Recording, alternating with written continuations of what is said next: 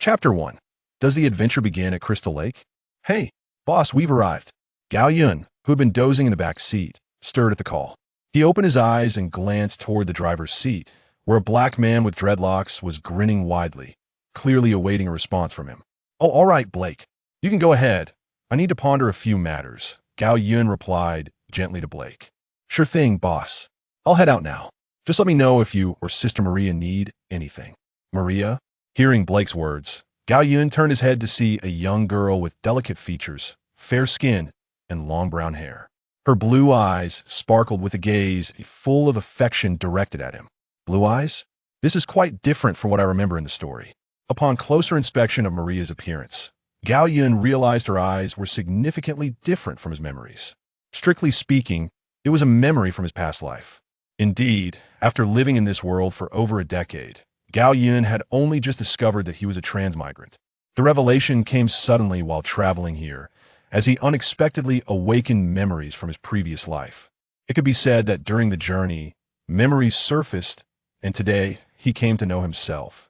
By piecing together the memories of his past life, Gao Yun learned that he had been transported to a world rife with horror. This world was filled with a plethora of horror films, games, novels, and ghost stories that he had encountered in his former life.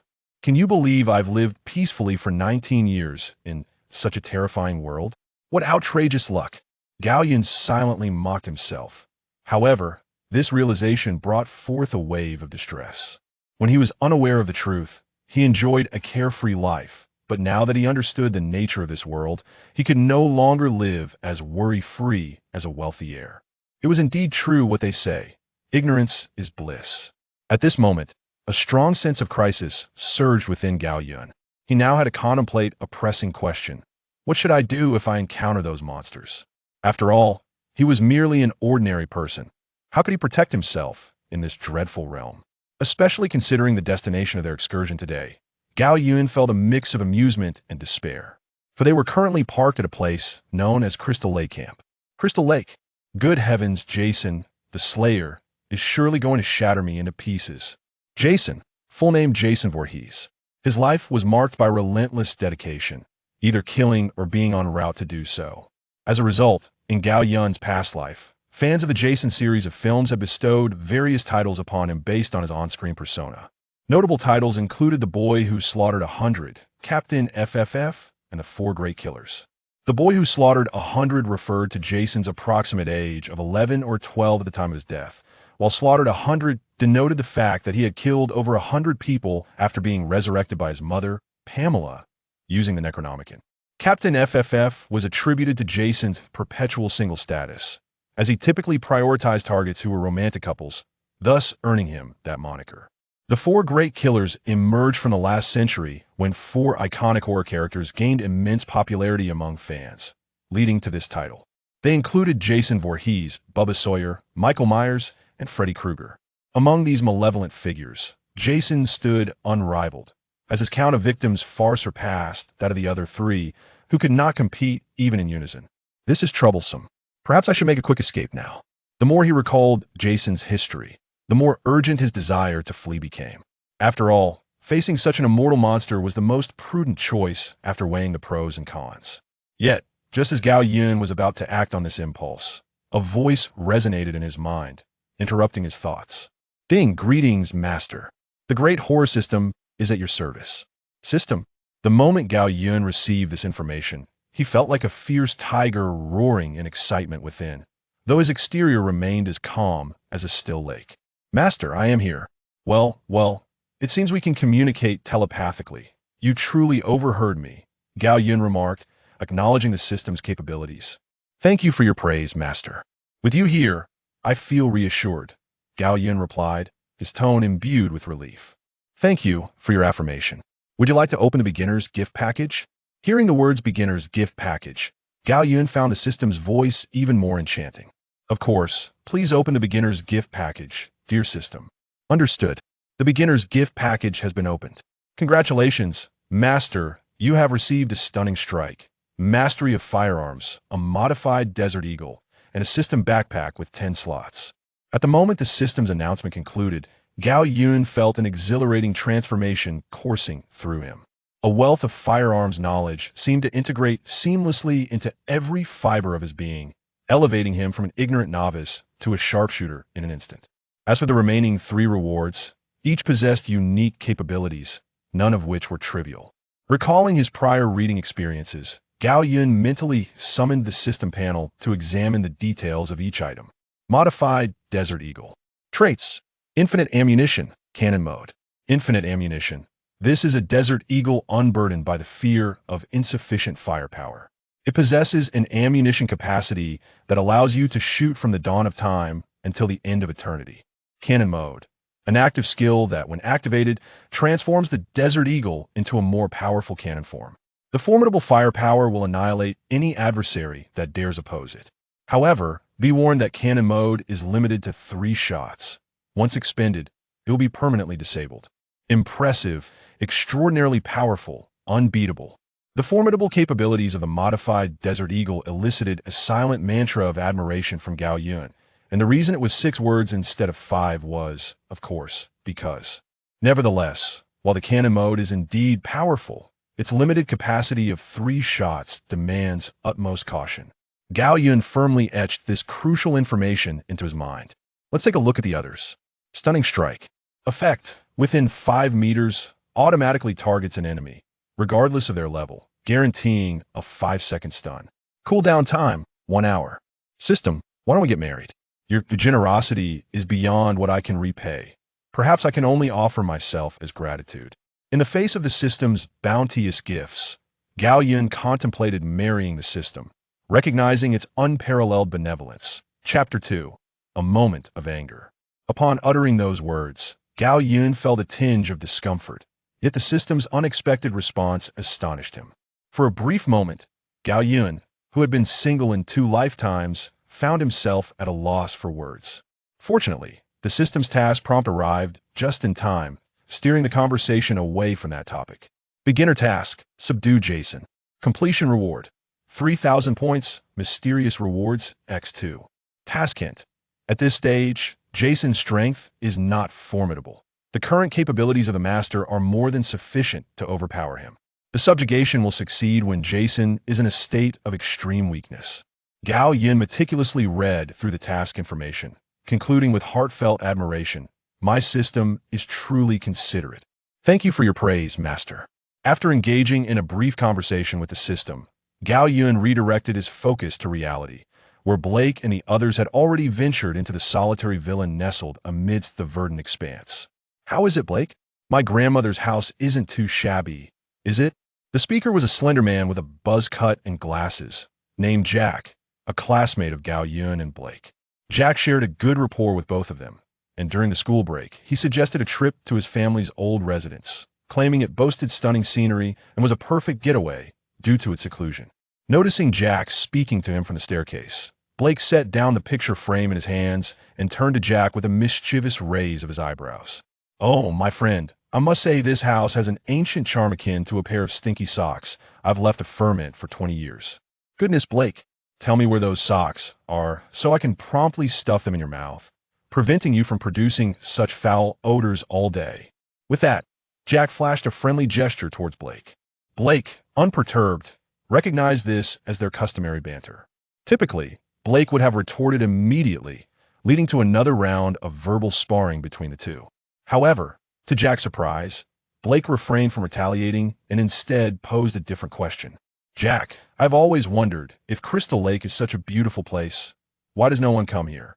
I recall during a previous shopping trip in town, when I mentioned my intention to visit Crystal Lake, the shopkeeper's expression changed dramatically. My dear Jack, Captain Blake sincerely inquires if there's truly no issue with this place. At this moment, Blake's demeanor was exceedingly grave, indicating his earnestness. Hey, Captain, no need to make it sound like an interrogation. Blake maintained his serious expression. Seeing this, Jack helplessly raised his hands in surrender. Having spent so much time with Blake, he understood that Blake was not jesting. He was genuinely concerned. All right, my friend, it's not a big deal. There have been a few incidents around Crystal Lake. Ward, Jack, how could you withhold such significant information from us? Blake was genuinely furious, directly addressing Jack by name, realizing the potential consequences of any misfortune. Hey, don't panic, my friend. Listen to me. Jack, am not a psychopath. Why would I knowingly put everyone in danger? Besides, the most recent incidents occurred 2.5 years ago. My grandmother lived here peacefully her entire life and passed away just 6 months ago. This suggests that the place is far less perilous than people claim. You must understand that even walking down the street could lead to an unexpected incident. So relax. It's not as exaggerated as you think. Conversely, it is precisely because of this fear that we can enjoy the tranquility of Crystal Lake. Don't you agree? Fearing that the robust Blake might unleash a punch upon his comparatively fragile frame, Jack hastily divulged all his thoughts. I will need to discuss this with my brother. Blake lost interest in continuing this line of inquiry, stating that and turning to exit. Okay, Jack responded quickly, watching Blake's retreating figure. No need to trouble yourself. Blake, we can discuss it here. A familiar voice interrupted, causing Blake to halt mid-step as Jack glanced towards the entrance. Sure enough, a moment later, Gao Yun and Maria entered the room, one after the other. Gao Yun led Maria to a seat on the sofa. Once settled, Gao Yun comfortably patted the back of the sofa and addressed the standing duo. Please have a seat so we can converse. All right. The standing duo promptly complied, hurriedly finding their places. In that instant, it seemed as though Gao Yun truly was the master of the house, his natural and confident demeanor compelling others to believe in this fictional reality. After hearing the standing duo recount the events, Gao Yun grasped the entire situation. Noticing Gao Yun's silence, Jack, feeling anxious, quickly assured him, Taco, I promise I have no ulterior motives or ill intentions. I merely thought this place was quiet and undisturbed, making it an excellent travel destination. Gao Yun glanced at Jack, about to speak when footsteps echoed from upstairs. Moments later, two women clad in alluring swimsuits entered the living room. Seeing the group seated together, the two women, unaware of the ongoing conversation, greeted everyone warmly. Hi. Are you all planning to go swimming? Gao Yun broke the silence, responding to the two women with a smile. Yes, we are, handsome. Are you joining us? Hearing the exchange, Jack suddenly felt restless. The two women were clearly his guests, yet he felt an undeniable urge to intervene. Resolving not to remain idle, Jack sprang to his feet, inserting himself into the conversation. Allow me to introduce you, Taco. The stunning lady in the red swimsuit is Jenny. Jenny waved at Gao Yun in acknowledgement. Gao Yun smiled and nodded in response. This delightful girl in the black swimsuit is Kaylin. Kaylin, who had been admiring Gao Yun, marveled at how someone could be so strikingly handsome. As she fantasized about the enchanting sensations his impressive physique might evoke during dynamic activities, she was jolted back to reality by Jack's introduction and promptly winked flirtatiously at Gao Yun. Gao Yun merely responded with a smile and a nod, while Maria, seated beside him, pouted her lips in discontent. It was she who had arrived first. Yet these two shameless women had stolen the spotlight. In school, it was one thing to face Jennifer. However, she had not anticipated that in this rare moment of solitude with Gao Yun, two unknown women would intrude. Nevertheless, she decided to let it go, for Maria, embodying the traits of a timid girl, lacked the courage to voice her thoughts. Though momentarily vexed, Maria gazed dreamily at Gao Yun's handsome visage, secretly yearning to become his confidant one day. Chapter 3. The Good Fortune. Gao Yun was blissfully unaware of Maria's thoughts. Otherwise, he would have been compelled to discuss the unmentionable secret with her. As for the two women before him, Gao Yun felt no inclination towards them whatsoever. After all, he was quite discerning and not one to easily accept just anyone. Though he had never tasted pork, years of theoretical study had endowed him with the ability to discern the rather complex composition of these two women. This intricate makeup was in stark opposition to purity. This is Talos, our school's charismatic figure, Jack introduced. Upon hearing Jack's introduction, the two women chirped in a playful tone. Hello, Talos. Greetings, Kaylin, Jenny. Gao Yun responded with a warm smile. Talos, would you like to join us? I've heard there are delightful treasures in the Crystal Lake. Jenny said, casting a flirtatious glance at him. Delightful treasures? Although Gao Yun understood what Jenny was insinuating through her suggestive gestures, the mere thought of Jason in the lake made him uneasy. He found himself curious about the scenario where both groups might cross paths while swimming. What a spectacle that would be. Suppressing his peculiar thoughts, Gao Yun gently declined. No, I have some matters to attend to. You both enjoy yourselves.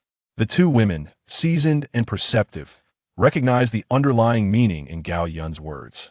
Though they felt a tinge of regret at not connecting with such a charming gentleman, they understood that sometimes knowing when to let go is a form of wisdom. All right, handsome, you take care. We can arrange to meet again sometime. Indeed, Jack, please look after these ladies. Rest assured, Talos, I will take good care of them, Jack replied, his earlier dissatisfaction at Gao Yun's interference dissipating upon hearing him entrust the women to his care. The two women had no objections to Gao Yun's request, as they were initially brought by Jack, making it only fitting for him to tend to them. After watching Jack excitedly leave with the two women, Blake hesitated for a moment before finally speaking up. Boss, I think we need to leave here quickly. Blake, are you afraid that this trip might take a turn for the worse? Gao Yun discerned the implication in Blake's words. Earlier, Jack had recounted their conversation at the table word for word. Before anyone could engage in further discussion, Jenny and Kalen had already descended the stairs, interrupting their dialogue. From Jack's account, Gao Yun learned that at least 3 murders had occurred in the vicinity of Crystal Lake, with death tolls ranging from a dozen to several tens in each incident. Upon hearing Jack's recounting, Gao Yun could only conclude that Jason truly deserved his notorious reputation as one of the 4 murderers, with a blood-soaked record devoid of embellishment. Indeed, the saying holds true, a record can be verified, dare to challenge it. You're right, boss. That little scoundrel Jack is utterly unreliable. With so many murders and countless lives lost, who in their right mind would consider this cursed place a tourist destination? Unlike the mindless protagonists in horror films, Blake remained remarkably composed amid such circumstances, offering sound advice. Had it not been for Gao Yun's recent awakening of the system, he would have readily agreed with Blake and immediately fled with Maria and Blake. Fortunately, fate had turned. At this pivotal moment, Gao Yun, equipped with a novice gift pack, was no longer the ordinary university student lost in confusion. Now, when facing the so-called killer Jason, he had only one thing to say. Come at me. With that thought in mind, Gao Yun affirmed Blake's suggestion. You are correct, old Blake. This place is indeed not suitable for tourism. Rather, it is rife with vengeful spirits, echoing with their cries. I can sense their fear of a certain presence. Boss, what is this? Blake felt momentarily bewildered. Seated beside Gao Yun, Maria could not contain her curiosity and timidly inquired. Talos, are you saying you can sense ghosts? Bingo, Gao Yun affirmed, giving Maria a thumbs up before continuing to explain under her flushed visage. In truth, Blake, Maria, I have recently awakened a long-dormant power. This power reveals to me the presence of an exceedingly eerie entity here, responsible for all those past incidents. It has died and been reborn numerous times. If we do not shatter this cycle promptly, we shall eventually find ourselves with no escape. Gao Yun's explanation caught Blake off guard. We agreed to face this together. How did you secretly ascend to divinity? Blake did not doubt Gao Yun's words, having spent considerable time with him. He knew better than anyone the seriousness with which Gao Yun approached such matters. Moreover, Blake himself felt an unsettling discomfort in this place, which led him to strongly advise Gao Yun to hastily depart from Crystal Lake. This instinctive feeling had saved Blake on several occasions. Thus, he placed great faith in his own perceptions. After pondering for a moment, Blake raised his gaze to Gao Yun, his eyes sharp with determination. Shall we take action, boss? He dared to utter this because he understood that Gao Yun would never embark on an endeavor without assurance. He trusted that if Gao Yun spoke thus, a foolproof plan was certainly in place. Indeed, Gao Yun nodded affirmatively. Count me in, Maria exclaimed, raising her delicate hand, though she typically shied away from conflict. When it came to Gao Yun's safety, Maria possessed a courage that rivaled anyone's. All right, Gao Yun replied, his handsome face alight with a smile as he gently stroked Maria's silky hair. Savoring the warmth of his hand above her, Maria purred contentedly, resembling an adorable little kitten. Gao Yun did not reject this beautiful girl based on her usual demeanor. Rather, he recognized that at this moment, Maria needed his affirmation more than ever. For courage is humanity's most magnificent anthem, a seed that will take root and flourish within the heart of a young girl. Gao Yun eagerly anticipated the moment she would bloom in full. Withdrawing his hand amidst Maria's wistful expression, Gao Yun shared his plan with the two. The content of the plan was succinct, distilled into a single statement. From now on, Maria and Blake, you must remain closely by my side. As long as the three of us do not part ways, the rest shall be entrusted to me. Very well, my leader. Whatever you suggest, I shall follow. Blake expressed no dissent to his superior's proposal. As he stated, Gao Yun never engaged in ventures without certainty, and as his most loyal subordinate, it sufficed to heed his commands. After nodding toward Blake, Gao Yun turned his gaze toward Maria. Upon meeting his eyes, Maria's glistening red lips parted slightly, her enchanting voice laced with a hint of affection. I will do as you say. After bestowing a charming smile upon Maria, Gao Yun began delineating their forthcoming plans. All right, the plan is settled. Maria, Blake, let us proceed to the town to procure some provisions. We shall satiate our hunger before noon. As for that malevolent spirit, if my intuition serves correctly, it shall only manifest at night. Although the transition from discussing the malevolent spirit to midday repast was somewhat abrupt, neither Maria nor Blake felt any dissonance.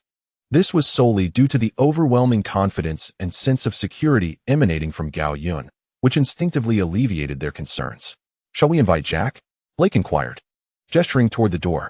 We may call upon him, though I suspect Jack is likely preoccupied with his two companions, reveling in their merriment. Will he be in danger? Blake asked with genuine concern. Despite their prior disagreements, they were still classmates, and any misfortune befalling Jack was something Blake wished to avoid. Noticing the worry in Blake's words, Gao Yun placed a reassuring hand on his shoulder and replied affirmatively, Do not fret, he is safe. The malevolent spirit is active only at night and will not appear during the day. Understood, my leader. Then shall we depart without delay? Indeed, let us go. With that, Gao Yun rose from the sofa, taking Maria's hand as they followed Blake out the door. As they approached the vehicle, Gao Yun and Maria settled inside, while Blake glanced toward the direction where Jack and his companions were located, just as a cacophony of laughter and playful banter reached his ears. Come catch me, Jack. Are you even capable? Your swimming speed is slower than my adorable little turtle. Hey, ladies, I merely have yet to unleash my true potential. In the school swimming team, I am known as the Great White Shark. You shall soon witness what true speed entails. More laughter ensued. Gao Yun exchanged a knowing glance with Blake, silently affirming his earlier assertion. Blake, relieved, shrugged his shoulders, conceding that his leader was indeed correct. The rascal had become utterly oblivious to everything else. Hey, Jack. We're heading to the town to buy supplies. Would you care to join us? At that moment, Jack, who was joyfully splashing around with Jenny, emerged from beneath the water upon hearing Blake's call. Jack waved enthusiastically at a few people while calling out, Old Captain, Tego, Maria, I won't be joining you. But please bring me a bottle of happiness water. Thank you. Gao Yun, with his hand resting on the car window, caught wind of his name amidst the commotion, and responded to Jack with a wave.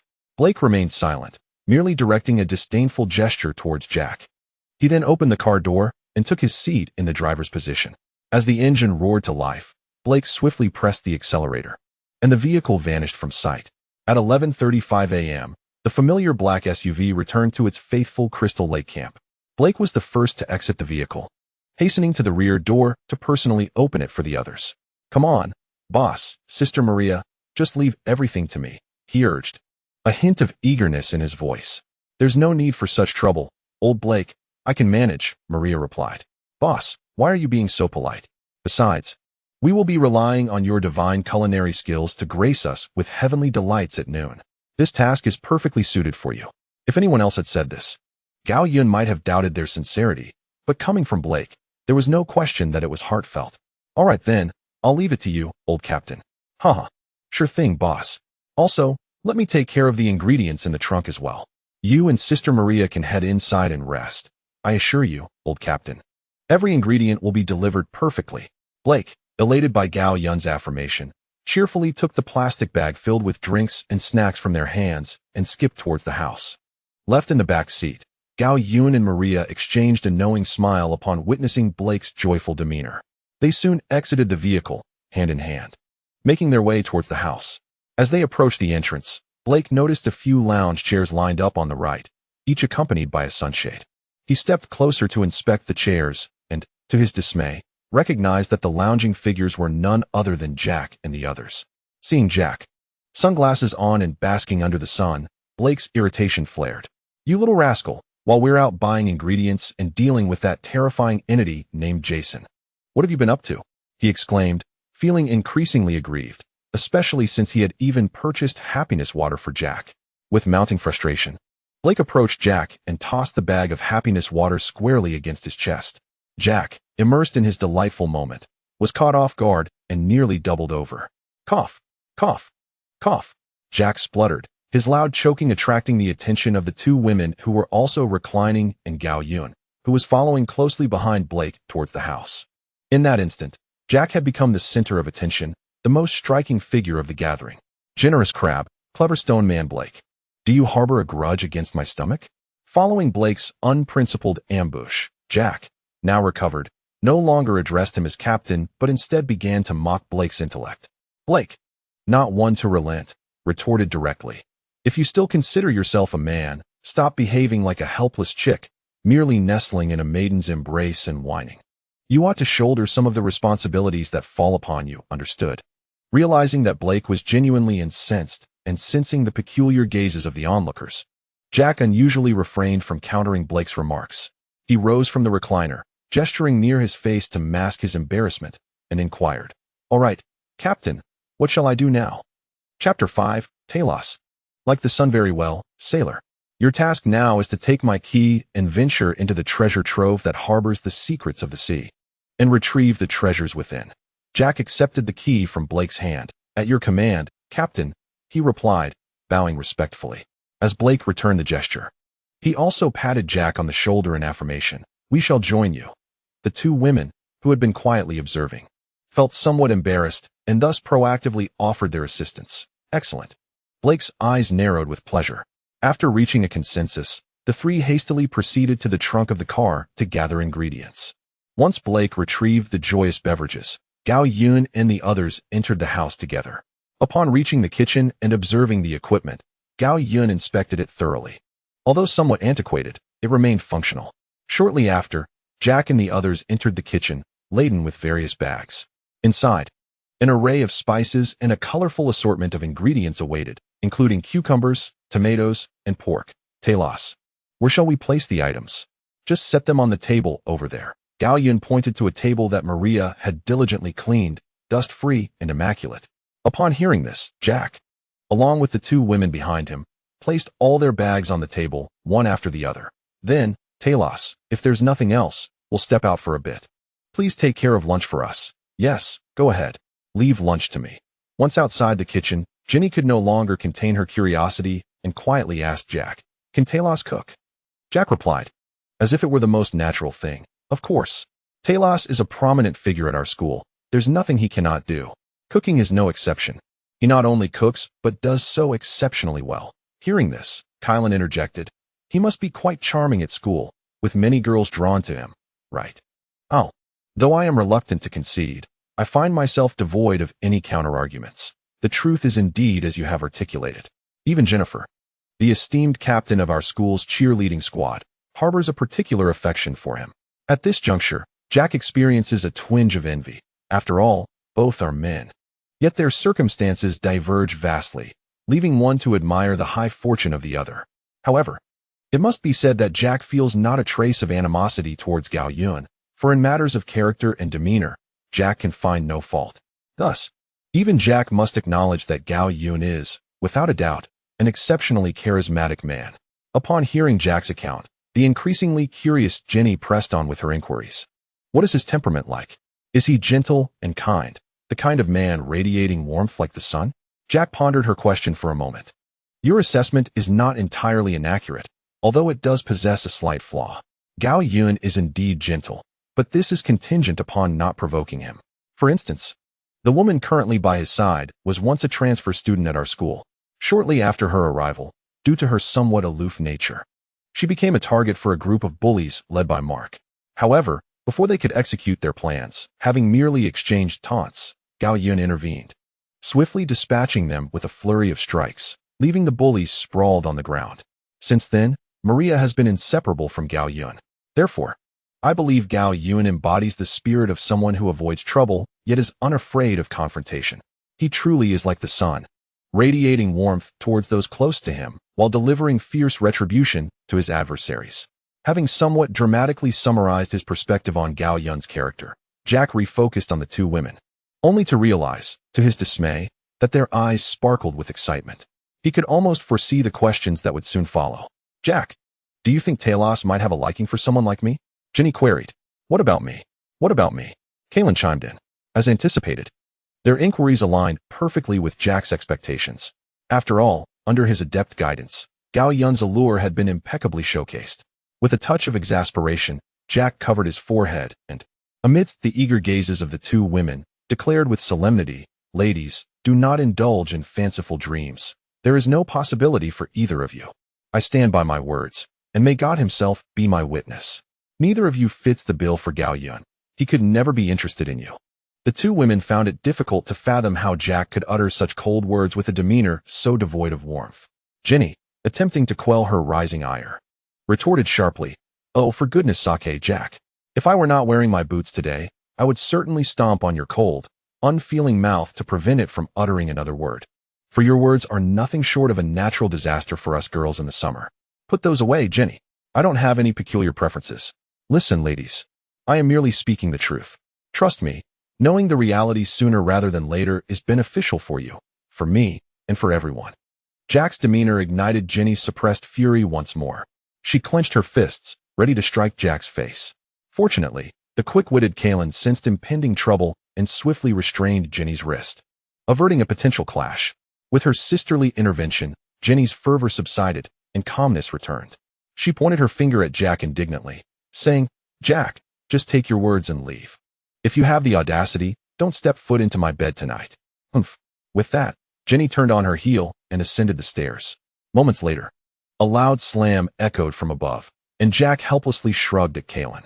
"Kalen, I'm glad I have you. What you said was indeed quite hurtful, Jack. I know, Kalen.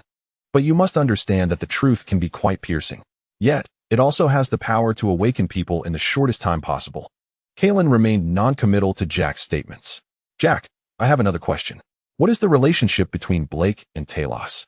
They seem to share an unusually close bond." As she finished, Kalen winked at Jack, who understood the implication. He was taken aback by Kalen's bizarre speculation. Wiping non-existent sweat from his forehead, he wearily explained, "Don't frighten me, Kalen. I can assure you that both Talos and She-Dub have quite normal emotional orientations. So, listen, ladies, let go of these frivolous thoughts.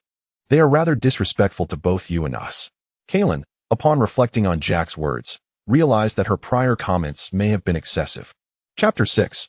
I like you the most. I'm sorry, Jack. You know I didn't mean anything by that. In fact, I merely wanted to inquire why their relationship is so strong. After hearing Kalen's response, Jack clearly found it hard to believe her lack of ulterior motives. However, since she had provided an opportunity to change the subject, Jack decided not to dwell on the matter further. After a few moments of contemplation, he shifted the conversation, saying, "Oh, I see. The reason She-Dub and Talos have such a close relationship is that they share a bond of life and death. Strictly speaking, Talos once saved She-Dub's life, though I am not entirely clear on the specifics. Ever since that experience, She-Dub has remained by Talos' side, bustling about." Jack conveyed all the information he had to Kalen. "Thank you, Jack, for sharing this with me. You truly are a refined gentleman. However, regrettably, I cannot allow you into the house until you secure Jenny's forgiveness. As for that secret involving the color purple, I fear it shall have to be postponed. Farewell, Jack." "What?" Jack wore a perplexed expression, for the abrupt shift in topic by his elder sister was quite bewildering. In one moment, they were immersed in the joy of friendship, and in the next, the conversation had veered into matters of romance. The issue lay in the fact that he had exerted considerable effort, yet the romantic escapades seemed to exclude him entirely. What was the meaning of this? Was there no sense of morality left? No law to uphold?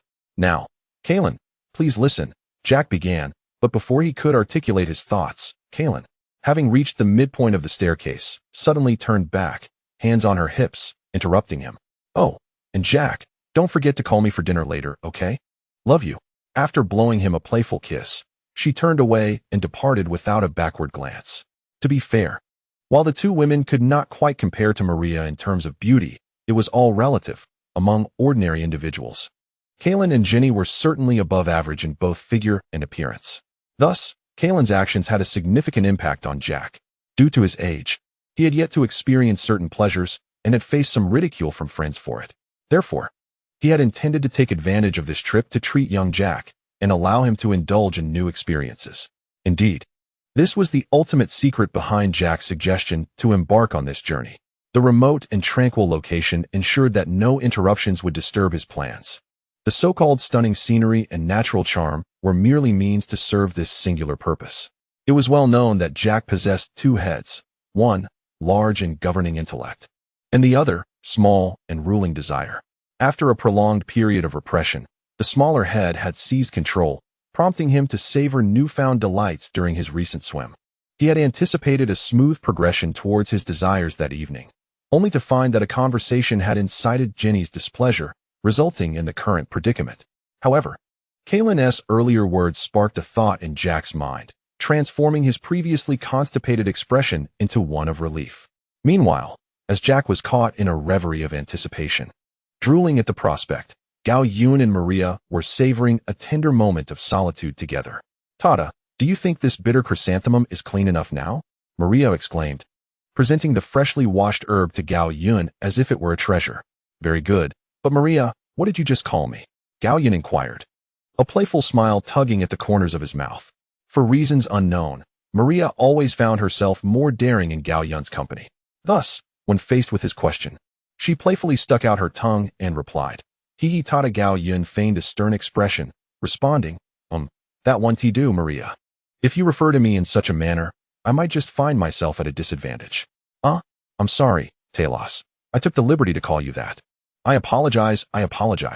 Fearing that Gao Yun might dislike her, Maria hurriedly apologized, for his position in her heart was far too significant. The thought of not being able to accompany Gao Yun in the future was unbearable. Such a reality would feel akin to descending into hell. Maria, overly concerned about Gao Yun, had completely overlooked what he had just said. She could only recall the image of his serious expression. "Silly girl, why apologize?"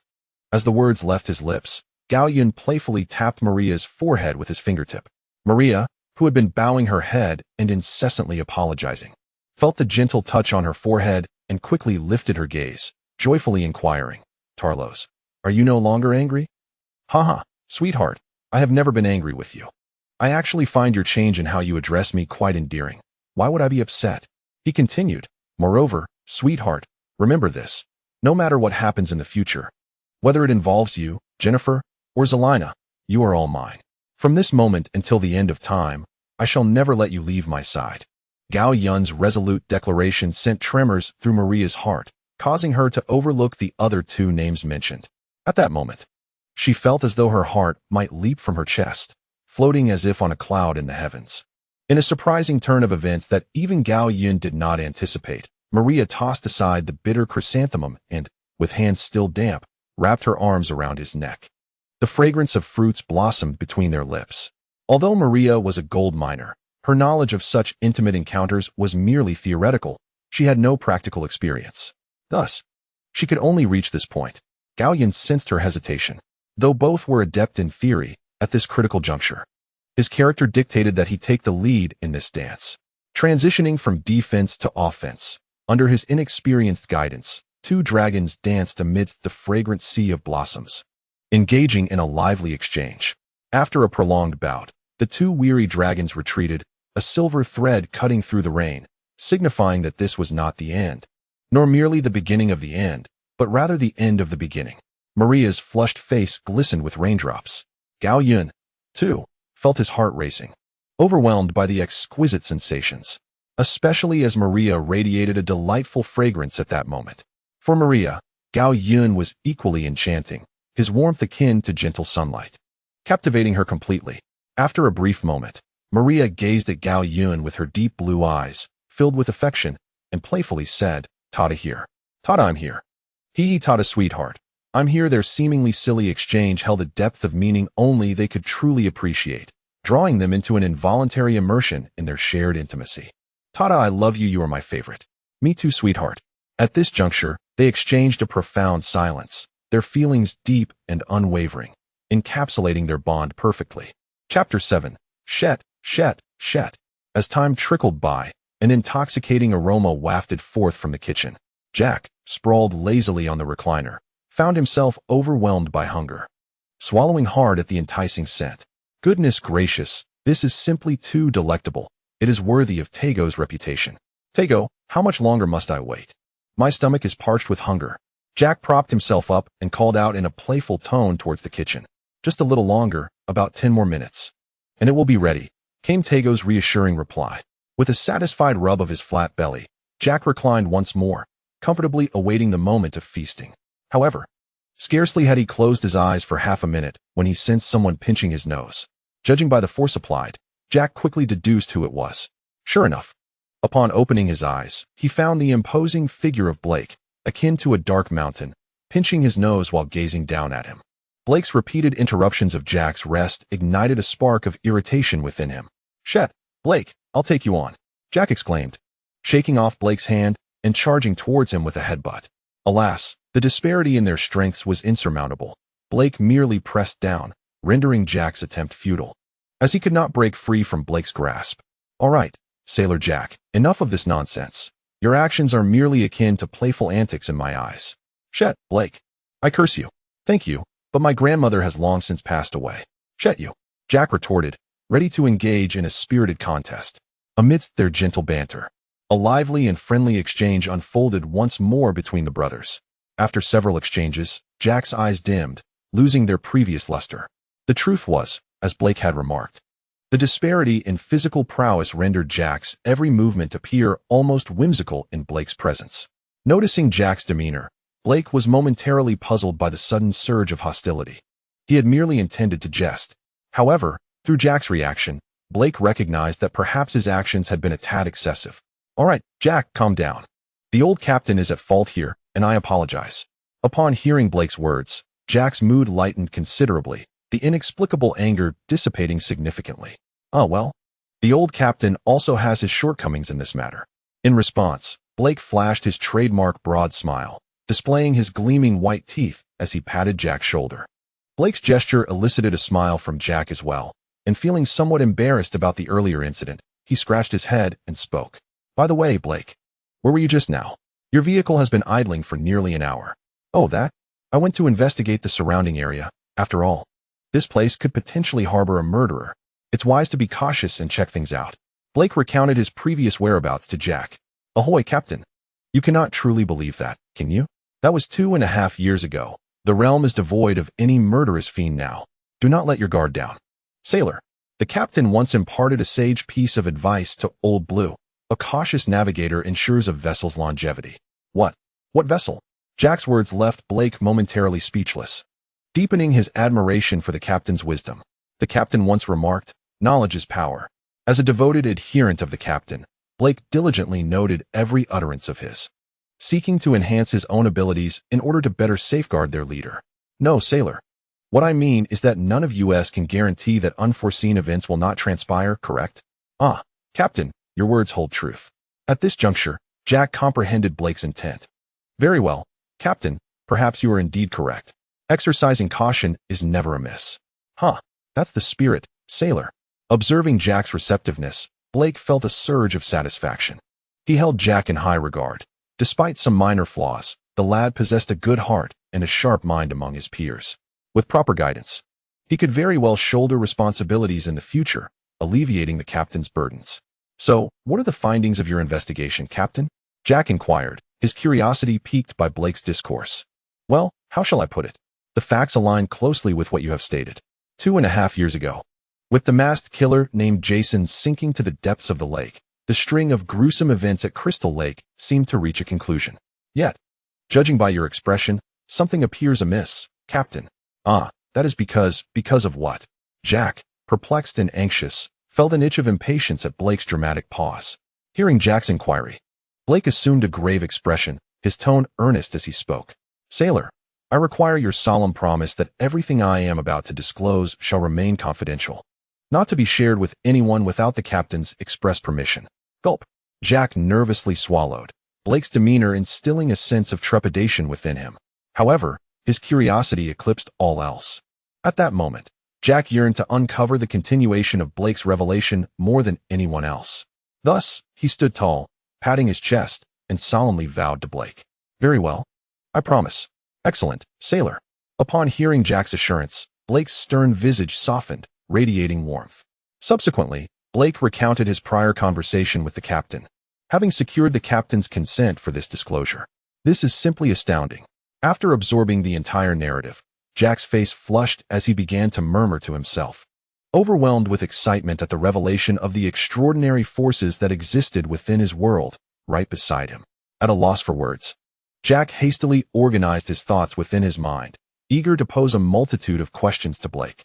Before Jack could utter a word, the familiar voice of Gao Yun resonated from the kitchen. Dinner is ready. With that, he added, All right, Jack, digest for a moment. We can discuss matters later. I must assist the boss with serving the dishes. Oh, okay. I'll join you, Jack replied. At this juncture, he could only temporarily set aside his curiosity, intending to converse with Gao Yun and the others at a more opportune time. The two women upstairs, upon hearing Gao Yun's call, hastily descended to lend a hand in serving the meal. Before long, with everyone's collective effort, an array of delectable dishes wafting with enticing aromas graced the table. Just a whiff of the fragrances was enough for everyone to ascertain the exquisite flavors awaiting them. Hey, handsome, what are these dishes? I've never seen any of them before, Jenny inquired, pointing at the culinary spread before her, her tone laced with curiosity. At her words, the rest of the gathering, with the exception of Maria and Blake, turned their inquisitive gazes towards Gao Yun. Although Jack had previously indulged in a few home-cooked meals with Blake, the current offerings differed significantly from those past experiences. Chapter 8. Will you sleep well tonight? Seeing the interest peaked among the group, Gao Yun felt a surge of joy. After all, he was the one who had prepared these dishes. Thus, he began to introduce each item with pride. Oh, most of these are traditional dishes from my hometown.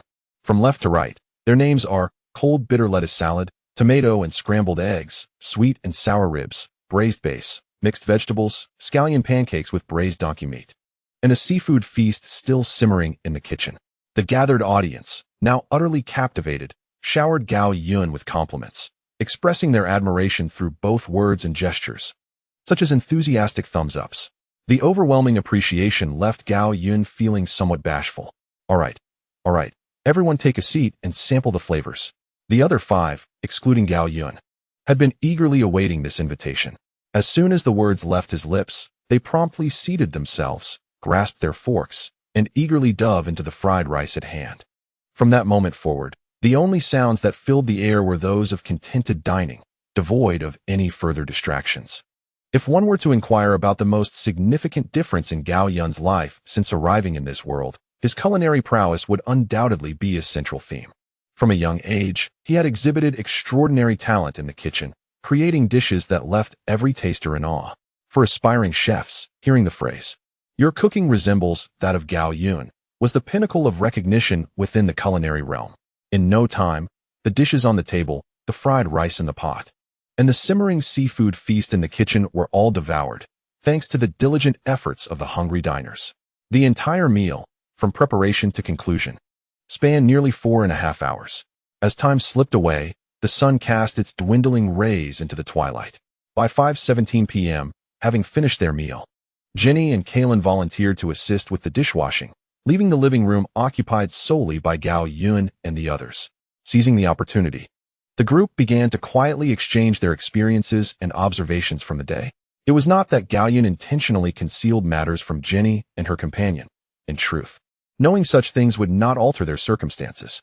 However, given that their paths had crossed only briefly, it might not bode well for the two women to learn the harsh realities of the world.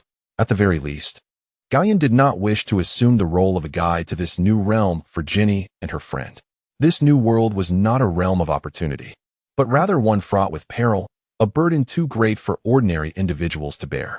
Sometimes, it is best for people to remain unaware of too much. Blake, leaning slightly forward on the sofa, spoke gravely about the events of that afternoon.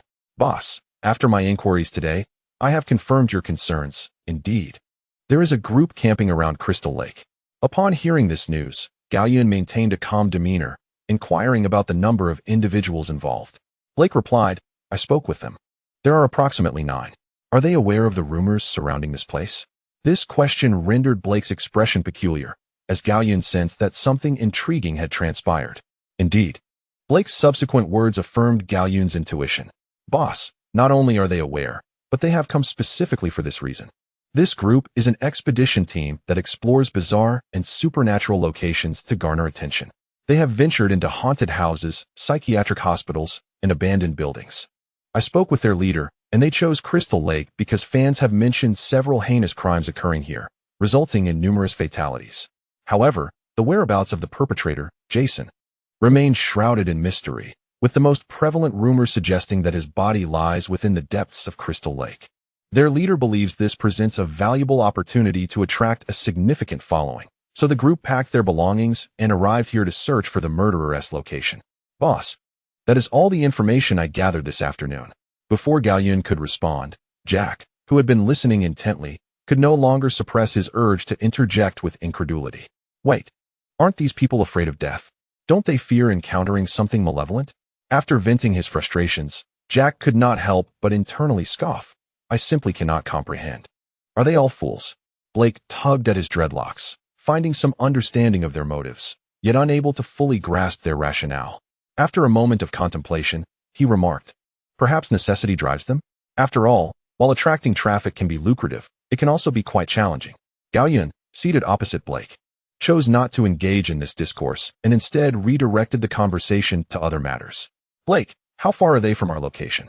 Upon hearing this, Blake immediately fell into a contemplative state, and after a moment's reflection, he provided the answer.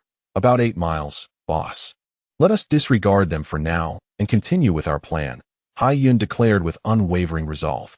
Blake, Maria shall accompany me. Jack, keep a vigilant eye on Jenny and Kaylin. Without my explicit instruction, do not venture outside tonight. Remain indoors. Hai Yun spoke with utmost clarity, leaving no room for ambiguity. Understood, boss. Blake affirmed. All right, Tata, Maria responded. Rest assured, boss, I will keep a watchful eye on Jenny and Kaylin and ensure the mission's success, Jack assured confidently. The group readily acquiesced to Hai Yun's commands. As for Jason, leave that to me, he added, exuding a commanding presence. His calm demeanor belied a profound confidence that inspired everyone present. Blake silently mused, this unshakable sense of security, truly the hallmark of a leader.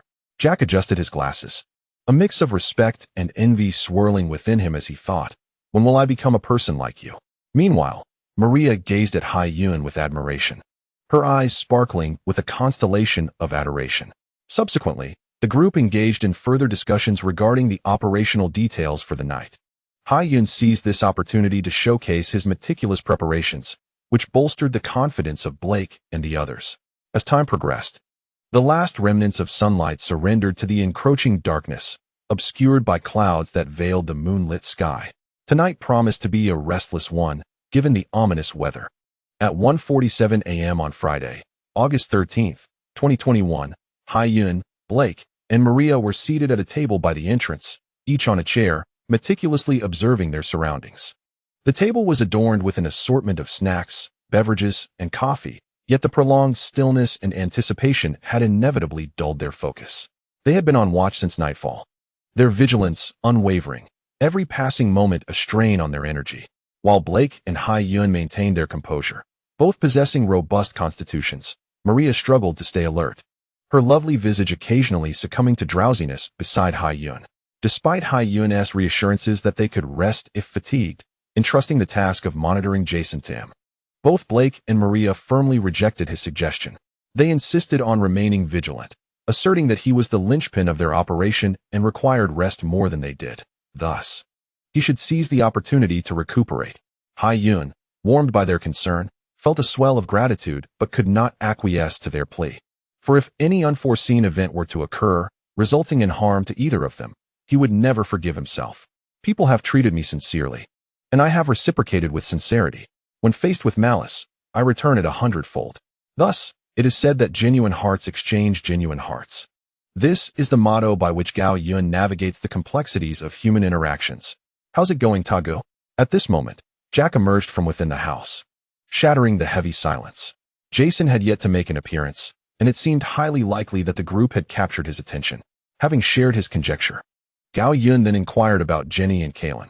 After administering the sleeping pills, they have been in slumber since earlier, and from my observations, It would take until at least tomorrow afternoon for them to awaken naturally.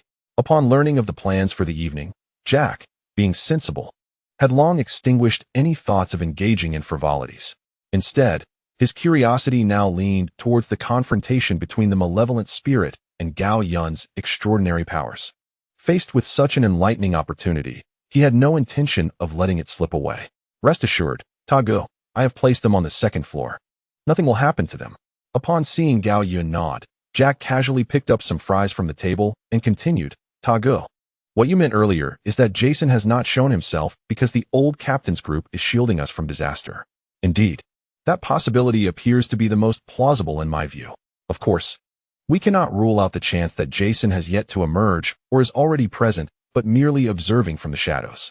Gao Yun, taking advantage of Jack's words, elaborated further on his speculations regarding Jason's movements.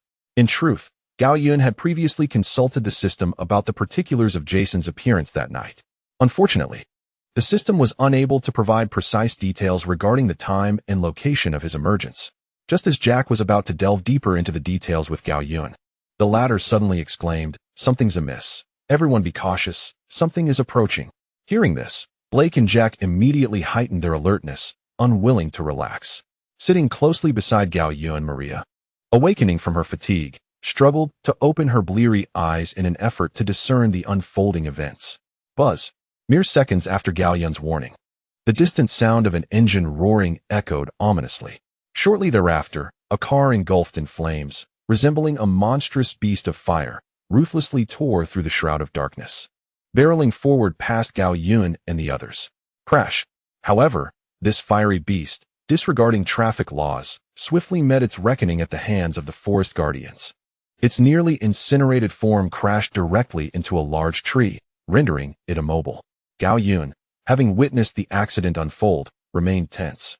He understood that there was a significant probability that Jason was within that very vehicle. Quietly, he clenched his fists, waiting for an opportunity to strike and incapacitate. Now was not the time. Apart from the distance constraints, the two were currently over 5 meters apart. On the other hand, even if this limitation were removed, and possessing remarkable physical abilities, he remains, after all, merely human. After knocking Jason unconscious with a single blow, facing the car with temperatures soaring, Gao Yun himself would be at great risk, potentially facing dire consequences. Thus, he remains patient, waiting for the opportune moment. "Boss, I can sense Jason is inside. Be cautious." "Boss." If Gao Yun's conviction that Jason was within was based on experience and the mingling scent of blood with the acrid aroma in the air, then Blake confirmed Jason's presence through an innate intuition. Upon hearing this, Gao Yun nodded earnestly at Blake. Just as their exchange concluded, there was movement from the car. A charred fist shattered the glass of the passenger door, and then Jason transformed his fist into an open hand, reaching through the window frame to grasp the door tightly. With a display of terrifying strength, he wrenched the already charred door from its hinges as if uprooting a vegetable. Jason casually discarded the door to the side and emerged from the vehicle, which was on the verge of explosion. Wielding a machete in one hand and dragging a charred human head in the other, he approached Gao Yun and the others at a deliberate pace. Standing nearly 2 meters tall, his entire body cloaked in skin blackened by flames, Jason resembled a demon from the abyss, especially when his emotionless eyes, visible through the now blackened hockey mask, fixed upon Gao Yun and his companions. Jack swallowed nervously. Had it not been for Gao Yun's imposing presence, he might have needed a change of trousers.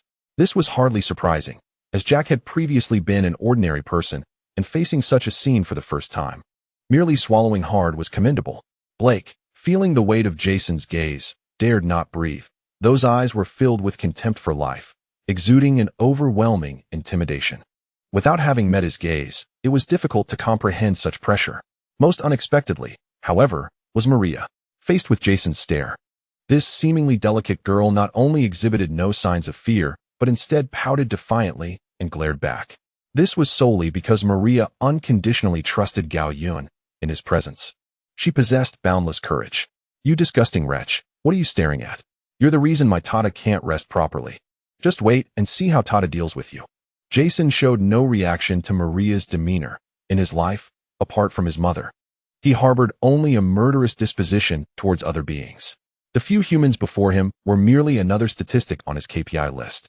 Jason continued to advance, seemingly oblivious to the tension, drawing ever closer to Gao Yun and the others. Meanwhile, Gao Yun's gaze remained fixed on Jason's movements, while his mind tirelessly calculated the distance. Chapter 10. Gao's Rising Dragon Fist. As Gao Yun approached within mere steps, 9 meters, 8 meters, 7 meters. It seemed as though fate had played a cruel jest. For reasons unbeknownst to him, Jason suddenly halted his advance. At that moment, a flicker of flame reignited, becoming the final straw that broke the camel's back. With a resounding boom that echoed through the night sky, a powerful explosion resonated in the ears of all present. Like a demon from the depths of hell, Jason appeared even more formidable against the backdrop of the fierce blaze. It was precisely at this moment that Jason struck. He hurled a charred human head towards Gao Yun and his companions, then leapt into action, the muscles in his legs surging with such force that even the air crackled with energy. Yet, Jason's abrupt assault did not unnerve Gao Yun. He remained composed, meticulously observing Jason's movements. Gao Yun understood that once Jason crossed the threshold of 5 meters into his domain, victory in this life-or-death struggle would undoubtedly be his. Here it comes. Just as Jason stepped into the 5-meter range, Gao Yun activated his own abilities. The experience of delivering a knockout blow was extraordinarily surreal. Gao Yun felt as though his body moved instinctively, vanishing from his original position and reappearing before Jason before he could even comprehend the shift. However, it must be acknowledged that Jason, who had achieved over 100 kills and resurrected at least thrice, possessed combat prowess that was beyond ordinary imagination. Even Gao Yun's seemingly instantaneous movement, akin to teleportation, was perceived by Jason. Upon seeing Gao Yun materialize before him in a mere second, Jason's expression remained unperturbed. He swiftly and accurately swung his machete with a uniquely acute angle aimed at Gao Yun's head. The precision of this strike, coupled with its ferocity and speed, rendered it nearly impossible for an average person to react. Yet, Gao Yun was no ordinary opponent. With his conceptual abilities at play, he demonstrated a remarkable evasive maneuver in response to Jason's lethal assault, teaching him a lesson in what it truly meant to evade. Employing an astonishingly quick reflex and an unfathomable angle of evasion, Gao Yun successfully dodged Jason's fatal blow. Now, with Jason momentarily paralyzed, the tide of victory had firmly shifted into Gao Yun's hands. Having evaded the attack, Gao Yun positioned himself beneath Jason. Suddenly, he felt an overwhelming surge of power in his right hand, as if he could incapacitate anything in his path. Then, with a forceful leap, Gao Yun soared into the air. As he ascended, he unleashed the might of Gao's Rising Dragon Fist, striking Jason squarely on the chin. The two men were propelled more than 2 meters into the air. Jason's robust frame, accompanied by a spray of saliva, was sent hurtling backward over 3 meters by the sheer force of Gao Yun's punch, landing heavily on the ground, clearly rendered unconscious. Faced with such an extraordinary opportunity, Gao Yun scarcely had the time to savor the recent peculiar experience. With time slipping away, each fleeting second felt like a race against life itself. Otherwise, it would spell trouble when Jason regained consciousness. Thus, Gao Yun sprang forward, swiftly reaching Jason's side, and immediately retrieved the modified Desert Eagle from his system backpack. The safety of the Desert Shadow had long been disengaged, intended for rapid deployment during such critical moments. Without the slightest hesitation, Gao Yun aimed the Desert Eagle at the crown of Jason's head and fired, delivering a devastating blow that left Jason's mind in disarray. Yet, this was not the end. Fearing Jason's resurrection, Gao Yun continued to shoot. One bullet followed another until Jason's skull was shattered, leaving Gao Yun drenched in blood before he finally ceased his barrage. System. This should suffice, right? Oh wait. Having just communicated with the system, Gao Yun realized he had overlooked a crucial detail: Jason's heart. This was a matter of utmost caution. He distinctly recalled a film involving Jason in which 2 individuals sought to obliterate his physical form entirely to prevent his revival. Upon exhuming Jason's body from the grave, they discovered that even in skeletal remains, a heart still throbbed with life. As they prepared to destroy the heart, a bolt of lightning struck before them, forcing the duo to flee, powerless to prevent Jason's resurrection. Wasn't that absurd? It was as if they weren't even trying to act. Consequently, to avert any unforeseen circumstances, Gao Yun did not hesitate to aim another shot at Jason's left chest. The sound of flesh and blood splattering resonated as a satisfied smile graced Gao Yun's lips. Master, it has been detected that Jason currently possesses no resistance. Shall I initiate containment? The system's prompt arrived just in time, and Gao Yun readily acquiesced. Of course, initiate containment. Containment commencing. Please place your hand upon Jason. Following these instructions, Gao Yun rested his hand upon Jason's shoulder. Initiating containment. Estimated time, 10 seconds. 10, 9, 8. As the system's countdown commenced, Gao Yun observed Jason's form shimmering with blue luminescence, becoming increasingly ethereal until it vanished from sight. First, his legs, then gradually, up to his neck, and finally, the fragments of Jason's head, along with the bloodstains on Gao Yun, all disappeared as the countdown reached its conclusion. In the distance, 3 onlookers silently observed the unfolding battle, afraid to blink lest they miss a moment of the spectacle. It was not that they were unwilling to assist. Rather, the pace of the combat was so swift that the entire conflict lasted less than a minute. For ordinary individuals, intervening in such a high-level confrontation proved exceedingly difficult. Oh, Captain, Sister Maria, from now on I shall follow the boss. What do you think? Jack was thoroughly impressed by Gao Yun. He attempted to envision himself possessing the same strength that Gao Yun wielded, reflecting on how he might fare in a similar predicament. After some contemplation, Jack concluded that it would be quite challenging for him to excel as remarkably as Gao Yun had. What a colossal heart he possesses. Jack couldn't help but silently admire him. As Blake, realizing that the dust had settled, felt the tension in his nerves dissipate. He heard Jack's words and joyfully draped his arm around Jack's shoulder, laughing heartily. Of course, sailor. In fact, we are already a team, aren't we? Captain. You are absolutely right. We have long been comrades on the same ship. Upon overhearing their exchange, a radiant smile graced Maria's beautiful face. In the distance, Gao Yun, who had successfully rescued Jason and received a cascade of system rewards, could hardly contain his excitement. The smile curving his lips seemed unlikely to fade anytime soon. Chapter 11. Who am I? Where am I? Seeing Gao Yun glance over, Blake excitedly waved and shouted, "Hey, boss, that was incredibly impressive." Noticing Blake's exuberance, Gao Yun nodded with a beaming smile before striding towards the group. As he approached, the eager Maria could hardly conceal her excitement. The lovely girl, akin to a fledgling returning to its nest, gently enveloped Gao Yun in her embrace, clinging tightly to his sturdy waist. Savoring the bliss of the moment, Gao Yun relaxed, resting his chin atop the girl's forehead, and tenderly patted her back. While comforting her excited spirit, his handsome visage radiated a warmth that was solely reserved for Maria. Jack and Blake exchanged knowing glances, sharing a smile that only men could understand. Blake then began to whistle enthusiastically, while Jack clapped his hands incessantly. They both offered their heartfelt blessings to the newly united pair in their own unique ways. After a moment of mutual embrace, unable to tolerate the antics of his two friends any longer, Gao Yun exchanged a resigned glance with Maria before gently parting from her. "Oh, boss, congratulations on your union with the sister, blessed by the Almighty," Jack exclaimed. "Boss, Sister Maria, congratulations." Upon hearing their well wishes, Maria's cheeks flushed as she wrapped her arm around Gao Yun's. "Thank you," Gao Yun replied cheerfully, expressing his gratitude to the two. "By the way, boss, what was that move you used just now? I was bewildered and suddenly saw you vanish before my eyes. Also, you have no idea how handsome you looked the moment you fired your weapon. If I hadn't sworn to the Lord to love only women in this lifetime, I might have wanted to marry you." Jack's excitement was palpable, his words spilling forth rapidly like a machine gun, unable to contain his exhilaration. This led Blake to momentarily question whether the young man had secretly acquired his rap talent. Otherwise, how could he be so eloquent?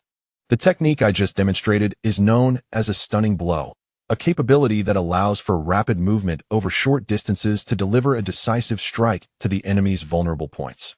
Additionally, Jack, I graciously accept your compliments. However, as for the notion of marrying me, let us set that aside. Not to mention that the Almighty would surely disapprove. But consider the rarity of a powerhouse like yourself. Should you ever alter your course, how many women would weep alone in the night? I dare not imagine. For that would indeed be a lamentable fate. Wouldn't you agree, Jack? Upon hearing Gao Yun's response, Jack felt as though he had just sipped an ice-cold beverage on a sweltering summer day, relishing the refreshing sensation from head to toe. "Brother Ta," he exclaimed, "I am genuinely impressed. You are undoubtedly the rightful leader. I find myself at a loss for words, struggling to articulate my thoughts. In summary, Brother Ta, what I wish to convey is that while there may be many deities, you are the singular one in my heart. Jack, somewhat anxious, rubbed the back of his head, desperately trying to compose his thoughts, yet words eluded him. After much contemplation, he could only conclude with, Brother Ta, you are the best. Gao Yun smiled in response, thanking him. At that moment, Blake approached Jack and casually draped an arm around his neck. All right, sailor. It's time for the old captain to have a word with the boss. Ahem, Shetbu, I do not oppose your desire to speak with Brother Ta, but might I suggest you consider your strength? Are you attempting to choke me? Jack coughed as he gently removed Blake's arm from around his neck. Oh, my apologies, sailor. I merely assumed a man as robust as you, akin to a great white shark, would not be so easily troubled by such force, Blake remarked, raising his hands in feigned innocence. Well, Shetbu, your point is valid. I simply had not rested my voice well. Otherwise, how could I, the formidable great white shark Jack, cough from your minimal strength? Indeed, sailor, that is precisely it. Their playful banter elicited amusement from Gao Yun and Maria. Boss, what should we do about this? At that moment, Blake pointed to the charred head on the ground. This was thrown over by Jason earlier. From this unrecognizable silhouette, I can discern that he is likely the leader I conversed with today. Blake's words plunged Gao Yun into contemplation as he pondered how best to handle the concluding matters. After a brief pause, he addressed the inquisitive gazes of those around him, saying, First, we shall contact the authorities to handle the remaining affairs. However, before that, we must ensure our accounts are aligned. Blake and Jack nodded in agreement. Blake then continued to inquire. Well, Chief, once we report to the police and they arrive, how shall we proceed? Gao Yun, utilizing the flickering light from the still smoldering car, surveyed his surroundings as well as his own attire. Gradually, a calculated plan began to form in his mind. Since Jason's traces have entirely vanished under the system's containment, it stands to reason. With this thought, Gao Yun donned an expression of complete control. Blake, Jack, Maria, this is what we shall say, and how we shall say it. He shared his strategy with the others. What do you think? After a moment of contemplation, Blake responded, Chief, I believe it is feasible. Jack chimed in, Tada, let us proceed as you suggested. Gao Yun turned to Maria, who was resting her arm affectionately around him, and she cheerfully declared, I trust Tada's judgment. Excellent. Blake, please contact the authorities. No problem, Chief. Leave it to me. After a while, the once quiet Crystal Lake, plagued by multiple notorious homicide incidents, became lively once more. The wailing of police sirens echoed repeatedly in front of Jack's grandmother's old residence. Awakened from their slumber, Jenny and Kaylin stared in bewilderment at the influx of police officers. When an officer approached to escort Jenny to the police car, panic seized her. Officer, I don't know anything, she exclaimed. Kaylin, witnessing the scene, also became flustered. Yes, sir, we haven't done anything wrong. The young officer, his demeanor softened, reassured them. There is no need for concern, ladies. We simply need you to provide a statement at the precinct. Now, please, step into the vehicle. Under the circumstances, despite their myriad of questions, Jenny and Kaylin could only comply and board the car. It was not until the door closed that they noticed through the window a nearly charred wreck of a vehicle quietly resting beneath a large tree. Exchanging glances filled with confusion, they pondered, who am I? Where am I? What on earth has transpired here? Still grappling with their drowsiness, the two women posed the philosophical trifecta of questions that often accompany moments of existential crisis. Chapter 12. Defeating Magic with Magic. Mr. Taros, thank you for your cooperation during our investigation, the officer responsible for taking statement said, rising to shake Gao Yun's hand. No need for thanks, Officer Khan. It is my honor to assist. Gao Yun replied with poise, neither overly humble nor arrogant. Well then, Mr. Taros, my colleagues will be responsible for ensuring your safe return home. If possible, I would advise you to leave Crystal Lake at your earliest convenience. The young officer named Khan, having engaged in pleasant conversation with Gao Yun, recognized the young man's commendable character and felt compelled to caution him against lingering in the perilous vicinity of Crystal Lake. In response, Gao Yun feigned ignorance and quietly inquired, Officer Khan, what exactly has transpired here? As he spoke, he extended a box of exquisite cigarettes towards Khan. Khan discreetly accepted the cigarette from Gao Yun, casting a sidelong glance at the brand before pocketing it. He mused to himself, this young man is quite remarkable. It seems I must put on a good show as well. Mr. Taros, you may be unaware, but in the Crystal Lake area, including the incident you have experienced, there have been a total of 7 large-scale brutal massacres, with the death toll exceeding 100, Khan stated gravely. Feigning surprise, Gao Yun inquired softly. And what of the perpetrator? Khan shook his head, his demeanor somber. I regret to say that we have yet to locate the assailant. All we know is that his full name is Jason Voorhees. Gao Yun pressed on. Is there no other related information? Khan rubbed his stubble with his thumb, speaking with a hint of trepidation. Well, it is not entirely so. In fact, according to the records, Jason's body was discovered and buried in a cemetery near Crystal Lake following the earlier incidents. Yet, inexplicably, this deceased murderer has seemingly resurrected and continued his killing spree. If I hadn't witnessed it myself, I would certainly think it a jest from the divine.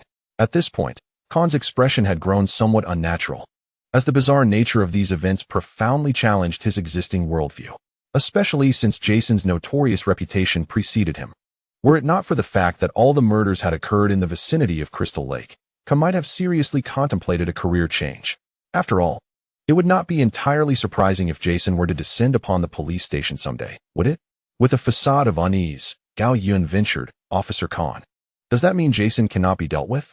Khan let out a resigned laugh. Then, adopting a serious tone, replied, as much as I hate to admit it, given the current capabilities of the police department, it seems that way.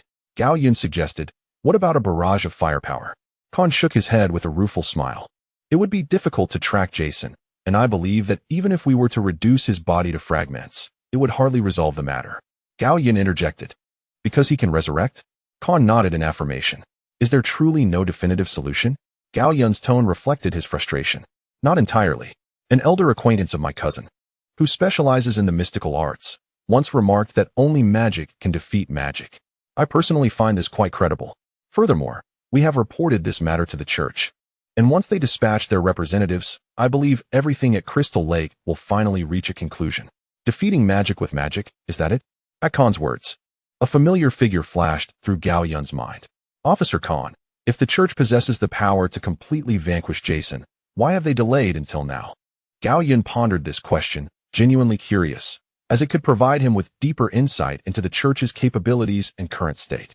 On the other hand, perhaps this is an opportunity to gain further insights into the supernatural realm.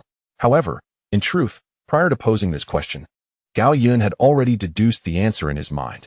It is likely that the Holy See did not neglect the matter out of indifference, but rather due to being overwhelmed with other responsibilities. Alternatively, the Crystal Lake incident may have had limited repercussions, resulting in the case being relegated to a lower priority within the Holy See's agenda. Khan reflected for a moment before articulating his thoughts.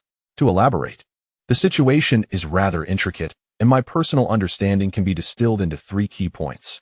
Firstly, the former director did not believe that supernatural forces were involved. Thus, the matter was not reported to the Holy See and was instead treated as an ordinary criminal case. Secondly, according to my cousin who heard it from that enigmatic elder, the Holy See is confronted with challenges far more complex than anticipated, as supernatural occurrences across the nation keep them perpetually occupied. The Jason incident may not have seemed particularly significant in the eyes of the Holy See at that time. As he spoke, Khan retrieved a cigarette from his pocket. Observing this, Gao Yun produced a lighter to ignite it for him. After inhaling deeply, Khan, enveloped in smoke, expressed his gratitude. Gao Yun smiled and shook his head, indicating no need for thanks. After taking another puff, Khan continued in a calm tone, stating the final and most crucial point. Jason's abrupt disappearance 2.5 years ago has consequently delayed the matter. Until now, although Jason has committed another crime, he remains elusive, yet I believe the Holy See will not allow him the opportunity to perpetrate further misdeeds. Upon hearing this, Gao Yun posed a new question. Did the Holy See not send anyone to the scene to assess the situation at that time? No. The specifics remain somewhat unclear to me. I once broached the subject indirectly with the director. Gao Yun continued to play the role of the Inquisitor. And what was the outcome? I received a stern warning from the director, who cautioned me against further inquiries into the matter, lest I face the consequences myself. Recalling that moment still sends a chill down Khan's spine. It was not merely the director's admonition that unsettled him, but also the underlying sense of helplessness reflected in the director's demeanor. Although he concealed it well, Khan was acutely aware of that emotion. Gao Yun, upon hearing this, adopted a grave expression and remarked that it seemed the Holy See must have encountered some pressing issue at the time, rendering them unable to attend to the Jason incident. Khan concurred with Gao Yun's speculation. You make a compelling argument, Mr. Talos. I share your sentiments. However, what could that issue have been? It truly piques one's curiosity. At this juncture, Khan muttered to himself that if discovering the truth necessitated a heavy price, perhaps even one's life, then it might be best to refrain from pursuing it. He was again reminded of the director's expression from years prior. Officer Khan, I believe you are correct. The truth of certain matters may be too burdensome for us to bear. By maintaining a reverence for the mysterious and tempering our curiosity, we may navigate our paths with stability and longevity. Chapter 13. Is Hannibal a man? The words of Gao Yun struck a chord deep within Khan's heart. He regarded the extraordinary young man before him, whose handsome features and tall stature exuded a captivating charm. Indeed, my instincts were spot on. This is certainly a thoughtful young individual. Officer Khan, I sincerely appreciate you sharing this with me. Upon my return, I shall immediately engage my associates regarding our journey back. Gao Yun expressed with genuine gratitude, extending his hand once more for a shake. Officer Khan, may I have your contact information? This inquiry caused Khan to secretly exhale in relief, for he held Gao Yun in high esteem and wished to maintain a connection. Now that Gao Yun had taken the initiative, Khan could hardly contain his delight. Haha, Talos, your suggestion resonates perfectly with me.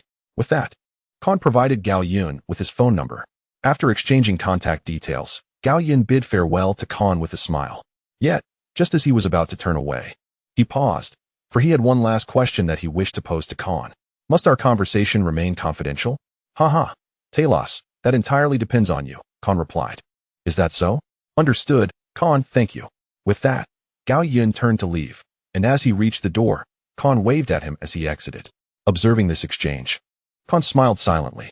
Upon leaving the police station, Gao Yun noticed that aside from Jenny, who was accompanied by two other women, Blake and the others had already assembled, awaiting only his arrival. Observing a police officer near Blake and the others, Gao Yun realized that this was not an opportune moment to delve into a detailed discussion about the Jason incident. However, superficial conversation was acceptable to avoid raising suspicions should silence envelop them. The three understood Gao Yun's intent. After exchanging greetings, Maria quietly stayed by his side, while Jack and Blake engaged in light banter about Jason before deftly shifting the topic elsewhere. Gao Yun and Maria occasionally joined the conversation, demonstrating impressive acting skills that belied their youth. One could easily mistake them for seasoned performers if age were disregarded. After a span of approximately 10 minutes, Kalen and Jenny emerged from the police station, having completed their statements. Their eyes brightened upon spotting Gao Yun and the others, and they hastened to join them. As they approached, Jenny could no longer contain her curiosity. Talos, what on earth transpired? Why was I whisked away in a police car upon waking? Kalen, equally perplexed, echoed her sentiment. Indeed, Talos, what has happened? I am utterly bewildered. In response, Gao Yun gently reassured the two women, Jenny, Kalen, do not fret. Let us board the vehicle first. I promise to provide a comprehensive explanation during our journey. Jenny exchanged a glance with Kalen, and they both exclaimed in unison, good. On their way back to the Crystal Lake campsite, Gao Yun elaborately recounted the entire sequence of events to Jenny and Kalen. Naturally, certain pivotal moments had been artfully refined by Gao Yun himself. To summarize, Jenny and Kalen were asleep while Gao Yun and others were engaged in a board game in the living room. Their spirits soared throughout the night, and they continued to play until after 1 a.m. At that moment, an unexpected incident occurred. A car engulfed in flames suddenly sped out of the darkness and crashed into a large tree not far from Jack's grandmother's house. Gao Yun and his companions were momentarily stunned by the sight before them. After a brief pause, they hurriedly rushed outside to assess the situation. Just a few steps out the door, they discovered a charred head on the ground. This grim discovery sent shockwaves through them. Soon after, the flames likely reached the fuel tank, causing the car, which had come to rest against the tree, to explode. Flames erupted, and none dared to approach the scene. Realizing the gravity of the situation, they quickly dialed emergency services. Subsequent events are likely well known to you. The existence of the system obliterated all traces of Jason, erasing blood, footprints, and any related information in this containment. Even if someone were to harbor suspicions, The lack of tangible evidence in reality would prevent any substantial impact on Gao Yun and his companions. Moreover, through his communication with Khan, Gao Yun understood that the local police had already classified Jason's case as a supernatural incident, providing further support for his narrative. Indeed, the content discussed between Jenny and Kaylin aligned perfectly with Gao Yun's statements in the report. The police officer, silently driving, found no contradictions in Gao Yun's accounts. After listening, Jenny, still shaken, patted her chest, causing her ample bosom to sway. So that's how it is. Thank God we're all right. Kaylin, however, harbored different thoughts and curiously inquired. What about the perpetrator, Talos? Have they found the murderer? Gao Yun, with his hands clasped together and chin resting on his knuckles, responded gravely. The incident was sudden. Apart from the car, there was only one victim at the scene, so I am not well informed about the perpetrator's whereabouts. The police are currently investigating, and I believe there will be results soon. Kaylin instinctively gasped, glancing at Gao Yun with a hint of fear. We should leave this place quickly. Who knows if the murderer will strike again? If he comes after us, we could be in serious trouble. In trouble? Jason would have no part in that. For such matters, one must seek Hannibal. After all, Uncle Ba, a top achiever, is well versed in all trades. Gao Yun's inner monologue ignited once more, leading him down a path of whimsical thoughts.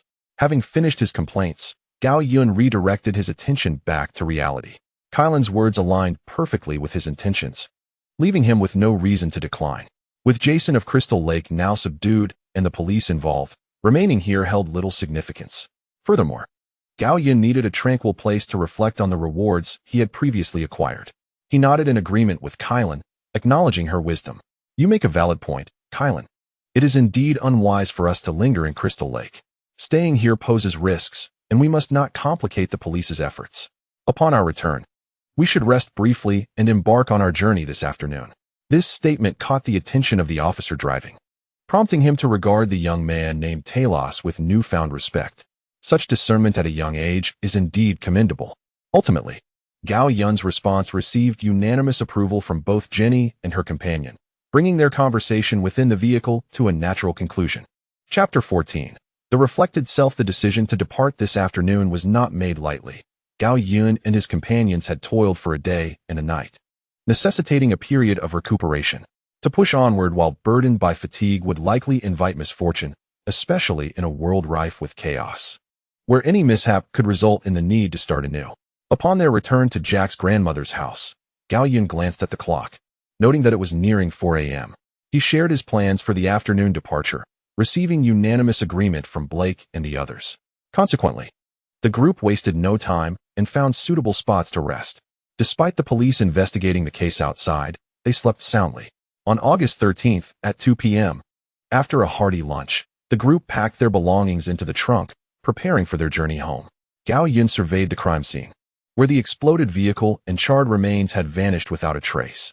Only one officer remained at the scene, clearly indicating that the investigation into Jason's case was nearing its conclusion, or more accurately, that the inquiry in front of Jack's grandmother's residence was almost complete. The police had likely shifted their focus to the Spirit investigation team. Boss, are we ready to set off? Blake's voice echoed from within the vehicle. Gao Yun withdrew his gaze, opened the car door, and settled beside Maria. She naturally entwined her arm with his, enveloping him in an alluring fragrance and delightful sensation that coursed through him. Taking a deep breath to steady himself, Gao Yun addressed Blake. Let us go, old Blake. It's time to depart. Absolutely, boss. I'll navigate the route from here, Blake replied with a playful jest before starting the engine, its roar resonating as they left the picturesque retreat known as Crystal Lake. As for Jack, he shared a vehicle with Jenny and Kaylin, as they needed to drop Jenny and Kaylin home before parting ways with Gao Yun and the others. After the vehicle had traveled for a while, Gao Yun suddenly spoke up, recalling something. By the way, Blake, let us alter our route on the return journey. Let south take the main road and avoid the narrow path we took earlier.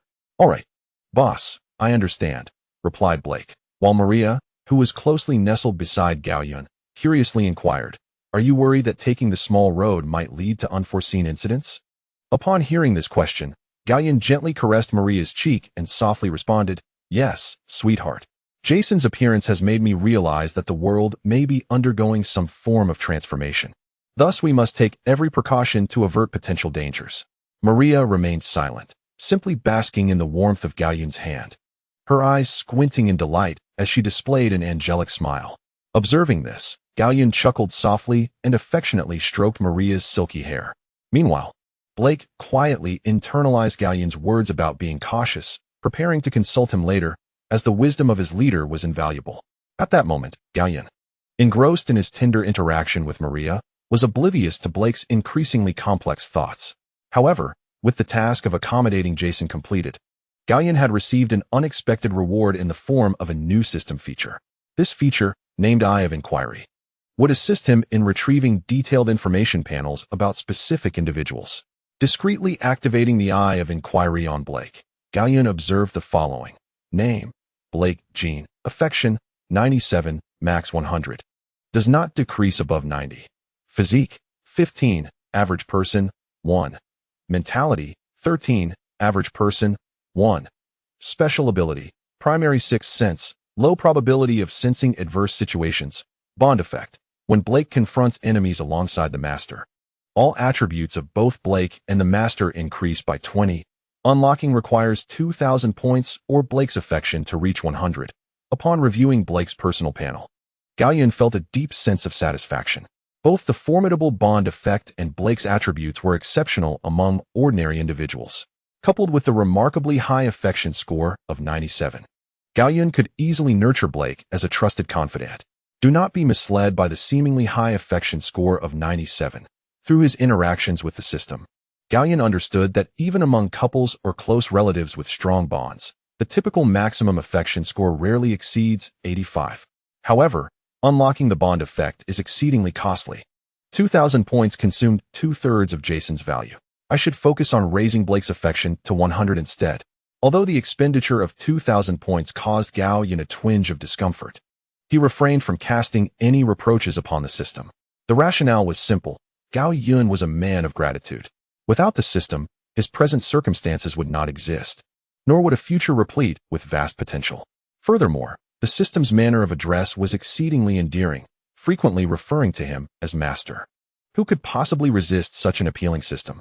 After a moment of silent contemplation, Gao Yun resumed his examination of Maria's information panel.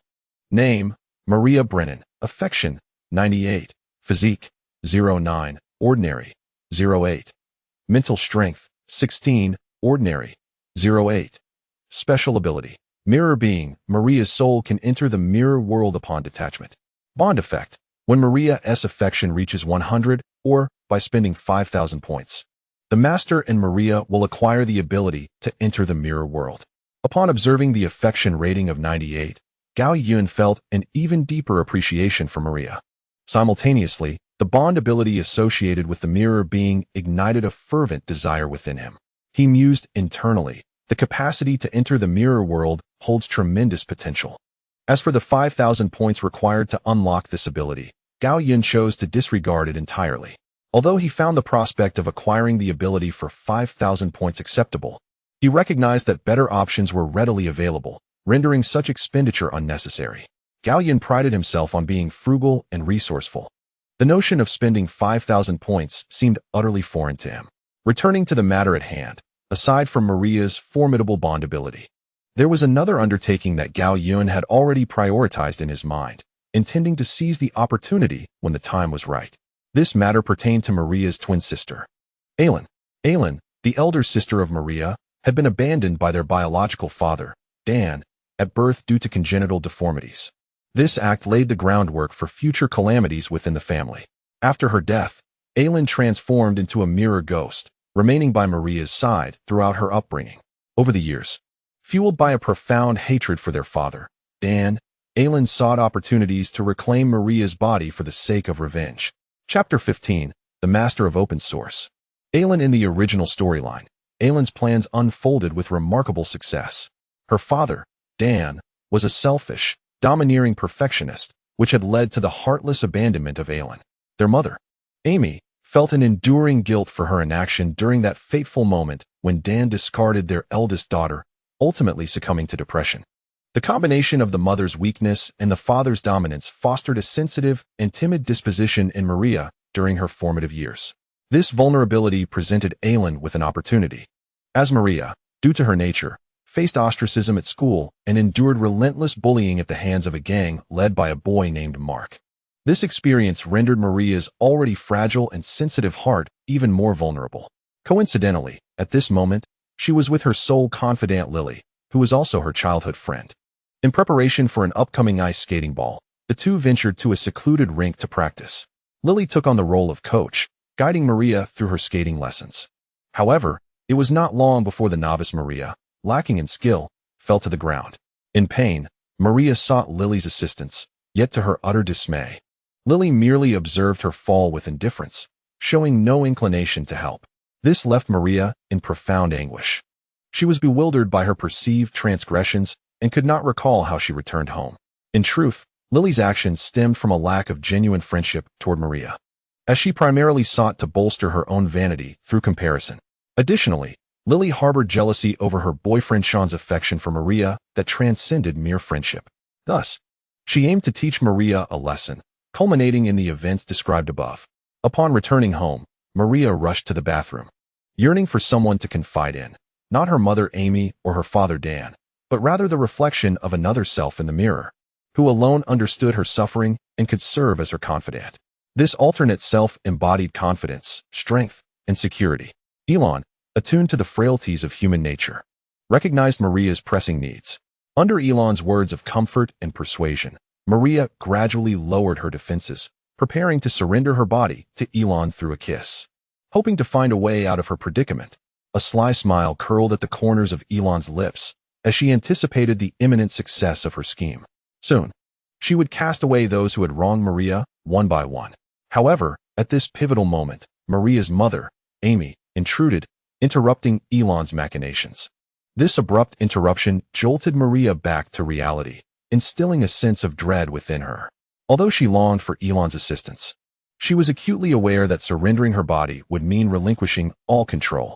After her mother disrupted the plan, Elon remained undeterred, fully aware of Maria's delicate and fragile heart, which was nearing its breaking point.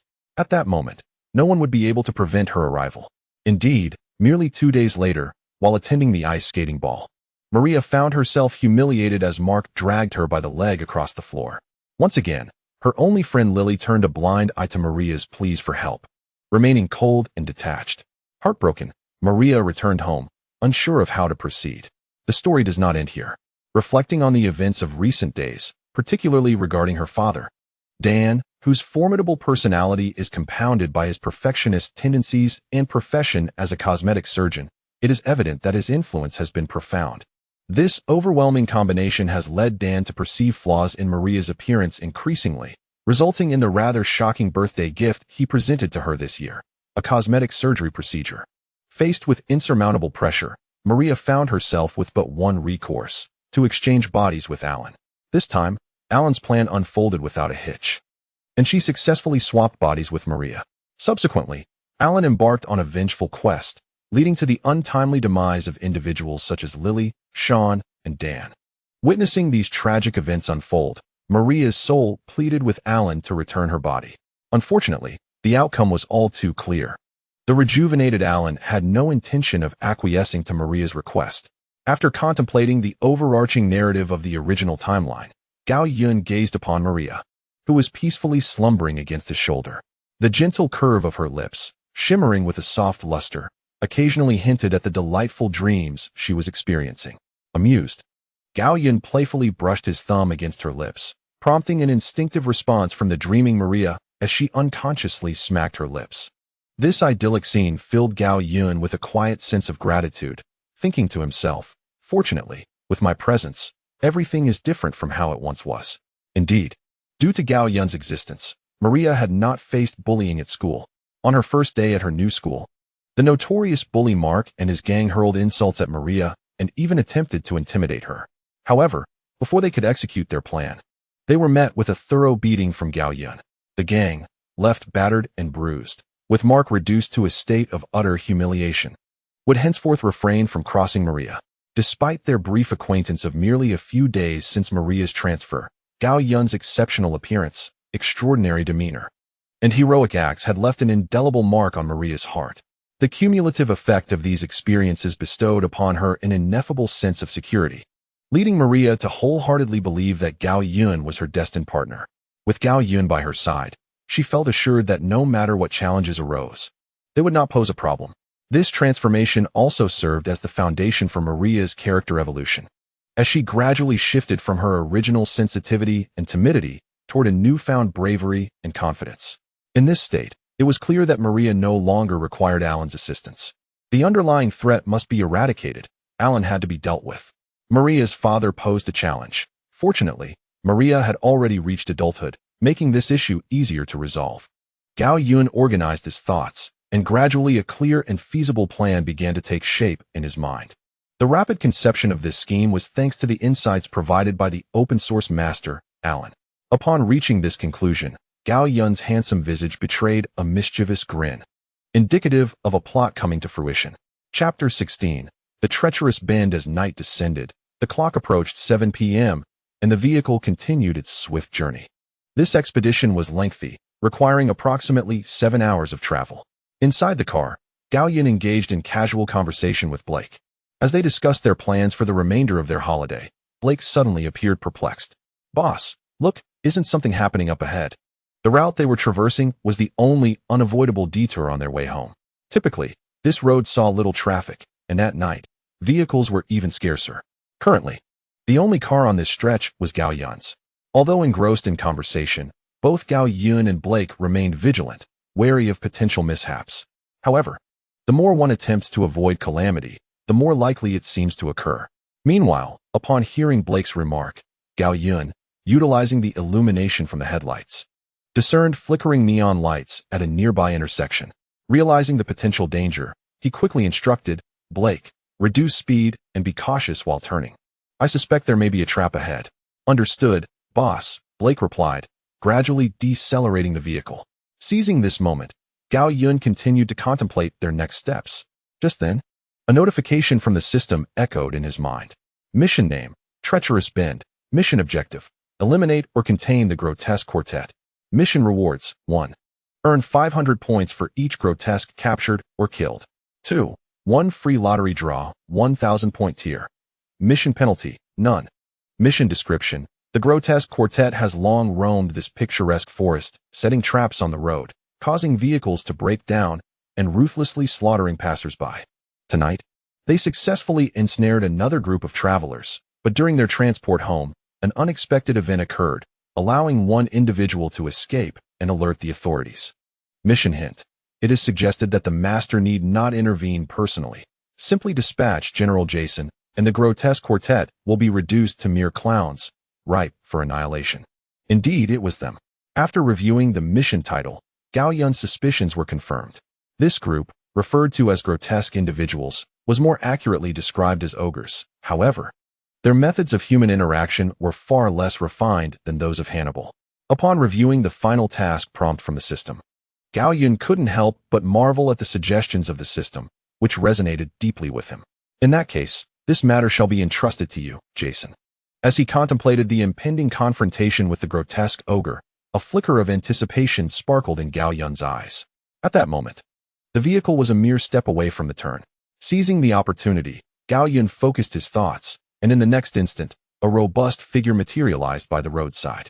This figure brandished a brand new machete, wore a gleaming reflective hockey mask, donned a blue construction uniform, and sported a pair of white sneakers. His imposing physique, towering at nearly 2 meters, exuded an intimidating aura under the moonlight. Who else could this be but Jason? However, for reasons unknown, Jason stood there with his eyes tightly shut, seemingly disconnected, as if in a trance. This peculiar state arose because Gao Yun had yet to issue any commands to Jason. At that moment, both Gao Yun and Blake were fully engrossed in surveying the road conditions, wary of any potential road traps like chain spikes that could puncture their tires and leave them stranded. Fortunately, while the road bore the marks of previous vehicular chaos, it appeared that traps like chain spikes had long been cleared away by the abominable beings. Thus, Gao Yun and Blake successfully navigated this perilous bend that had claimed the lives of countless others without incident. Once they had exited the curve, Gao Yun redirected his attention to Jason and issued his command. The instant Jason received the directive, his closed eyes snapped open. As his crimson gaze emerged, a palpable aura of lethality erupted forth. Any insects or creatures that encountered this menacing presence fell silent, paralyzed by the fear of disturbing this harbinger of death, who bore the weight of countless lives. After allowing this ominous energy to surge for several seconds, Jason's eyes lost their scarlet hue, and the lethal aura receded. At that moment, had anyone not scrutinized Jason closely, they might have failed to notice that a person still stood there. The contrast between the preceding and subsequent states was striking. With his gaze now tranquil, Jason advanced with a light step to the neon-lit turn, pausing to survey the surrounding forest and police vehicle. Without a moment's hesitation, Jason strode into the woods. The lightness of his steps was a skill he had awakened during his past resurrections, allowing him to reduce his footfall noise to a mere whisper and increase his speed. As he quickened his pace, the stealth of his movements improved until they reached absolute silence. Approaching the police car, he found no traps, only a narrow road ahead that evidently forbade vehicular passage. Hence, it was likely the officer had abandoned the car for this reason and proceeded on foot. Jason, naturally, did not ponder deeply. He simply pressed forward with increasing urgency, oblivious to the potential dangers lurking within the forest. Moreover, his chosen path exhibited a clear sense of purpose, as if he were already aware of the location of the aberrant beings. Indeed, this was the case. After 7 rebirths, Jason's account level was no longer comparable to that of a mere novice who had just emerged from Crystal Lake. His array of unique abilities would evoke envy even among the grotesque entities. How is it, they might exclaim, that Jason, who is no better than us, possesses such superiority? It is utterly unjust. Had he not encountered a gifted anomaly like Gao Yun, Jason would have faced insurmountable challenges. Yet, it must be noted that during his 7th encounter with the system, Jason acquired formidable enhancements. Not only did he grow taller, but he also gained 2 extraordinary abilities. One of these, named Trace Manifestation, allowed Jason to perceive the world in monochrome, while various footprints and clues were marked in vivid red. This ability enabled him to pinpoint precisely the information he sought. It is through this power that Jason's objectives appeared so distinctly, augmenting his already formidable tracking skills. The second ability, Instant Teleportation, activated when Jason could visually identify a target, allowing him to transport himself to any desired location. Chapter 17. The non-existent individual. Following the traces left by the police within his line of sight, Jason pursued relentlessly. Soon, he arrived before a tree, where crimson bloodstains and a snare trap concealed beneath fallen leaves silently narrated the fate of the officer. In the state of trace manifestation, Jason swiftly discerned the information he sought amid the chaotic evidence at the scene. It was a fresh set of footprints, and from their direction, he inferred that they undoubtedly belonged to the perpetrator. Locking onto his target, Jason pressed onward, his light footfalls hastening into near silence. After traversing some distance, he emerged from the forest and beheld a wooden cabin ahead, surrounded by various vehicles and the unmistakable scent of meat wafting through the air. Undoubtedly, this was the lair of the aberrant quartet.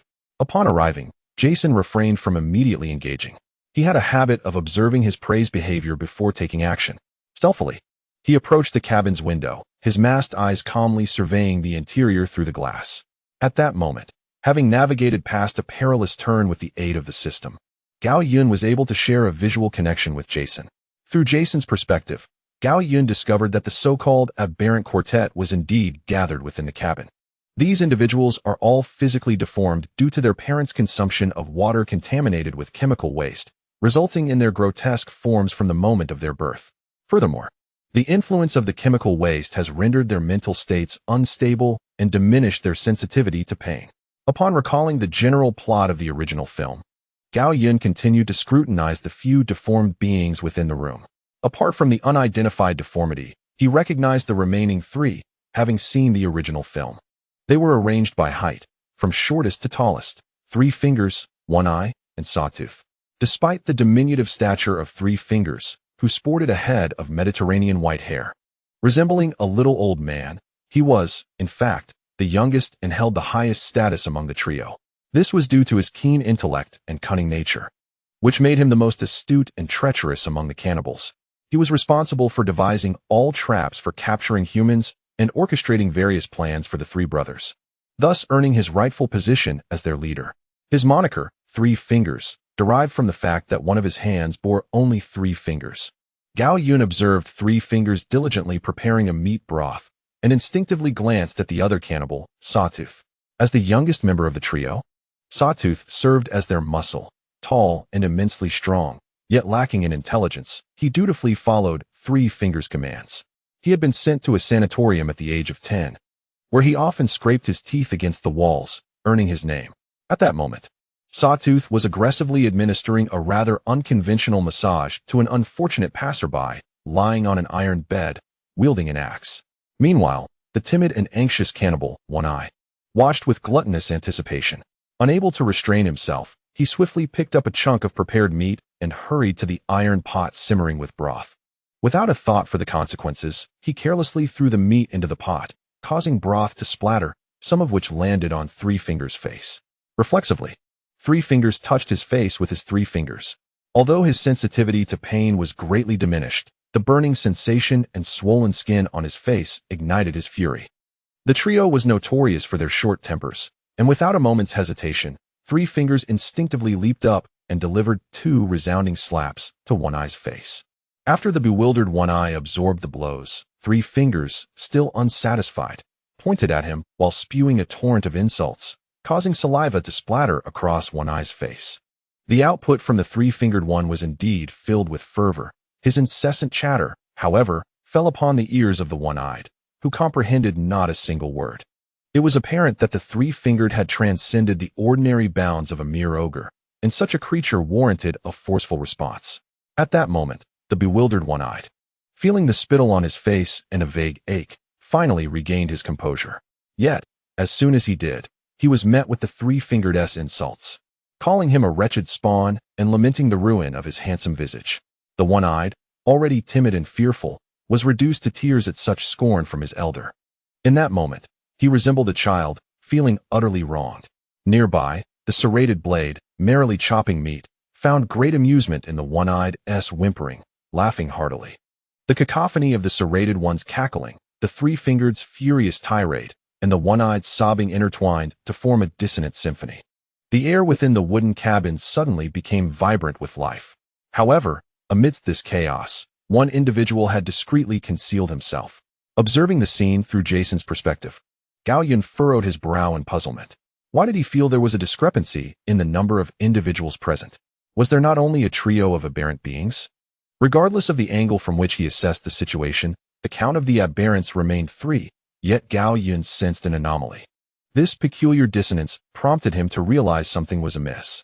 After a brief moment of contemplation, he discerned the thread leading to the unraveling of the mystery. Resolutely, he summoned the system with his mind.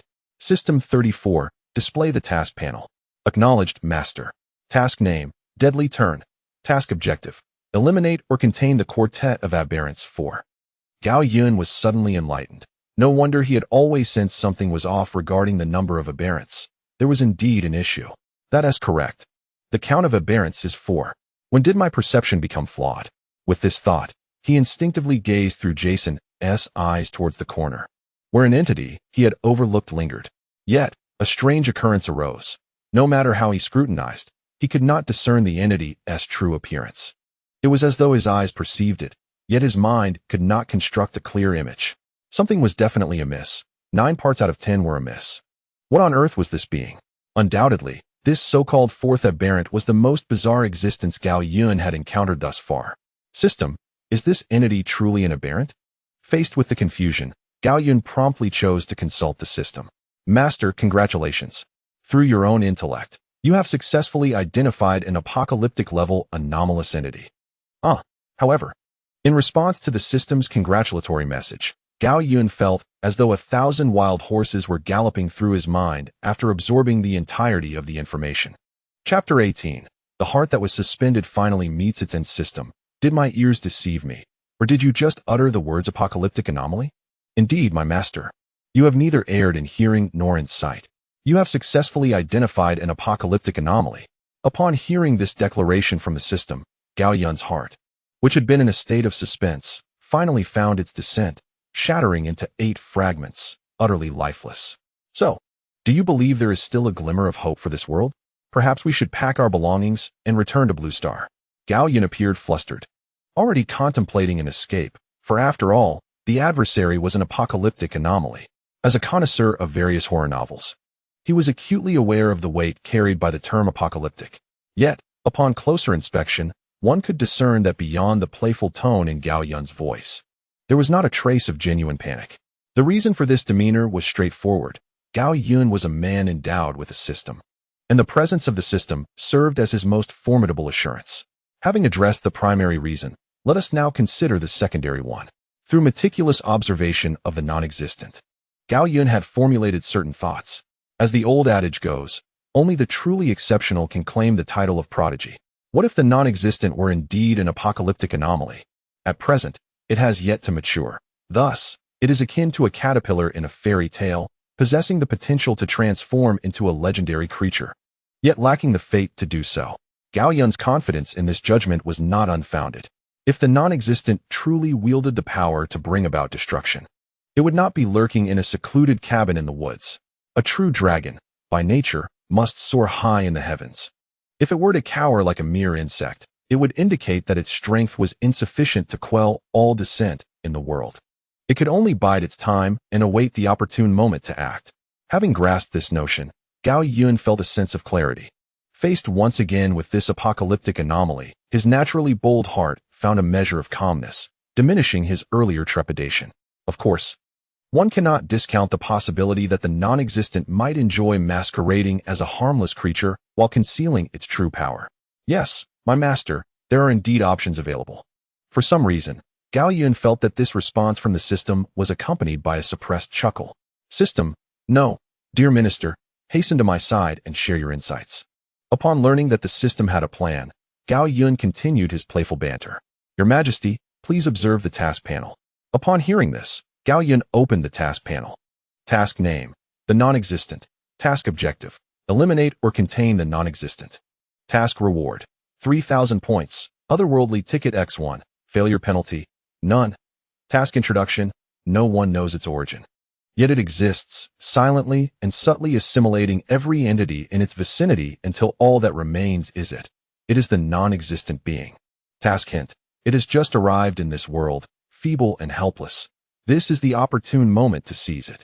My master, please grasp this chance, for it shall become an indispensable ally for you.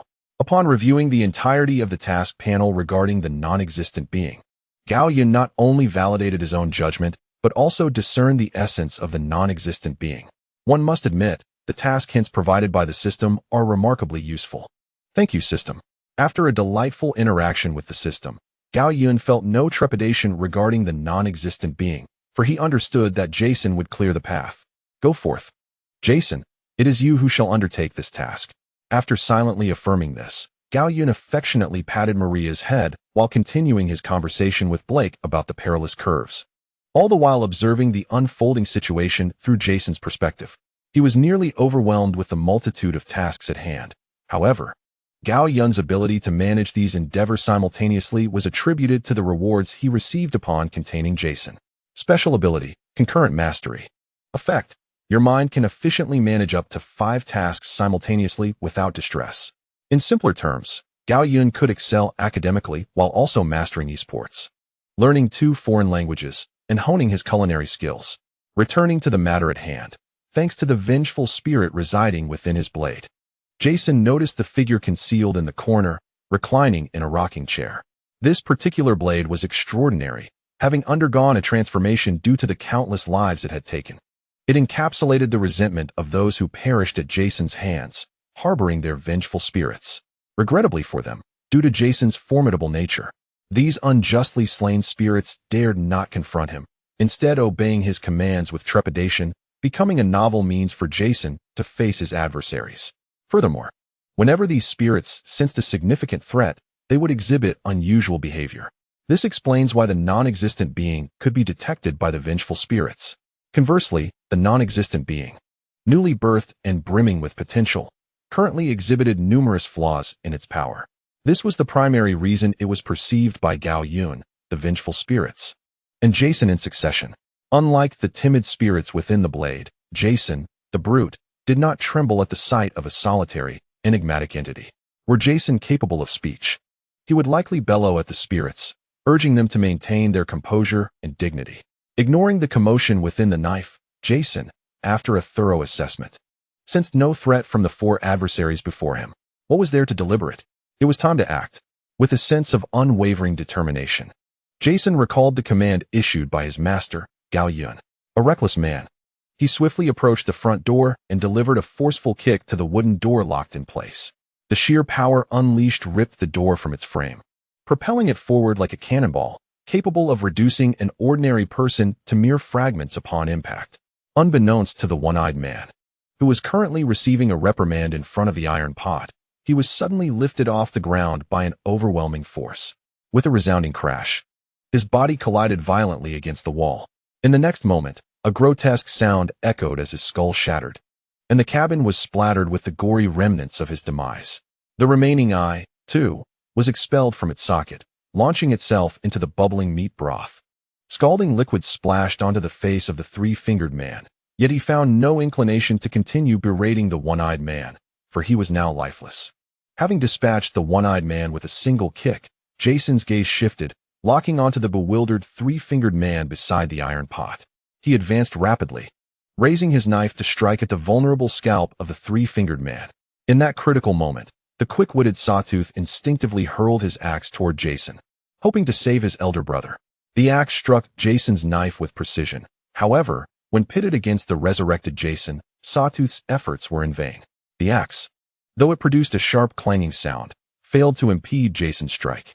Instead, the ricocheting axe found its mark beneath Sawtooth's waist, causing crimson droplets to cascade onto the floor. A heart-wrenching scream erupted from Sawtooth, resonating throughout the room. Clutching the axe handle tightly, he struggled to extricate it. But each movement sent waves of excruciating pain coursing through him, prompting him to emit a wail akin to that of Tom. Caught in a tormenting dilemma, he was left to hop anxiously in place, utterly incapable of considering his brother's fate.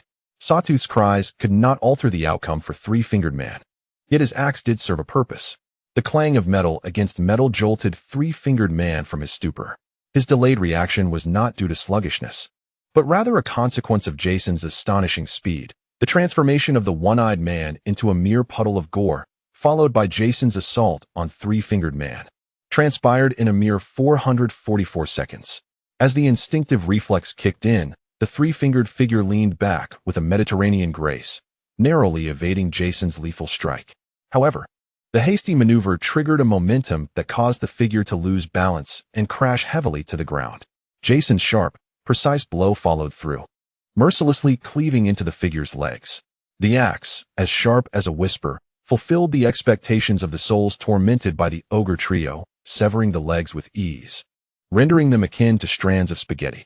Vivid crimson blood gushed forth from the severed limbs as if it were flowing freely. The figure emitted a distorted cry of agony, echoing a haunting wail reminiscent of the one-eyed creature. Jason, possessing a kind heart, never indulged in the torment of his prey like some of his contemporaries. His hunting principle was singular, swift, accurate, and brutal. Consequently, those who experienced Jason's meticulous service invariably left with 5-star reviews. Faced with the disheveled ogre before him, Jason exhibited no hesitation. With a swift motion, he directed a lethal embrace towards the figure's neck. The power of love, albeit twisted, was indeed formidable. This embrace instantaneously alleviated the pain in the figure's legs. The anguished cries ceased abruptly, leaving only a perplexed expression upon the figure's face. Noticing the head that had rolled to his feet, Jason delivered a decisive kick, sending the head soaring at an exquisite angle, landing squarely into the jagged goalpost. This time, the jagged creature could no longer contest its fate, as the force of the blow propelled both it and the axe over 2 meters away. Undoubtedly, under Jason's relentless assault, the axe embedded in the jagged creature's domain, along with the cherries dangling from the branches, was ruthlessly severed. The once formidable jagged figure collapsed heavily to the ground, overwhelmed by a pain far exceeding that of before, rendering it incapable of uttering a sound. Fortunately, Jason, being the benevolent soul that he was, had already locked onto the location of the fallen creature. In the very moment the jagged figure succumbed to its agony, Jason activated his teleportation. Enveloped in profound suffering and oblivion, the creature was blissfully unaware of its fate as consciousness faded amidst a flurry of blades. Jason silently observed as the head of the jagged figure soared and landed beside the three-fingered one, a testament to their brotherhood. Thus, the grotesque trio was dispatched by Jason's hand. For him, this battle barely constituted a warm-up. The disparity between Jason and the Twisted Trio was simply too vast. A chasm of levels unbridgeable. Congratulations, Master. The Deadly Turn mission has been completed. Mission rewards, 1,500 points, 1 free lottery draw. All has been distributed. The delightful chime of rewards concluded, and Jason eagerly opened his personal information panel. Name, Gao Yun, Tartarus Gao. Physique, 18. Spirit, 37. Containment object, Jason. Ability, unknown. Awakening requires 1,000,000 points. Indecisive, knockout strike. Firearms master, system backpack. Items, modified Desert Eagle. Points, 4,500. Free draw X1, 1,000 tier. Mysterious reward X1. Having reviewed the information panel, Gao Yun felt a sense of satisfaction and mentally applauded himself. Regarding the unknown ability, Gao Yun had previously engaged in discussions with the system about this matter. Initially, he inquired about the cost associated with the unknown ability. According to the system, this ability does not belong to this universe. It is a unique power that Gao Yun brought from the Blue Star dimension. Consequently, awakening this foreign unknown ability in an inhospitable universe proves to be quite challenging. Furthermore, although the system is unaware of its specific effects, it can perceive the exceptionally high quality of this unknown ability. This elucidates the necessity of 1,000,000 points. At this juncture, Gao Yun posed a new question: whether there exists a method to awaken the ability without utilizing the 1,000,000 points. Unfortunately, he could not even gather a mere 1 point at present. Thus, if he were to rely on points to awaken his ability, it would likely be a matter of an indefinite wait. In fact, the system also advised against Gao Yun spending the 1,000,000 points for this purpose. Therefore, upon hearing Gao Yun's inquiry, the system provided its counsel. While the path to awakening the unknown ability appears fraught with difficulties, it is indeed a gradual process. However, the system suggested that Gao Yun should not invest excessive energy into this ability for the time being. It would be prudent to patiently await the opportune moment. Even if no relevant opportunities arise, the points required for the awakening of the unknown ability will gradually diminish with the passage of time. Gao Yun acknowledged the system's suggestion and resolved to bide his time before making further plans. As for the last mysterious reward draw, he intended to wait until he returned home to utilize it. With 2 opportunities for the mysterious reward draw, one for immediate use and the other to be used at home, Gao Yun had long contemplated this strategy. He believed his home to be a place of good fortune, having remained unscathed by strange invasions over the years. Based on this belief, he deemed it most fitting to employ the draw opportunity at home. Naturally, even if the outcome were less than satisfactory, Gao Yun would harbor no disappointment. For as long as the system exists, such opportunities will always arise. Moreover, he was already quite content with his current situation. Meanwhile, under Gao Yun's directive, Jason proceeded to contain the bodies of the distorted trio. 3 fingers, serrated edges, and a one-eyed corpse gradually transformed into scattered starlight, dissipating within the wooden cabin. Yet, Gao Yun felt an unsettling sensation, a nagging thought that something was amiss. Had he forgotten something? Chapter 20. A grand performance. A peculiar sense of déjà vu washed over Gao Yun, as if a familiar swallow had returned home. There was undoubtedly something wrong, a certainty that gnawed at him. He recalled having uttered similar words before. However, whenever he attempted to delve into the details, he found himself incapable of recalling precisely what he had said. System, regarding the aberrant trio incident, have I overlooked something? Gao Yun chose to directly consult the system this time. Yes, Master. You have forgotten about that non-existent entity. Its abilities have clouded your memory and judgment. Upon hearing the system's response, the obscured memories within Gao Yun's mind suddenly broke free from their restraints, returning to their rightful place. He remembered it all, indeed. It was formidable, an apocalyptic anomaly. Such a capability to insidiously influence others' perceptions was truly alarming. Fortunately, the entity was still in its nascent stage, the weakest phase of its existence. Realizing the urgency of the situation, Gao Yun felt a wave of panic wash over him. He could not afford to waste any more time. Thus, he promptly issued a new directive to Jason. Just as Gao Yun's words resonated in Jason's mind, his machete stirred with a strange energy. The vengeful spirits could no longer contain themselves. Due to the influence of the non-existent entity, both Gao Yun and Jason's perceptions had been altered. However, the entity's current strength was insufficient to sway the collective of over 100 vengeful spirits. While their cognition remained unaffected, the innate sense of oppression emanating from the non-existent entity relentlessly tormented the spirits. Though initially deterred by Jason's intimidating presence, they observed him standing there, immobilized and lost in thought after containing the aberrant trio. The spirits, risking their own safety, felt compelled to rouse Jason with an urgent warning. There are still foes before you. Don't doze off, brother Jason. You were swift and ruthless against us. You cannot afford to let this one slip away. Indeed, the vengeful spirits were not to be trifled with. They bore an unwavering fervor, yearning for the non-existent entity to join their ranks. Thus, they frantically provided Jason with information. With Gao Yun's alert and the spirit's pointed shrieks, Jason was able to pinpoint the location of the non-existent entity. In that moment, the fog lifted and the bizarre was unveiled, a figure of ordinary height and appearance, utterly unremarkable in every conceivable way, emerged within Jason's line of sight. This visage could easily blend into a crowd, eliciting no ripples whatsoever. As if sensing Jason's scrutinizing gaze, the entity that should not exist straightened up from the lounge chair. Its expression was neither mournful nor joyful. It merely deigned to open a pair of eyes that seemed to belong to a slumbering twin, returning Jason's calm scrutiny with equal composure. Having been affected twice, Jason would not underestimate the entity's power based solely on its appearance. With an instinct for combat sharp as ever, Jason sensed the darkness concealed beneath the entity's serene facade. Without a moment's hesitation and with a quick appraisal, Jason launched the first strike. Gripping his machete tightly, he propelled himself upward, vanishing from sight in the blink of an eye, appearing above the entity's head. The blade, infused with a thunderous momentum, descended upon the entity's cranium with an unstoppable force. This was Jason's signature move. It was evident that the entity's time had come to an end. However, an unforeseen complication arose at the most inopportune moment.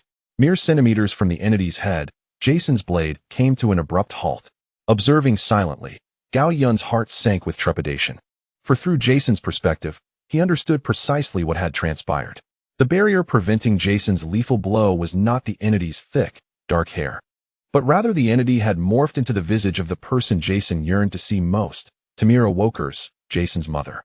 After Jason was tragically pushed into the crystal lake and drowned by his classmates, the grief-stricken Tamira had tirelessly sought a method to resurrect him. Her unwavering determination bore fruit when she discovered a tome entitled The Book of the Undead. Within its pages lay an array of peculiar dark magic. And after extensive searching and practice, Tamira successfully conjured a spell related to resurrection. Alas, the spell's activation was subject to a significant delay or perhaps required a considerable number of sacrifices to take effect. Ultimately, when Tamira cast the dark magic at the time, Jason did not return to life. Disheartened, Tamira resolved to exact justice for her child against those responsible for his demise.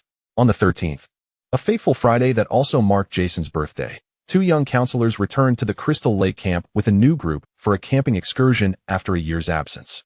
Coincidentally, they were the very ones who had led Jason and others to this site for camping previously. Jason's death was inextricably linked to these two individuals, as they had been preoccupied with studying the mysteries of the human body while Jason was thrust into the water. Tamira, having witnessed everything, would not let such an opportunity slip away. That night, armed with a machete, she first slaughtered the two individuals who were once again exploring secrets in the attic. And then she moved among the men and women at the campsite, leaving a trail of carnage in her wake. Regrettably, at the climax, as the protagonist Alice prepared to escape by boat, the skilled Wersh from the Advantage Bureau faltered due to a lapse in judgment, resulting in his weapon being disarmed. Alice seized this fleeting opportunity. Armed with a machete, she struck at Tamira, and thus the classic scene was reenacted. The soaring golden tresses of Tamira's severed head signified that she had no chance of resurrection. Ironically, shortly after Tamira's demise, the water specter Jason successfully resurrected in Crystal Lake. Dripping wet, he retrieved his mother's head and enshrined it within a small cabin at his home. Subsequently, Jason avenged his mother by killing Alice and embarked on his own murderous spree around Crystal Lake. Eventually, he was defeated and contained by the high-spirited. However, Amidst Jason's tumultuous experiences, a scenario akin to the current events at the cabin unfolded. A survivor from the campsite, Ginny, found herself cornered by Jason's relentless pursuit. With no escape in sight, she sought refuge in the very cabin that housed Tamira's head. In a moment of ingenuity, she decided to impersonate Tamira to avert disaster. At first, her ruse proved remarkably effective. Jason, believing her to be his mother due to her gentle tone and attire, complied with her every command. He relinquished his axe at her behest and knelt as instructed. Jason was a dutiful child, obediently following his mother's wishes, not wanting to see her harmed. Yet, the motherly figure in this charade had different intentions. As Jason dutifully knelt, Ginny seized the moment, drawing the machete hidden behind her back to strike at him. Unexpectedly, at that critical juncture, Jason caught sight of Tamira's head resting on the altar beside Ginny. What was that? Perceiving the gravity of the situation as Ginny advanced with the machete, Jason instinctively raised his axe in defense. Unfortunately for Ginny, who was merely an ordinary human, her plan faltered. She stood little chance against Jason's formidable strength and was soon struggling to stay alive under his assault. It seemed her demise was merely a matter of time. Fortunately, in that dire moment, another survivor, Paul, intervened, blocking Jason's path and rescuing Ginny. Grateful for her life, Ginny swiftly raised her machete and plunged it into Jason's back while he was distracted, teaching Paul a lesson. This time, Jason fell silent. As the dust settled, the pair, curious, lifted Jason's mask to unveil the indescribable visage beneath. They quickly covered their noses and fled. Little did they know, the seemingly slain Jason would pursue them back to their home. Confronted by the intruding Jason, Ginny emitted a piercing scream of sheer terror.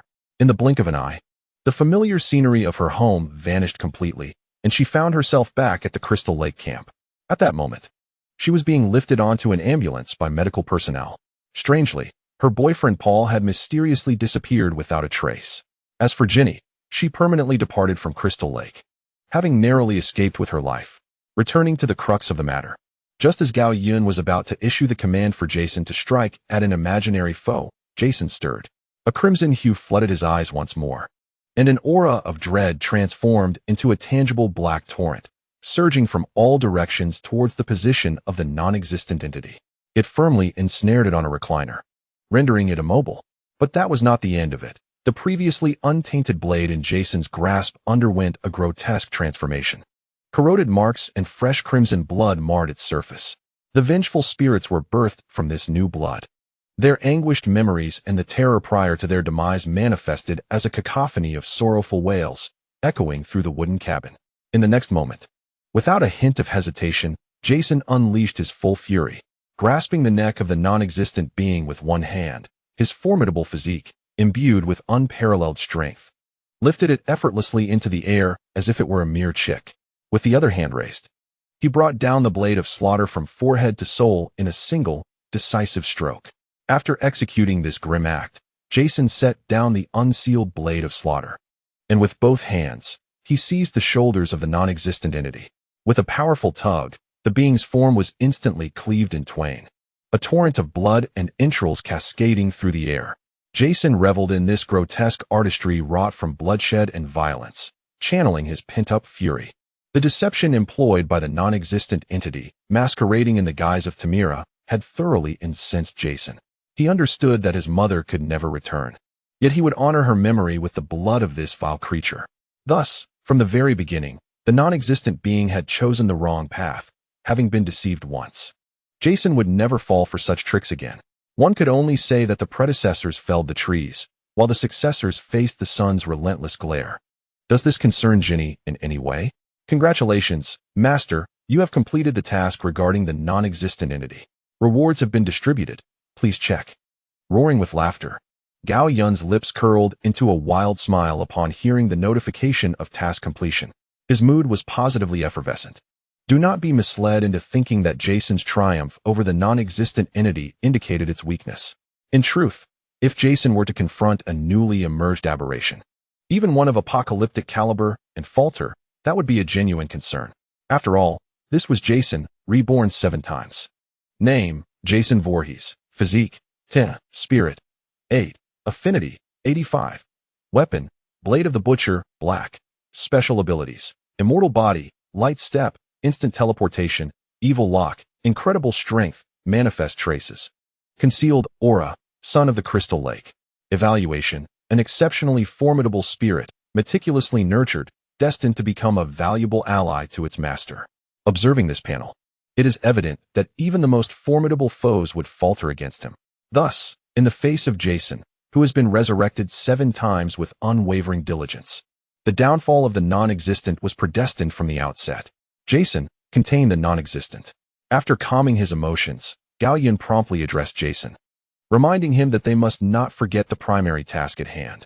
This is an apocalyptic anomaly that requires containment. Only once it is securely in their grasp can Gao Yun truly relax. Upon receiving the command, Jason first exited his full-on assault mode.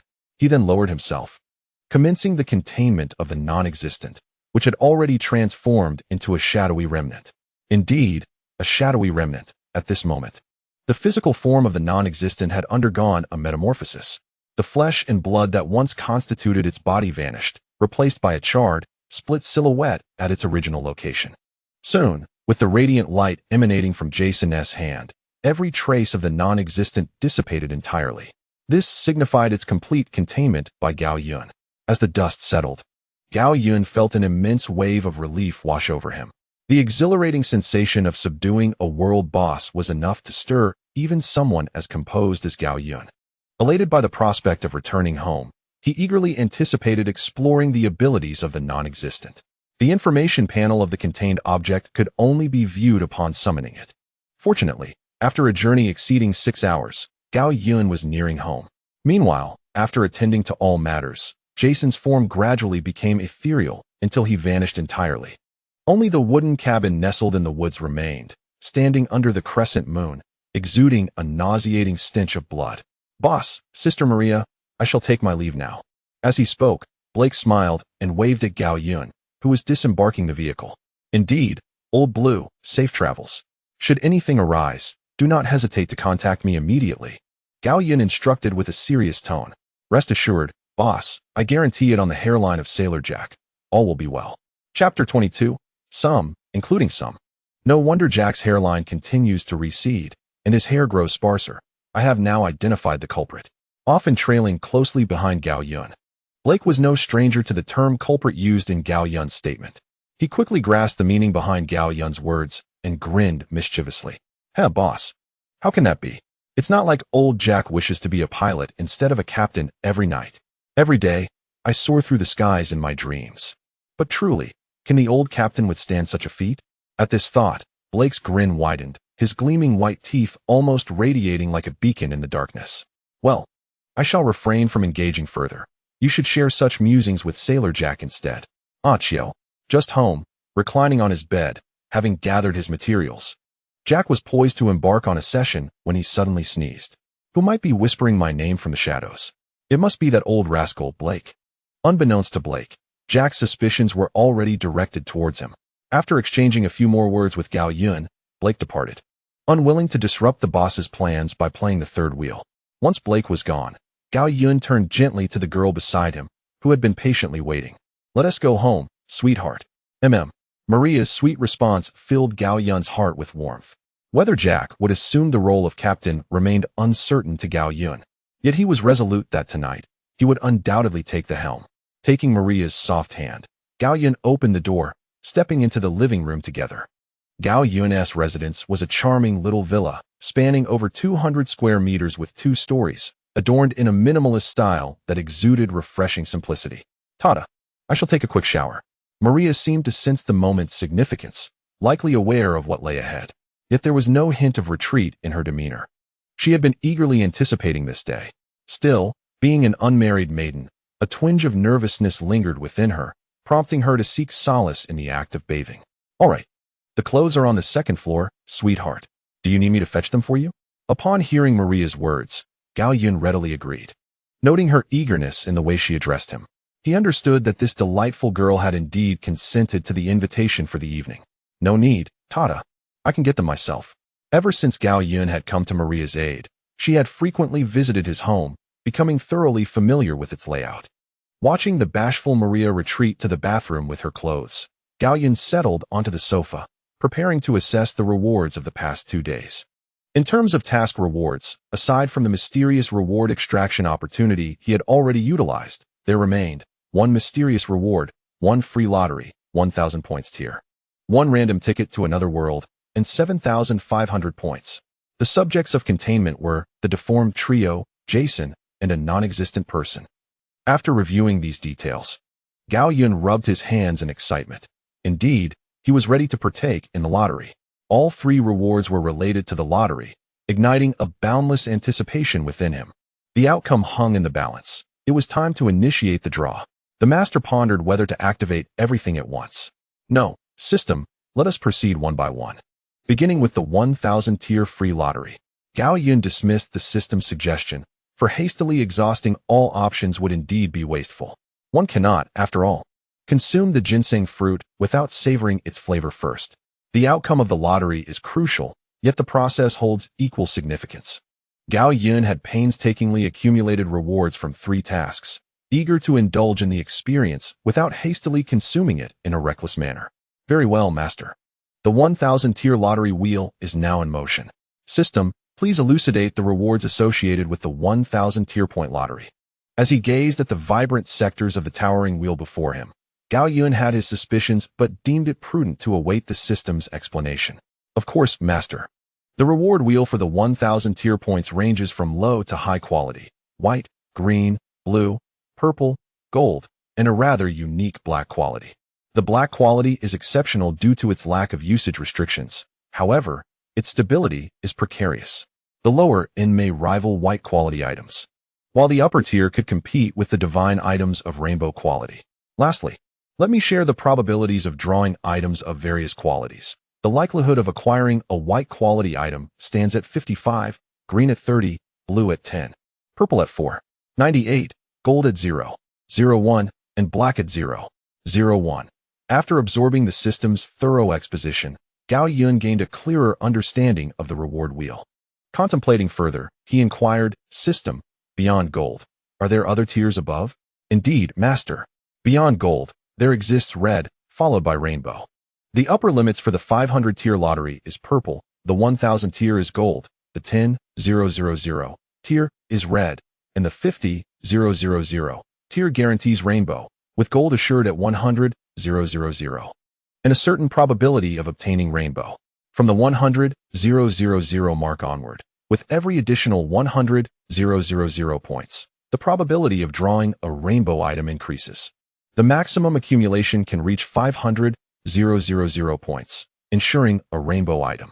500,000. I comprehend, system.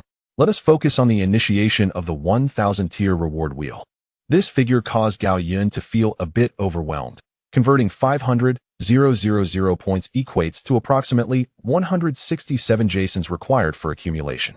If one were to consider substituting Jasons with ogres like the three-fingered, the total would indeed escalate, necessitating the containment of 1,000 such beings. Thus, rather than dwelling on these figures, it would be wiser to concentrate on the enticing reward wheel before him. After all, the allure of a lottery opportunity at no cost is irresistibly tempting. I believe you shall succeed, master. Following this encouraging proclamation, the system continued, Master. The reward wheel is now active. You may call for a halt at any moment. As the system's voice faded, Gao Yun observed the spinning wheel before him begin to whirl at an astonishing pace. He focused intently on the various colored segments, but the speed of the wheel rendered it impossible to decipher its outcome. Despite his utmost efforts, all he could perceive were a series of mosaic-colored blocks, leaving him unable to predict where the pointer would ultimately land. Withdrawing his gaze from the wheel and feeling the strain in his eyes, Gao Yun resolved not to obsess over the slim chance of attaining a greater reward. Instead, he reassured himself, in that case, I shall act upon my whims. System stop. Chapter 23. I want it all. Almost simultaneously with Gao Yun's silent declaration, the wheel's rotation began to slow noticeably. After 7 seconds, the pointer glided past white, green, blue, and purple, mere inches away from the minuscule golden segment, no larger than the tip of a pencil. Indeed, it was tantalizingly close. Was it truly out of reach? No matter how hard the pointer seemed to strive for that legendary golden prize, it appeared unattainable. Each time it was 3-2. Was there truly no further advancement possible? Yet, at that moment, just as the pointer seemed on the verge of a complete stop, it miraculously shifted forward, extinguishing any lingering suspense. The delicate, pale pointer aligned perfectly with the radiant golden segment, eliciting an excited exclamation from Gao Yun. Beautiful. He emphatically struck his right fist into the palm of his left hand. The sensation was utterly exquisite. Congratulations, Master. You have acquired a golden quality item, the ancient mirror lotus. Upon hearing the system's announcement and gazing at the pink lotus in the system space, Gao Yun struggled to contain his exhilaration as he opened the related information panel. Ancient mirror lotus. Quality. Golden. Description. A lotus born from the ancient miraculous lotus pond, possessing the ability to resurrect the dead and restore flesh to bones. Effect 1. This lotus can unconditionally reshape a body that matches its soul and repair any damage sustained by that soul. However, please note that after use, the ancient mirror lotus will vanish, and the soul that takes over this body will endure a state of weakness for 7 days, all attributes halved. After 7 days, the soul will gain abilities related to this body. Effect 2. This lotus can unconditionally revive any living being that has died within the last 24 hours, preserving their innate talents to the fullest extent. However, please note that if this method is employed, the revived individual will not retain any associated talents. Gao Yun scrutinized the information panel for the ancient mirror lotus, murmuring to himself, "What a treasure! What a treasure! A life-saving lotus, how splendid!" Feeling insatiable, he retrieved the lotus from the system space, inhaling deeply the life force emanating from it. Gao Yun squinted his eyes in delight, his mood bubbling with elation. After a prolonged period of contemplation, Gao Yun reluctantly stored the lotus flower in his system backpack. The rewards temporarily reside in the system space, and once withdrawn, they cannot be returned. Thus, Gao Yun opted to secure it within the confines of his backpack.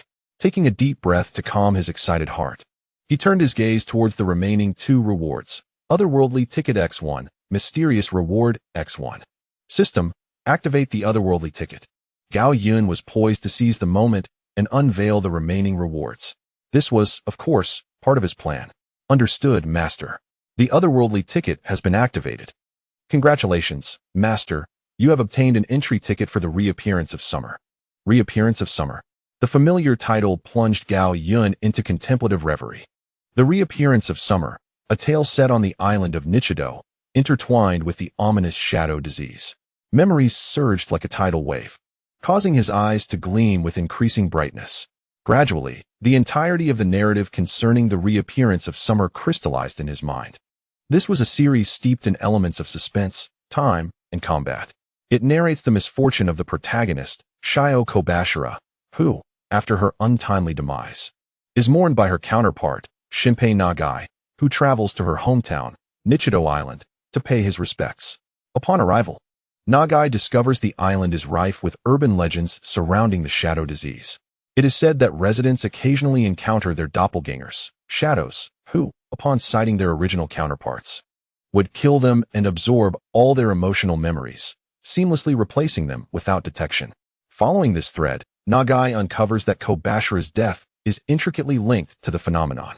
In her memory, he embarks on a time-crossing quest for salvation.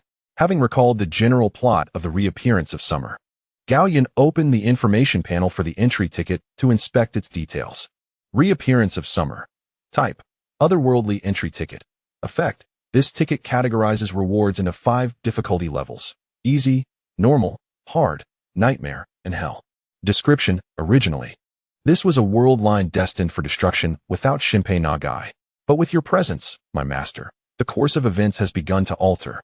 After perusing the contents, Gao Yun stroked his chin with his left thumb and remarked, "High difficulty, high reward, is it not, system?"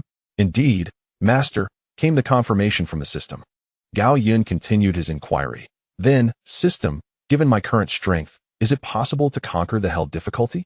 "Master, there is no possibility whatsoever." This answer fell within Gao Yun's expectations, as the combat intensity of the Reappearance of Summer was already formidable. Now, with the system delineating 5 distinct levels of difficulty, coupled with the absence of the original protagonist, it was evident that the hell difficulty of this quest would be exceptionally daunting. "Indeed, I comprehend, Tsuko." I have but one final inquiry. As long as I refrain from utilizing this ticket, will this world line persist indefinitely? It will not abruptly vanish with the passage of time, correct? Master, your reasoning is entirely accurate. Indeed, as long as you do not employ this ticket, its validity shall be eternal. Very well, I shall stow it away for now and await an opportune moment for its use. With the system's confirmation, Gao Yun, devoid of any lingering concerns, placed the summer rebirth ticket into his backpack, preparing to utilize it when his strength was sufficient. Having secured the ticket, Gao Yun's gaze shifted toward the final handsome figure. Now, only you remain. Come forth. Mysterious reward. Gao Yun exuberantly exclaimed within his mind. Suko, activate the mysterious reward. Master, the mysterious reward has been activated. Congratulations, you have obtained an opportunity for a choice among 3 options. 3 options? Before Gao Yun could further inquire, the system presented all 3 choices before his eyes. 1. Acquire all of Jason's existing abilities. 2. Refine Crystal Lake into a terrifying domain, duration, 1 month. 3. Randomly draw a powerful item, guaranteed gold, small probability of red, extremely low probability of rainbow. Upon reviewing the 3 options, Gao Yun found himself momentarily at a loss regarding what to choose, as each reward presented compelling reasons for selection. The most agonizing plight in the world is indeed this. 3 splendid choices, yet only one may be selected. Suko, is it possible for me to claim them all? Gao Yun inquired playfully yet earnestly, harboring a flicker of hope that he might indeed obtain everything. Wouldn't that be akin to a calf riding a rocket, soaring to the heavens? Regrettably, Master, if it were possible, I would gladly grant you all 3 rewards, but at this stage, I am unable to fulfill such a request. I sincerely apologize. Sensing the remorse in the system's voice, Gao Yun gently reassured, No, Suko, there is no need for apologies between us. Without you, I would not be the person I am today. You are truly the best, and there is nothing to regret. To Gao Yun, the system was his greatest benefactor. Were it not for the system's existence, his life, nay, his very quality of existence in this world, would be unfathomable. He would have to navigate each day in constant trepidation, rather than enjoying the banter and laughter he now relished. As for the conspiracy theories he had encountered regarding systems in his previous life, Gao Yun remained indifferent, for, as previously stated, without the system, there would be no present for him. Even if, hypothetically, the system were to betray him in the future, he would accept it. For it was the system that had enabled him to witness such vast vistas. To summarize in a light-hearted manner, the gratitude he owed to Tsuko was insurmountable. Thank you, Master. Seeing the system regain its vigor, Gao Yun broke into a joyous smile. After a heartfelt interaction, Gao Yun began to seriously contemplate which of the 3 options would be the most advantageous. At that moment, the system detected Gao Yun's indecision and suggested, Master, I recommend you choose the second option. Startled by the system's words, Gao Yun immediately inquired, Oh, what makes you say that, system? Master, the domain, even among all the extraordinary existences, is an exceedingly rare entity, the system explained. This is due to the exceptional growth potential of a complete domain, which possesses a myriad of incredible abilities. Such incredibility cannot be adequately articulated in words. In summary, your luck is remarkably extraordinary. So I implore you not to miss this opportunity, for in a certain sense, the value of this option far surpasses the other 2. Gao Yun, intrigued, asked, How many points would it require to exchange for a domain? The system grasped Gao Yun's intent and elaborated, Master, an incomplete domain would require at least 500,000 points, while a complete domain would necessitate a minimum of 3 million points. What distinguishes the complete from the incomplete? At that moment, Gao Yun resembled a curious sponge, eagerly absorbing the novel knowledge from the system. Master, that is an excellent question. In brief, an incomplete domain is fraught with various flaws, while a complete domain is devoid of such issues. For instance, Silent Hill is a remarkably powerful horror domain, yet it is still not a complete domain. This is due to a critical flaw. It cannot move and is bound to the reality of Silent Hill. As such, it can only exert its influence within its limited territory and cannot extend its reach to the outside world. Conversely, a complete domain encounters no such limitations. It is akin to a portable little world, capable of traversing the entire universe without any constraints. Therefore, complete domains are extraordinarily rare and are truly treasures that one may only encounter by chance. Having absorbed the system's detailed description and newfound knowledge, Gao Yun had made up his mind. I understand now, Little Chi. It shall be decided. Crystal Lake, you are the one. Master Little Chi is? The system speculated, though it could not confirm.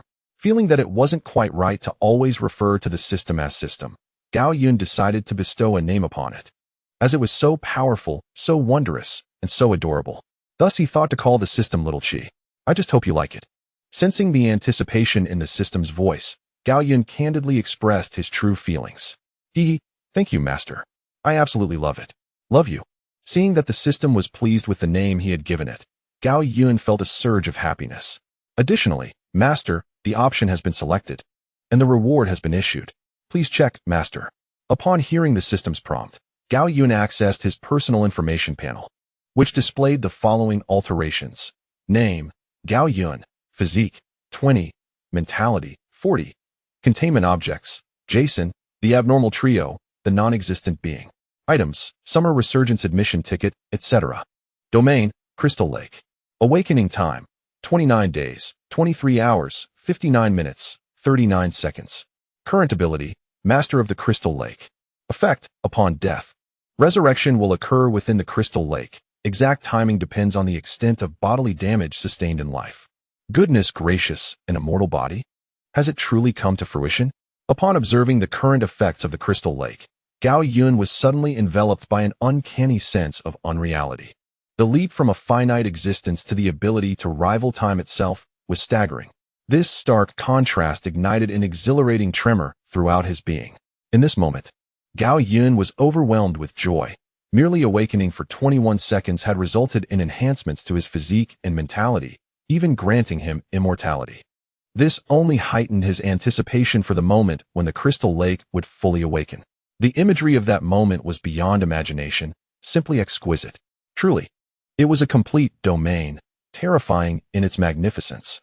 After a brief moment of reflection, Gao Yun contentedly retracted his personal information panel. It must be said, the results of these 3 draws exceeded his original expectations. Each outcome was of the highest caliber, a delightful surprise indeed. Now, only one matter remained. With that thought, Gao Yun immersed himself in the list of containment objects. He soon focused on the entity he wished to examine. Without hesitation, he acted upon his intent. An ominous shadow, exuding a foreboding presence, suddenly materialized in the living room. Gao Yun scrutinized this shadow, aside from its approximate height of 1.75 meters and its extraordinary aura. There was no further evidence to indicate that this was a world-destroying anomaly. Indeed, this was the essence of the non-existent being, stripped of all abilities. Gao Yun mused that further words were unnecessary. It was time to consult the panel. Non-existent being, affinity, 80, mentality, physique. Special note, due to its unique abilities, the non-existent being possesses no specific values. Abilities, existence nullification, cognitive interference, complete assimilation, mimicry. 1. Existence nullification, effect. When this ability is activated, the non-existent being will appear invisible to others. However, this invisibility is not of the conventional kind. It resembles a set of rules. When the non-existent being is present, even if it stands directly before individuals, their 5 senses will automatically disregard it, as though it does not exist at all. Vulnerability. The current effect is not flawless. Individuals with formidable mental strength or possessing special items or abilities have a certain probability of overcoming the influence of this ability. Chapter 25. The 6th one has its own mystique, cognitive interference. This ability, when activated, allows an entity that does not exist to effortlessly influence the perception of its target. Such perception will appear profoundly accurate to the affected individual. The target will harbor no suspicions regarding the altered understanding. For instance, if this entity occupies the same space as a close relative of the target, under the influence of this ability, it may exchange identities with that relative or transform them into any being. And the affected individual will remain unwavering in their belief that this non-existent entity is indeed their kin. Weakness. Despite its formidable efficacy, this ability possesses flaws. Individuals endowed with substantial mental fortitude have a reasonable chance of transcending this cognitive interference. Complete assimilation, effect 1, upon activation of this ability. If the non-existent entity is not promptly eliminated, The target selected by this mark will become a puppet of the entity within 24 hours. However, this puppet deviates from the conventional notion of a puppet. It embodies a far more enigmatic power. In essence, once assimilation is achieved, both the soul and body of the chosen target will become the property of the entity. When it desires to exert control, it may manipulate them at will. Yet, once the entity refrains from usage, the soul and body of the chosen target will revert to their original state, oblivious to the preceding events. Effect 2. Once the non-existent entity successfully claims its target, its life form undergoes a transformation, making it exceedingly difficult to eradicate. In addition to confronting its inherently unpredictable abilities, one must also eliminate all its assimilated forms. Weakness, a 24-hour assimilation period. Imitation, effect, the non-existent entity selects a preferred target for imitation, a process that accelerates its emotional and intellectual growth. Weakness, in the absence of a favored target, the non-existent entity becomes akin to a lifeless puppet, quietly lingering in the shadows. The atmosphere was thick with an unsettling aura, as the sixth one revealed its profound capabilities. Gao Yun offered sincere commendation after witnessing the full scope of the non-existent entity's powers. Particularly, the synergy of complete assimilation with the system's containment function could deftly exploit loopholes. Simply put, as long as the non-existent entity plants the mark of assimilation on its target without being slain, the chosen individual will inevitably succumb to assimilation within 24 hours. It is indeed a testament to the entity's world-ending strangeness. Gao Yun felt exceptionally fortunate this time. Initially, he had merely intended to defeat a few wild creatures and accumulate points. Yet unexpectedly, he had seized the entire inventory of the mysterious merchant at the spring, orchestrating a grand acquisition. 3 fingers, a single eye, serrated edges. Love, too, can vanish, cannot it? The non-existent entity seemed to sense Gao Yun's elation. Its aura transformed, shifting from ominous to jubilant. Clearly, the initial affinity rating of 80 rendered Gao Yun the object of admiration for a non-existent being. It had begun to emulate everything about him. At this moment, Gao Yun also noticed the transformation of the non-existent entity before him. Before his eyes, a shadowy figure was visibly taking shape, its limbs elongating, inky black hair flowing like silk, and a visage of unparalleled beauty, proportioned to perfection, began to fill in the dark outline. The only aspect seemingly unchanged was its height of 1.75 meters. In less than 6 seconds, a stunningly beautiful woman clad in a form-fitting black attire, embodying all of Gao Yun's aesthetic desires, materialized before him. The exquisite figure approached him gracefully, her captivating charm evident, while her 2 soft forms swayed gently. Upon reaching Gao Yun, she parted her ruby lips, releasing a faint, alluring fragrance that wafted through the air and enveloped Gao Yun's senses. This aroma left him utterly entranced. "Greetings, my dear creator. I am Gao Yun," she introduced herself, extending her hand, as pure as jade. "Hello, it is a pleasure to meet you." "I am Gao Yun," he replied, using his name from a past life. As it was evident that Gao Yun, through her mimetic abilities, had discerned his original name. The clarity of her name, Gao Yun, left little room for doubt. Thus, continuing to use the name Talos seemed rather futile. This realization further underscored the profound significance of the term world-destroying level. Such a capability was beyond extraordinary. As he clasped Gao Yun's hand, he too offered an introduction. "However, why do you refer to me as your creator?" Although he had his suspicions, the answer was right before him, making inquiry the most efficient course of action. In response, Gao Yun candidly explained, "Well, because my appearance, behavior, emotions, and even the way I contemplate issues are all derived from you. Thus, you are my creator." "Indeed, that is quite remarkable, Gao Yun. But can you assimilate me now?" This was not a test of her abilities. He was genuinely curious. Gao Yun wished to understand whether this conceptually rated power had any limits. If it did, could the unknown force within him, brought from the Blue Star universe, withstand the encroachment of such an ability? "I regret to inform you, my creator, that I cannot. The sixth sense of humanity warns me that if I were to attempt it, I would not see the dawn of tomorrow." With that, Gao Yun shrugged helplessly, an action strikingly similar to Gao Yun's own. Upon hearing her explanation, Gao Yun inquired further about Jason and the grotesque trio. "What about them? Can they be assimilated?" "Alas, creator, they are also your creations, and my abilities are insufficient to assimilate them. Upon hearing this, Gao Yun was struck with clarity, realizing that she and Gao Yun were not even conversing on the same wavelength. The two inquiries posed by Gao Yun were explicitly concerning the system, while Gao Yun's initial question pertained to the latent power within his own body, with the latter inquiry addressing the system. Without dwelling excessively on this distinction, for Gao Yun had already obtained the answers he sought, he proceeded to inquire further, "What of my memories?" At this, Gao Yun maintained her serene demeanor, for she existed in response to Gao Yun and was intimately familiar with another version of herself. She understood that Gao Yun's curiosity was merely innocent. Contemplating this, Gao Yun gently elucidated to her creator, "Esteemed creator, that is even less feasible. My knowledge of your name stems from the feedback of my innate abilities, rather than a breach of your memories. Furthermore, even if I could do such a thing, I would not, for that would be a profound disrespect. I cannot condone an act of betrayal that would amount to repaying kindness with malice. I trust you, another version of myself." Chapter 26. Only love in your ink. Upon hearing these words, Gao Yun's countenance instantly flushed crimson. Unable to contain herself, she threw herself into Gao Yun's embrace, prompting him to instinctively wrap his arms around her delicate form. "Esteemed creator, could you repeat what you just said?" As she tilted her head upwards, her beautiful black eyes shimmered as if adorned with stars, beseeching him with her gaze. How could Gao Yun refuse? He looked down at the enchanting figure in his arms, his expression tender and his tone imbued with warmth and trust. "Of course, I believe you, another version of myself." As for the reason behind his belief, it lay in the fact that a character who had been contained would never betray their own.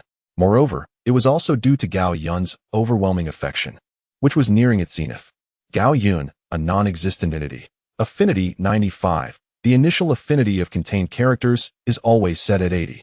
Yet this does not hinder the execution of Gao Yun's commands. As long as Gao Yun issues a directive, the contained character will strive to fulfill it to the best of their abilities. Additionally, an initial affinity of 80 is already an exceedingly high value.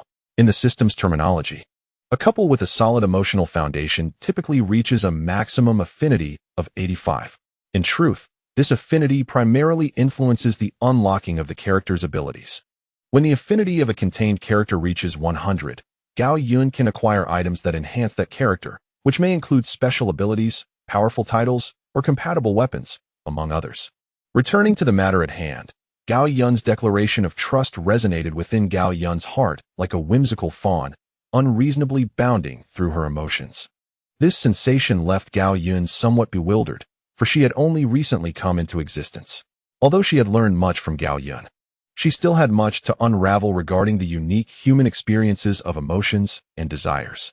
For the first time, Gao Yun savored this delightful sensation, feeling no aversion, as she was certain she relished this experience.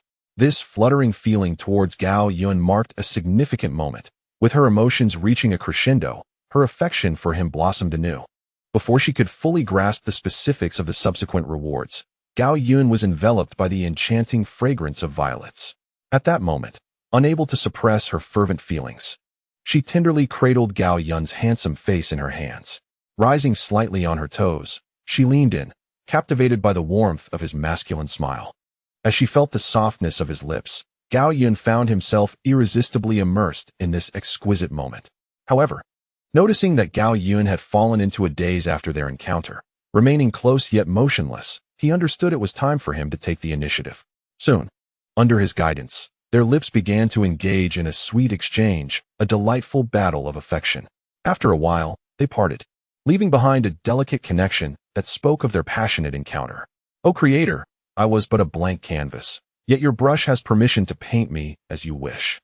Gao Yun, still lost in the enchanting experience, spoke with an unrestrained heart. Her melodious voice, mingling with the intoxicating scent, caressed Gao Yun's face. Mesmerized by her exquisite beauty and listening to her childish murmurs, he gently stroked her silky hair, his eyes filled with tenderness, and solemnly declared, "You are indeed my unique hue, Gao Yun, for all eternity. You are so mischievous, my heart feels confounding, racing uncontrollably." With that, Gao Yun nestled her head against Gao Yun's sturdy chest, her exquisite cheek rubbing against him, seeking solace for her racing heart.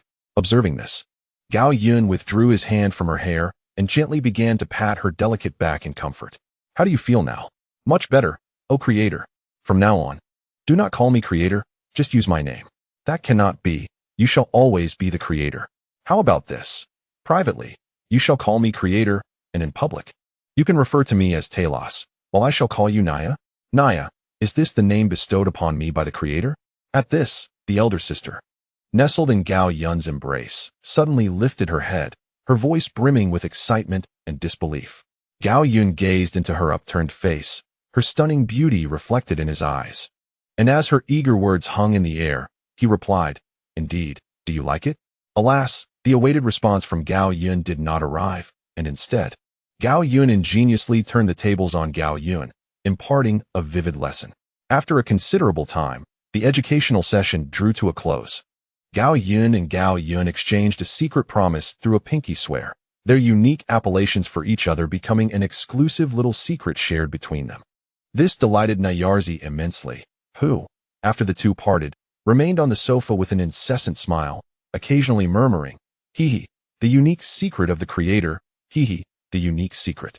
Observing this, Gao Yun smiled softly and decided to seize the moment while Maria was bathing to retreat to the bedroom and delve into the long-standing bizarre legends circulating online, with the intent of formulating a plan to strengthen himself swiftly. Approaching Nyarzi, Gao Yun leaned against the sofa and gently inquired, "Nyarzi, I am about to look for some materials in the bedroom. Would you care to join me?" "Of course," Nyarzi exclaimed joyfully, leaping to her feet and linking her arm with Gao Yun's. The soft sensation against his arm prompted Gao Yun to inwardly exclaim, "This is the essence of life." However, he maintained a composed facade, adopting the demeanor of an adept as he led Nyarzi back to the bedroom. Unbeknownst to Gao Yun, at the very moment Nyarzi wrapped her arms around him, she too silently mused, "This is indeed the meaning of existence." However, before Gao Yun could take action, the sound of a door creaking open from the bathroom interrupted. Instinctively, he turned to see Maria emerging, adorned in a white bathrobe, her chestnut hair cascading casually over her shoulders. Her enchanting visage, enhanced by the steam, bore a delightful blush, and her shy gaze painted a beautiful tableau. Upon witnessing the intimate exchange between the two, Nyarzi gently released her hold on Gao Yun's arm and leaned in to whisper softly in his ear, "My dear creator, what are you waiting for?" Following her words, Nyarzi playfully licked his earlobe, and when Gao Yun regained his composure, he found Nyarzi reclining on the sofa, her encouraging gaze directed at him. Chapter 27. The Adventures of Little Gao. Gao Yun understood the meaning behind Nyarzi's eyes. Indeed, she was a true elder sister, perceptive of the heart's desires, embodying warmth akin to a nourishing goji berry tea, each sip instilling a sense of comfort. Given this, Gao Yun embraced the opportunity without hesitation, gracefully striding towards Maria, perhaps contemplating the forthcoming events. As he approached, Maria's adorable head lowered further.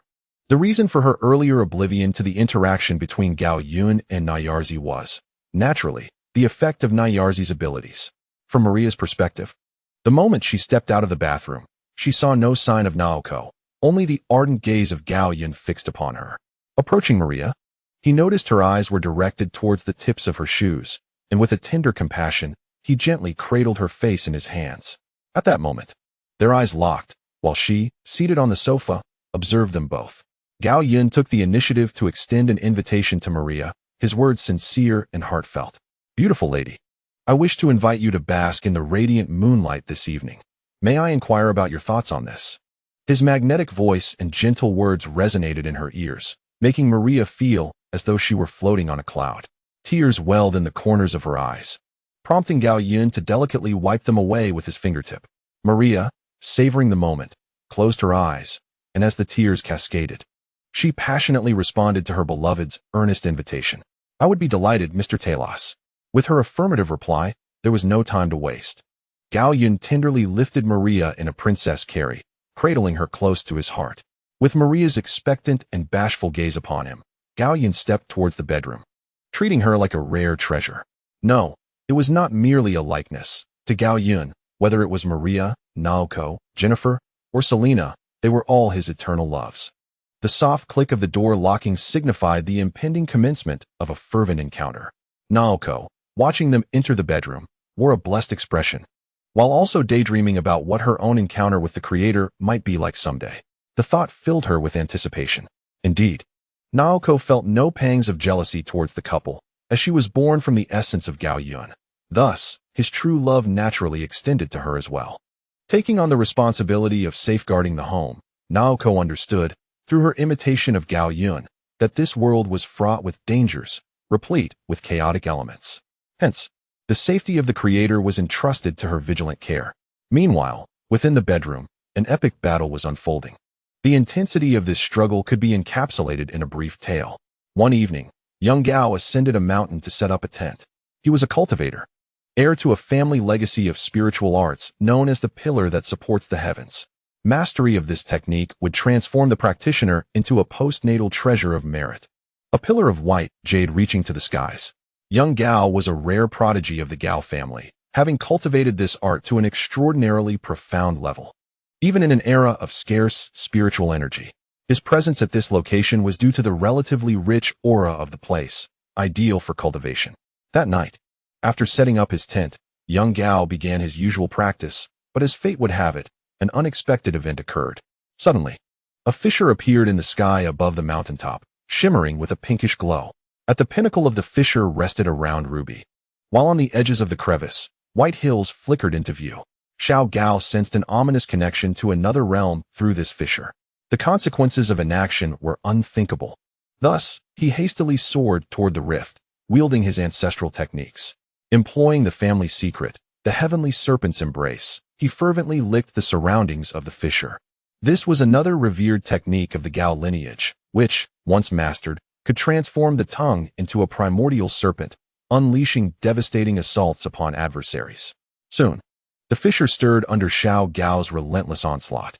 However, his expression remained grave, betraying no hint of ease, for the pace was still insufficient.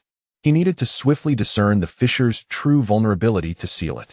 The imminent threat from the other dimension loomed large. But more pressing was the powerful suction that began to draw in everything nearby. Had Xiao Gao not been trained, he too might have been consumed by it.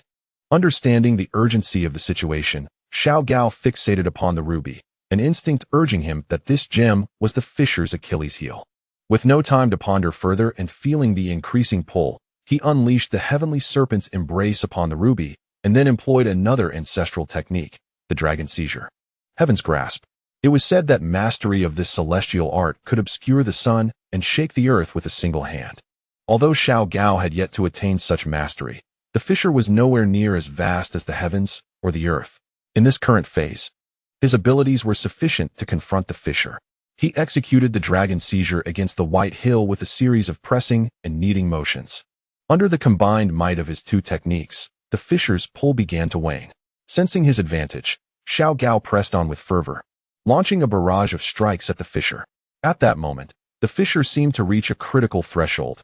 The suction, which had diminished to nearly imperceptible levels, surged back with even greater ferocity than before.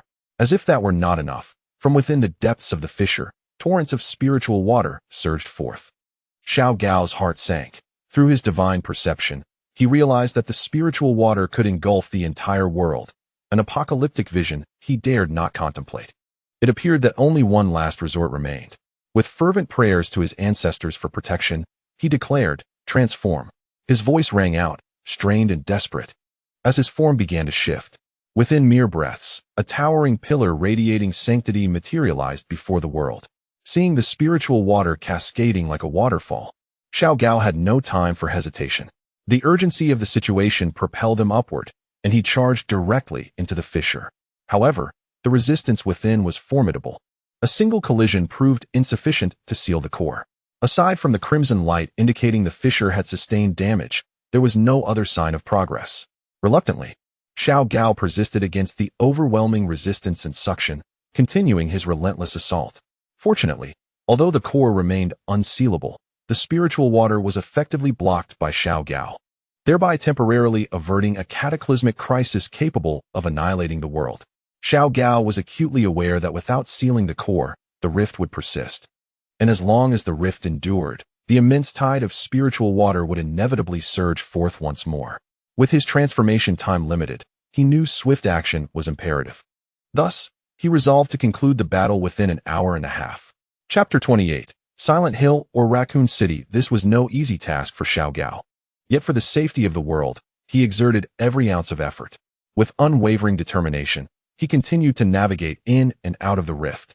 After 1 hour and 27 minutes, with merely 3 minutes left in his transformation, Xiao Gao finally overcame the formidable resistance and stood before the core, which resembled an oval-shaped red sphere. With little time for contemplation remaining, Xiao Gao promptly concentrated 97% of his spiritual energy atop his head. In the next moment, the energy transformed into spiritual liquid, gushing forth from the pinnacle of the towering column, each droplet meticulously striking the red core, successfully sealing its transmission pathway. Having accomplished this, Xiao Gao hurriedly reverted to his human form, only to be swept out of the rift by the residual seawater. Upon returning to the mountaintop, drenched from head to toe, Xiao Gao immediately fixed his gaze upon the rift. After observing for a moment, he noticed the rift beginning to fade into the ethereal, with the flowing spiritual water diminishing gradually. In a short while, the once formidable rift vanished from the sky. Aside from the soaked Xiao Gao, the mountains covered in spiritual water, and the rainbow at the summit, few would believe what had transpired here. Having successfully saved the world, Xiao Gao departed quietly, concealing his merits and fame. No one knew that he was the great hero who had salvaged the world that day. Yet the legend of the towering white jade pillar spread from person to person, becoming a cherished tale among them. As dawn broke, sunlight replaced the moonlight, casting its warm glow into every corner of the room. Maria, deeply immersed in slumber, gradually opened her drowsy eyes. The sensation of fatigue coursing through her body prompted her to instinctively turn over. In doing so, she found herself gazing into the familiar, gentle eyes of her beloved. Maria's previously sleepy eyes widened in astonishment, and she joyfully leaped into his embrace. With her movement, 2 little strawberries emerged at Gao Yun's lips. He quickly caught Maria, fearing she might bump her head. Once the strawberries reached his chest, he breathed a sigh of relief. "Oh dear, my little lazy cat. What would we do if you had fallen?" "Hee, never fear. I trust my Tata will always catch me." The charming nasal tones emanated from Maria's red lips, pressed closely against Gao Yun's ear, imbued with boundless trust and affection. Subsequently, Maria detached herself from Gao Yun's embrace and sat upright, utterly unfazed by the breathtaking view laid bare before him. Their bond had long transcended boundaries, intertwining their very beings. Moreover, as Tata aptly remarked, "I am a cat that performs backflips. I can never fall." With those words, Maria straightened her posture and playfully mimicked an adorable cat stretching its paws. Upon reaching a goodwill threshold of 100, Maria shed all pretenses born of external circumstances, now unreservedly revealing her most authentic self to Gao Yun. This scene nearly melted his heart. "All right, my beloved meow lady, would you care to savor the heartwarming porridge I personally prepared?"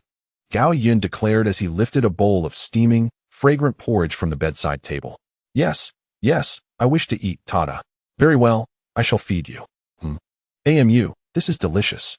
Tata's culinary skills are unmatched. Eat your fill, and in our home, should you desire anything, simply tell me, and I shall prepare it for you at any time." Under the warm embrace of the sun, the remarkably handsome man lovingly fed each spoonful of perfectly warm porridge to the newlywed woman. The stunning beauty, with eyes that seemed to converse, gazed unwaveringly at the man she adored, feeling as though she could never gaze enough, her expression brimming with affection. Their conversation flowed endlessly, recounting their journey from acquaintances to lovers, as time leisurely passed, enveloping Gao Yun and Maria in an increasingly tender and fulfilling atmosphere. By noon, Maria glanced at the flower-patterned towel on the sheets, a testament to the pinnacle of her relationship with Gao Yun, which she meticulously tucked away. For the next 2 days, Gao Yun accompanied Maria while also delving into the supernatural information of this world online. During this period, several events occurred. 1.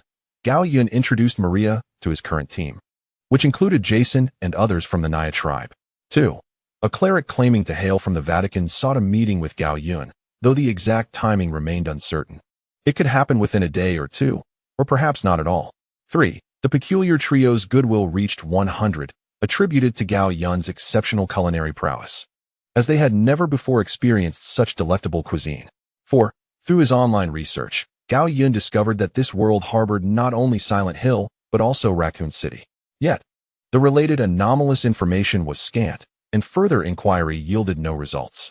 Particularly concerning Raccoon City, it presented itself as a burgeoning industrial gem, devoid of any anomalous information. However, endowed with the memories of a past life, Gao Yun is acutely aware that this situation is likely due to the collusion between the founder of Umbrella Corporation and the current sheriff of Raccoon City, which explains the absence of negative sentiments and unusual information regarding the city online. It is also possible that the incident in the Arkley Mountains has yet to unfold. Should this be the case, preparations must be made promptly. Seated before his computer, Gao Yun contemplates the current state of Raccoon City while devising his next strategic moves. The sooner he makes a move regarding Raccoon City, the better. As for Silent Hill, such thoughts are presently beyond his consideration, given his current capabilities. The chances of success in Raccoon City are considerable, whereas choosing Silent Hill would be tantamount to courting death. At this juncture, Gao Yun recalls an intriguing image from his previous life, depicting a road with two diverging paths. Each path is marked by a sign. The left reads Raccoon City, while the right proclaims Silent Hill. Should one choose Raccoon City, assuming they can overcome or evade all biological weapons created by Umbrella, such as the Pursuer or the Vengeful Deity, the dawn that follows would still be obliterated by a nuclear bomb, extinguishing all hope of survival. Now, what if one were to choose Silent Hill? That would be an entirely different affair. If Raccoon City represents a pinnacle of physical confrontation, Silent Hill embodies a profound psychological interrogation of the self, akin to the maxim that when you gaze long into the abyss gazes back into you. Once one steps into Silent Hill, they are likely to forget their original purpose, becoming wholly absorbed in the psychological torment that the town orchestrates for them. Chapter 29, The Mirror Image of Alan. Silent Hill will unleash the darkest facets of your soul, materializing them into the most terrifying monsters. With only a rare few capable of conquering these inner demons and thus escaping the nightmarish cycle. Most, however, find themselves eternally ensnared in Silent Hill, enduring one horrific loop after another, unable to escape. Ultimately, there are but two choices: to continue experiencing the cycle or to end one's life in search of liberation. Yet, this is merely the tip of the iceberg regarding Silent Hill, as the actual experiences are far more despairing and terrifying. Reflecting on these thoughts, Gao Yun playfully rests his right hand against his forehead, pondering what would transpire if a stone village were to emerge at the crossroads. That would be a daunting prospect indeed. Fortunately, in this world, he has yet to discover any traces of the existence of the stone village. Returning to the matter at hand, Gao Yun has formulated a plan. He intends to send Nyako to Raccoon City when the time is right, with the aim of assimilating the talented individuals within the police department. This way, when a crisis arises, the entire police force will be composed of his allies, greatly simplifying matters. Moreover, he is also preparing for a meeting with the church, planning to showcase a portion of his capabilities in hopes of becoming an unbound member of the church. This would significantly ease his journey through the world and facilitate the acquisition of information he seeks. Indeed, there are matters concerning Maria's parents and her sister, Alan. The original plan was altered by the emergence of Naya. Initially, he intended to employ Alan's method to lead Amy to discover her husband Dan's infidelity, thereby preventing Dan from subjecting Maria to that wretched cosmetic surgery. Of course, this was a relatively gentle approach. Furthermore, Gao Yun contemplated a more ruthless strategy, albeit one he had no intention of executing, which involved Jason performing a theatrical display for Dan. Fortunately, such drastic measures are no longer necessary. Under Naya's assimilation over the past 2 days, Maria's parents' souls and bodies have entirely fallen under her dominion. Thus, no one will now influence Maria, allowing her to joyfully be herself beside Gao Yun. In addition, Gao Yun resolved the matter concerning Alan. When Maria's affection reached 100, Gao Yun acquired the ability to enter the mirror world. Upon entering this realm, Maria suddenly felt an inexplicable sense of familiarity calling to her. Through Gao Yun's prior explanations, she understood that this was the emanation of her sister Alan's presence. Guided by this sensation, Gao Yun and Maria swiftly located Alan's soul. Alan was equally astonished that they had traversed the mirror to seek her out. According to her original plan, it should have been she who invaded her sister's body in the real world. The roles had completely reversed. To think you would come looking for me? Alan crossed her arms, a fleeting chill passing over her enchanting countenance, mirroring Maria's beauty. Sister, Although Maria had mentally prepared herself, the reality was still hard to believe. Had it not been for Gao Yun's revelations, she would never have known of her sister's existence, having been abandoned by their father in her youth. Indeed, my dear sister. Without a doubt, I am your sister, Alan. A hint of anger laced Alan's words. Sister, I am truly sorry. I had no knowledge of all this. Had I known. Maria approached Alan with tear-filled eyes, her expression rife with affection and remorse. Enough, this matter does not concern you. You are not to blame. It is all that man's fault. Do not harbor any guilt. Upon hearing this, the tense atmosphere dissipated instantly, and Alan's feigned chill faltered. Indeed, her heart was filled with resentment, yet she discerned the distinction between right and wrong. Dan's mistakes should not be transferred to her sister. Sister. Maria could no longer contain her emotions, rushing forward to embrace Alan. Alan held her sister tightly, tears glistening in her eyes. My timid sister has grown up and found a wonderful man. How delightful it is, Maria. To see you happy is truly wonderful. Initially, she had contemplated seizing Maria's body for revenge, believing that, given her sister's timid nature, such deeds could only be hers to undertake. Fortunately, you did not grant me such an opportunity. I am all too aware of myself. Once I embarked on that path, liberated from the solitude and torment endured over these countless years and nights, I fear I could never bring myself to return.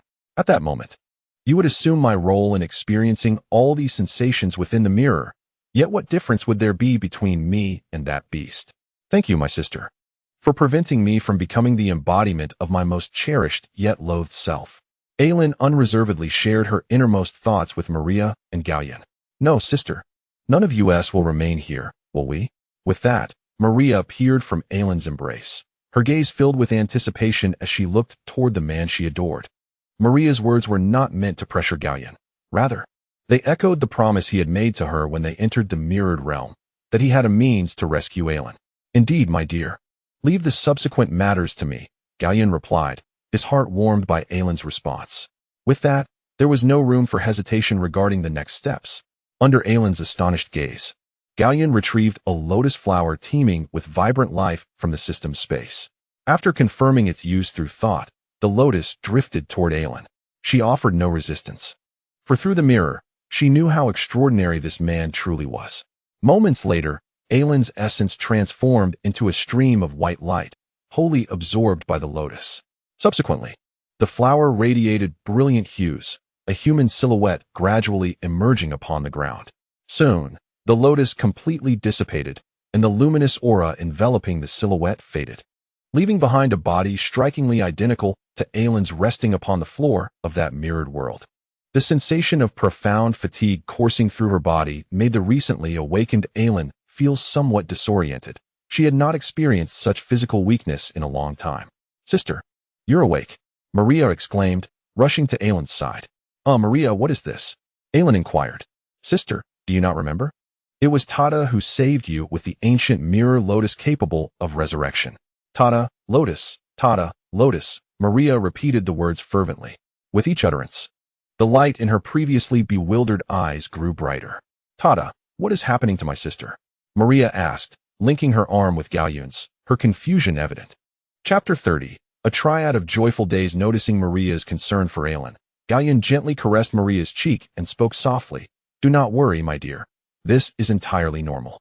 The merging of Aylin's soul and body will require some time, during which her consciousness may be somewhat clouded. However, once the integration is complete, this sense of disarray will dissipate. All right, Maria replied, her worries alleviated as she nestled against Gao Yun, patiently awaiting her sister's full awakening. Indeed, as Gao Yun had predicted, not long after their conversation, the change in Aylin's gaze became increasingly evident, and her words grew clearer. It was then that realization struck me, a triumphant I remember, signified Aylin's complete revival, as her soul seamlessly merged with her newly formed body. Upon hearing her voice, Maria hurried to Aylin's side, her concern palpable. Sister, have you regained your memories? How do you feel now? Yes, I remember everything, Aylin replied, her voice brimming with excitement. Aside from a slight weakness, everything else feels extraordinarily wonderful. The sensation of reclaiming her body filled Aylin with exhilaration. This had been her fervent wish, one she never truly believed would come to fruition. Reflecting on the reason for her rebirth, Aylin straightened her posture and gazed past her sister, locking eyes with the handsome man who watched her with a radiant smile. Eager to rise, Aylin found herself unsteady, nearly toppling over due to her unfamiliarity with her body. Fortunately, Gao Yun swiftly stepped in, supporting her alongside Maria, preventing what would have been a rather intimate encounter with the floor. "Thank you, Talos, my savior. I am eternally grateful for the gift of my new life," Aylin exclaimed. Her gratitude immediate and sincere, leaving little room for anything else. No one could comprehend what it meant for a soul trapped within a mirror for over a decade to reclaim its physical form. It is no exaggeration to say that Gao Yun was akin to a deity to Aylin, bestowing her a second chance at life. Her excitement and reverence transformed into a tangible faith. "Sister, if that is the case, then you should stay by Tada's side with me. The three of us living our lives together is far more important than anything else," Maria interjected, sensing Aylin's overwhelming emotion and providing Gao Yun with a timely assist. With this support, Gao Yun reflected on how Maria truly was his caring companion, her affection never wasted. "Really? Can I truly do that?" Aylin's exquisite features were awash with disbelief, yet a flicker of hope ignited within her. "Aylin, welcome, my dear family." Gao Yun warmly welcomed her addition. After all, as the saying goes, in this world, only genuine affection and good food should never be taken for granted. Upon hearing the word family in that magnetic voice, Aylin's heart fluttered, and in that moment, she said nothing but allowed her tears of joy to stream forth. The abandoned infant left in the snow now lacked for nothing. She had love and kinship. Aylin embraced Gao Yun tightly, drawing him close to her warmth, while her heart raced with uncontainable joy. "Congratulations, Master. Aylin's affinity for you has reached 100, activating the bond ability, Mirror Person. Upon detecting that both Aylin and Maria have achieved a camaraderie level of 100, and given that Aylin possesses the Mirror Person ability, the Mirror Person has been enhanced, resulting in the derivative effect known as the Mirror House. Aylin's status reads as follows: Affection, 100, Current Constitution, 11, Reduced due to weakness, Current Spirit, 15, Reduced due to weakness, Bonding abilities, Mirror Person. Mirror House. The effects of the Mirror Person allow Aylin to enter the mirror world. The first effect of the Mirror House states that when Aylin actively utilizes this ability, an invincible safe house can be created in the mirror world, lasting for 30 seconds. The second effect, a passive release, triggers when Aylin faces a fatal attack. If there are reflective objects within a 100-meter radius, Aylin will be drawn into the safe house of the mirror world, with its duration being half of that of the active release. Notably, this ability can still activate even in a completely lightless realm. Reflecting on Aylin's information panel and recalling the embrace and experiences of that day, Gao Yun couldn't help but feel a wave of nostalgia. Ah, how beautiful it is. Furthermore, the emergence of the Mirror House brought Gao Yun a significant sense of relief in this chaotic world of demons. His greatest concern had always been the safety of those around him. With Maria, Aylin, and himself now equipped with the ability of the Mirror House, Gao Yun had alleviated a considerable burden from his heart. As these thoughts faded, time returned to the present. Suddenly, the doorbell rang. Naya, who had been playing a game in the living room, set down her controller and peered through the peephole, discovering a refined, elderly gentleman clad in clerical robes. Knowing this was the person Gao Yun had been anticipating, Naya hastily dashed back towards the bedroom to inform Gao Yun. However, before she could take action, a familiar voice called out from behind her. "Is it the clergy that has arrived, Naya?" "Yes, indeed. They're right outside the door," she replied, turning to nod at Gao Yun. Upon receiving this confirmation, Gao Yun exchanged a knowing glance with Naya. Understanding his intent, she gently patted her chest, assuring him that everything would be fine. Seeing this, Gao Yun first caressed Naya's wonderfully soft cheek and then proceeded to the door to open it. "Good day, Mr. Talos. I am Father John William from the clergy. I have come today to discuss matters concerning Crystal Lake, and I hope you do not mind my visit." After stating his purpose, John made a slight bow, signifying his goodwill. "Greetings, Father John. I apologize for not properly welcoming you today. Please forgive my oversight, and do come in." As the saying goes, one should not strike a smile away. Given Father John's amiable demeanor, Gao Yun naturally welcomed him graciously. After preparing a cup of tea for both John and himself, Gao Yun and John took their seats across from one another on the sofa in the living room. After scrutinizing Gao Yun for a while, John found himself increasingly pleased and intrigued by the young man exuding an air of nobility before him. One might wonder why. Aside from Gao Yun's strikingly handsome features, which even deities would find faultless, his extraordinary demeanor, eloquence during their previous encounter, and his notable achievement in single-handedly resolving the Crystal Lake incident all hinted at a bright and remarkable future for this young man. Mr. Talos, I assume you personally resolved the Crystal Lake incident. John feigned ignorance, eager to discern Gao Yun's response to this inquiry. Indeed, Father John, as you rightly stated, Gao Yun directly acknowledged, for the reasoning was straightforward. Representatives from the Holy See had already approached him, and further concealment held no purpose.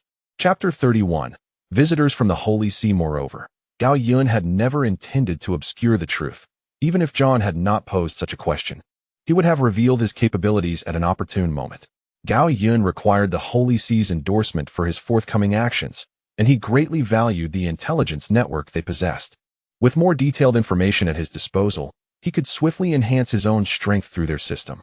After receiving this answer, John leaned forward, his hands intertwined beneath his chin, a knowing smile gracing his face as his sharp gaze fixed upon Gao Yun.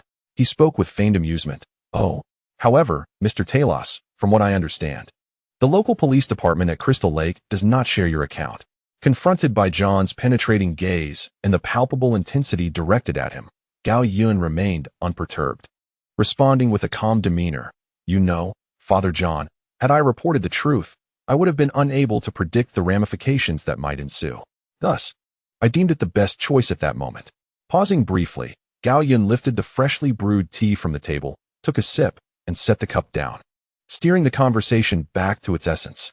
Moreover, I believe, Father John, that your primary purpose in visiting today is not merely to discuss such matters. Haha, Mr. Talos. You truly are an intriguing individual. Please forgive my earlier indiscretions, John replied. Gao Yun refrained from commenting directly on this statement, simply responding, Father John. You may call me Talos. Although this remark might have created an awkward moment if taken in isolation, John's understanding of Gao Yun's tone and demeanor indicated that he wished to forego such formalities.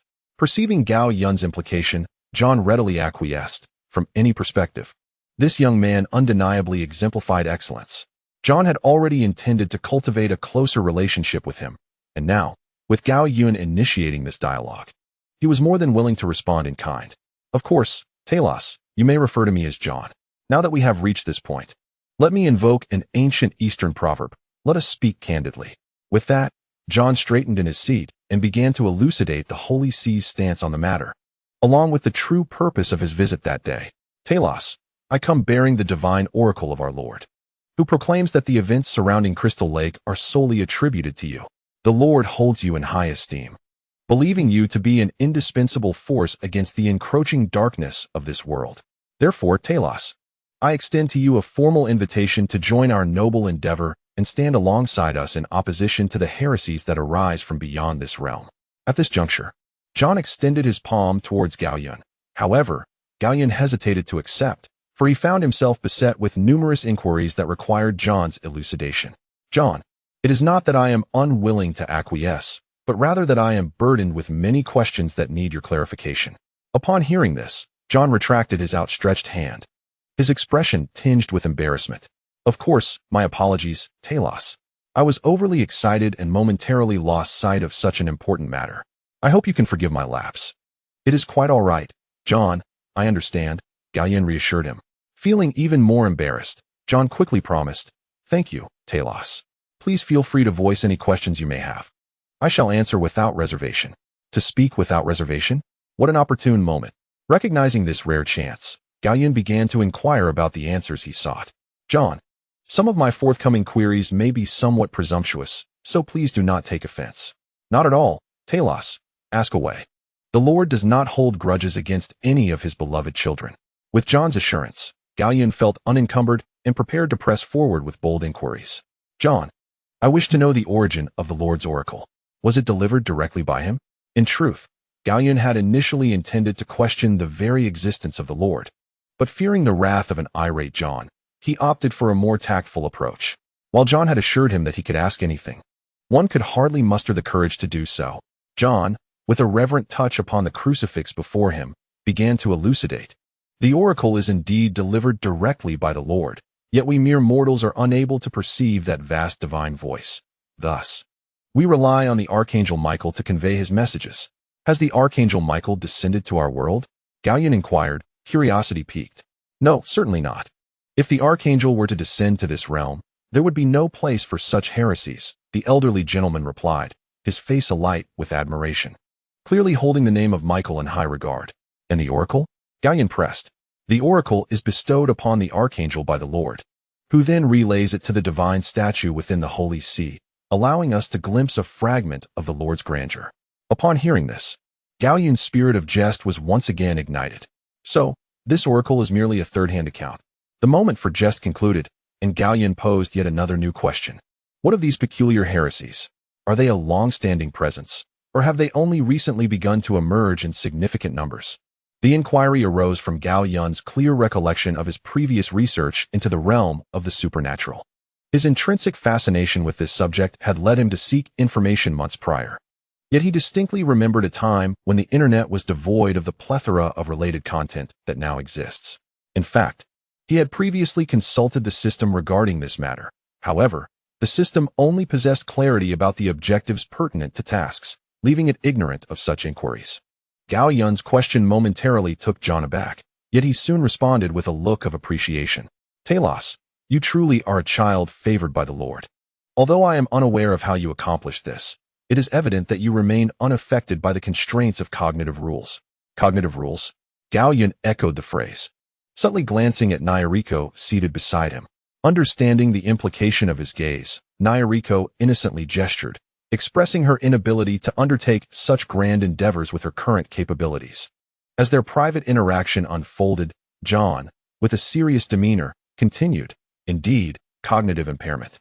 At some indeterminate point, our world began to perceive these aberrations from other realms as if they were inherently part of our existence. This perception is erroneous. In truth, these intrusions have altered our understanding through the influence of cognitive rules. It is only with the Lord's assistance that I have regained a fragment of clarity. After silently absorbing John's overview, Gao Yun pondered for a moment before pressing on with his inquiry. No wonder, then. John, Silent Hill and Raccoon City are similarly affected. Are they not?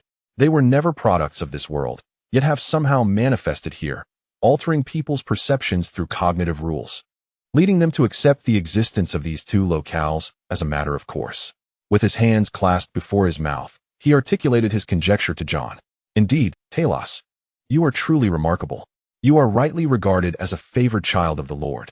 The examples you provided vividly illustrate the unseen yet profound impact of cognitive rules upon our world. John's affirmation of Gao Yun's hypothesis was resounding. Following this, John elaborated further. The Lord has stated that at some point, our world experienced breaches in its spatial barriers, allowing entities from other realms to occasionally enter. Some chose to take root and flourish here, while others departed to unknown destinations through their unique methods. According to the Lord, cognitive rules are one of the essential foundations of cosmic operation. It profoundly influences every facet of the universe's comprehension of the vast world. Yet, when fissures emerge within the spatial realm, the rules of cognition also falter. Astonishingly, it cannot discern the true nature of those despicable outsiders, mistakenly regarding them as integral members of our world. Otherwise, the world would not have devolved into its current state. After listening to John's words, Gao Yun whimsically pondered, am I considered an outsider or a local? Dispersing the whimsical thoughts from his mind with an air of composure, Gao Yun adeptly redirected the conversation to delve deeper into Silent Hill and Raccoon City. John, what do you know about Silent Hill and Raccoon City? I am preparing to venture forth to address these two anomalies. Initially filled with righteous indignation regarding the indistinct nature of cognitive rules, John's demeanor shifted to one of concern upon hearing Gao Yun's intentions. Talos, this decision must be approached with utmost caution. Until you possess sufficient strength, do not set foot in Silent Hill. That place is exceedingly bizarre. Even our Holy See anticipates needing to dispatch at least 3 cardinals to have a fighting chance. And what of Raccoon City? Gao Yun refrained from explicitly referencing our and continued to inquire about the latter circumstances. Having already resolved to join the Holy See, he tacitly acknowledged John's probing remarks. Realizing Gao Yun's lack of reaction to his insinuations, John comprehended that the matter was likely secure. Thus, he earnestly shared his insights concerning the new query posed by Gao Yun. In certain respects, the situation in Raccoon City is even more intricate. Its peculiarities, though far less severe than those of Silent Hill, have engendered a stable interest group, dominated by the Umbrella Corporation, a pharmaceutical giant. Raccoon City has fallen under its de facto control. This impenetrable network renders it exceedingly difficult for our operatives to infiltrate, and the intelligence we receive remains limited. Compounding this issue, strange occurrences proliferate across the nation, many of which are prioritized higher within the Holy See than those in Raccoon City. As delays in addressing these matters could inflict severe damage upon the entirety of America, if not the entire world. Consequently, the elite forces of the Holy See are burdened with these pressing issues, leaving little manpower to thoroughly investigate Raccoon City. Additionally, influenced by the cognitive rules, the United States has been inundated with a plethora of chaotic heresies. Although these heresies do not pose a direct threat to our Holy See, they wield considerable influence over various aspects of America. Some of these are even linked to the previously mentioned Umbrella Corporation, further complicating the investigation into the matter. After articulating such extensive thoughts, John felt a pang of thirst and took a sip from the tea on the table, rapidly reviewing John's earlier statements in his mind. Gao Yun posed a somewhat pointed question. Is there truly no swift resolution for the heresy issue within the United States by the Holy See? I believe that if this problem remains unresolved, it will inevitably lead to great calamity in the future. No, they have begun to influence this world, have they not? Gao Yun could not help but recall the nuclear bomb directed at Raccoon City. Upon hearing this, John set down his teacup, a bitter expression crossing his weathered face. Talos, I share your thoughts, but regrettably, our capabilities are limited, and achieving this will require time. The situation is far more intricate than it appears. The interests of various parties are entangled, and the church itself is not a monolith. Coupled with the influence of cognitive rules, it is indeed a formidable challenge. For this reason, Talos, we require your assistance. Join us, child, embrace the embrace of the Lord. John pivoted his tone, extending another invitation to Gao Yun. This time, Gao Yun did not decline. On one hand, he had already been inclined towards this decision, and on the other, through his conversation with John, he found the old man to be quite agreeable. Of course, an undeniable factor was John's personal information panel. John William. Affinity 70. Physique? Mentality? Abilities? The affinity of 70 indicated John's consistent attitude towards Gao Yun. Considering these 3 points, along with various previous interactions, Gao Yun accepted John's invitation. Indeed, John, I am deeply honored to be valued by the church. Gao Yun extended his hand, gripping John's firmly. Good, good, good, Talos, this is splendid. John exclaimed joyfully, his mood remarkably elevated. It was not merely due to fulfilling the Lord's will, but rather because he genuinely admired this young talent through their discussions. However, John, I have some thoughts of my own that I hope you will agree to. No problem, Talos, just speak, and I shall comply. John waved his hand, promising with a generous demeanor. Very well, Gao Yun replied, his face adorned with a smile. Subsequently, he conveyed his thoughts to John. In essence, it was a singular core idea, autonomy. To put it simply, Gao Yun, accustomed to freedom, did not wish for the church to impose any constraints upon him. Naturally, he did not express this so directly. Instead, he articulated his sentiments to John with a high emotional intelligence. Upon learning of Gao Yun's desires, a benevolent smile graced John's aged face. Of course, child, you may pursue whatever you wish, and you are free to refrain from anything you do not wish to do. It is all up to you. The church will not interfere in your affairs. Chapter 33. We grow under the same starry sky. But child, please remember always, wherever you are, the church shall forever be your strongest support. A renewed oath binds us together, striving towards a common goal. This is our new covenant church. And once again, we welcome your addition, child. Upon concluding his words, John extended his right hand, and a sacred radiance materialized seemingly out of thin air, coalescing in his palm into a badge emblazoned with the image of a six-winged angel. Child, take this. Should you encounter any peril, recite the sacred oath towards the seraphim. We grow beneath the same starry sky. All members of the clergy who receive this message will hasten to your side without delay. Thank you, John. Gao Yun accepted the badge from John's hand, unable to suppress his admiration for the grandeur of the clergy. Particularly, John's words left him somewhat astonished. Look at how the clergy conducts its affairs. It is truly impressive. After offering a heartfelt commendation for the clergy represented by John, Gao Yun recalled the mention of the Old Testament in John's discourse. Though it was a solitary reference, it had left a profound impression on him. With this thought in mind, he directly inquired, John, I noticed you mentioned the term New Testament, correct? Could this be the reason you previously stated that the clergy is united as one? Also, John, surely you are not a mere priest. Upon hearing Gao Yun's question, John nodded with satisfaction. A good question, child. This is precisely what I wish to convey to you. You are correct. The root of the clergy's apparent unity lies here. Currently, the clergy can be roughly divided into 3 factions. At this point, John took another sip from his teacup before continuing. The first major faction is the Old Testament clergy, whose influence extends beyond our New Testament realm, permeating most of the nation. The second faction is the New Testament clergy, which is my faction, holding dominion over the entire continent of America, with its stronghold in Texas. The third faction is the Holy Covenant sect.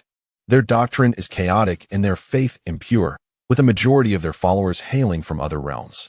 Although they lack a fixed territory, they should not be underestimated. As for my identity, child, as you have surmised, I am indeed not a priest but the 13th Pope of the New Testament, John William. Upon learning John's true identity, Gao Yun felt no surprise. He had long harbored suspicions, and the reasoning was simple. Terms such as oracle, Michael, and Lord are all profoundly significant within the clergy. Such terminology hardly seemed accessible to a mere priest, and coupled with the system's inability to disclose John's specific attributes, it further substantiated his suspicions. The system had previously explained to Gao Yun that the inability to display specific attributes arose from a significant disparity in levels between the parties involved. From this perspective, it was not a matter of Gao Yun elevating his own status. He did not believe he would be unable to discern the details of a mere clergy priest. Therefore, the singular truth remained. There was an issue with John's identity. As expected, John's own words confirmed this notion. Upon discovering the true identity of John, Gao Yun engaged in extensive conversation with him, fully aware that such an opportunity is rare and precious. He surmised that without divine providence, this pope would not have made a personal visit. Seizing this hard-won chance, Gao Yun conversed with John from noon until evening. He prepared a sumptuous dinner, which received genuine praise from the Old Covenant Pope, who repeatedly commended Gao Yun's culinary skills as unparalleled in contemporary times. After bidding farewell to John, the clock had already struck past 8 in the evening, and Gao Yun, along with Nayako, began to sift through the day's bounty, a medal of the 6-winged seraph, a vial of golden quality holy water, an official document certified by the New Covenant Church, and an abundance of information regarding the supernatural realm. Reflecting on the enlightening discussions with John, Gao Yun mused that he had truly reaped substantial rewards. Additionally, he acquired the URL and login credentials for an encrypted forum, a collaborative establishment by official supernatural organizations worldwide, housing a myriad of strange encounters and supernatural occurrences. The intelligence he had long yearned for was now effortlessly within his grasp, prompting Gao Yun to exclaim, "Indeed, it is advantageous to be sheltered by a great tree." Upon accessing the forum, Gao Yun observed that it comprised 4 sections: task rewards, task marketplace, chat channel, and classified archives. Curiosity led him to open the task marketplace, where he found nothing but a single message displayed prominently on the screen: insufficient account currency, no purchasable items available. After reading this, Gao Yun was reminded of the dread associated with the initial game recharge packages. Perhaps I should first consult the tutorial related to this section, he thought. By clicking the question mark at the top right of the task marketplace, Gao Yun carefully perused the information, grasping the operational logic of the marketplace. In essence, only accounts with forum points could view specific items on this interface. The term specific is used because the forum system filters the points of registered members. For instance, a member with 10 points could only see items worth 10 points or less. To acquire points, one must either invest financially or complete tasks listed in the task reward section. The conversion rate for monetary investment is 1 point for every 1,000 units of local currency, which is rather exorbitant. As for the rates in other countries, Gao Yun was uncertain, as the currency exchange rate is determined by the country in which the account is registered. Since Gao Yun's account was registered in the United States, he could only see the American standard and was unable to view the exchange rates from other regions. Goodness, these prices are exceedingly steep. He exclaimed. Even if I were to invest all accessible cash, I would only acquire 100,000 points. That doesn't seem too little after all. Suddenly, a sense of intrigue stirred within Gao Yun. However, after a moment's contemplation, he decided against it. He could not ascertain what treasures lay within the marketplace, and the thought of investing all his funds only to be met with disappointment was disheartening. Perhaps it was wiser to first complete a few tasks. With a gentle shake of his head, he dispelled such perilous notions from his mind and opened the task bounty section he had been eagerly anticipating. Upon accessing it, Gao Yun perused the offerings and couldn't help but exclaim in delight as supernatural information from across the globe fluttered like snowflakes throughout the task bounty listings. Among them were several familiar faces, including one that particularly caught his attention.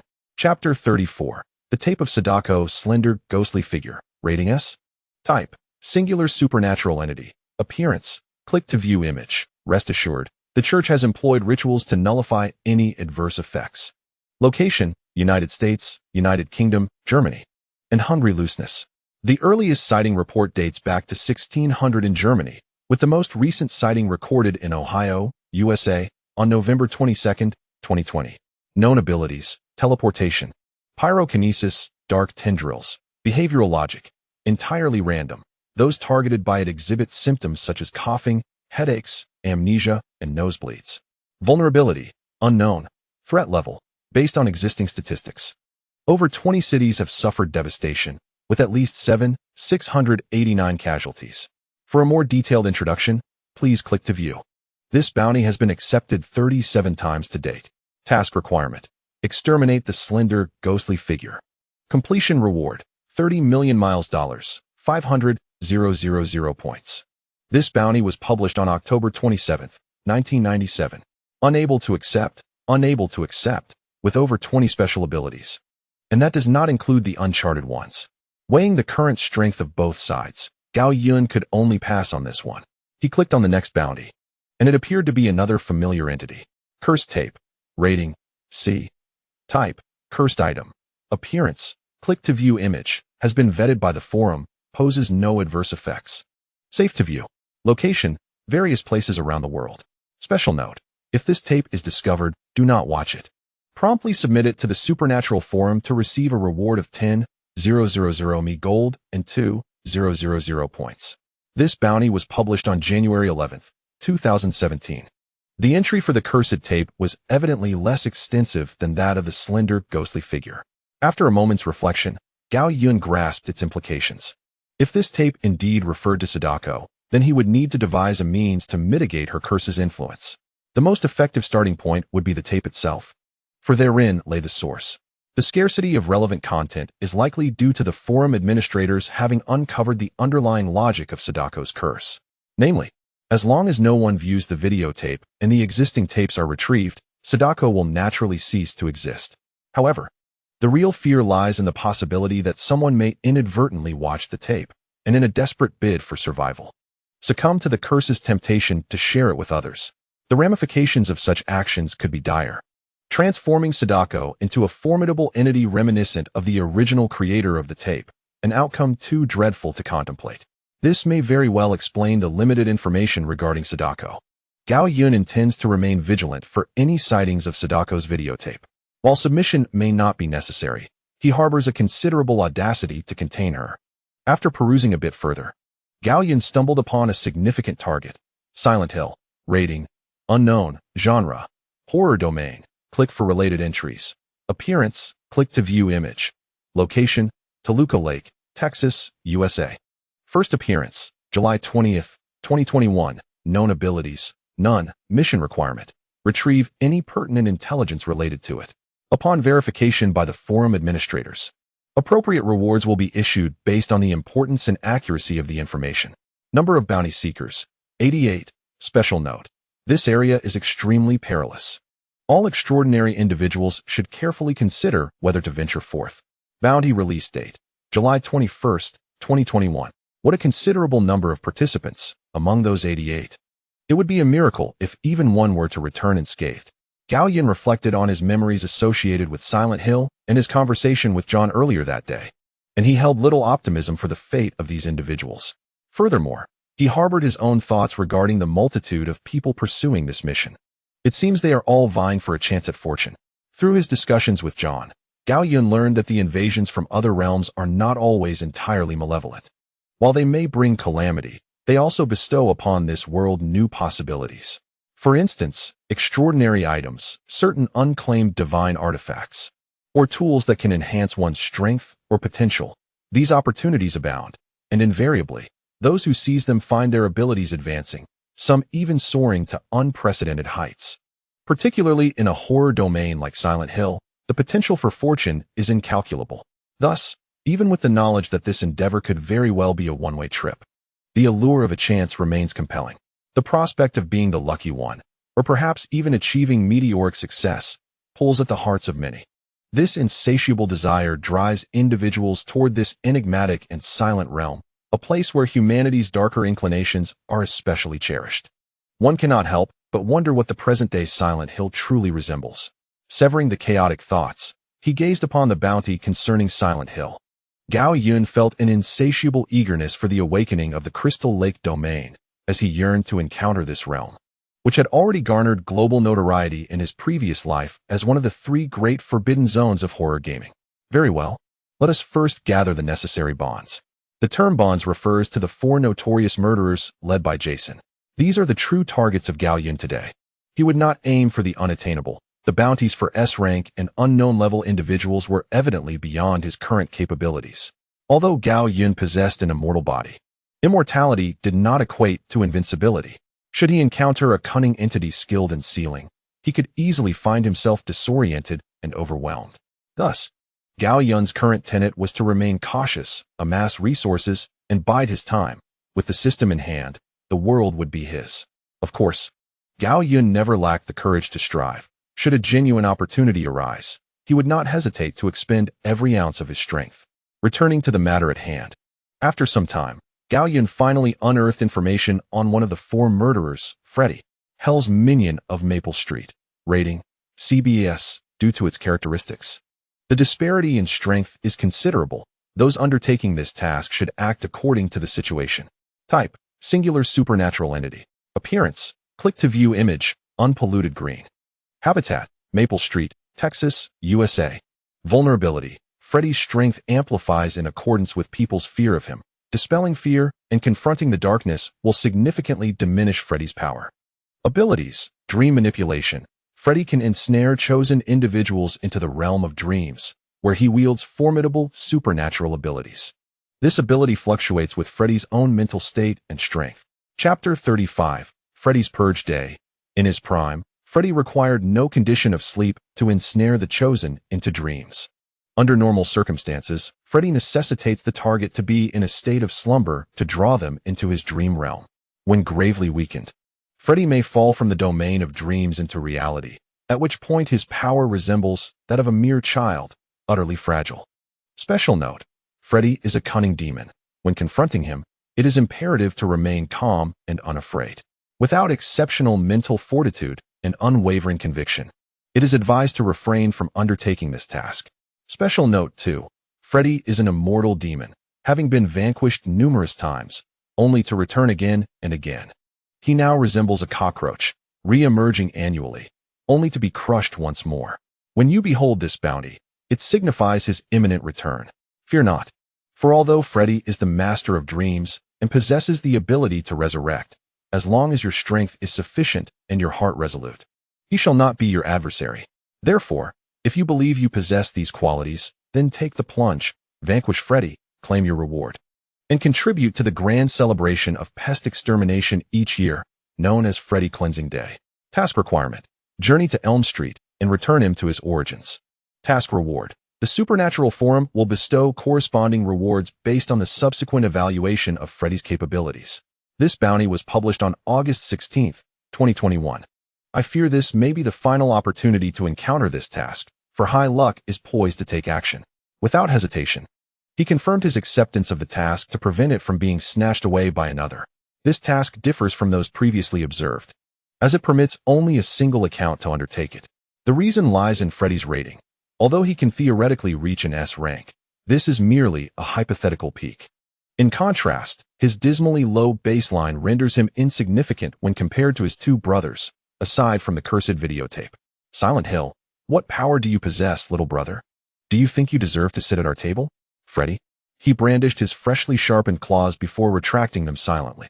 Congratulations, Outworld Demon. You have successfully accepted the task, Devil's Minion of Elm Street. Please complete it within 10 days. Otherwise, the task will automatically become void, and you will be unable to accept it again.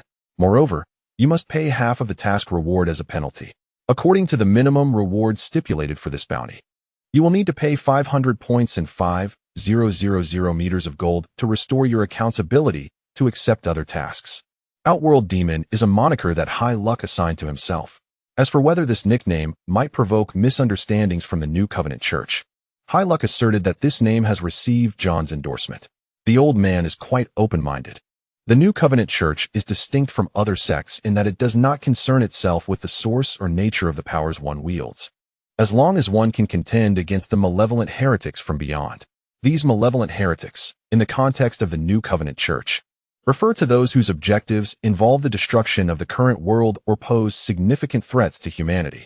Conversely, those who merely seek to live peacefully or are harmless to the world, even wishing to join the New Covenant Church in maintaining global harmony, are likewise welcomed. In discussing such matters, one cannot overlook High Luck's earlier plan. Initially, when he had not yet met John, he intended for Nyarlathotep to facilitate a form of assimilation with John. However, upon further reflection, High Luck deemed this approach inappropriate. The rationale is straightforward. After all, this church truly has a master. Should anything be uncovered, High Luck's position would become precarious. Additionally, as he spent time with John, he found the old man to be quite agreeable, leading him to abandon that notion. After acquiring the desired information, Gao Yun continued his search for the bounty related to Barb and Miles. Unfortunately, despite his lengthy efforts, he was unable to uncover any leads. With no other option, he reluctantly closed the forum. As for Barb, Gao Yun had his connections, but concerning Miles, he could only hope that he remained in Hardenfield, not wandering about with his sister's gravestone in tow. Otherwise, that would indeed pose a significant challenge. Gao Yun pondered this for a moment, but soon decided not to waste any more energy on such trivial matters. Focusing on the present was of utmost importance. He believed that Miles would eventually be found in due course. Gao Yun retrieved a small vial from his system backpack, resembling a bottle of eye drops. Upon closer inspection, he noted that the liquid inside was a resplendent gold. When his gaze met the luminous glow emanating from it, he felt a comforting warmth enveloping his eyes. Intrigued by the vial, he opened the system panel for further examination. Holy water, volume, 10 milliliters, quality, golden red, effect, heart transformation, description, let there be light, said the divine, and thus light came to be. When the master utilizes this holy water, it can transform according to your will. It may serve as a life-saving elixir or as a formidable weapon for battle. Everything is determined by the master's thoughts and intentions. Special note: due to the limited quantity of this holy water, any creation born from it, if equal to or of higher quality than the holy water, will generally have a time constraint. Please use it promptly. Heaven's decree states that this item is for the master's use only. Evaluation: blessed by the Archangel Michael. This holy water possesses powers far beyond that of ordinary holy waters. Indeed, this was the holy water that John had previously entrusted to Gao Yun. After reading the description, he felt a profound sense of gratitude towards the church and heaven, and with a surge of excitement, he carefully placed it back into his system backpack. This church, this heaven, truly exists and is indeed remarkable. Gao Yun silently expressed his appreciation to the church and heaven. Once his exhilaration subsided, he turned his attention to the identification card on his desk. Its overall structure resembled that of an identity card, featuring a striking photograph of Gao Yun. Below the image was a unique identification code associated with his church records.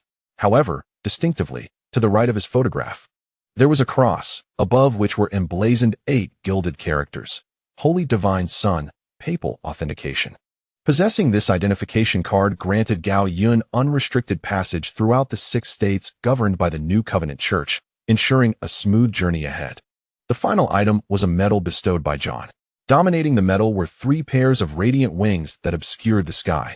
Yet, beneath these wings was not the familiar visage of an angel, but rather a colossal eye, cradled within the embrace of 6 wings. This striking contrast imparted an extraordinary sense of noble sanctity. Gao Yun exchanged a glance with the eyes before him, his mind swirling with thoughts. This appearance was indeed rather unique. However, he recalled that the 3 senior angels from the Old Covenant, namely the seraphim, cherubim, and thrones, originally bore such a resemblance. How curious it was that they had transformed into something of the New Covenant in this place. Chapter 36. The Mushroom Monster versus the Cotton Candy Messenger. One could only assert that his musings were accurate. It would be folly to view everything through the lens of past lives. Upon entering a new realm, one must adapt accordingly. It is essential to apply useful past experiences while being vigilant against mistakes. Only then can one achieve greater efficiency and perceive various matters and challenges from a more rational perspective. Having reevaluated his life experiences, Gao Yun carefully stowed away his credentials and badge. He opened the door and stepped into the living room, where the house was devoid of life save for himself. Alan and Maria had returned home earlier to visit their mother and would not be back tonight. Naya, including Gao Yun's designated companion, could only exist in the outside world for a maximum of 12 hours per day due to system constraints. The time would reset automatically at midnight. Nevertheless, through his exchanges with the system, Gao Yun learned that upon completing 10 tasks and accumulating 100,000 points, the system would upgrade. At that point, his Paulus would no longer face any restrictions on their time outside. Additionally, there was another method. Once Gao Yun's domain awakening was complete, he could place his Paulus within that domain, which would provide them with a portion of energy, thereby achieving the aforementioned goal. Dismissing any further distractions, Gao Yun glanced at the time, August 17th, 11:25 p.m. Tomorrow, he would set out towards Freddy. With his objective firmly established, he engaged in some light stretching before sending a message to Maria and Alan, then lay down in bed, ready to sleep. However, after a short while, he found himself unable to drift into slumber. Alas, he lamented, feeling a sense of loss in the absence of familiar comforts. Even sleep eluded him. What to do? Wait, he mused, fortunate that only 5 minutes remained until midnight. 5 minutes later, a stunning woman with raven hair, perfectly aligned with Gao Yun's aesthetic preferences, appeared beside him. Upon closer inspection, it was none other than Naya. "Dearest creator, are you here to tell me a story?" she inquired. "Would you like to hear one?" "Of course. But tonight, I have a tale prepared for you as well." "Allow me to begin," she declared. With that, Naya fixed Gao Yun with a captivating gaze. And without waiting for his response, she leaned in and began narrating the story she had crafted for him. Under Naya's masterful storytelling, Gao Yun was utterly entranced. Every scene and detail indelibly etched into his mind, especially when the Marshmallow Messenger employs the push-pull sacred art to engage in a fierce battle with the mushroom monsters, or when the mushroom monsters venture deep into the cavern, slaying foes with remarkable agility. Such moments provide Gao Yun with an immersive experience.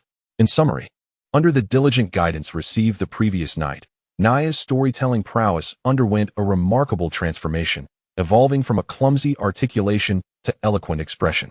From the initial awkward gestures of storytelling to the current seamless coordination, each moment has bestowed upon Gao Yun an indescribable freshness. The joy within is ineffable. Gao Yun simply exclaims, "What delight! What delight indeed!" As dawn breaks, warm sunlight bathes the faces of the golden boy and jade girl. Feeling the warmth against his face and the soft, gentle touch in his embrace, Gao Yun's brows twitch as he slowly opens his eyes, beholding Naya's sweet, beautiful sleeping visage. A smile of affection graces Gao Yun's face as he gently rises and makes his way to the kitchen to prepare breakfast. As time passes, accompanied by the clattering of pots and pans, the fragrant aroma of dishes wafts from the kitchen. Soon, as the sounds subside, Gao Yun washes his hands and steps out of the kitchen to invite Naya to the table. Just then, the doorbell rings. After calling Naya to the table, Gao Yun approaches the door and opens it, revealing the Alan sisters, who have just returned home after visiting their mother. "Hihi, Tata Talos Maria, Alan, welcome home." Despite having been apart for merely a day, Maria and Alan's longing had already surged like a river, unable to be contained. After exchanging greetings, the two girls affectionately embraced Gao Yun in turn. Once the embraces concluded, Gao Yun gently beckoned them to the dining table. "Hey, Naya." Upon seeing the dark-haired, enchanting older sister waiting at the dining chair, Maria was the first to greet her. Naya, who was sitting obediently with her back to the girls, immediately turned around upon hearing the familiar voice. "Oh, look who has come. Our beautiful little princess. It feels like an eternity since we last met. I've missed you dearly. Come here for a hug." With that, Naya stepped forward to envelop Maria in a warm embrace. The reason Maria was unaffected by Naya's special abilities is that Naya had deliberately closed off her powers from both Maria and Aelin. "Such a beauty. Won't you give me a hug? Or do you wish for me to focus on my sister first and finish all the dishes you desire? Remember, we are two after all." Aelin's seemingly jealous words were laced with playful banter. Upon hearing Aelin's teasing tone, Naya promptly released Maria from her embrace and quickly responded. "Oh dear, I cannot reserve my hugs for anyone but my dear sister. Wouldn't you agree, Aelin?" As she spoke, Naya stepped forward to wrap Aelin in her arms. Then Naya continued to speak. "My dear sister, please do not be too hasty. I have just shared a story with my beloved and am in need of some delectable sustenance." Upon hearing this, Aelin struggled to lift her head from Nayako's embrace. Her tone tinged with mild reproach. "I would gladly comply, yet these two fluffy marshmallows prevent me from speaking." "Hee, that does not concern me. You agreed, did you not? That means you must abide by it." "Very well, I concede. Now kindly release me. This marshmallow is rather stifling." Each time Aelin gazed upon Nayako's ample bosom, she felt a profound sense of longing. However, recalling that Gao Yun had expressed his fondness for both her and Nayako, Aelin's yearning seemed somewhat alleviated. "All right, ladies. Enough of the commotion. Dinner is served." At that moment, Gao Yun poked his head out from the kitchen to call out. "Hooray!" They chimed sweetly in unison, rising to assist in bringing the dishes and rice from the kitchen. As for Gao Yun, under the pretext of the ladies handling the remaining tasks, he was promptly ushered out of the kitchen and seated at a dining chair to await the meal. Once seated, Gao Yun did not remain idle. He released Jason and the deformed trio from their confinement. The four of them bowed their heads in respect to Gao Yun before awaiting his instructions. "Let us dine, everyone. Find your places to sit." With Gao Yun's words, a palpable sense of anticipation and excitement glimmered in Jason and the others' eyes. Particularly, the one-eyed fellow instinctively licked his lips and chuckled. However, the third finger would not indulge such unseemly behavior. A swift strike silenced the one-eyed man. And among the three brothers, such actions were easily forgiven. Yet, before their leader Gao Yun, he would not dare to display such weakness. His pride and sense of shame were intact. Feeling rather aggrieved, he held back tears that swirled within his eyes, refusing to let them fall. "All right, everyone. Please take your seats. We are about to eat." Gao Yun gently patted the one-eyed man's shoulder in a gesture of comfort. Upon hearing Gao Yun's words and feeling his reassuring touch, the one-eyed man's sorrow transformed into joy with astonishing swiftness, rivaling that of a chameleon. Embarrassed, he placed a hand at the nape of his neck, his rather comical face displaying a charming innocence. Then, under the leadership of the mightiest among them, Jason, the four of them instinctively took their seats at another dining table. During this time, the third finger discreetly gestured to the one-eyed man, implying that he should express his gratitude for receiving the master's consolation, perhaps by taking less food and leaving more for others. The one-eyed man's previously dull mind suddenly seemed enlightened. He pointed towards the silent, formidable figure of the Black Tower man who had obliterated them. "Boss, you are correct. But you should speak with him first. I am certain my brother will assist you with this matter. As for that hulking brute, I cannot say for certain." Through the actions of the one-eyed man, the three-fingered individual grasped a certain meaning. Of course, the three-fingered one was not swayed by the one-eyed man's approach. As he put it, what is his, what is yours is mine, and what is mine remains mine.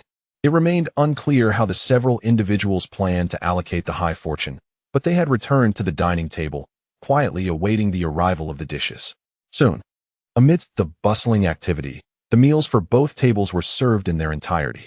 As for the few murderers, rather, those adept at the art of living, the women had already gained some awareness of them through the introduction by Gao Yun. They recognized them as subordinates of Gao Yun and thus felt no fear. During this time, an amusing incident occurred. The four witnessed Gao Yun personally serving them dishes. Maintaining a composed demeanor, typically skilled in the act of killing, the individuals now found themselves as nervous as inexperienced recruits in this situation. The most composed among them were Jason and the three-fingered one. Jason, wearing a mask that concealed his expression, appeared remarkably calm and collected at the dining table. The other, the three-fingered one, had proactively gone to assist in the kitchen. The other two, however, presented a rather comical sight. The one-eyed man repeatedly fixated on the nape of the neck, his hand resting there as if unable to move, his face adorned with a classic silly grin. The jagged-toothed individual was fidgeting uncontrollably, his legs trembling as if caught in a flood, causing concern among the others that he might topple his chair. When Jason placed a hand on the table, he felt a slight tremor, and his calm gaze quickly swept over the jagged-toothed figure. The latter felt as though he were being scrutinized by a ferocious beast, a chill running down his spine, compelling him to instinctively cease all movements, transforming him instantly into a compliant child. Seeing this, the others exchanged knowing smiles, a clear demonstration of the principle that one creature can subdue another, especially given Jason's recently transformed strength compared to before. The primary reason for this transformation was that, following their explorations with Gao Yun, Jason's affinity had been successfully elevated to a perfect score of 100, unlocking an extraordinarily formidable title. Crystal Lake Killing Star, title regardless of level. Any individual targeted by Jason, limited to a single entity, experiences a 30 reduction in all attributes and a 30 decrease in all ability effects. Thus, the intensity of his gaze was not something everyone could withstand. A mere ordinary person facing such a Jason might very well faint from the encounter. His eyes possessed the power to sap vitality, weakening anyone who met his stare. So how did Gao Yun accomplish this? The day after returning home from Crystal Lake, Gao Yun recalled Jason's decayed visage, marred by the lake's waters in the original narrative. This sparked an idea, leading him to contemplate and discuss with the system the potential for enhancing Jason's affinity. The ultimate conclusion was nearly a guarantee of success, and thus there was no reason for hesitation. Gao Yun, without a moment's hesitation, instructed Jason to remove his mask. After expending 1,000 points, he successfully restored Jason's visage to perfection. One might wonder why the mere restoration of Jason's appearance necessitated such a considerable expenditure of points. Gao Yun had previously inquired about this matter with the system, which elucidated that Jason's countenance, in a sense, constituted a wall sealing his emotions. It bore witness to his formidable power while simultaneously confining most of his emotional spectrum, leaving only rage and a thirst for blood. This was the principal reason he had diligently collected heads to bolster his achievements. Consequently, restoring Jason's face was akin to reconstructing the operating system of a killing machine, transforming his mindset from a primal urge to kill into a contemplative one, questioning the reasons behind his actions and discerning whom he sought to eliminate, thus guiding him from chaos to order. Viewed in this light, the system's charge of 1,000 points for this endeavor was not only reasonable, but rather a bargain. When Gao Yun presented the mirror to Jason and encouraged him to gaze upon his reflection, Jason was moved to tears, weeping like a child, a poignant image that would be forever etched in Gao Yun's memory. Following the loss of his mother, Jason had finally discovered a second person in this world who genuinely cared for him. In that moment, he silently vowed that whosoever dared to harm Gao Yun would face relentless pursuit from him until the end of time, over and over, without respite. It was no surprise, then, that Jason's fondness for Gao Yun reached a perfect score of 100. With those memories behind them, the group enjoyed a delightful meal together. Once everything concluded, the plates on both dining tables and the steaming rice had vanished completely, leaving the bottoms gleaming like mirrors, capable of reflecting anything in their view. Subsequently, Gao Yun joined the others in tidying up. By the time they finished cleaning and packed their belongings, the afternoon had gradually unfolded. This journey comprised only Gao Yun, Alan, and Maria. Blake had recently returned home to visit his elderly relatives, while Jack had embarked on another adventure, the destination of which remained unknown. Additionally, Gao Yun felt that this particular journey was not suitable for the inclusion of the two. Both Maria and Alan possessed life-preserving skills, rendering Freddy's nightmares less threatening to them. In contrast, Blake and Jack were merely ordinary individuals. Involving them in the hunt for Freddy posed too great a risk, as a single misstep could lead to dire consequences. Chapter 38. Come home with me. Talos. Considering these factors, it was indeed the wisest decision to refrain from bringing the two along. However, just as Gao Yun and the others were preparing to depart, the doorbell rang. After exchanging curious glances with the two women, Gao Yun opened the door. Standing before him was a stunningly beautiful woman. D'Addario? No, it must be Heather. Before him stood a fair-skinned beauty with cascading golden curls. She donned a beige autumn top, paired with fitted brown jeans, and adorned her feet with brown work boots. A striking young lady with a standard nine-headed figure and captivating blue eyes found her thoughts wandering in the mind of Gao Yun. "Hello, Talos, are you free? I have a favor to ask of you." Heather's lively voice interrupted Gao Yun's reverie. "Please come in." Gao Yun gestured, inviting Heather to enter for a more in-depth discussion. Delighted by his invitation, Heather quickly responded affirmatively and gracefully stepped inside. Upon seeing Elon and Maria, Heather's expression turned slightly astonished, and she instinctively greeted them. "Hi. How are you?" "Hello," Elon replied calmly. "Hi," Maria said, somewhat uncertainly, turning to Heather with a question. "You are Heather from the neighboring class, right?" "Yes." "Do you know me?" "I've seen you a few times. You are very beautiful, so I remembered you." Maria's honest words made Heather's heart swell with joy. After all, who does not appreciate compliments about their appearance, especially from someone as stunning as Maria? Such praise carries an extra weight of credibility. "Thank you. You are beautiful as well. Let us formally introduce ourselves. My name is Heather." Miller." Heather hesitated slightly when mentioning her surname. "Hey, nice to meet you. Heather, I am Maria Gao." She introduced herself, completely oblivious to Heather's stunned reaction upon hearing Maria's surname. "Hello, I am Elon Gao." Upon hearing Elon's introduction, Heather felt as if another arrow struck her already wounded heart. What is happening? Has my idol been taken away by someone else? Or to someone else's? While Heather pondered her existential crisis, Gao Yun approached the two girls with a mix of helplessness and affection, gently patting their heads with both hands. This prompted Maria and Elon to nuzzle against his palms like two adorable kittens. "Heather, what brings you here? Shall we sit down and discuss?" Withdrawing his hands, Gao Yun roused Heather from her philosophical musings of self-identity and purpose. "Oh, Talos, are they really yours?" she asked. "Yes, they are my family," Gao Yun replied, his voice imbued with boundless tenderness. The hearts of the two girls seemed to melt at his words, gazing at him with affectionate eyes, akin to pools of autumn water. With this revelation, Heather's hopes were utterly dashed. She had initially intended to speak with Gao Yun privately about her feelings, but that seemed unnecessary now. After all, they were all family. Family indeed. If they can be family, why must I withdraw?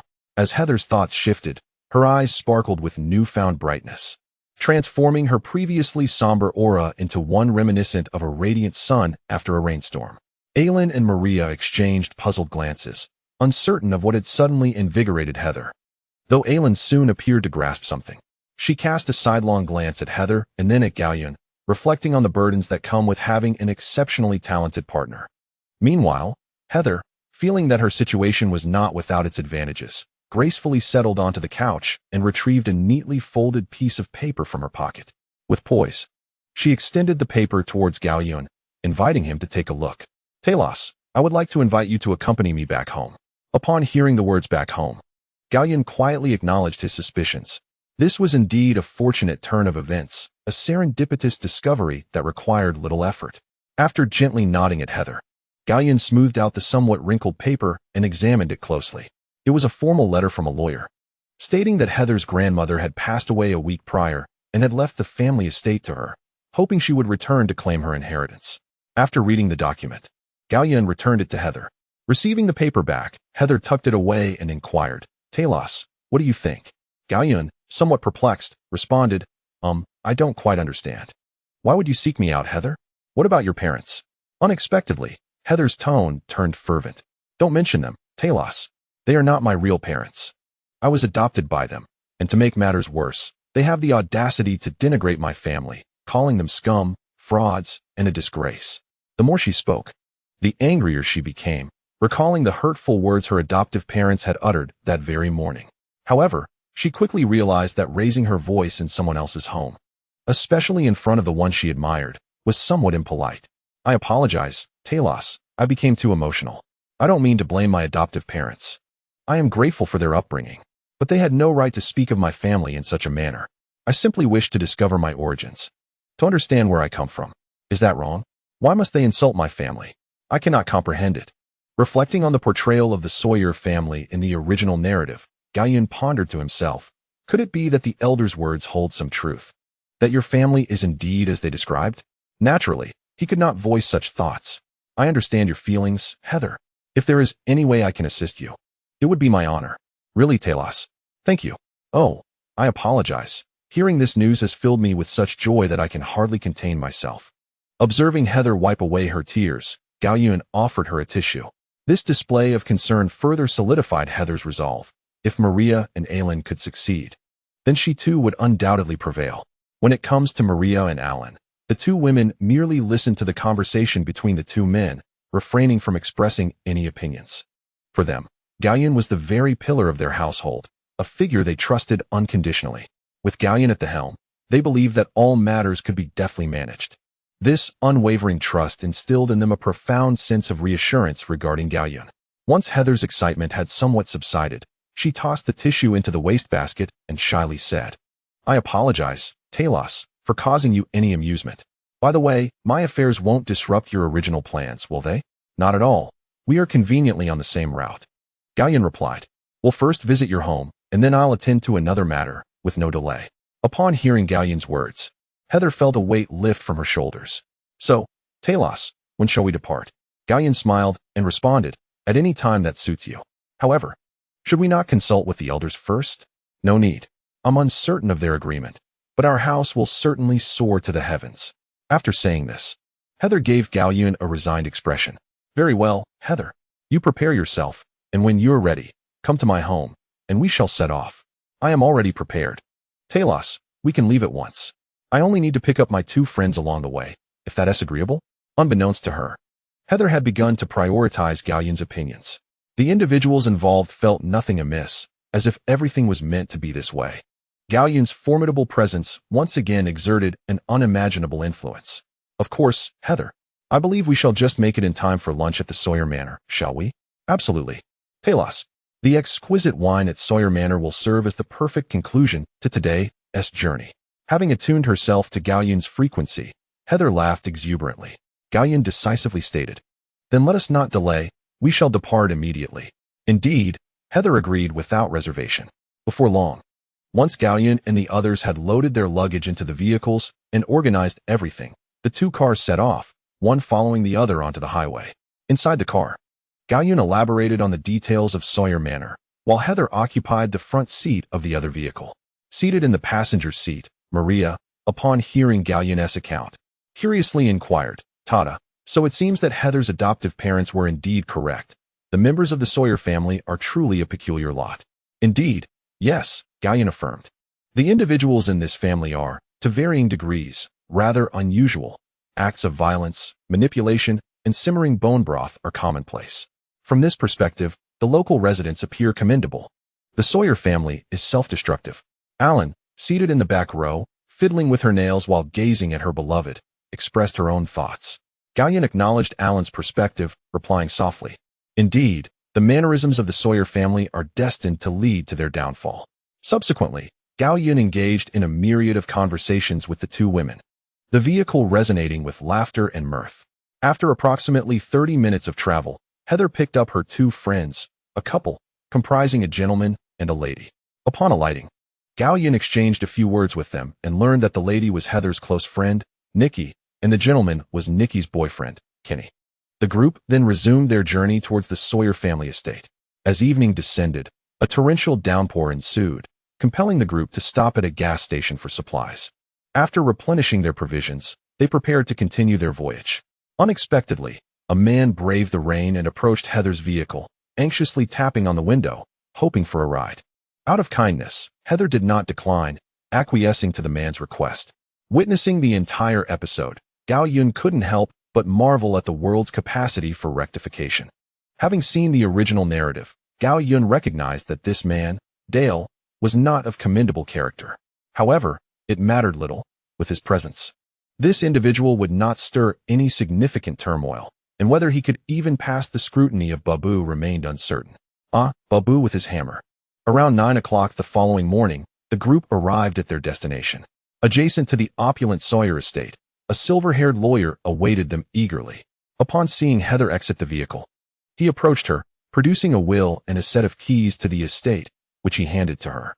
After completing this task, the lawyer retrieved a letter from his pocket. "Miss Heather, this is a letter from your grandmother. She specifically instructed me to deliver it to you and to remind you not to forget to read it." "Thank you, sir. I shall." Upon receiving the letter, the lawyer, having fulfilled his duty, departed the scene.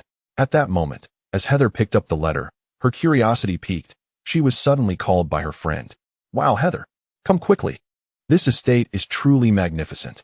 If I could stay here every day, I would wake up laughing in my dreams." Coming, stowing the letter in her pocket. With the intention of perusing it at her leisure, Heather made her way towards her friends standing outside. With a click, the lock disengaged, and the 7 of them entered the luxurious estate courtyard. The fountain, verdant plants, and exquisite statues crafted from various marbles dazzled the onlookers. Particularly, Dale's eyes sparkled with interest, his subconscious instincts leading him to bite his lower lip. Evidently, this little pickpocket was concocting a scheme within the recesses of his mind. Gao Yun silently observed Dale's every move, his thoughts drifting far afield. If Babu's hammer were to collide with Dale's cranium, how resounding would that be? Beside Gao Yun, Alan leaned in quietly to whisper, "Tarlos, I can't shake the feeling that something is amiss with that man. He appears rather shifty." "Do not worry, Alan. His own errors will lead to his downfall." With that, Gao Yun gently clasped the delicate hands of Alan and Maria. Feeling the warmth of Gao Yun's palm, Alan softly brushed her crimson lips against his earlobe. She was aware that her beloved was already quite assured about the matter at hand. The group ahead, immersed in the beauty of the estate, remained blissfully unaware of the sweet interaction unfolding behind them. As for Dale, consumed by greed, he could hardly fathom what awaited him ahead. Bub was brandishing a chainsaw, exclaiming, Hey, here I come, Dale." Returning to the matter at hand, the group, after exploring the exquisite courtyard, proceeded into the grand mansion. "Oh my goodness, Heather, what does your family do? This is simply magnificent," Nikki exclaimed, marveling at the opulent decor within the room and the complete set of silver tableware laid out on the dining table. Heather set down the documents in her hands, her face radiant with joy as she replied, "I never expected everything to be so perfect. Talos, what do you think of this place?" In response, Gao Yun smiled and nodded. "It's quite splendid, a wonderful venue, both in terms of the interior design and the overall aesthetic of the estate, which leaves no room for criticism." "Thank you, Talos. I am delighted to hear you say that," Heather said, clasping her hands behind her back, her charming face brimming with delight. At this moment, Nikki, noticing Heather's obvious affection for Talos, suddenly interjected, "Hey, Talos, what do you think of our Heather?" Although Heather felt grateful for her best friend's support, she realized it was inappropriate to discuss such matters in front of Gao Yun and Alan. Eager to avoid leaving a negative impression on Gao Yun, she was about to speak up to interrupt when Gao Yun chimed in. "Heather is a wonderful girl, and I hold her in high regard." There was no hesitation in Gao Yun's response. He expressed his feelings candidly. Upon hearing this, the reactions of those present varied. Heather was overjoyed, clutching her racing heart, fearful that her exuberance would spill forth in words. Kenny silently marveled, thinking, "Nice, bro." Such a blatant display of intent to cultivate a relationship was truly admirable in Kenny's eyes. Nikki, meanwhile, discreetly shot Heather a look, as if to say, "Well done, Heather. When you get married, don't forget to invite me to the celebration." However, the next moment, Nikki suddenly felt a chill coursing through her body, prompting an involuntary shiver. Realizing the source of her discomfort, she quickly noticed 2 piercing gazes fixated intently upon her. Feeling a twinge of guilt, Nikki swallowed hard and instinctively grasped Kenny's arm, drawing her neck in defensively. On the other side, Dale, consumed by thoughts of thievery, felt a surge of envy and resentment take hold of him upon hearing Gao Yun's audacious declaration. It is worth noting that exquisite beauties like Maria, Alan, and Heather are rare gems, even amidst a sea of faces. Yet now, they all surrounded Gao Yun. With a twisted disposition, Dale's heart swelled with impotent rage. Damn that pretty boy. They all deserve to perish. Once I seize the treasures here, I'll set this accursed manor ablaze, leaving you all to fend for yourselves. Hara. In summary, this predicament rendered the atmosphere somewhat awkward. Fortunately, Heather, realizing the tension, broke the silence. "Hey everyone, the time is drawing near. Shall we head to town to procure some ingredients for today's lunch and dinner?" As the storm's eye, Heather shattered the uncomfortable silence, and Kenny, unable to bear the awkwardness any longer, quickly chimed in. "All right, shall we depart now?" "No problem, let us go." With Gao Yun's words, Alan and Maria shifted their gaze away from Nikki. They did not oppose Gao Yun's decision to continue planting trees. On the contrary, they wholeheartedly supported whatever choice he made. However, Nikki's blatant disregard for the two women's status was somewhat disrespectful. Sensing the chill dissipate, Nikki hastily added, "Let's not delay. We should get in the car quickly, hee." With that, she grasped Kenny's hand and headed outside. Observing this, Gao Yun and the others followed suit, making their way out of the courtyard. Soon, they settled into their seats, ready to drive to town for supplies. Just as Heather was about to start the vehicle, Dale, sitting in the back with Kenny, suddenly spoke up. "Heather, perhaps I should stay behind to help watch over the manor, making it easier for you when you return without the hassle of unlocking the door." Dale ran his fingers through his hair, adopting a considerate demeanor. Upon hearing Dale's reasoning, Heather, lacking much social experience, naively accepted his words. She retrieved the keys from her pocket and handed them to Dale. "All right, Dale, I appreciate your help." Dale accepted the keys, his smile broadening, and assured her, "No problem. It's my duty. You all go ahead. I will keep a watchful eye on the house." Through the car window, they observed Dale, resembling an exuberant little chick, cheerfully opening the door and returning to the manor. A knowing smile crept across Gao Yun's lips. In that moment, both men smiled. Yet the significance of their expressions was known only to them, and perhaps to the heavens above. The flowers bloom in twain, each telling its own tale. As Gao Yun and the others drove away towards the town, Dale once again retreated indoors. Gazing at the room filled with valuable possessions, Dale could no longer contain his inner excitement. Standing amidst the wealth that enveloped him, he erupted into laughter. "Ha! I've never encountered such a foolish woman. All of this is now mine. I'm about to strike it rich." Wiping the tears of joy from the corners of his eyes, Dale retrieved a larger canvas bag from his backpack and began to frantically gather the precious items scattered throughout the room. Silver cutlery, priceless antiques, all were hastily stowed away. However, it wasn't long before Dale began to feel a sense of discomfort, as he had not anticipated that a mere ride would lead him to such fortune, leaving his initial preparations woefully inadequate. Now, with both bags nearly filled, there remained countless items yet to be collected. After a moment of contemplation, Dale resolved to shift his strategy. He would focus not on quantity, but on quality, seeking out those items of relatively higher value. With this clarity in mind, Dale wasted no time and immediately set to work. Uncertain of when Heather and the others might return, he understood the importance of avoiding capture. He first placed his backpack on the table, finding it cumbersome, and swiftly sorted through the canvas bag, discarding items of lesser worth to the side. Having completed this task, Dale commenced a meticulous search on the first floor, hoping to uncover something of substantial significance. Yet, unbeknownst to Dale, as he eagerly pursued his treasure hunt, a pair of eyes, concealed behind a hockey mask, observed his every move with a calm demeanor from the window outside.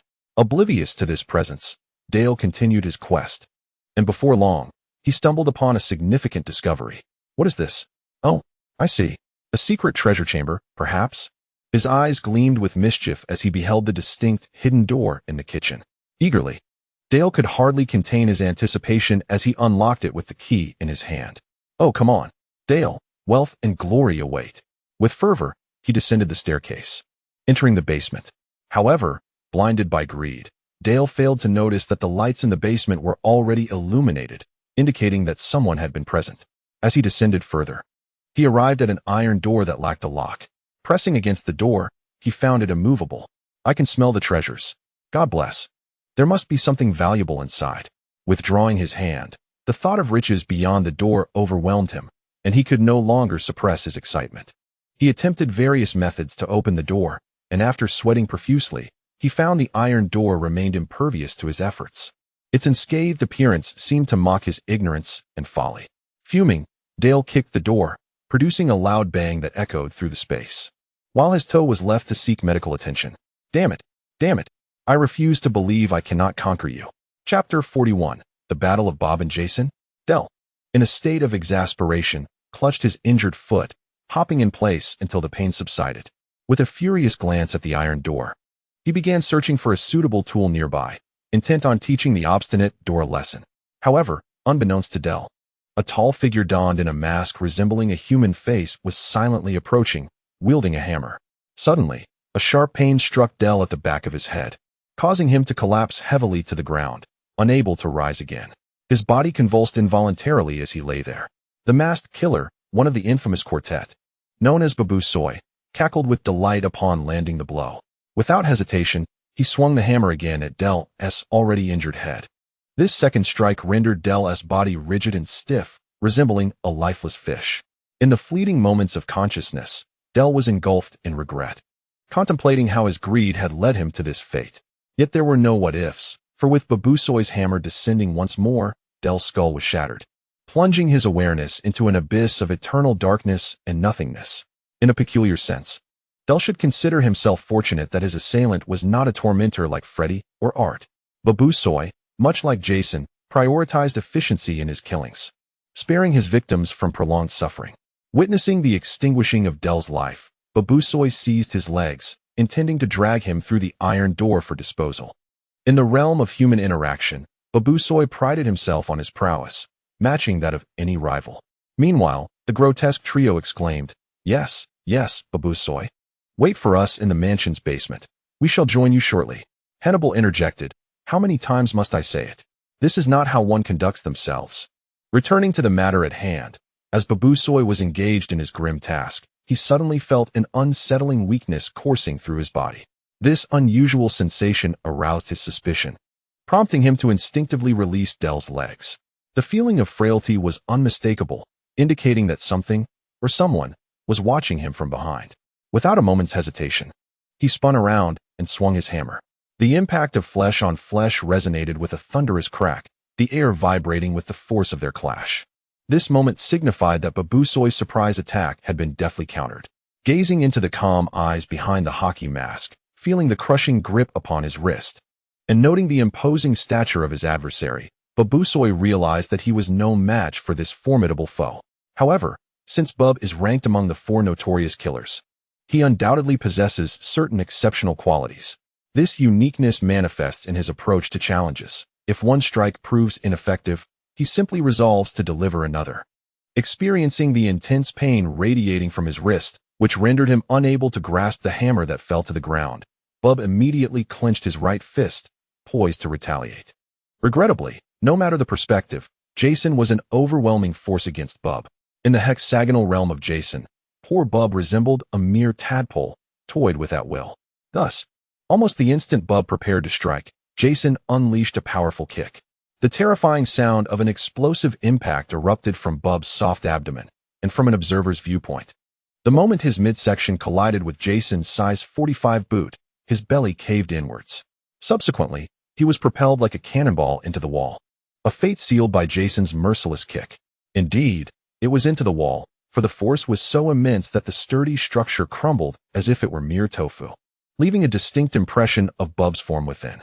A faint, mournful cry escaped from the wall, a testament to the catastrophic injuries Jason's strike had inflicted, shattering fractures throughout his body and displacing his internal organs. Had it not been for Bub's exceptional resilience, he would have surely joined Dale in the afterlife. Suppressing the agony coursing through him, Bub endeavored to remain silent, clinging to the hope that Jason would refrain from delivering a fatal blow, much like the townsfolk who had previously decimated his family.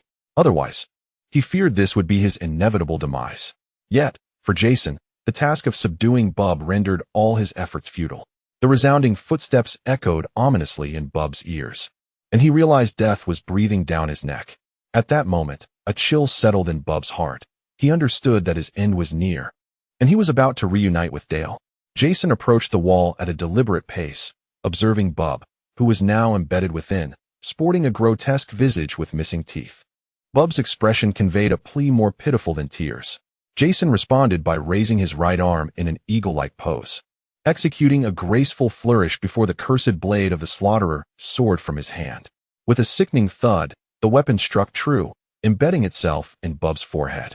His eyes rolled back, losing their focus, and before his mind could even process the impending darkness, he succumbed to death with clarity.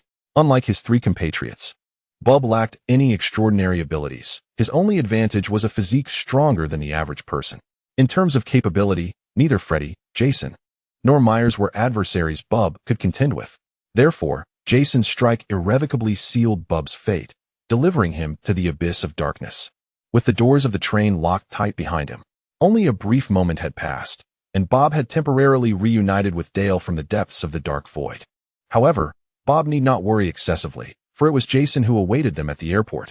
With remarkable efficiency, Jason, his hands aglow with a cerulean light, transformed Bob's form into countless specks of starlight, causing him to vanish entirely from this realm within mere seconds.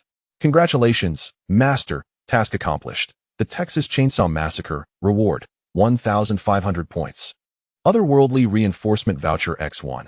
Families love X1. Gao Yun, who was in the midst of purchasing ingredients at the store, was not surprised by the system's notification, as he was well aware of the events concerning Bob through Jason's perspective. In fact, the task related to the Texas Chainsaw Massacre had been activated shortly after Gao Yun's arrival at Sawyer Manor. After settling the bill with the cashier, Gao Yun curiously examined the two items he had acquired. Otherworldly reinforcement voucher. Effect. Allows random summoning of an entity from another world with both physical and mental attributes no lower than 30. The summoned entity will execute the master's commands absolutely, without any inclination to harm the master. The summoned entity may exist in this world for a maximum of 72 hours, should the master wish to retain it beyond this. The corresponding points can be spent to lift the time restriction. Chapter 42. Please accept this gift of family love. Heroes are about to make their entrance? What a splendid item. With a satisfied smile, he tucked away the information panel for the otherworldly reinforcement voucher and turned his attention to the remaining item.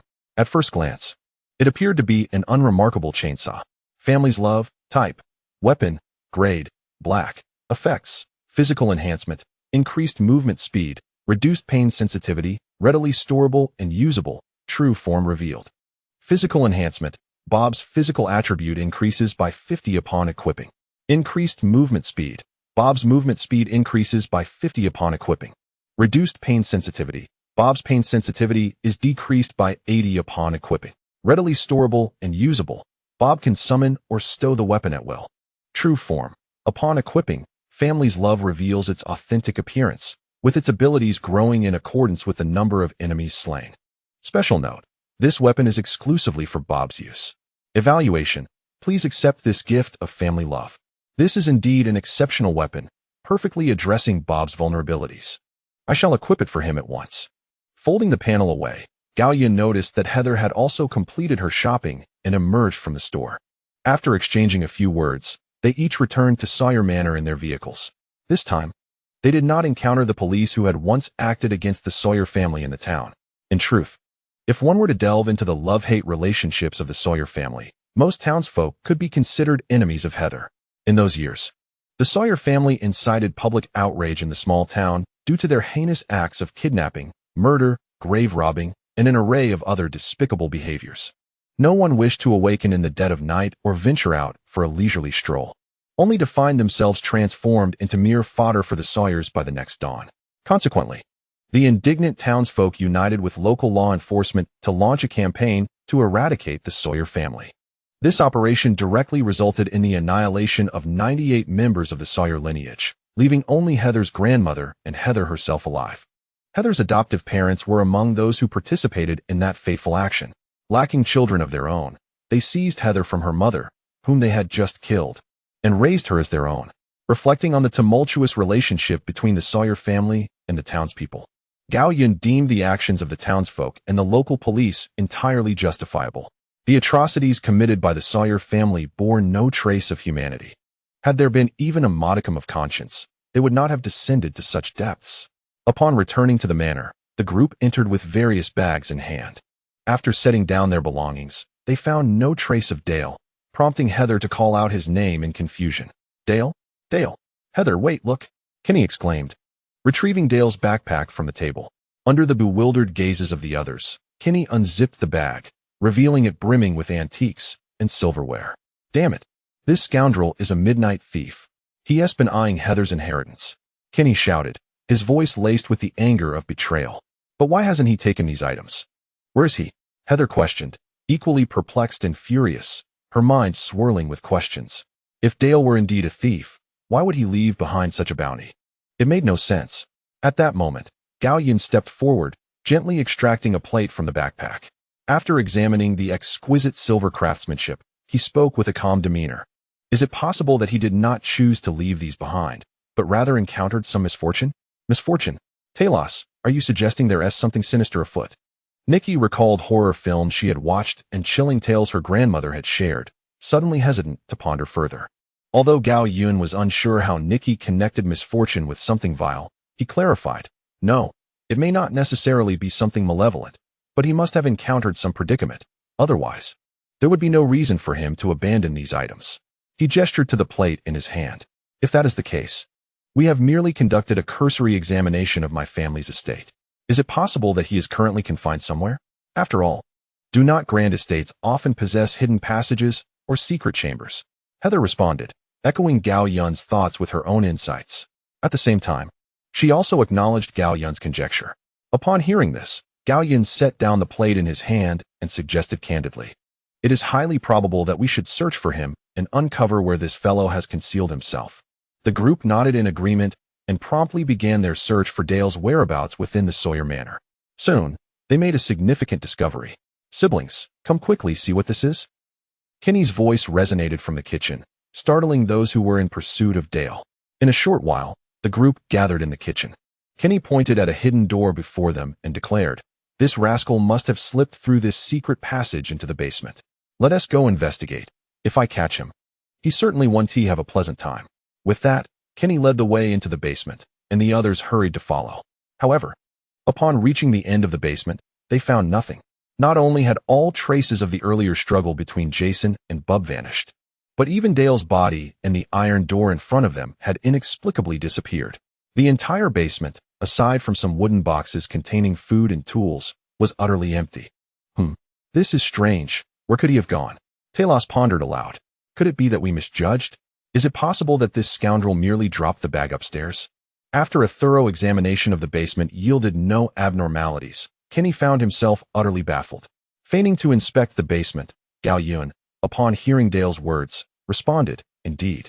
Based on the current situation, Kenny, your hypothesis is not without merit.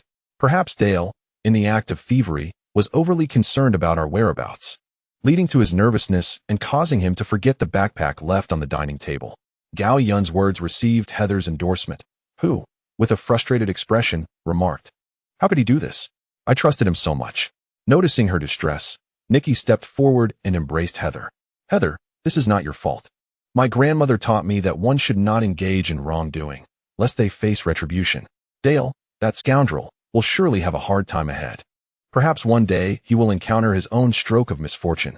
The mention of misfortune elicited a collective chuckle from those present. A moment of levity thanks to Gao Yun's earlier cultural insights shared during their casual conversation. Chapter 43. This will always be your home. With her spirits lifted, Heather felt a wave of relief wash over her. After gently wrapping her arms around Nikki's waist, she extricated herself from the embrace. Let us not dwell any longer on that thief. Sometimes, one can discern a person's true character through their actions. She continued, come, let us prepare a meal. For as Talos said, in this world, only genuine affection and good food should never be taken for granted. Observing that there was still a matter pertaining to him, Gao Yun smiled and nodded. Heather playfully winked in response. Similarly, Maria exchanged glances with Alan. Subsequently, the group began to return to the kitchen, leaving Gao Yun at the rear, who gazed at the dark-haired beauty in the basement waving at him. Quietly, Gao Yun gave her a thumbs up. In that instant, Naya's radiant smile became an indelible image etched in Gao Yun's heart. Indeed, the reason why Kenny and the others perceived a scene different from before was due to Naya's ability to distort their cognition. This had been prearranged between Gao Yun and Naya when he was preparing to confront Barb. Furthermore, with Naya's affinity having reached a perfect score of 100, her powers had consequently been significantly augmented. Naya, Gao Yun. Affinity, 100 physique. Mentality? Special note, due to her unique abilities, Naya does not possess specific values. Abilities, nullification, cognitive interference, complete assimilation, mimicry, reality distortion, last resort. 1. Reality distortion. Effect. Naya can modify a designated area of reality according to her thoughts. Vulnerability. The mental strength, physique, and size of living beings, as well as the area and size of inanimate objects. 2. Last resort. Effect. Targets assimilated by Naya can automatically be transported to a safe location when faced with a life-threatening crisis. Vulnerability. Each assimilated target can use this ability only once within a week. Subsequent uses require a cooldown period. Indeed, Upon achieving an affinity of 100, Naya directly acquired two formidable abilities. According to the system, each entity, upon reaching a perfect affinity with Gao Yun, would gain beneficial abilities, equipment, titles, and so forth, with the quantity being random, typically 1, with a minuscule chance of exceeding that number. Moreover, both abilities were exceptionally advantageous. Reality distortion endowed Naya with a much-needed offensive attribute, while Last Resort provided a corresponding safety net for her energy source. Particularly with reality distortion, should Naya assimilate a sufficient number of targets, she might one day possess the capacity to distort the entire world, a power with exceedingly high potential. After exchanging pleasantries with Naya, Gao Yun caught up with Heather and the others as they ascended the stairs. Now, he merely needed to attend to some concluding matters before seeking out the next of the 4 notorious killers, Freddy, for some amusement. As time gradually passed, after savoring Gao Yun's culinary skills, everyone, save for Heather and Gao Yun, contentedly found comfortable spots to digest their meals. Seizing the opportunity, Gao Yun stepped outside for a brief moment, and upon returning, he took Heather's hand and led her to the Sawyer family cemetery.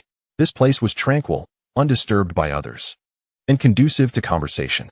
As he gently released Heather's hand beneath her bashful demeanor, Gao Yun spoke softly. Heather, there are matters I wish to discuss with you. Talos, I am willing. I can coexist peacefully with Maria and Alan. Upon hearing the girl's candid confession, Gao Yun was momentarily taken aback, as it was evident that Heather had misconstrued something. However, Gao Yun, displaying wisdom, did not clarify the misunderstanding.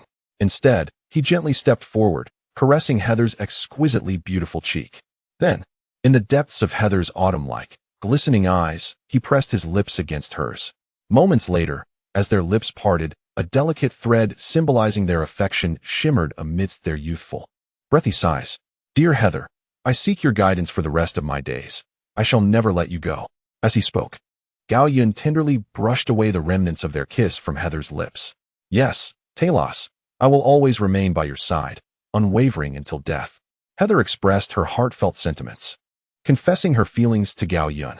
In response, Gao Yun chose not to elaborate further, instead enveloping Heather in a warm embrace, cherishing their unique moment together.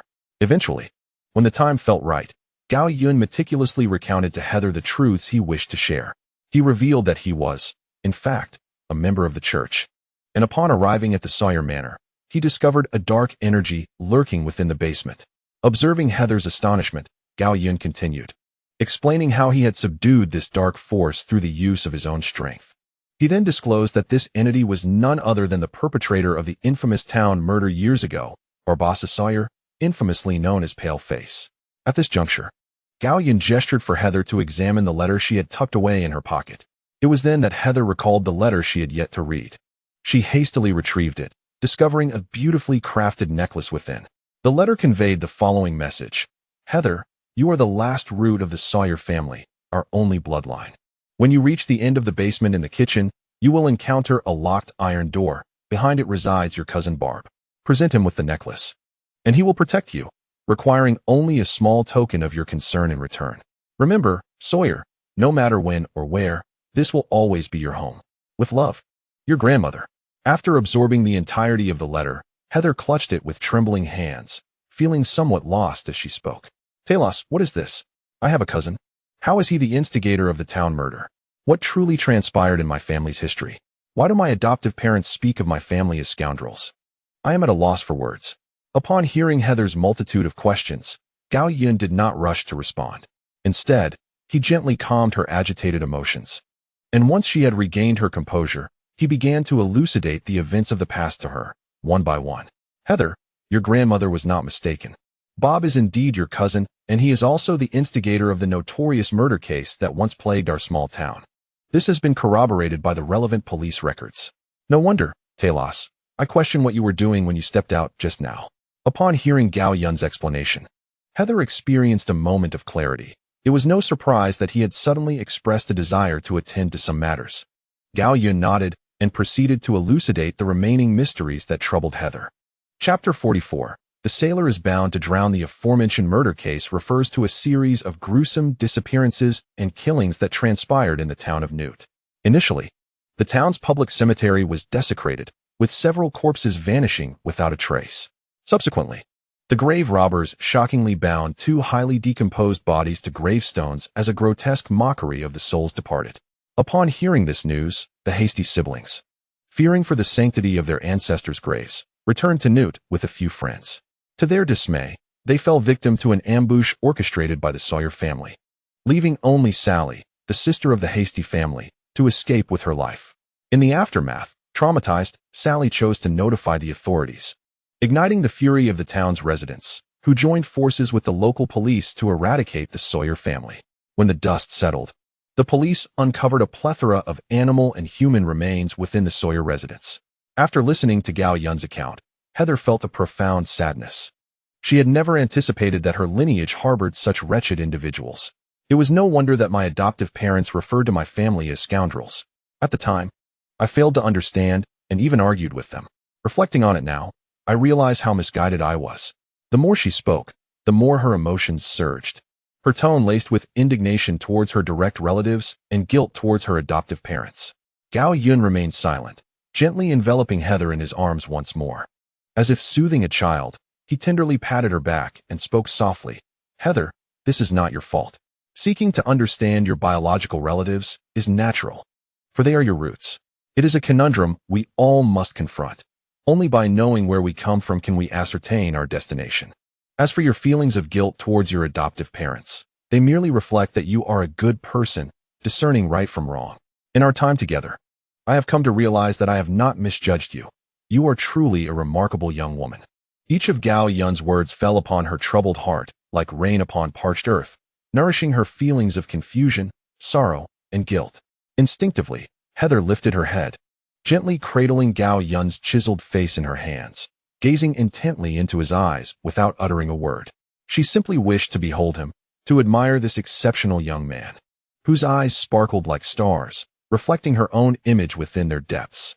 After a long while, Heather gently parted her red lips, akin to a child's murmurs in a dream, uncertain yet blissfully affirming, "Talos, is this truly not a dream? I am so fortunate to have you by my side. You are my very foundation." Upon hearing the words, "You are my foundation," Gao Yun felt a shiver run through his heart. He tenderly moved his hand, which had previously been patting Heather's back, to rest on the slender nape of the young girl. With a gentle push, his masculine warmth swiftly captured her delicate lips. Simultaneously, their hands intertwined. And under the witness of the newborn dawn of the Sawyer family, this pair of seemingly mismatched golden couple forged a bond of affection. In this moment, Gao Yun refrained from mentioning the possibility that Heather's adoptive parents had harmed her biological mother and taken her away for adoption. The rationale was simple. After all, that was an occurrence from the original narrative and could not be awkwardly inserted into their current reality. To speak recklessly without evidence was not in Gao Yun's nature. The following morning, Heather secured the main door and entrusted the key to the estate to Gao Yun after bidding farewell to Maria and Alan. She then leaped into Gao Yun's embrace, her beautiful visage brushing against his ear as she affectionately said, "Darling, don't forget to come find me when you return. Rest assured, I shall definitely come, and I will prepare a grand feast for you." Gao Yun replied with a beaming smile, gently caressing Heather's silky hair. "Well then, I shall take my leave, dear. Moa, don't forget to return to me," Heather said, planting a firm kiss on Gao Yun's cheek before gracefully stepping away from his embrace and returning to the car. Sitting beside Heather, Nikki leaned in and pointed her thumbs towards herself, implying, "So, how about it? I helped you set this up. It turned out quite well, didn't it?" Understanding Nikki's insinuation, Heather smiled broadly and returned the gesture with 2 thumbs up. Just then, Kenny remarked, "Ladies, please take your seats. We are heading back now." Heather turned to look out the rear window, her face adorned with a tender smile as she waved goodbye to Gao Yun, who was watching them leave. She fought back tears, waving her hand, and Gao Yun, noticing her gesture, reciprocated with a wave. As the vehicle gradually distanced itself, the emotional bond between their hearts remained unchanged, for they had long since become intertwined, each existing within the other. "What are you still looking at? They have left," Alan remarked. Upon hearing Alan's words, Gao Yun recognized that it was not jealousy speaking, but rather a unique way for Alan to express her affection towards him. After all, a perfect score of 100 in fondness could not be feigned. Gao Yun then said nothing. Taking a step closer, and gently capturing those familiar red lips. Soon after, the silent Maria was also drawn into the fray. After a while, only the enchanting breaths of the two women lingered in the air. Gao Yun held both Maria and Alan's small hands in his own. "Two beautiful princesses, I kindly implore you to accompany me in subduing that mischievous little imp." Upon hearing this, the two ladies exchanged a knowing glance, their unspoken understanding allowing them to instantly grasp each other's sentiments. They both broke into radiant smiles, and almost simultaneously rose onto their toes, whispering sweet nothings imbued with warmth and the fragrance of love into the ears of Gao Yun. The gentle murmur, accompanied by their warm breath, sent a shiver through his soul, a delightful sensation that filled him with profound satisfaction. Soon, they replicated a playful game of catching snakes. And had it not been for their presence at the entrance of the manor, Gao Yun might have indulged in a moment of sweet intimacy while holding cotton candy.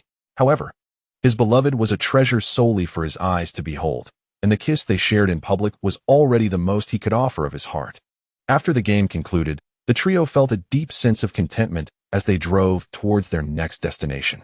Yet, just a couple of miles down the road, Gao Yun's phone suddenly rang. Answering, he recognized Jack's familiar voice with its distinct, comical timbre. "Boss, help. The sailor is sinking." Gao Yun paused, sensing that something significant had transpired on Jack's end. "What's wrong, Jack? Are you all right?" "I'm fine for now, boss, but if this continues, I might just be in deep trouble," Jack whimpered, his voice tinged with distress. Hearing Jack's tearful tone, Gao Yun comprehended that he had likely encountered something sinister. "Stay calm. I'm here. Now tell me, what exactly happened?" Little did Jack know, the moment he heard Gao Yun's magnetically reassuring words, a sense of profound redemption washed over him. Chapter 45. The spirit of Elm Street were it not for Gao Yun's presence. Jack would have felt compelled to express his excitement. "It's like this, boss. You know I have a penchant for the unusual. One day, a so-called friend of mine, or rather a rogue, claimed to possess an ancient videotape related to superpowers. He said that watching it could grant immense strength, even immortality. The power and immortality weren't paramount. What caught my interest was the sheer novelty of the proposition. Moreover, this rogue usually conceals his true nature well. So without a second thought, I accepted the tape he offered." At this point, Gao Yun had already surmised what predicament Jack had fallen into. "Did you watch that tape? And now, aside from a woman in white, you can't comprehend the rest?" "Hey, boss, you're spot on. Are you spying on me?" Jack exclaimed in surprise. "Indeed. I was curious to see how our dashing sailor Jack became enamored with a vacation tape." Jack, unable to bear the thought of the 7-day limit, panicked. "Oh no, boss. I was wrong. In your hometown dialect, I promise I won't dabble in the abstract again. Please save me. I only have 7 days left. This is not correct. Just a moment ago, I inquired of the Almighty, and he informed me that only 6 days, 17 hours, 3 minutes, and 9 seconds remain before he takes me away. All right, sailor, do not panic. Please state your location, and I shall rush over immediately." Upon hearing this, Jack's anxious heart was instantly set at ease. What delightful reassurance this is. "Captain, I am in the town of Elm Street, Texas, specifically at XXXXX. Good, Elm Street. Wait, did you say where you are?" Instinctively repeating Jack's words, Gao Yun soon realized something was amiss. At this moment, the listeners, Alan and Maria, wore peculiar expressions. It seemed Jack had chosen an unfortunate destination. "Elm Street? What's wrong, Captain?" Jack, still oblivious to the gravity of the situation, sensed a hint of something dubious in Gao Yun's tone, containing his amusement. Gao Yun feigned seriousness and said, "Well, how should I put it, sailor? Not only do you now have a 7-day video tour, but on behalf of the Elm Street authorities, I also bestow upon you an exclusive opportunity for a dreamland excursion." "Captain, are you suggesting that there is another one of those things here?" The thought of this possibility drained the color from Jack's face. It wasn't that he sought mere excitement, but surely this was excessive. To be precise, you need not even sleep, for there lurks a hellish spirit here, capable of invading dreams. Should you be unfortunate enough to be chosen, it signifies the onset of brutal slaughter and terrifying torment. Wow. "Captain, help me. Is it still possible for me to leave this place?" Jack was utterly unsettled. This was quite the predicament. Originally seeking a thrill, he now found himself beset by not just one, but 2 malevolent entities. Was his frail frame sufficient to withstand them both? He feared that by the end, there would be nothing left but bones. "There is no time left. Upon stepping into Elm Street, you become one of its prey. Gao Yun ceased his jesting and began earnestly cautioning Jack. But fret not, sailor. I am en route to you and shall arrive in approximately 3 hours. Until then, remember, whatever you do, do not fall asleep. Gao Yun's reassuring words allowed Jack to regain some semblance of composure. All right, Captain, with your assurance, I feel at ease. I shall await your arrival, moi. Witnessing Jack's return to levity, even incorporating a playful kiss, Gao Yun's expression turned quizzical. What did you say? You don't want me to go? Very well then. Farewell, sailor. Good luck. I trust you will undoubtedly land a punch on the white-clad woman and a kick on the hellish demon. Jack immediately straightened up, resembling a contrite child confessing to a teacher. No, Captain, I was mistaken. What I meant was, I shall never again indulge in abstraction. You must definitely come. Fearing that Jack might inadvertently fall asleep and be claimed by Freddy, Gao Yun repeated several key points to reassure him. All right, I'll be there shortly. I'll hang up for now. Remember, don't fall asleep, and the ghost in the videotape won't act until the time is right, so try not to worry too much. Understood. Boss, I'll keep that in mind. After their conversation, they ended the call. At that moment, Maria, sitting in the front passenger seat, curiously inquired about the keywords from their earlier dialogue. Hey, what is that ghost in white? And what about the videotape? Noticing Maria's curiosity, Alan listened intently, equally intrigued. Gao Yun smiled indulgently and gently explained to the two women. Well, sweetheart, the ghost in white is actually named Sadako. She died in a dry well, and her overwhelming resentment transformed into a curse, which she attached to an ancient videotape. Anyone who watches this tape will be afflicted by the curse, which lasts for 7 days. When the time is up, Sadako will crawl out of the television to claim the life of the cursed individual. For ordinary people, the only way to lift the curse is to pass the videotape to another person within those 7 days, thereby transferring the curse from person A to person B. I see, so Jack was set up by someone, Alan remarked, providing a counterexample to support Gao Yun's explanation. You are correct, sweetheart. Jack was indeed ensnared by someone, and I fear his friend is just another one of those dubious acquaintances he has. Gao Yun affirmed Alan's statement, but then shifted the conversation. However, in a certain sense, his friend did not deceive him. I know this guy all too well. He loves thrills, especially peculiar things. The tape his friend showed him was indeed quite exhilarating. At this, with Gao Yun's playful tone, Alan and Maria burst into laughter, filling the car with a joyful atmosphere. After their laughter subsided, Maria proposed an intriguing idea. Say, what if, once the 7 days are up, the cursed person finds a place without a television? Wouldn't that allow them to survive? Because Sadako wouldn't have anywhere to emerge from. Well, sweetheart, you have indeed identified a crucial point. Theoretically, that could work, but in reality, curses do not adhere to logic. The absence of a television does not hinder Sadako's appearance. Moreover, if Sadako truly cannot manifest, she could delegate the task to her good sister, Kayako. Kayako, who is that? Maria asked, a plethora of question marks flashing across her fair complexion. Seeing Maria's adorable expression, Gao Yun explained with a beaming smile. She is another malevolent spirit from Japan. Or rather, a kind of curse.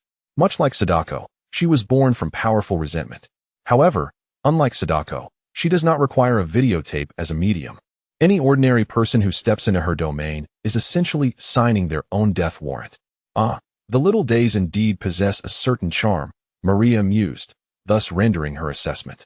My foolish sister, that is indeed a matter of exceptional talent in a favorable environment. It was apparent that she had not been attentive during Teacher Ta's lectures, nor had she diligently taken notes. Had she, Teacher Ta? Alan interjected, inquiring of Gao Yun. This elicited a delightful tongue-out gesture from Maria, who, not waiting for Gao Yun's response, continued, Sister, Tata mentioned that word choice should be contextually appropriate. Intending to showcase her own intellect, Maria suddenly forgot her words, her urgency prompting her to sweetly plead with Gao Yun. What came after Tata? Gao Yun, suppressing his laughter, replied gently, contextually appropriate. I'll whisper it to you, lest Alan overhear. Observing the interaction between the two, Alan stifled a laugh and remarked, Hey, I can't hear you, plotting in loud whispers. Are we?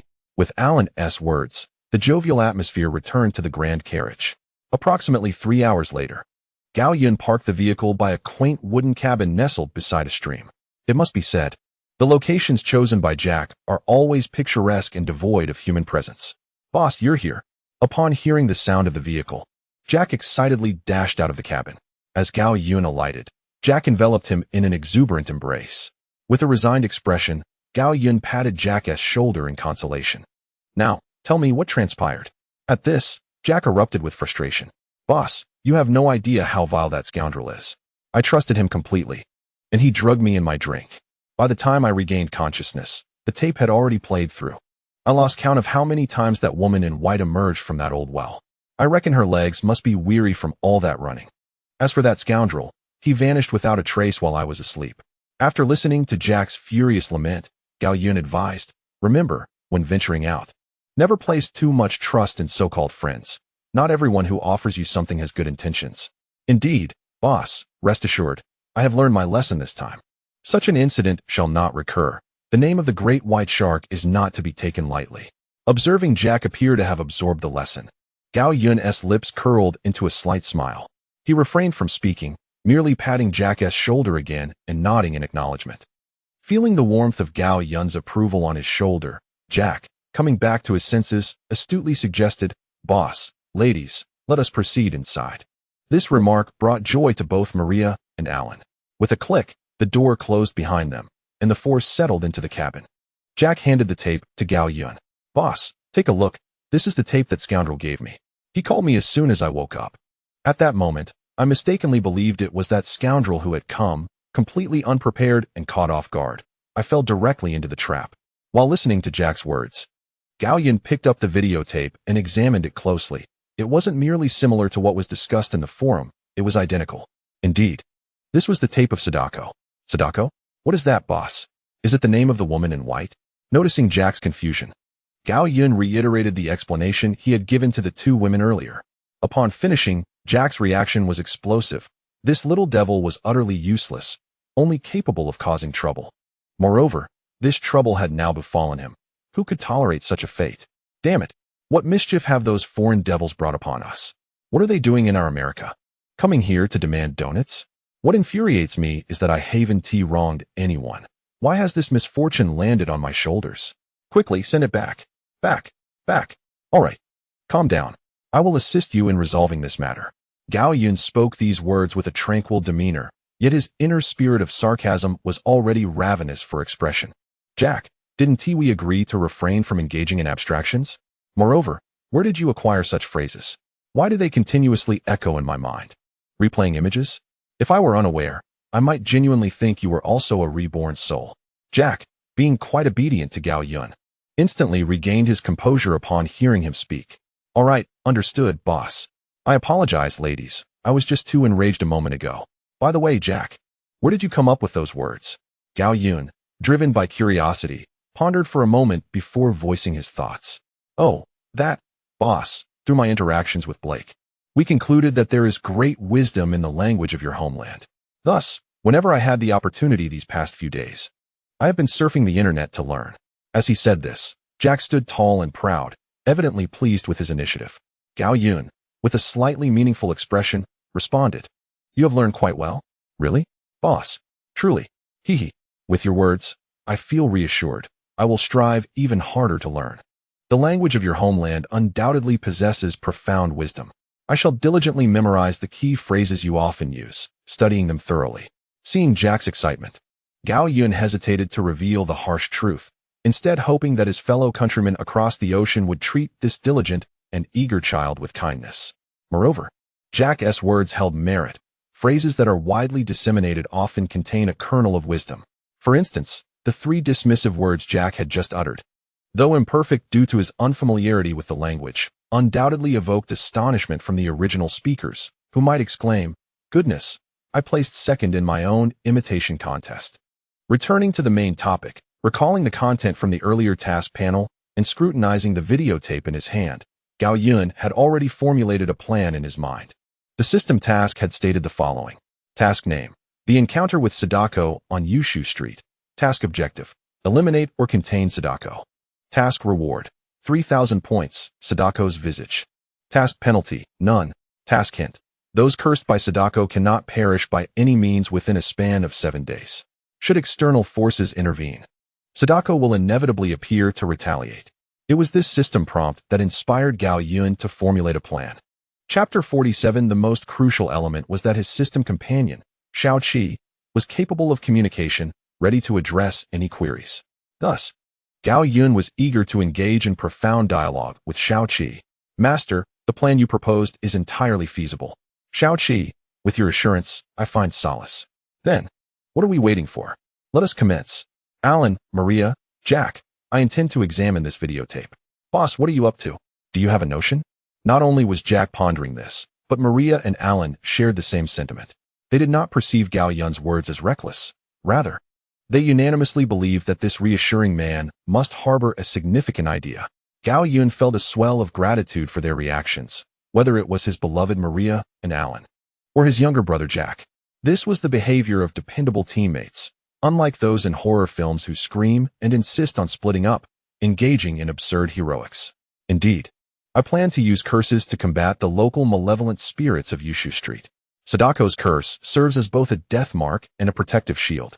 Gao Yun then recounted the contents of the system prompt to the group, of course, omitting any mention of the system. He attributed it to his awakened sensitivity to the essence of evil during his time at Crystal Lake. Wow, as expected of you, boss. This idea is brilliant. Upon hearing Gao Yun's intention to envelop himself in a curse while orchestrating a plan for the hellish spirits to turn on one another, Jack was genuinely in awe. What tremendous courage. His boss was truly remarkable. Maria approached Gao Yun, who was seated on the sofa, wrapped her arms around his neck, and planted a sweet kiss on his cheek. Hey Tata, you're so handsome. Alan, on the other hand, exhibited little movement. As she unconsciously placed her thumb on her lips, her beautiful eyes filled with adoration for her husband, clearly entranced. Had the time and place been more suitable, Alan would likely have engaged in a profound discussion with Gao Yun. Was Gao Yun not concerned that Freddy might discover their intentions? In truth, he was not worried at all, for whether through another task panel related to this content or his exchanges with the system, Gao Yun was utterly convinced that even if Freddy realized this was a sweet trap, he would still leap into it. Moreover, he might not even be aware. Just look at the large screen. Task name, Hell's Minion, Freddy. Task content, eliminate or contain Freddy. Task reward, 3,000 points. Ability upgrade fruit, Freddy exclusive, X1. Task penalty, none. Task hint, Freddy has an affinity for high-quality souls, and he will stop at nothing to acquire them. From the very onset of the first task, Gao Yun comprehended that the system's task prompts were tailored specifically to him as the master. It was indeed custom-made. Thus, the reference to high-quality souls undoubtedly pertained to Gao Yun himself. This information was corroborated through his communication with the system. Consequently, it was evident that Freddy would inevitably come knocking in the foreseeable future. Simultaneously, within a charred house on Elm Street, a figure clad in a tattered red sweater, adorned with a black top hat and bearing steel claws, materialized. His skin was marred by burn scars, and in that moment, he appeared with a sense of exhilaration. He brought the steel claws to his lips and licked them, emitting a faint, sinister sound, as a cruel glint flickered in his small, beady eyes. The burn scars on his face began to twitch, animated by his emotions. Ha ha ha, the esteemed Freddy has returned. Let me see who misses me, who remembers me, and who fears me. The low, menacing voice emanated from his wind-whistling throat, evoking the presence of a malevolent spirit disturbing the peace of the world. After his ominous proclamation of return, a twisted smile crept across Freddy's face as he began to glance around, clearly in search of something. Soon enough, his beast-like, tiny pupils noticeably narrowed. It appeared he had found his target. Oh, such a delightful soul, so pure. You are mine now, he cackled with delight. The moment he sensed Gao Yun, Freddy erupted into raucous laughter. Moments later, he expressed a hint of regret, saying, Alas, I must wait a little longer. Clearly, he lamented having to postpone the tasting of this exquisite soul. When you fall asleep, little one, I shall seek you out in your dreams, he chuckled. Although Elm Street was Freddy's lair, he had not encountered Gao Yun in person. Rather, he had sensed the exceptional quality of his soul through his formidable perception. Additionally, Freddy could feel that Gao Yun harbored thoughts of him, that he remembered him, which only heightened Freddy's excitement. He relished being remembered, particularly by someone with a high-quality soul like Gao Yun's. This feeling of inner satisfaction was something Freddy had never experienced throughout his many years of hunting humans. However, Freddy was also vexed.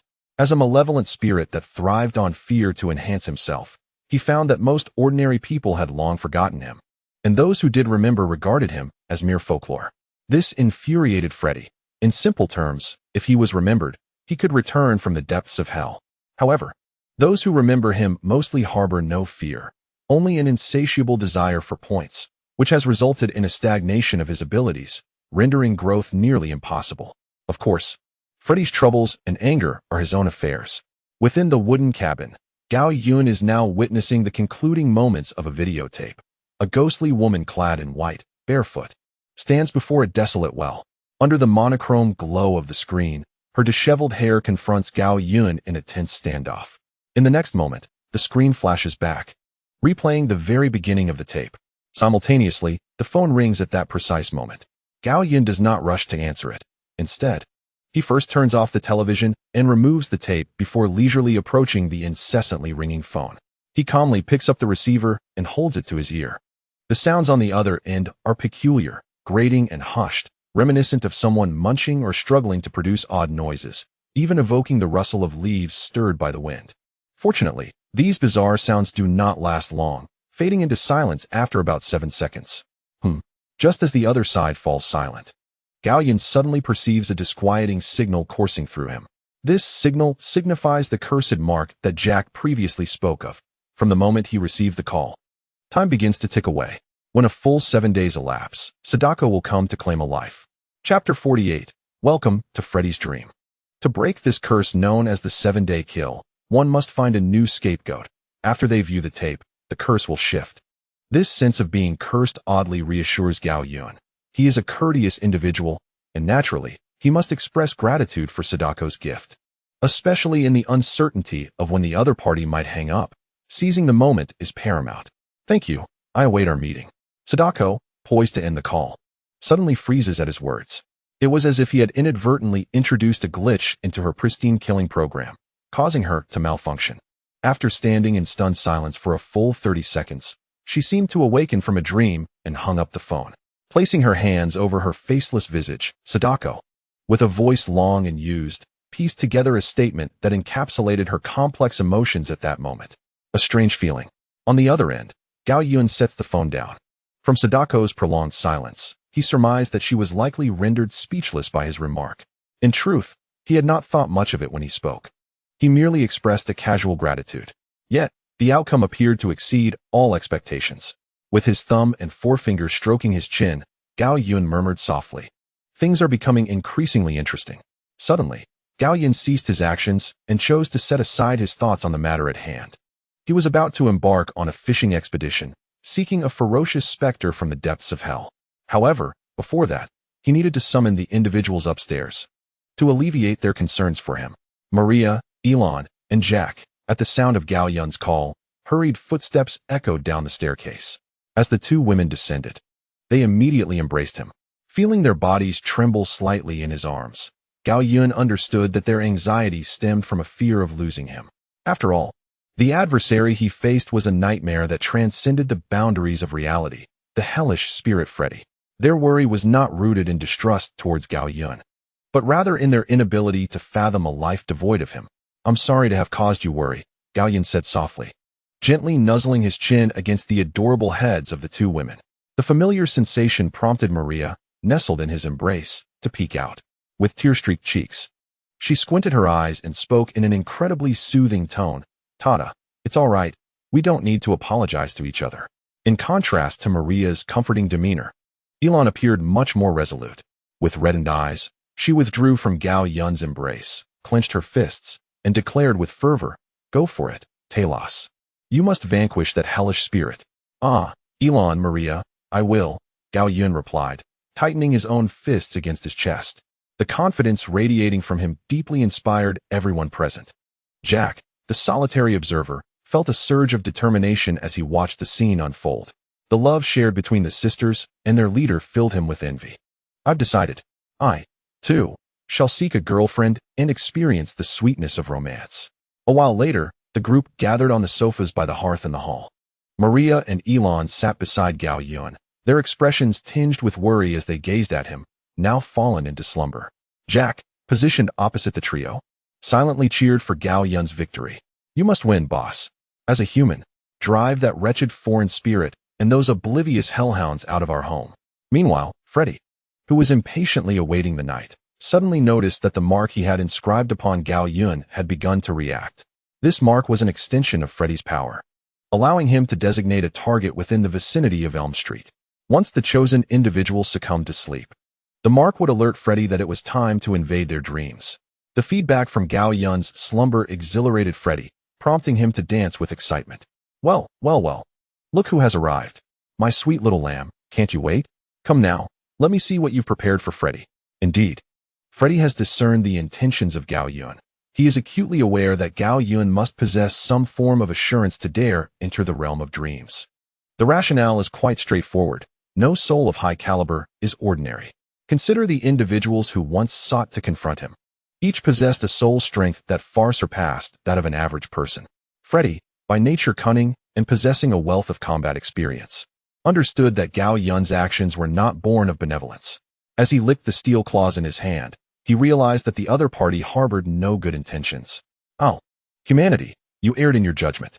As Freddy's previously playful tone abruptly shifted to one of furious indignation, he seethed at the audacity of choosing his domain for battle, truly reckless. One would hope you carry something substantial. Otherwise, I trust you would not mind me savoring your pure soul. Freddy's anger towards Gao Yun's actions was genuine. It is essential to recognize that the reality of his existence starkly contrasts with his dream persona, akin to the light of a firefly being dwarfed by the brilliance of the moon in the night sky. Although constrained by his inherent strength, which may hinder his full potential within the dream realm, even the most feeble Freddy in reality could still wield the elemental forces within dreams. Gao Yun's actions suggested, I am aware you are at your strongest in dreams, but so what? I shall contend with the mightiest version of you. Such audacity could easily be perceived as a dismissal of Freddy himself.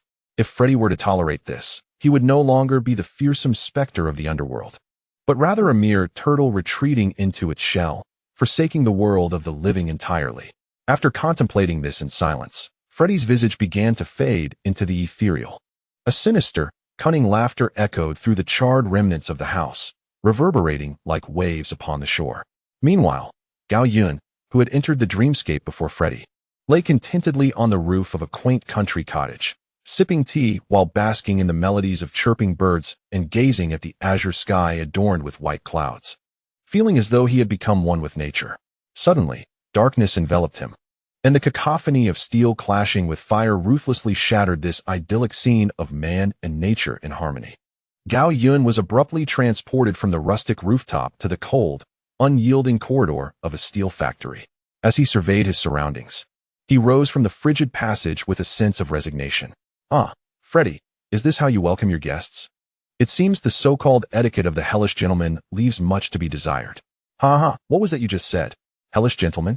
I rather fancy that title. Freddy's unsettling voice echoed from around the corner of the corridor, accompanied by the jarring sound of his steel claws scraping against the railing. Clearly, he was intent on tormenting Gao Yun's psyche. In an attempt to exert psychological pressure on the high-spirited one, Freddy, how utterly juvenile you are. Even the 3-year-old dog from my neighbor's house would disdain such petty tricks. No wonder you can only bully children. When confronted by adults, you transform into a whimpering creature, driven back to your infernal abode by your own tears.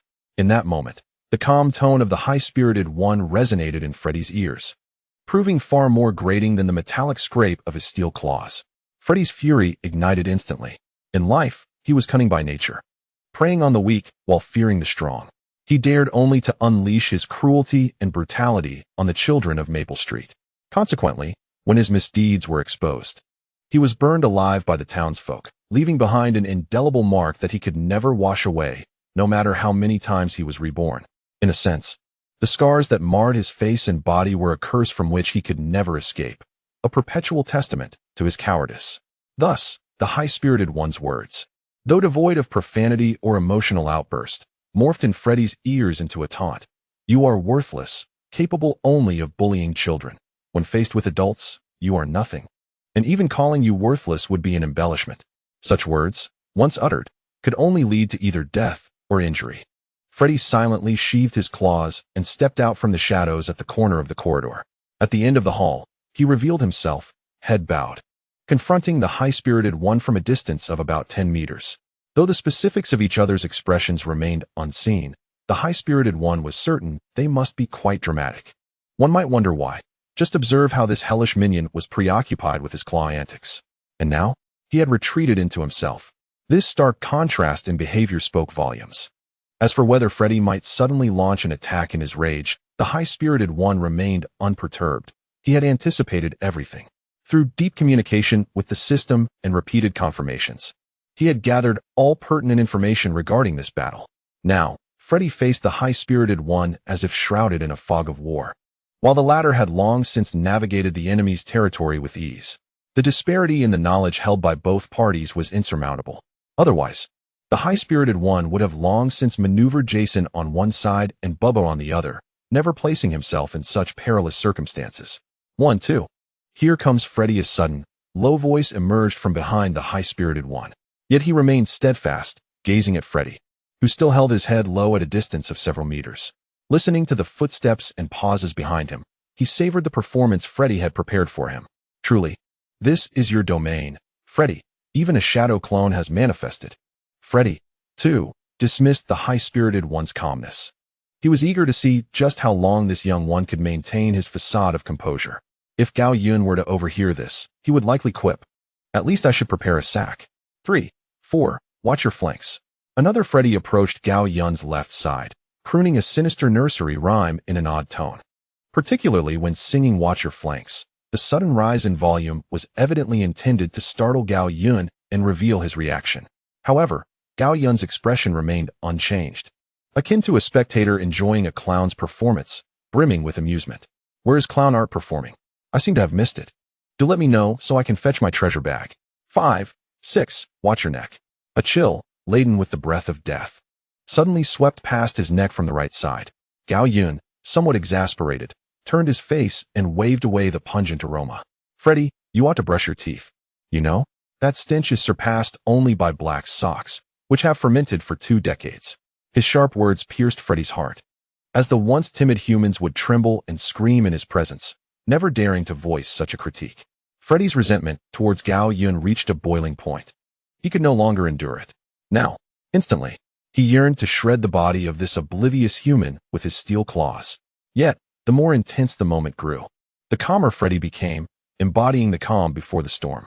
He ceased singing the song that had once instilled fear in the children of Elm Street. Instead, he swiftly closed the distance to stand merely half a meter away from Gao Yun, allowing him to smell the burnt stench emanating from Freddy's form. Freddy was indifferent to Gao Yun's discomfort. In fact, the more distressed Gao Yun appeared, the more delighted Freddy felt. It was the latter's aloofness, treating him with utter disdain, that wounded Freddy's fragile pride far more than any biting remarks. At that moment, Freddy bowed his head, obscuring his expression from Gao Yun. Then, he emitted a barely audible chuckle, reminiscent of a boiler releasing pressure. Hell, boy. The laughter gradually intensified, bursting forth with animosity. Freddy slowly raised his terrifying visage, one capable of frightening children to tears. Though he endeavored to contain himself, Gao Yun still perceived the unnaturalness of the charred holes adorning his face. What's the rush? Upon uttering this phrase, the atmosphere froze instantly. With a smile, Gao Yun's seemingly innocuous question sent Freddy's pupils dilating, nearly causing him to choke back his breath. It was unfathomable how the words that flowed from Gao Yun's warm lips felt as chilling as frost in the dead of winter. Once he regained his composure, Freddy fixed his gaze upon Gao Yun's eyes, which radiated a ferocious authority akin to that of a wolf, a tiger, or an eagle, distinctly unlike any ordinary being. Freddy felt that Gao Yun's gaze at this moment was akin to looking at refuse. With this thought, malice and hatred nearly dripped from his eyes. If Gao Yun were aware of Freddy's current sentiments, he would likely be left speechless. It can only be said that self-induced assumptions can be most fatal. Yet, Freddy was indifferent to this. His fury was on the verge of consuming his reason, leaving him with little regard for Gao Yun's hidden cards. At this moment, his voice began to spiral out of control, crackling like flames in furious combustion. You You just uttered a very costly final remark. The price for it is your life. Do you understand? I initially intended to toy with you a bit longer, but your damned mouth hastened your execution order. Now, I demand that you weep. I demand that you scream. I shall use your blood to inscribe a gravestone for your ridiculous and pitiable sense of humor. As he spoke, Freddy's overwhelming wrath transformed into claws of hatred, taking a step forward and slashing towards Gao Yun's chest, with the remaining 3 Freddys following suit. If this strike were to land, Gao Yun's chest would surely bid farewell, singing, "Goodbye, Father, I am embarking on a voyage tonight," and then he would vanish from home. However, in the next instant, just as Freddy's steel claws were about to make contact with Gao Yun's skin, a surging psychic storm erupted around Gao Yun. The 4 Freddys were instantly scattered like a parking lot ravaged by a tornado. The Freddys, propelled by the psychic force, howled in fury. Once they regained their stance, the hatred and gravity in Freddy's gaze formed 2 black chains, binding tightly before Gao Yun. The hatred stemmed from his desire to know who was sabotaging his endeavors, while the gravity arose from his understanding that this was precisely the foundation of Gao Yun's audacity to enter dreams. Thus, despite the overwhelming reluctance and seething hatred, Freddy could only repeatedly tell himself to remain calm, to assess the situation before acting, and to avoid falling into a trap. Even as he found himself in his own territory, that damned kid's fate was already sealed. He could not escape.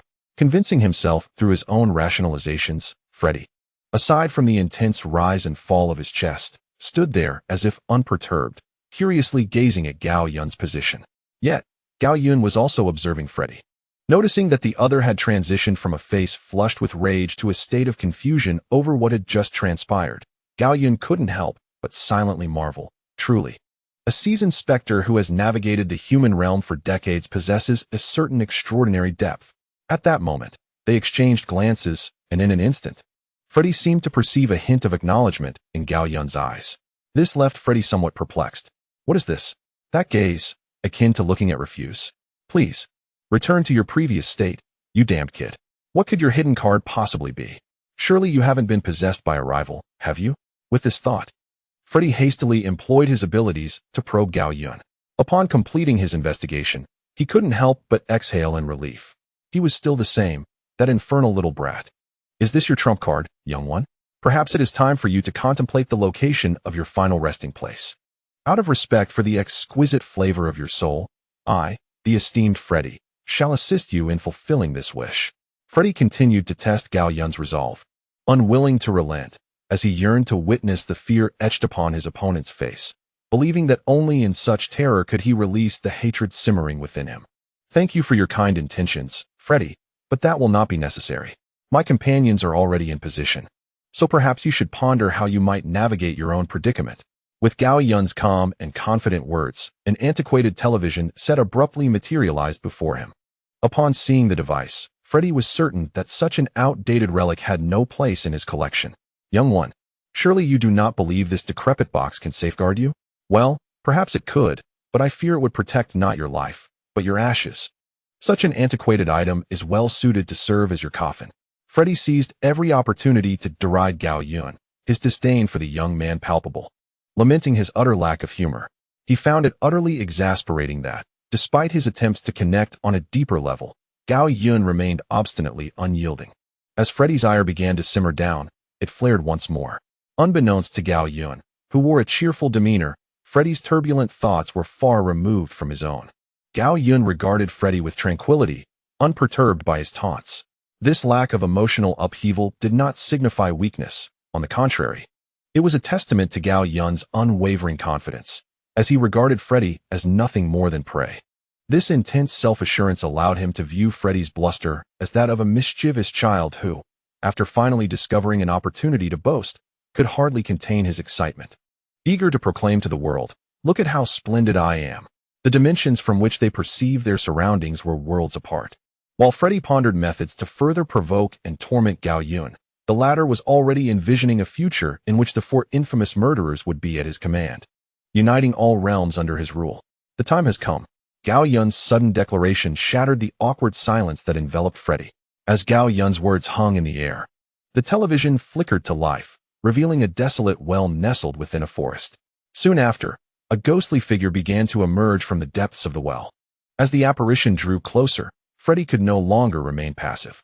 He could not afford to simply wait for his opponent to unleash their abilities. That would be utterly foolish. With this thought, Freddy sprang into action. Without any forewarning, the location where Gao Yun stood, a moment ago a factory forged from iron and fire, transformed instantaneously into the vast expanse above an unfathomable chasm. Gao Yun and the television set of Sadako were utterly unprepared, plummeting as soon as Freddy transitioned the scene. Observing this, Freddy burst into gleeful laughter, floating in midair, exultantly shouting down towards the abyss. Ha ha ha. Kid, I forgot to mention. I have a fondness for meat pies. Is that so? I share the same sentiment. A voice echoed serenely from the depths, reverberating among the mountains. Freddy's smile froze in an instant, his visage turning as green as a zombie covered in moss. Ah! Enraged to the core, Freddy roared. And the scene morphed once more, casting Gao Yun and Sadako's television into a volcano that was actively erupting. How about that, kid? Lava barbecue. I assure you, your bones will turn to smoke, saving me the trouble of the urn beside you. What do you think? Quite considerate of me, I assenti it. Despite this thought, Freddy presumed that Gao Yun's psychic shield would undoubtedly falter. The forces of the elements and the physical realm differed greatly. Thank you, but Freddy, it would be even better if I could have a swimsuit. I've never swum in a sea of fire before. His voice remained as magnetic as ever, the tone calm and gentle. Although Freddy could not see the current state of his opponent, that single utterance was enough to bruise his pride. In agony, Freddy crouched down, placing his hands beside his ears, appearing helpless like a child, despite being a malevolent spirit from the underworld. He refrained from uttering another word, merely stamping his foot heavily in the air. With a third flourish, the dream world transitioned again. This time, Gao Yun and Sadako's television were cast into a boiling pot of oil amid a mountain of knives. Unlike the previous magma, Freddy wielded his formidable dream manipulation powers, incessantly stoking the flames within, causing the pot's temperature to exceed that of the lava in the volcano, and it continued to rise. Clearly, Freddy was intent on savoring a golden elixir. Meanwhile, Sadako had yet to emerge from the television, her figure still trapped within the screen. Whether it was due to a poor connection or some brewing scheme remained uncertain. Additionally, Freddy had subjected Gao Yun to the fiery abyss, the mountain of blades, and now the boiling oil. Noticing the prolonged silence from his opponent, though the spirit was still elusive, Freddy surmised that Gao Yun was nearing his limit. What a pity. If only I had absorbed more fear, I would love to witness how you suffer, kid. With this thought, Freddy's self-proclaimed sense of humor surged once again. Be cautious, lest you find your essence oozing from the charred craters of his skin. TSK, my dear little friend, how does your humor and composure serve you now? Can they shield you from the impending doom? Once this meager barrier dissipates, Freddy mimicked a crushing gesture with his steel claws, then suddenly proclaimed aloud, "You shall discover that the finest stand-up comedy in the world is the shrill screams emitted as your flesh sizzles in the hot oil." At that moment, a figure emerged from the depths of the frying pan, its handsome visage unmistakably belonging to Gao Yun. There he floated serenely atop the oil, eyes closed, relishing the seemingly boiling liquid that, under the protective veil of his mental shield, offered a surprisingly pleasant warmth to his senses. Upon witnessing this scene, Freddy's pupils constricted, and the very essence of his being, oh no, the entirety of his ghastly form, seemed to falter. However, before Freddy could comment on the spectacle before him, Gao Yun, buoyant in the oil, cupped his hands to his mouth and projected towards the airborne Freddy. "I adore bathing. My skin has never felt better." "What did you say, Freddy? Speak louder, it lacks vigor. And do remember, sir, I go by Talos. Is it possible that the self-proclaimed gentleman, Mr. Freddy, is so discourteous?" His words, calm and eerily gentle, echoed in Freddy's ears, which longed for silence from Gao Yun's voice. After delivering his statement, Gao Yun withdrew his hands and began to glide gracefully across the spiced oil, executing a beautiful and fluid backstroke, radiating an aura of ease and confidence. Before long, he reached the edge of the pan, crossed his arms over his chest, and leaned casually against the rim.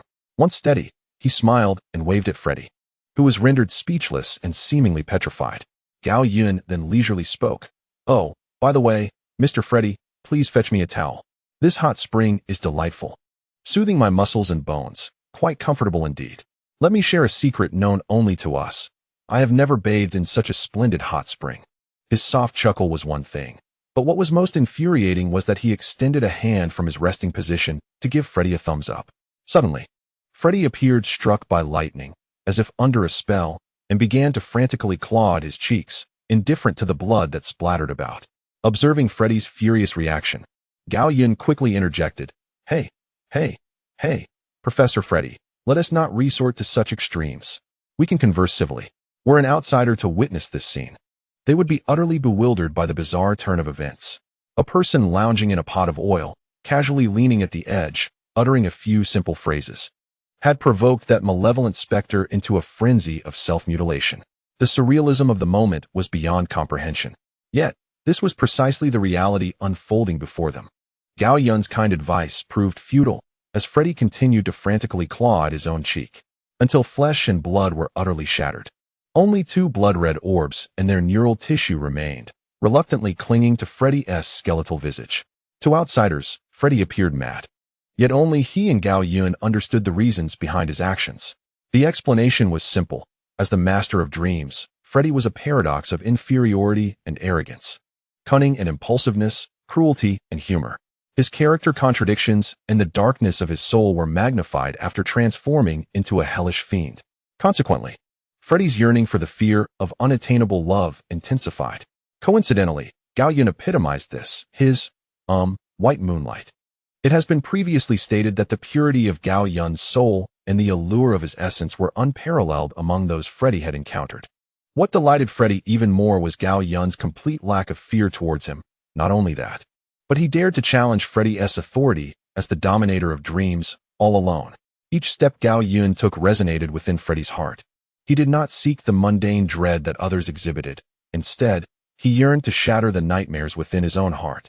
Indeed, Freddy too harbored nightmares, his being the cowardly and cruel nature that allowed him to recklessly unleash humanity's darkest facets upon children.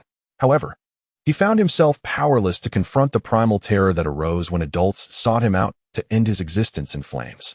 This inner demon lay hidden deep within his soul. This paradox is precisely why he was favored in hell, a seemingly brutal and cunning fiend, yet terrified of the very fear he most desperately needed. How fascinating! Gao Yun represented Freddy's inner demons, a human who approached him with calmness, elegance, and confidence. These attributes were all that the Dark Freddy could only dream of possessing. In a sense, Gao Yun was the embodiment of Freddy's torment. He dared to challenge Freddy's authority as the master of dreams. In turn, Freddy perceived Gao Yun as the manifestation of the power held by the adults who once burned him alive. Thus, fear served as both the foundation of Freddy's throne and the cage that imprisoned him. When Gao Yun, with absolute tranquility, turned the mirror of fear around, it no longer reflected a terrifying demon, but a comical figure, a clown exerting excessive force. His self-mutilation was an attempt to silence the reflection that drove him to madness. Yet unbeknownst to him, this act of insanity was the most desperate acknowledgement of his failure. Consequently, Freddy succumbed to despair. His authority and throne dissolved in the light of Gao Yun's presence. The fear of yesteryears remained eternally etched in the depths of his soul, serving as both the source of his power and the root of his downfall. Freddy stood there, dazed, suspended in the air. At this moment, his face, which bore the remnants of only 2 prominent features, finally possessed the tranquility he had long desired, even if the cost behind it was a cataclysm of rage and hatred. Chapter 52. This is no ordinary Freddy. Freddy gazed calmly at Gao Yun, who continued to wave and give him a thumbs up. Without uttering a word, he extended a clawed finger towards Gao Yun. In the next instant, a terrifying surge of energy, potent enough to obliterate everything, struck Gao Yun without warning. In an instant, 2 explosive sounds erupted almost simultaneously, one from Freddy's assault, the other from the television submerged at the bottom of the pot. Indeed, beneath Freddy's onslaught, Gao Yun emerged unscathed, while the television belonging to Sadako was utterly destroyed. Clearly, it was Sadako who had shielded Gao Yun from Freddy's fierce attack, a sight Freddy had hoped to witness. The protection afforded to Gao Yun by that wretched box infuriated Freddy to no end. He had believed that with the recent triple transformation of scenes, he would be able to utterly vanquish Gao Yun. Little did he know that not only was Gao Yun unharmed, but he had also inflicted upon himself a psychological scar. Thus, at this moment, Freddy's hatred for that accursed box surpassed, in a certain sense, his animosity towards Gao Yun. Now, this unsightly contraption had finally been reduced to nothingness by his own power. Still unsatisfied, Freddy stretched out his hand, and the remnants of Sadako's exploded television promptly lay at his feet. He stomped down hard on the large fragment of the television, shattering it into pieces. Then, he shouted hoarsely at Gao Yun, "Ha ha ha, Talos. Do you see? That vengeful spirit you relied upon has now become nothing more than a pile of trash beneath my feet. Her well has run dry. Her signal is severed. Her life has been terminated by me. I am the sole channel of Freddy's dream. I am the eternal sovereign of this world." However, in response to Freddy's triumphant display, as if the storm had passed and the sun was shining again, Gao Yun merely smirked and helplessly shrugged his shoulders. All right, Mr. Freddy. What do you wish to hear from my lips? Yes, yes, yes. Or perhaps I should feign terror and tell you how frightened I am. Seeing Gao Yun's demeanor, Freddy, in a fit of rage, unleashed a power capable of tearing apart the entire dream realm upon him. He could no longer tolerate the presence of this individual before him, not even for a fleeting second. With a resounding crash akin to a meteor impact, a violent explosion erupted from the pot where Gao Yun stood. The pot truly did explode. Yet, the image of Gao Yun being crushed that Freddy had envisioned did not materialize. The fierce impact of the meteor failed to even lift Gao Yun off the ground. He remained completely unharmed, standing steadfastly in place, not a speck of dust upon him. One can only say that Sadako's curse is indeed remarkably potent.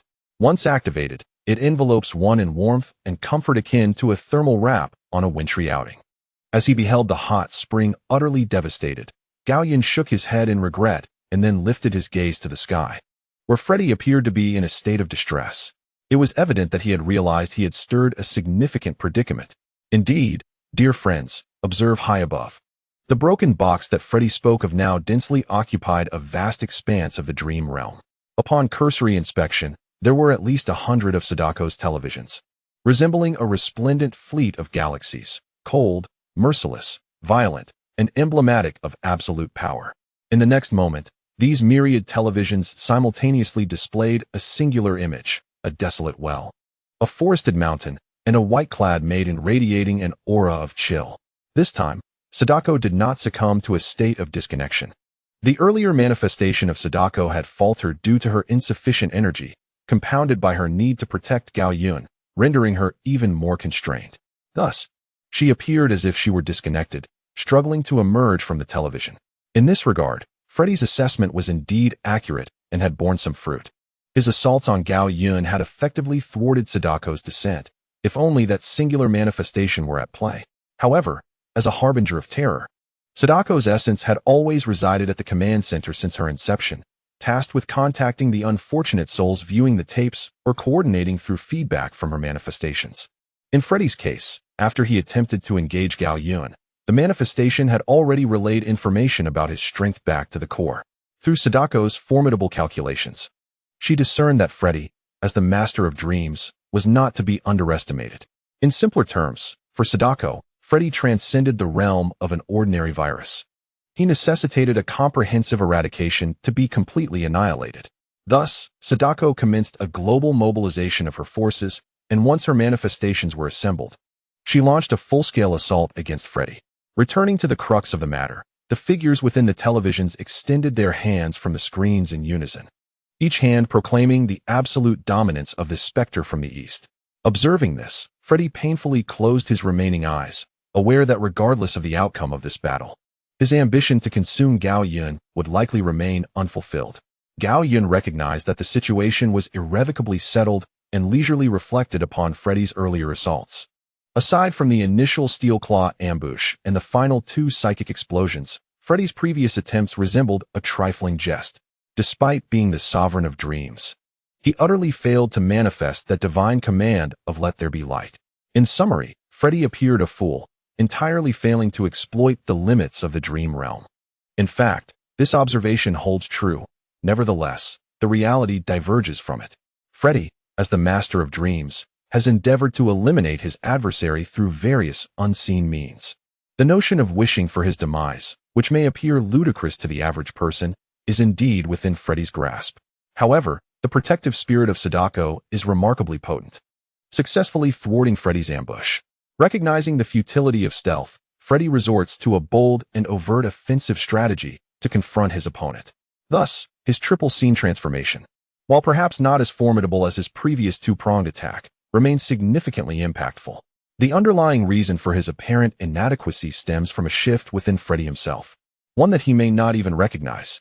His inherent tendency to bully the weak while fearing the strong has begun to permeate every facet of his being. The demeanor exhibited by his adversary instills a profound fear within him, albeit one he is reluctant to acknowledge. The lofty heights of his confidence have begun to wane, and upon failing to vanquish his opponent, he is confronted with the latter's nonchalant demeanor. His inner fury manifests as a volcano, yearning to incinerate his foe in a single, fervent effort. Yet, the outcome is yet another failure, plunging Freddy's subconscious into a realm of self-doubt. Unable to confront the harsh reality of his own fragility, he clings to the image of himself as the omnipotent Freddy, capable of manipulating human lives at will. The final imagery of a cauldron atop a mountain of blades serves as a reflection of Freddy's inner turmoil. The mountain represents a deceptive pedestal he dares not ascend, illuminating his exposed vulnerabilities once his facade is pierced. The bubbling contents of the cauldron encapsulate the chaotic remnants of his unraveling sanity, a concoction born from the torment and inferiority that he cannot escape. At this moment, the cauldron simmers violently, mirroring the peak of his rage and anxiety, ready to erupt. The sole antidote lies in casting the accursed adversary into that boiling abyss, seeking victory to mask the turmoil within. Regrettably, Freddy's aspirations dissolve into mirage. Not only does his foe survive, but the request for a towel serves as a spark, igniting the cauldron within Freddy's heart. This incident epitomizes his inability to maintain even the slightest semblance of dignity, as he realizes he has been utterly defeated on a psychological level. In his refusal to accept this truth, he resorts to a self-destructive display, proclaiming to the world, "Behold, it is not the formidable Freddy who has been humiliated, but rather this faceless, shameless specter." Undoubtedly, Freddy understands that without completely eliminating his adversary, no one would heed his lamentations.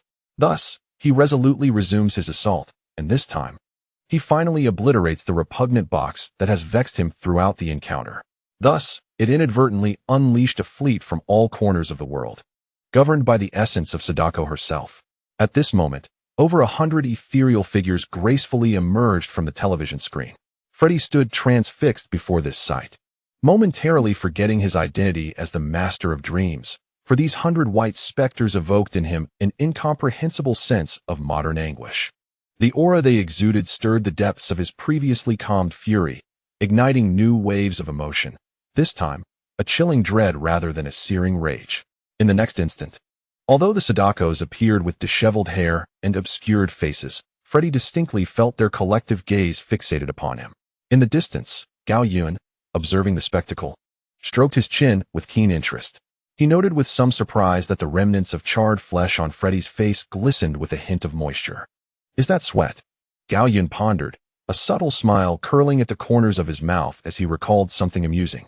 Fortunately for Freddy, the good news was that the multitude of Sadakos did not immediately spring into action. They were not squandering opportunities or time. Rather, they were clandestinely exchanging information with their core, beginning to deconstruct Freddy's realm. Their lethal programming had scanned him and understood that eliminating the Freddy before them would hold no significance in addressing the robbery perpetrated against Gao Yun. As long as this realm remained intact, he could be resurrected endlessly.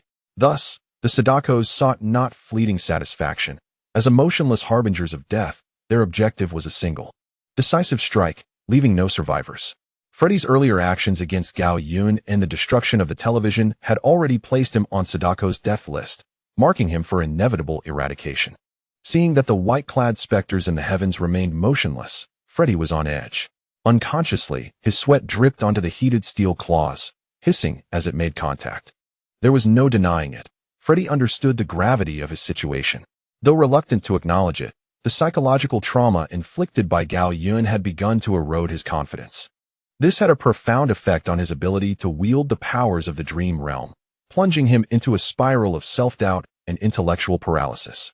As a result, streams of cold sweat trickled from him like water, unnoticed, as his full attention was ensnared by Sadako. Should an outsider happen to pass by at that moment, they might assume Freddy had been so frightened that he had soiled himself. To put it succinctly, under this influence, Freddy's control over dreams waned, his insecurities blossomed, and he found himself gripped by a deep-seated terror at the grand spectacle of Sadako. In such circumstances, the divine command of "let there be light" and the ensuing manifestation of that light had become utterly unattainable for him. Due to his diminishing self-belief, he began to doubt his own worth. Even if he would not admit it, the manifestations of his behavior, appearance, and the environment around him were unmistakable. This was unlike mere bad luck. This man and woman had undoubtedly become Freddy's true nightmare. One tormented him psychologically, while the other did so physically. Unable to bear the oppressive atmosphere, Freddy, under immense pressure, continued to display his dark humor, addressing the audience as if they were gathered in the grand theater of his own making. What? The viewers of Uncle Freddy's channel can no longer be contained? Have they all come to witness in person? Yet, there was no response. The silence was as chilling as death itself. Instinctively, Freddy brandished his steel claws, akin to a startled Hakimi, but under the weight of such pressure, even the motion of his claws began to slow. Sweat streamed down his brow. Finally, Freddy regained his senses, acknowledging the gravity of his situation, yet he found himself powerless to stop it. He realized this was not merely a physical chill, but a far more dreadful fear lurking within the depths of his soul, compounded by Sadako's denial of his very existence. Look at those gazes from above, silently mocking him. His tricks, built upon fear, appeared utterly ludicrous when confronted with a more ancient and absolute finality. Freddy understood that he could no longer persist in this manner. Otherwise, he would crumble before Sadako even had the chance to strike. Recognizing the dire circumstances, Freddy furiously swung his claws while unleashing a howl to the heavens. Wretched souls, cease your collective glares. Do you truly believe the audience can obstruct the unfolding of this stage? Can you halt the curtain's descent? No, you are mistaken. No one can conquer the domain of the master, Freddy. With these words, Freddy's demeanor shifted, as if the confident, darkly humorous Dream Master had returned to toy with his prey at a leisurely pace. However, Hilux saw through Freddy's facade of bravado. "Oh, Mr. Freddy, where's your face? I do not see it." Freddy stiffly redirected his gaze from Sadako to the source of the taunt, his eyes narrowing like a beast poised to pounce, yearning to rend Hilux's flesh. This remark pierced Freddy's most sensitive and bloodied nerve like a searing needle. He abruptly clutched the mangled remnants of his own visage, trembling violently with a mix of profound humiliation and rage. Then, an unexpected event transpired. Freddy unleashed a primal howl towards Hilux. "You, how dare you mention my face?" Beneath the roar, a hint of sobbing crept into his voice. "Do you not understand? Telos." It melted in that cauldron, dissolved in every breath of air, shattered within each of your jests. Chapter 54. The Gift of the Soul. Immediately, Freddy collapsed, racked with pain, as he knelt in the empty air. He lowered his head, muttering incessantly, his tone taking on a bizarre and perilous quality, infused with a profound insanity and sudden enlightenment. "I understand now, Telos. You wish to behold the visage of the great Dream Sovereign, do you not? Very well." Upon uttering these words, Freddy abruptly released his hands from his face. His previously bowed head shot up, gazing intently at Gao Yun. This time, his words emerged calm and soothing, yet it was evident that this tranquility heralded an impending storm. "Then, Telos, shall I stitch a new form from your skin, your bones, and your flesh? Ha ha ha. Then you shall forever behold it, my glorious countenance. Eternally visible, forever." Freddy's words gradually became indistinct, his figure igniting in flames from the ground up, and within mere breaths, he transformed into a cloud of ash, vanishing from sight. However, Gao Yun knew this was far from the conclusion. It was evident that Freddy was preparing for a final confrontation. And indeed, as Gao Yun anticipated, a suffocating malevolence pervaded the dream realm, descending upon Sadako and Gao Yun. At this juncture, Freddy, now completely merged with the dreamscape, began to make his proclamation to Gao Yun and the others. Yet, his voice had morphed into something strange, no longer the singularly low and sinister tone of Freddy, but rather a cacophony of overlapping sounds, a fusion of Freddy's madness, the roar of a boiler, the wails of victims, and an array of chaotic noises coalescing into a grotesque melody. It was the sort of sound that would cause the ears of an ordinary person to explode upon hearing it, utterly devoid of any melodic grace. "Telos, Do you not wish to see my face? It is right here, ha ha ha. The maniacal laughter accompanied Freddy's colossal visage, forged from flames and steel, yet peculiarly devoid of eyes. Gao Yun's inner voice of sarcasm flared up once more. Oh no, I hope my words haven't driven Freddy Krueger insane. Unbeknownst to Freddy, who was now reveling in his madness, he manipulated that grotesquely ugly, aesthetically void giant face, darting about the dream realm, incessantly proclaiming, "Come here, come see my face. How perfect it is, filled with the flames of confidence and a will of steel." After frolicking for over 10 seconds, Freddy finally noticed that Gao Yun's gaze was no longer as impassive as before. However, upon closer inspection, he became even more incensed. For Gao Yun now regarded him as one might view a brilliant graduate who had escaped from a mental institution, filled with sympathy and disbelief.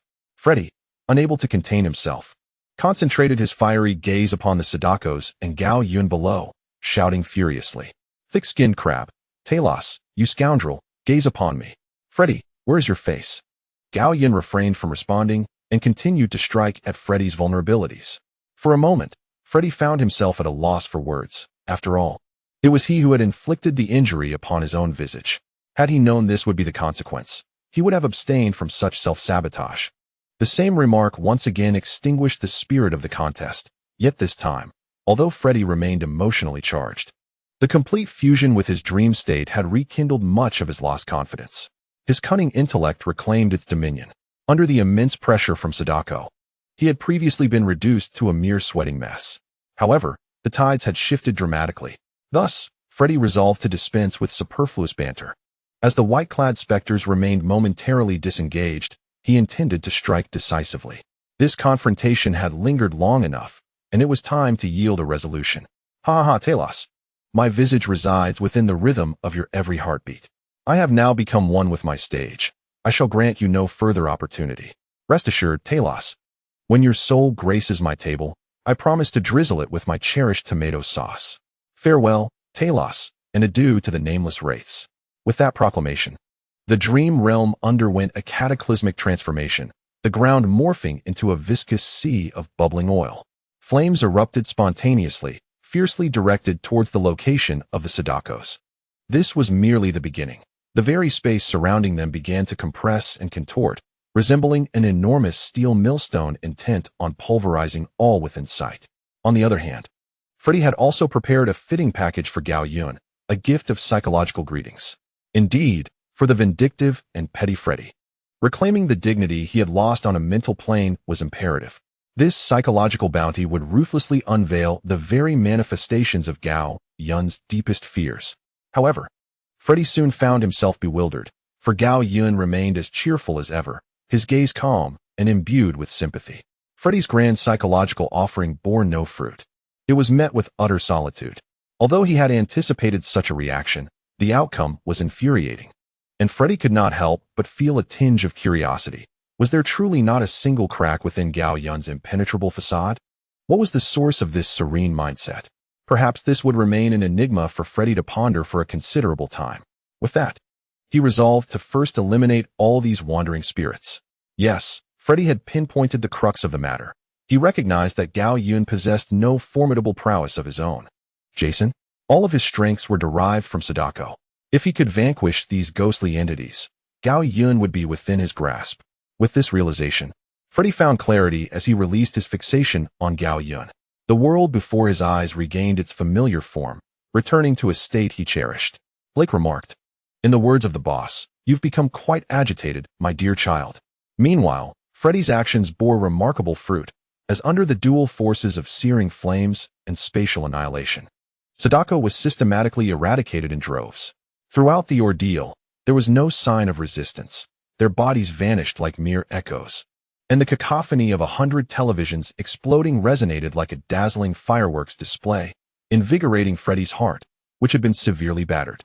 As the last of Sadako's manifestations dissipated completely, Freddy, with his eyes ablaze like the very sky itself, turned to Gao Yun and elegantly declared, his tone imbued with the lightness and joy following a grand battle.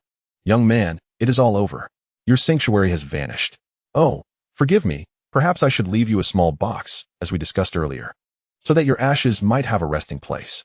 Gao Yun's expression remained unchanged as he sensed the feedback from the cursed mark, rubbing his hands in contemplation. Indeed, Freddy. It is all over. Chapter 55. Your life is mine. Gao Yun's statement that everything was over abruptly silenced Freddy's manic laughter, merging with the realm of dreams. He was suddenly struck by an ominous feeling. Despite having conducted numerous checks on the dream realm, confirming that all traces of Sadako had vanished, an overwhelming sense of unease still penetrated his very soul, causing the eyes and face, forged of steel and flame, to feel a chilling dread. In an attempt to mask this disquiet, Freddy immediately shouted at Gao Yun, "Talos. If your brain is no longer fresh and instead utters nonsensical words that bear no relation to our current situation, I fear I shall mourn its charred state." As his words fell, Freddy unleashed a powerful telekinetic assault upon Gao Yun. With a focus on swiftness and precision, Freddy understood that it was a matter of either Gao Yun's demise or considerable trouble for himself. Thud! The moment the telekinetic force made contact with Gao Yun, the reverberation echoed throughout the dream realm like the tolling of an ancient temple bell, lingering in the air. Gulp! Freddy involuntarily swallowed, though his broad face and those eyes seemed disconnected from his throat. However, this was his domain, and he could produce any sound he desired at will. As he swallowed, Freddy realized the gravity of the situation, for the developments occurring around Gao Yun mercilessly confirmed that Sadako had not perished after all. Freddy conducted another examination of the dream realm, his internal defenses raised to the highest level. Yet, the results remained unchanged. Only he existed in his domain, devoid of her presence. Thud! Thud! Thud! Freddy, already unstable, suddenly erupted into a frenzy, launching unpredictable telekinetic attacks at Gao Yun, his face and eyes darting wildly. The unease spilling forth intangible words that rang incessantly. Oh, no, no, no. Could it be that the audience has yet to gather? I knew that wretched box was unreliable, antiquated, and devoid of innovation. It ought to be discarded into the annals of history. Having delayed my schedule and that of other spectators. Where are you, Miss Longhair? Come forth. The Freddy jet awaits your presence. Freddy, met with silence, furiously slashed the sky with a newly materialized colossal claw. Yet, apart from the air suffering grievously, none of the malevolent spirits were harmed in this assault. Frustrated by the lack of results, Freddy redirected his attention to Gao Yun, launching a series of relentless strikes. In addition to the traditional telekinetic attacks, Freddy incorporated more avant-garde methods, scorching with fire and freezing with ice. He even began to warp space in an attempt to crush Gao Yun. As for the subtle underhanded tactics, their number was beyond reckoning. After an exhaustive display, Freddy realized that Gao Yun remained unchanged, utterly unaffected. Seeing Freddy calm down, Gao Yun stretched lazily and yawned, casting a glance at Freddy, whose eyes and cheeks blazed with fiery rage, reminiscent of someone who had consumed too much spice. Feeling the warmth of the cursed mark intensifying, Gao Yun sensed that the moment was drawing near. With Freddy unwittingly led by the nose, he instinctively sought to engage in some dark humor, exchanging barbs with Gao Yun. Indeed, banter. Freddy's inclination for such amusement stemmed from his earlier offensive. Believing that Gao Yun was merely posturing, convinced that the spirits had not been entirely vanquished.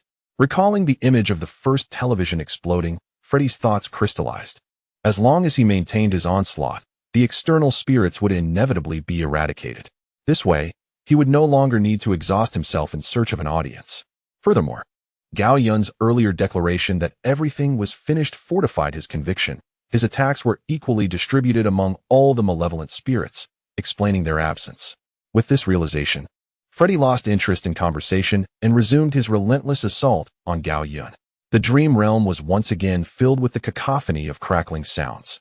Positioned at the eye of the storm, silently enduring all of Freddy's attacks, Gao Yun felt the heat of the cursed mark swiftly transform into an icy chill. He leisurely turned to look behind him, spotting a familiar white figure. Although her beautiful visage had faded, her tall stature and ethereal demeanor remained striking in Gao Yun's eyes. You have arrived. Thank you, Sadako, for your efforts. Gao Yun sincerely expressed his gratitude, acknowledging that Sadako had single-handedly borne the weight of his plans to contain Freddy. Slightly tilting her head, Sadako, the ultimate recluse, was either engaged in killing or meticulously studying the art of murder. As for the sentiments of the world towards her, One can discern from the faces of sheer terror that no one has ever uttered a word of gratitude to her. This novel experience she had only encountered with Gao Yun, and even then, it was but twice a day, brimming with affection. Thus, Sadako, the spectral queen of the East, who had dwelled in an ancient well since her inception, began to acutely perceive that within her lethal programming, it seemed a new code had been inscribed, one that belonged solely to Gao Yun.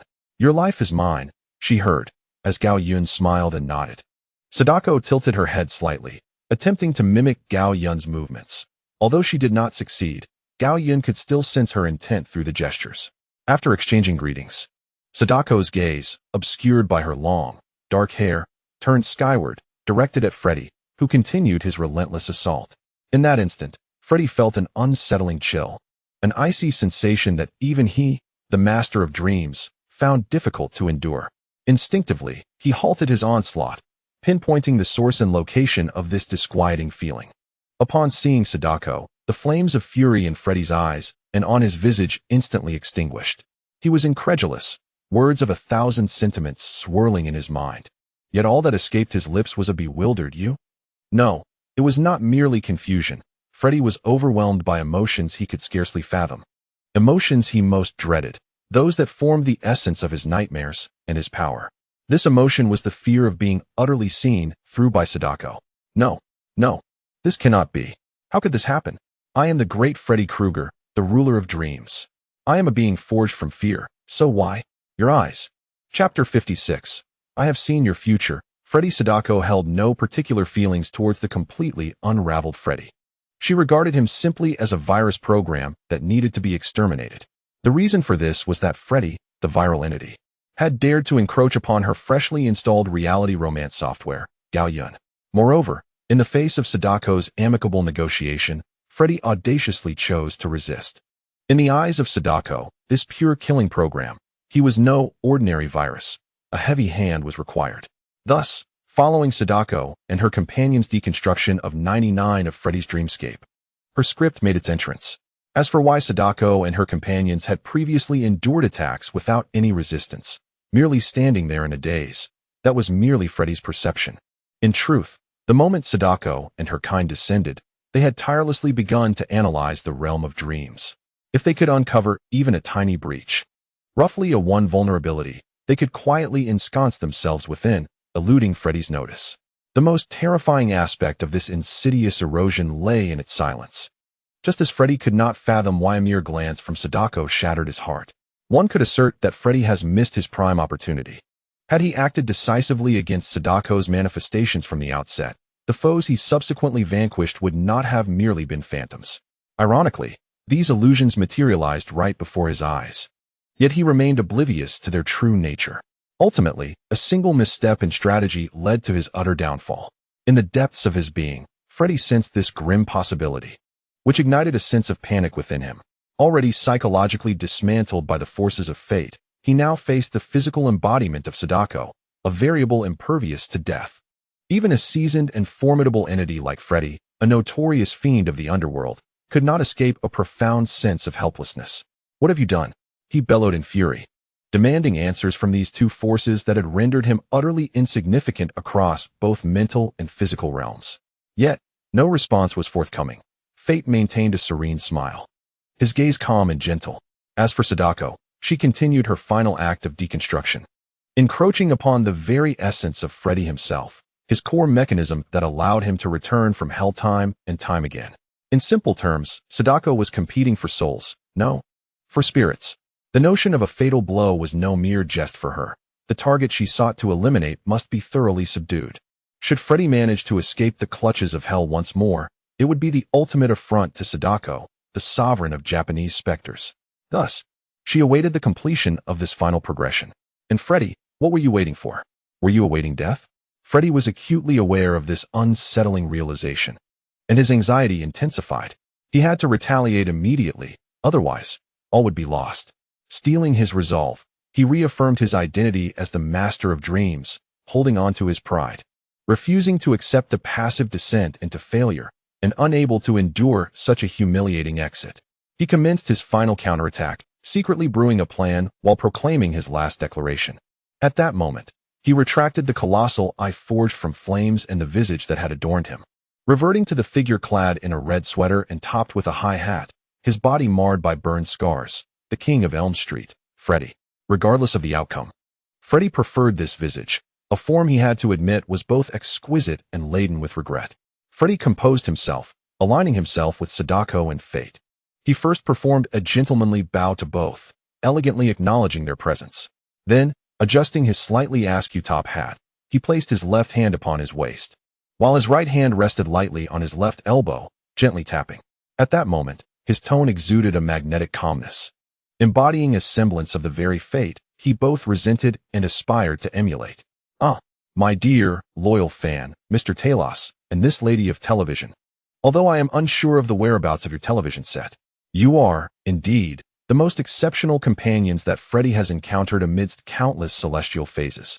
Yet to him, you both exude a certain monotony, one perpetually adorned with a tranquil mask, devoid of any turbulence, and the other, silent as an ice block." At this juncture, Freddy gestured towards Gao Yun with his steel claws, followed by a wry smile as he lamented, "Huh? The most splendid performance of my life has been presented to a gentleman who can only utter a few biting remarks, yet lacks a sense of humor." Subsequently, Freddy shifted his tone, infused with both frustration and admiration, no longer shying away from expressing his true feelings.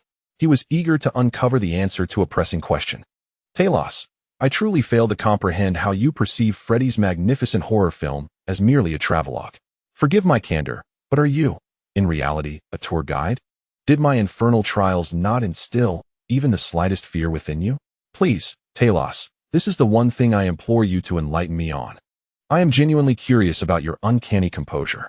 Upon hearing Freddy's words, Gao Yun responded with a gentle yet magnetic voice. "Because I have glimpsed your future, Freddy." Freddy was taken aback. He had never anticipated such a response.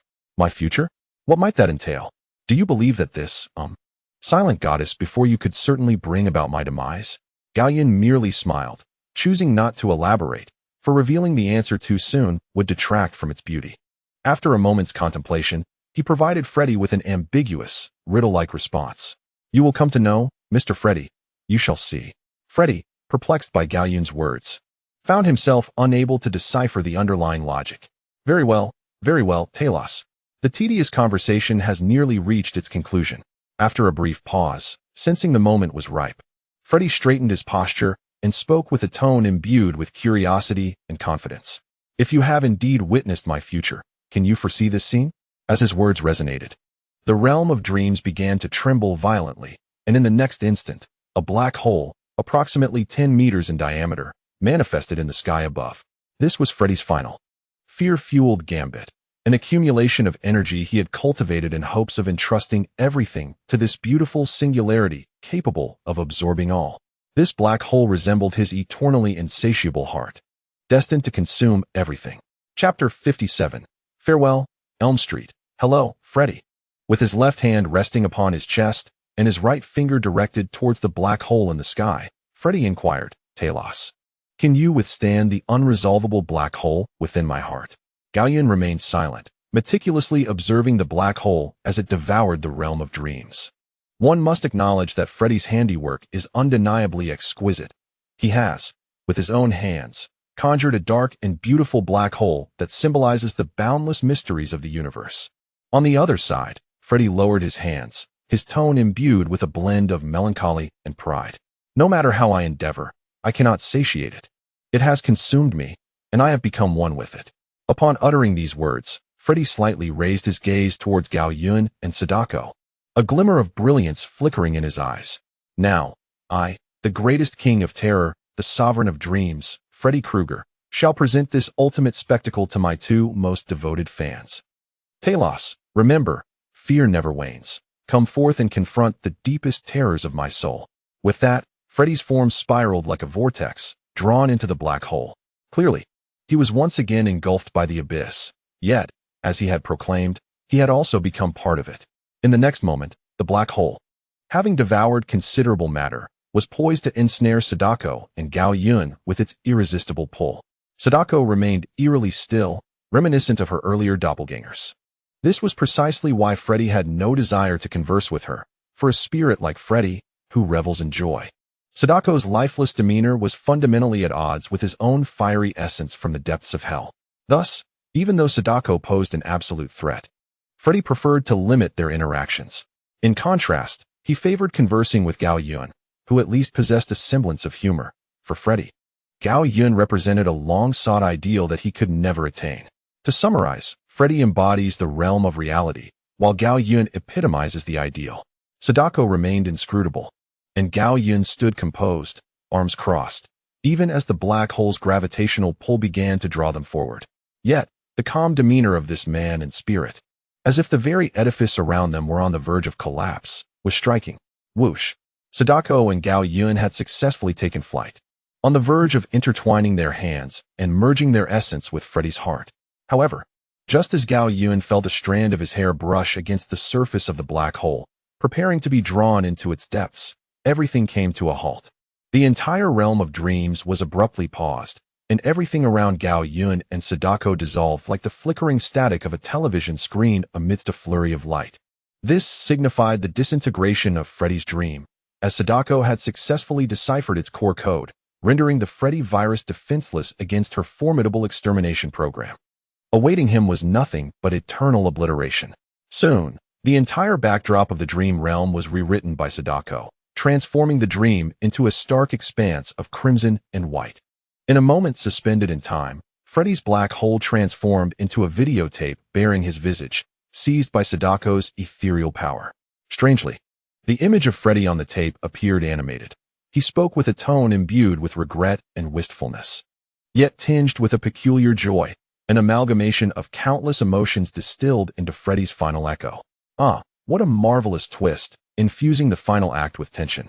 Alas, why must I be the subject of this reversal? As the question lingered in the air, Freddy's lips sealed forever in Sadako's grasp, reducing him to a mere lifeless cover. As the atmosphere settled, Gao Yun produced a comb and approached Sadako, gently proposing, "Sadako, might you entrust him to me? I believe this exquisite comb suits you far better than this unsightly videotape." Freddy, now a mere image, bristled at this remark, unable to express his discontent. Yet he could not suppress an inner retort. "Isn't it impolite, Taros? How could the esteemed Freddy be deemed ugly? Scars are the romance of the malevolent spirit." Should Gao Yun have heard this, he might have sighed in exasperation, lamenting, "Aren't we friends? Do you wish to remain silenced indefinitely?" Upon hearing Gao Yun's words, Sadako gazed at the comb in his hand, sensing a comforting energy emanating from it. Her intuition was correct. It was a special comb purchased with 2,000 points from the system, intended as a token of gratitude for Sadako's assistance in capturing Freddy. Sadako's wooden comb. Effect. When used to groom her hair, not only will the hair's quality improve, but the user will also experience an indescribable sense of ease, for Sadako only, with a minuscule chance of enhancing her inherent strength. Sadako delicately lifted the comb from Gao Yun's palm, positioning it at the level of her forehead, with her petite head partially obscured by her long hair. She gazed intently at the comb. As she contemplated it, Gao Yun regarded her with gentle eyes, both of them oblivious to the passage of time, enveloped in a serene silence. After 5 minutes, Sadako finally resolved to make a move. She grasped the comb, intending to style her hair. However, having never utilized such an object since her inception, coupled with her innate emotional scarcity, she struggled to find a foothold for its use. Observing Sadako's clumsy attempts, Gao Yun approached her. When Sadako paused, tilting her head to regard him, he could not help but chuckle at her adorably tilted head. He gently took the comb from her grasp. Although Sadako cherished it, recognizing it as Gao Yun's possession, she offered no resistance as it returned to him. "Allow me," he said softly. In response, Sadako tilted her head to the right, then back again, nodding twice like a curious chick pecking at the ground. "How utterly charming," Gao Yun exclaimed, gently cradling the silky strands of Sadako's hair before meticulously combing through them with a seemingly humble wooden brush, imbued with heartfelt intent. Lost in the tender grooming service from Gao Yun, Sadako glanced at the unsightly Freddy videotape in her hand and, utilizing her psychic abilities, deftly placed it into Gao Yun's pocket. As Gao Yun focused intently on styling Sadako's hair, he felt an unexpected weight in his pocket, and the softness in his gaze deepened.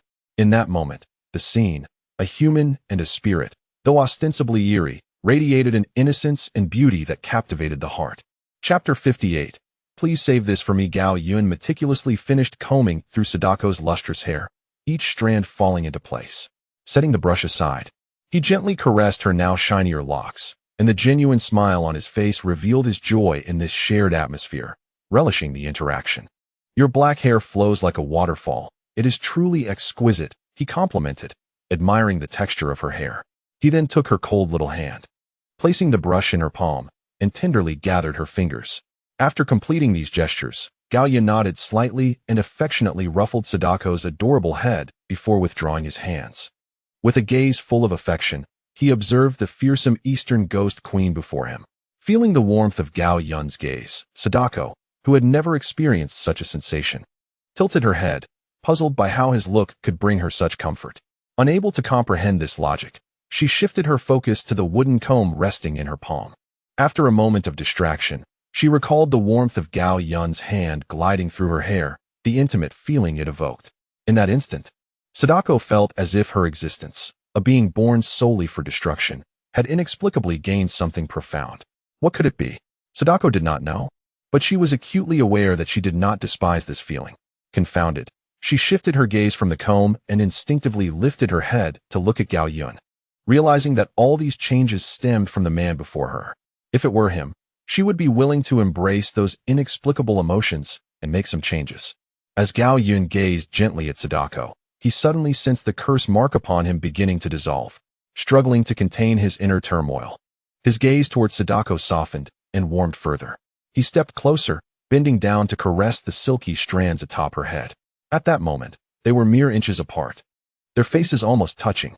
The handsome young man could distinctly sense the chilling aura emanating from Sadako, while she basked in the warmth of his sun-like gaze and radiant smile.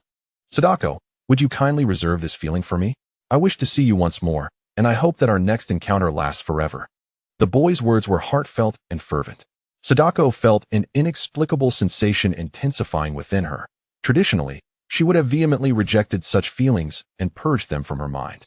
As a pure killing program, how could she harbor a bug even she could not comprehend? Yet, if that person were him, the handsome boy named Gao Yun, Sadako was unwilling to eliminate the emotions he instilled in her. Only for him did she refuse.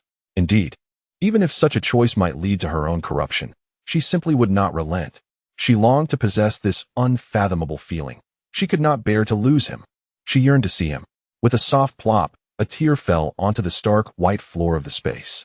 Upon noticing this, Gao Yun instinctively withdrew his hand from Sadako's head, instead cradling her face in his palms, his left hand reaching forward to brush aside her veiling black hair. Gao Yun wished to wipe away the tears from her eyes. However, in the next moment, Sadako's left hand shot out, grasping his hand that sought to part her tresses. Having long been detached from the world and living in solitude, Sadako felt fear for the first time as Gao Yun attempted to clear her hair and dry her tears. She dreaded the possibility that his reaction upon seeing her face, one she herself sought to avoid, might extinguish the inexplicable feelings stirring within her. She did not want to gamble with that image, nor could she bear to contemplate what it might entail. It was desire that fueled her refusal. It was the fluttering of her heart that kept her from revealing her true visage to him. Yet, when their gazes met, everything transformed. Under the unwavering strength of his eyes, Sadako felt stripped of her reasons for denial, for his gaze bestowed upon her an irrefutable sense of security. Indeed, in the face of such sincerity, she realized she had no grounds to reject him. If the path ahead led to an eternal silence or the shattering of her heart, she would willingly descend into oblivion alongside him. Sadako released her grip on Gao Yun's arm, calmly accepting whatever might unfold next. The strands of hair that had shrouded her fierce countenance were gently swept aside by Gao Yun. For the first time since her inception, her face was revealed to another. As he beheld the visage stripped bare, revealing only flesh and sinew, he scrutinized Sadako's tightly shut eyes. Gao Yun felt no fear. After all, this was his Sadako. And the truth was that simple. He never minded how she appeared. With tenderness, he carefully wiped the tears from the corners of her eyes. However, the moment Gao Yun touched her, the tears of Jinzi cascaded down like pearls strung on a broken thread, one by one. These were the tears of solace for Jinzi. She felt the entirety of Gao Yun's emotions. At the instant he beheld her face, there was no alteration, only an intensified tenderness. In the next moment, Gao Yun's actions enveloped Jinzi in boundless joy and contentment. Though she could not fully grasp these emotions, the profound comfort that penetrated her soul was undeniable. Gradually, the tears ceased to flow, as Gao Yun gently kissed away each rolling droplet. Upon completing this tender act, Gao Yun placed his right hand on the right side of Jinzi's face. Unbeknownst to him, Jinzi leaned her head toward his palm, relishing the warmth of his hand, which brought her immense peace. In response, Gao Yun smiled affectionately, gazing at Jinzi's unblemished visage and locking his eyes onto hers, which shimmered with brilliance. With a voice both gentle and resolute, he uttered, "Jinzi, my dear, do not weep any longer. I have witnessed your true beauty, and I know how exquisite it is. I will help you reclaim it, I promise." At his words, Jinzi's pupils dilated in astonishment. She stifled her tears and suppressed the inexplicable emotions stirring within her, then performed an action that took Gao Yun by surprise. Jinzi placed her hand on Gao Yun's chest, intending to caress his head, though she could not reach it. After a moment's pause, Gao Yun quickly bent down, allowing Jinzi to finally stroke his equally textured hair. As her fingers glided through his youthful, stylish short locks, it seemed he could hear her whisper, "Good." Chapter 59. Everyone, I have returned. After establishing a vow of loyalty, Gao Yun and Jinzi agreed upon their next meeting. Gao Yun's consciousness was then drawn back to reality by Jinzi. Teetering on the precipice of consciousness and slumber, he heard familiar voices. "Tada, Talos, boss." Rising from the table, Gao Yun beheld Maria, Alan, and Jack. He joyfully announced to all, "Everyone, I have returned." Maria gleefully embraced Gao Yun's arm, exclaiming, "Yay, Tada, I knew you could do it." Alan likewise wrapped her arms around one of Gao Yun's, saying nothing. Yet her eyes conveyed deep affection and a longing to engage in a game with him. Little Gao mused, "It seems the time for my grand entrance has arrived." Glancing at the clock, he noted it was precisely 1:30 p.m. The entire affair had unfolded in exactly 2 hours. As for Jack, this burly man removed his glasses, repeatedly wiping away tears from the corners of his eyes. He was at a loss. The boss had returned, and he should have felt elated, yet now he found himself. "Why am I shedding tears when I am the great white shark? How utterly embarrassing." At this moment, a family of 3 seated opposite also noticed Jack's unusual demeanor. Gao Yun discerned the tumult of emotions within Jack, a blend of anxiety, guilt, and joy, manifesting as tears cascading down his cheeks. After bestowing a gentle kiss on the lips of both women, Gao Yun rose and approached Jack's side. "Jack, my formidable white shark. Your leader, I have returned." This time, Gao Yun revealed a commanding presence that lay hidden beneath his usual calm exterior, radiating authority, confidence, and an unshakable composure. This aura profoundly affected Jack, who grasped the essence of Gao Yun's words. They conveyed a message. "Jack, do not feel guilt, do not worry. For I shall bear the burden, I shall resolve this. Your leader fears no challenge, and regardless of the passage of time or the cycles of the moon, you, Jack, will forever remain my majestic white shark." Jack, in his youthful naivety, could hardly comprehend Gao Yun's deeper intentions. Yet he understood that all of this was meant to alleviate any feelings of guilt that Jack harbored, feelings that were entirely unnecessary. For confronting Freddy and bearing the curse of Sadako were choices made solely by Gao Yun, even in the face of potential failure. He would not shift this self-imposed responsibility onto others as a means of self-justification.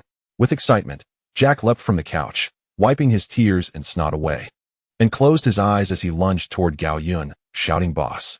As fate would have it, Jack landed in Gao Yun's embrace, though he couldn't shake the feeling that Gao Yun's waist felt rather robust. "Hey, boss, why is your waist so thick? It's just like the water tower lady next door." Like the water tower lady. Suddenly realizing the absurdity, Jack thought, "Wait, the boss's waist isn't that large." With that thought, Jack quickly opened his eyes, only to find Gao Yun standing a short distance away, smiling warmly at him. Ellen and Maria were similarly stifling laughter as they observed the oblivious Jack. "Boss, how did you end up over there? What did I just hug?" Upon hearing Jack's question, Gao Yun pointed upwards, signaling him to look up. Still befuddled, Jack instinctively followed Gao Yun's cue and raised his head. Gulp. The moment he laid eyes on the hockey mask, Jack could not suppress a deep swallow, his heart racing like a stampede. He glanced back at Gao Yun, his eyes wide with innocence and sorrow. "Boss, you've truly put me in a dire situation. It seems Jack the sailor is destined to plunge into the depths. Retracting his gaze, Jack surreptitiously withdrew his hands, clasping them behind his back. With a sheepish grin akin to Tom's, he attempted to retreat swiftly, only to be caught by Jason. In an instant, Jason seized Jack by the collar and effortlessly hoisted him up. In a moment of retreat, Jack found himself once again confronted by Jason, who stood with his back turned. Jason firmly grasped Jack's shoulders, gently turning him to face the situation. Faced with the formidable figure of the man clad in a hockey mask, Jack trembled under the weight of his oppressive presence and palpable aura of menace. Yet, this involuntary shivering was merely a natural response to such an overwhelming atmosphere. Jack harbored no genuine concern for his safety. Though uncertain of his superior's intentions, Jack, having experienced the Crystal Lake incident alongside Gao Yun, understood that Jason was now a formidable enforcer under their leader's command. We are all on the same side. There is no need for worry. With these thoughts in mind, Jack stifled the chill coursing through him and bravely lifted his gaze to Jason, awaiting his next command. Observing Jack's demeanor, Jason's impression of him improved significantly. While Jack was indeed somewhat frail, his tenacity was commendable. Shaking off his contemplations, Jason, meeting Jack's eyes, extended a finger to indicate his abdomen. Jack followed the gesture, noticing a conspicuous dampness there. A wave of embarrassment washed over him. No wonder Jason had prevented his departure. His eyes and nose had evidently outdone themselves in a contest of tears and mucus upon Jason's clothing. Realizing the source of the issue, Jack hastily retrieved a tissue from his pocket, a remnant from his time as captain just 2 days prior, graciously provided by a flight attendant.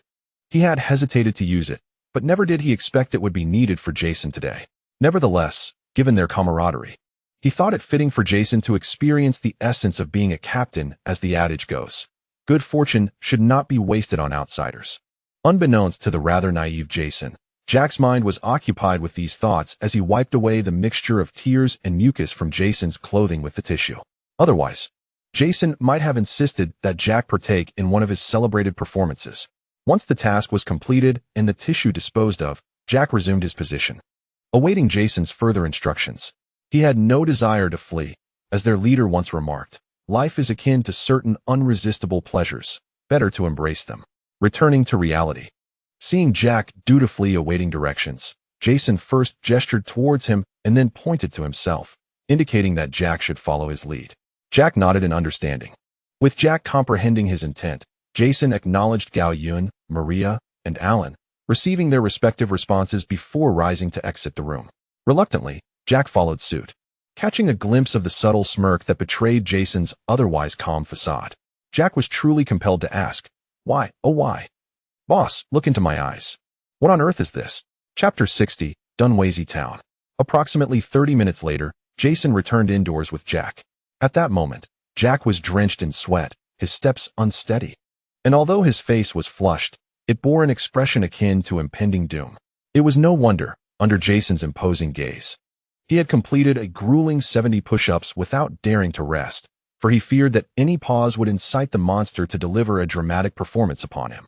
Jason's eyes had been fixated on his neck, instilling such terror in Jack that he dared not hesitate, desperately striving to meet Jason's demanding expectations.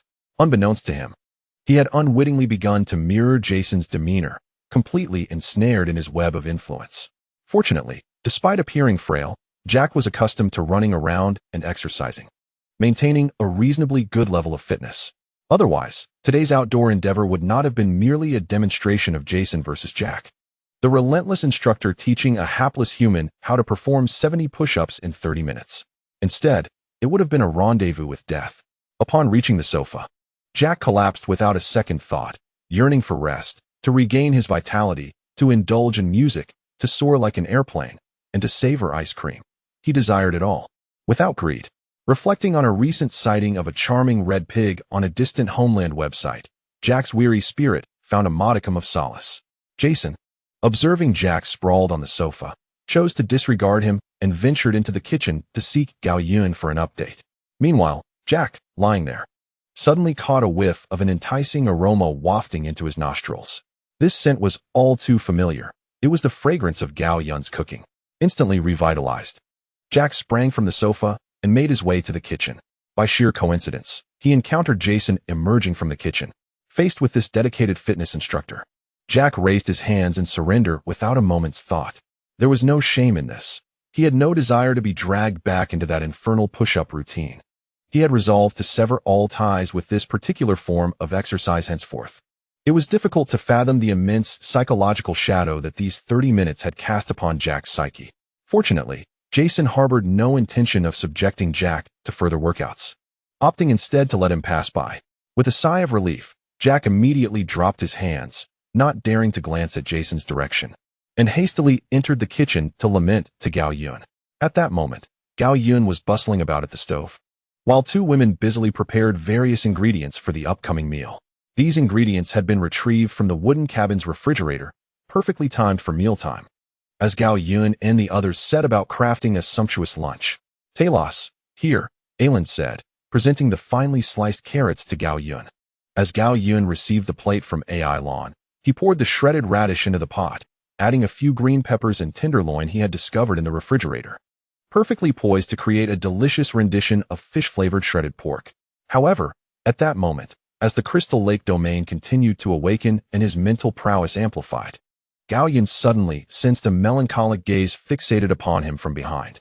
This gaze evoked a feeling akin to betrayal, as if he were being told, "Though I placed my trust in you, you allowed another to take me away, transforming me into his likeness." Such dramatic sentiments left Gao Yun utterly bewildered. Recalling the earlier scene when Jason entered to report, it became evident that the source of this mournful gaze was none other than the renowned great white shark, Jack. Just as Gao Yun contemplated turning around to investigate, Jack executed a swift maneuver, closing the distance with his sorrowful eyes now almost touching Gao Yun. "Boss, I hope you can provide me with a satisfactory explanation for everything that has just transpired," Jack implored. Unfazed by Jack's words, Gao Yun had anticipated this moment. As he continued to stir the contents of the pan, he spoke in a calm, yet resolute tone. "Jack, our school's most illustrious figure, endowed with a robust physique and astonishing swimming speed, single-handedly turned the tide in that crucial swimming competition against the neighboring town." It was then that the moniker Great White Shark began to echo far and wide. In Dunwayzy Town, while one may be unsure of the most picturesque sights, the name of the Great White Shark is undoubtedly well known. I vividly recall that fateful competition and the image of you gliding through the pool, leaving an indelible impression on my mind. But Jack, when did our town's legendary icon, Mr. Great White Shark, begin to neglect his training, becoming ensnared in the games of pilot and mystery seeker? It pains me to witness the squandering of your potential and talent. My intention is not to revel in your misfortune, but rather to awaken you to the preciousness of the gifts you possess. What are you doing now, my dear friend? Answer me." Upon hearing the final three words, Jack stood there in a daze, the melancholic glimmer in his eyes dissipating. Indeed, his earlier sorrow was merely a jest directed at Gao Yun, including the prior assistance from Jason, which he had taken as a light-hearted prank. Yet, he had never fathomed that Gao Yun's request for Jason's help in his training stemmed from such profound concern. This revelation struck Jack unexpectedly, igniting within him a profound sense of guilt. He felt unworthy to face the elders and fellow townsfolk of Dunwayzy, as he pondered. When did I become a stranger to myself? I cannot continue down this path. I know I can achieve far greater success in my areas of expertise. Yet here I am lost. However, all is not lost. As long as I change now, it is not too late. With this thought, Jack bowed deeply to Gao Yun. "Boss, I understand. You truly are a man as radiant as the sun. Today, you not only saved my life, but also helped me reclaim my true self. I will not disappoint your expectations. I will forever cherish the exhilarating sensation I experienced while training with Jason, the feeling of my innate talent resonating within me. Please believe in me, boss. I shall secure the Olympic gold medal. Only then can I honor your trust and nurturing." After expressing these sentiments, Jack straightened his posture and saluted Gao Yun once more. Gao Yun set aside his instrument and returned the gesture. Once the formalities were complete, they simultaneously lowered their hands. "Boss, I am going to train right now. I will ensure that the name of the Great White Shark echoes once more in our hometown and throughout the world." Jack's words brought great comfort to Gao Yun. His earlier smile and his desire to awaken Jack were not at odds. The former was a natural reaction to the stark contrast between Jason and Jack, particularly for someone as jovial as Gao Yun. The latter, however, was the true purpose behind Gao Yun's summoning of Jason. His awakening of Jack served two purposes: to help Jack achieve something meaningful in life, and to ensure that he could navigate this chaotic world more safely. Chapter 61. A thought of deities and demons indeed. Through his earlier conversation with John, Gao Yun acquired a crucial piece of information. As long as ordinary individuals maintain the purity of their energy fields, they can effectively avoid these malevolent entities. It is even possible to gain the protection of cognitive rules, allowing one to pass by demons unnoticed. Of course, achieving this is no small feat. How, then, can one maintain the purity of their energy field? Firstly, one should avoid engaging with information related to the bizarre and refrain from venturing into disordered places. Secondly, cultivate a healthy lifestyle by rising early and retiring early. When one's body is in good health, that vibrant state naturally repels many chaotic influences. Additionally, if feasible, clearly define one's path forward, understand the kind of person one aspires to be, and identify the pursuits that ignite passion. A commitment to striving for these goals fosters a positive mindset, enhancing one's energy field. When an individual can accomplish these tasks, their energy field will actively protect them from many dreadful occurrences, and the strange entities will shy away from such a person. This is why Gao Yun sought to awaken Jack. He is merely an ordinary individual. If he continues to relentlessly pursue these strange events, it is akin to playing with fire. Gao Yun cannot always be there in time. He may assist once, but if one does not take initiative to save themselves, no amount of external help will suffice. Thus, Gao Yun needed to guide Jack through his training with Jason, helping him to comprehend the implications of the situation. As it stands, the outcome has been quite favorable. Jack has truly come to realize the underlying issues. Now that he has redirected his focus back to his passion for swimming, Gao Yun believes he will improve, and perhaps one day, the renowned title of the Great White Shark will resonate across the globe. Of course, Gao Yun does not intend to sever Jack's right to explore these peculiar matters, for ultimately, the power of choice in life resides in Jack's hands. However, it is evident that Jack's current predicament mirrors that of his own awakening at the Crystal Lake camp, when he was merely an ordinary person, faced with such supernatural occurrences. The question of what constitutes the right choice remains uncertain for Gao Yun. Yet, he is acutely aware that, without the awakening system at that time, he would have retreated immediately, for survival brings hope. This scenario is no different.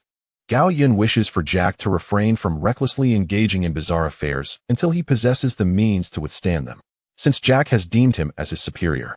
Whether Jack listens or not, Gao Yun feels compelled to point out any issues or potential dangers he discovers. He simply does not want to witness Jack colliding with Jason at Crystal Lake today, participating in a week-long video shoot tomorrow, and then embarking on a path of eternal fame the day after. Returning to the matter at hand, noticing Jack's intention to train again, Gao Yun interjected, "Jack, I am delighted that you have finally rediscovered yourself. However, training requires a balance between effort and rest.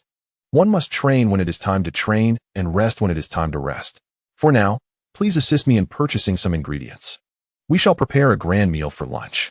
Upon hearing the phrase grand meal, Jack instantly perked up, eagerly patting his chest in assurance. "Rest assured, boss. I will handle this. By the way, what do you need me to buy?" In response, Gao Yun wiped his hands and retrieved a note from his pocket, handing it to Jack. "Everything you need to buy is written on this. You can refer to it later." As Jack accepted the note, Gao Yun added, "By the way, Jason will accompany you." Upon hearing this, Jack felt as though a bolt of lightning had struck him, rendering him momentarily paralyzed. He was no longer fearful of Jason. Having understood Gao Yun's good intentions, Jack now comprehended Jason's behavior. However, the absence of fear did not equate to a lack of pressure. The weight of hundreds of lives loomed large, an overwhelming presence akin to a mighty tempest. Jack could assure that his forthcoming feelings were devoid of any embellishment. Just moments ago, while performing push-ups with Jason, a mere glance from him made Jack feel as if the water pipes within the tent might burst. Fortunately, his training had equipped him to hold his ground. Although Jason's murderous aura could typically be perfectly restrained, that gaze, akin to one surveying a corpse, etched itself deeply into Jack's heart, leaving an indelible shadow. "Ah, my dear leader, there is truly no need for that," Jack interjected, yet before Jason could finish his sentence, a hand unexpectedly rested upon his shoulder. In an instant, Jack was engulfed by a sensation akin to electricity coursing through his veins. The grip was unmistakable, one he recognized all too well. The harbinger of doom had arrived. A bead of cold sweat, without so much as a greeting, stealthily emerged from his brow and plummeted to the floor. Jack found himself in a quandary, torn between laughter and tears, his expression a blend of celestial and infernal turmoil. However, his neck, betraying him, made its choice clear, dramatically performing a grotesque display of pain as it twisted rigidly like a metal post. That gaze, the very same that signaled my farewell to nightmares. Jack's heart was heavy with despair. He was at a loss for words, compelled only by instinct. After the duet of cold sweat and his neck had concluded their performances, it was finally his hand's turn. With his right hand raised, fingers pointed skyward, he executed a slight, rhythmic gesture, mimicking the beckoning of a fortune cat towards Jason. "Welcome. Oh no, I meant to say, Jason, I'm delighted to have you here. You see, ever since our last encounter, I made a promise to the divine. Every poster of lovely maidens in my room has been replaced with yours. Only under this wretched sense of security can I find peace to sleep at night. So Jason, let us not delay any further. Our golden partnership awaits us." Upon hearing Jack's words, Jason released the weight of his hand from Jack's shoulder, nodded to Gao Yun, and stepped confidently out of the kitchen. Jack felt a jubilant chorus from his very being, rejoicing in the fact that he had survived the monstrous man's grasp. With a long, drawn-out sigh, a wistful glimmer returned to his gaze as he cast a lingering look at Gao Yun and declared, "Boss, I crave sweet and sour pork, and I wish for an abundance. Otherwise, I fear my little heart and liver might leap out and swiftly depart from me." Can you imagine such a scene? They lament, bemoaning their master's daily anxiety. It is only after I assure them that you shall prepare sweet and sour pork that they quiet down. Gao Yun chuckled at this, realizing that Jack's quirky promise was indeed a remarkable talent. Chapter 62. The spoon-wielding fiend. "Very well, I shall prepare it. Whatever you desire," Gao Yun replied. "Oh." With those words, my worries dissipate. My lungs, kidneys, hands, feet, and head, all shall wait. I've declared my cravings. As Jack began to rattle off his culinary desires, Gao Yun merely watched him with a smile, then casually remarked, "Jason."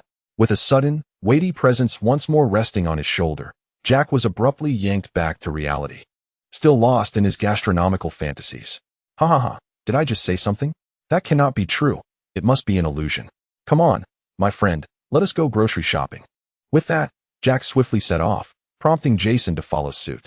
As the lively character departed, Alan approached Gao Yun's side and softly inquired, "Talos, do you believe Jack can truly grasp your heartfelt intentions?" Gao Yun gently took Alan's small hand and offered her a reassuring glance. "Oh, I have faith that Jack understands the essence of my words. I can sense that he has genuinely absorbed them within his heart. The seeds of personal growth have already been sown in his soul, and the remainder relies upon his own endeavors." At that moment, Maria set aside the freshly washed vegetables and, much like Alan, made her way to Gao Yun's side. "Tata, you have no idea how dashing you were when you spoke those words just now. I was utterly captivated." Upon hearing this, a mischievous smile graced Alan's beautiful face, and she retorted sharply, "Indeed, our little Princess Maria was so enchanted that she was biting her fingers. Are you hoping for Talos, our golden miner, to shower you with gold coins?" Instantly comprehending the jest, Maria leapt into Alan's embrace, protesting, "Oh sister, what are you saying?" Alan quickly wrapped her arms around the little princess and exchanged a knowing glance with Gao Yun, leading both to share a resonant laugh. On the other hand, in stark contrast to the warm laughter of the three in the kitchen, Jack, driving towards the store in Yushu Street, was filled with trepidation. He understood that Jason harbored no ill intentions towards him and had completely subdued his menacing aura. In fact, from a distance, Jason's robust physique instilled a profound sense of security. However, Jack's body betrayed him in Jason's presence, leaving him feeling uncomfortable. This discomfort stemmed from the lingering fear of the 70 push-ups, coupled with the inherent pressure Jason's remarkable physical prowess exerted upon him. Fortunately, the store was nearly within reach. Before long, Jack and Jason exited the vehicle in succession. The two gentlemen entered the store, beginning to select items according to the shopping list provided by Gao Yun. As they shopped, Jason suddenly halted, his hand poised over a box of chicken, evidently having noticed something amiss. Meanwhile, Jack, who was busy placing items into a plastic bag, observed his fitness coach freeze and fixate intently on something outside the window. It seemed as though something outside had ensnared Jason's attention, which piqued Jack's curiosity about what could possibly captivate him so. Rather than interrupting Jason, Jack silently followed his gaze. How peculiar. What could Jason be seeing that I cannot? From this vantage point, all I see are the signposts and streetlights, those enduring old fixtures. However, unlike Jack, Jason's perspective revealed a curious man holding a spoon. The man stood beneath the lamplight, his stature diminutive, his complexion pallid. His eyes and lips were adorned with smoky makeup, and he donned an all-black hooded ensemble, emanating an aura of menace. With a slightly pigeon-toed stance, he quietly lingered in the shadows. Could this be the infamous spoon killer, who took 12 long years to execute a single murder? Utilizing his extraordinary talent for simultaneous multitasking, Gao Yun sautéed vegetables while observing the peculiar man through Jason's perspective, whose pupils seemed ready to roll beneath his eyelids. Through the echoes of his past life, Gao Yun recognized this individual as Jinisaki, a manifestation of an exceedingly bizarre and terrifying curse. His method of killing was indeed peculiar. He employed a spoon to strike the bodies of his chosen victims. While one might assume this to be a trivial act, a mere tap with a spoon could hardly cause significant pain. However, the grim reality was that the spoon's impact was not a solitary strike. Once selected by Jinisaki, the victim would endure a relentless assault of at least 20,000 spoon strikes daily, from 8 in the morning until the following day at 8. Functioning as a perpetual motion machine within the realm of spoons, indifferent to the passage of time. Most chilling of all was Jinisaki's immortality. Whether faced with a razor's edge or a barrage of explosives, he would emerge unscathed. To add insult to injury, when the victim would inevitably sink into despair, the little spoon would deliver a sharp strike to their head, akin to adding salt to an open wound. Why not just flee if one cannot fight back? Alas, such an option was futile.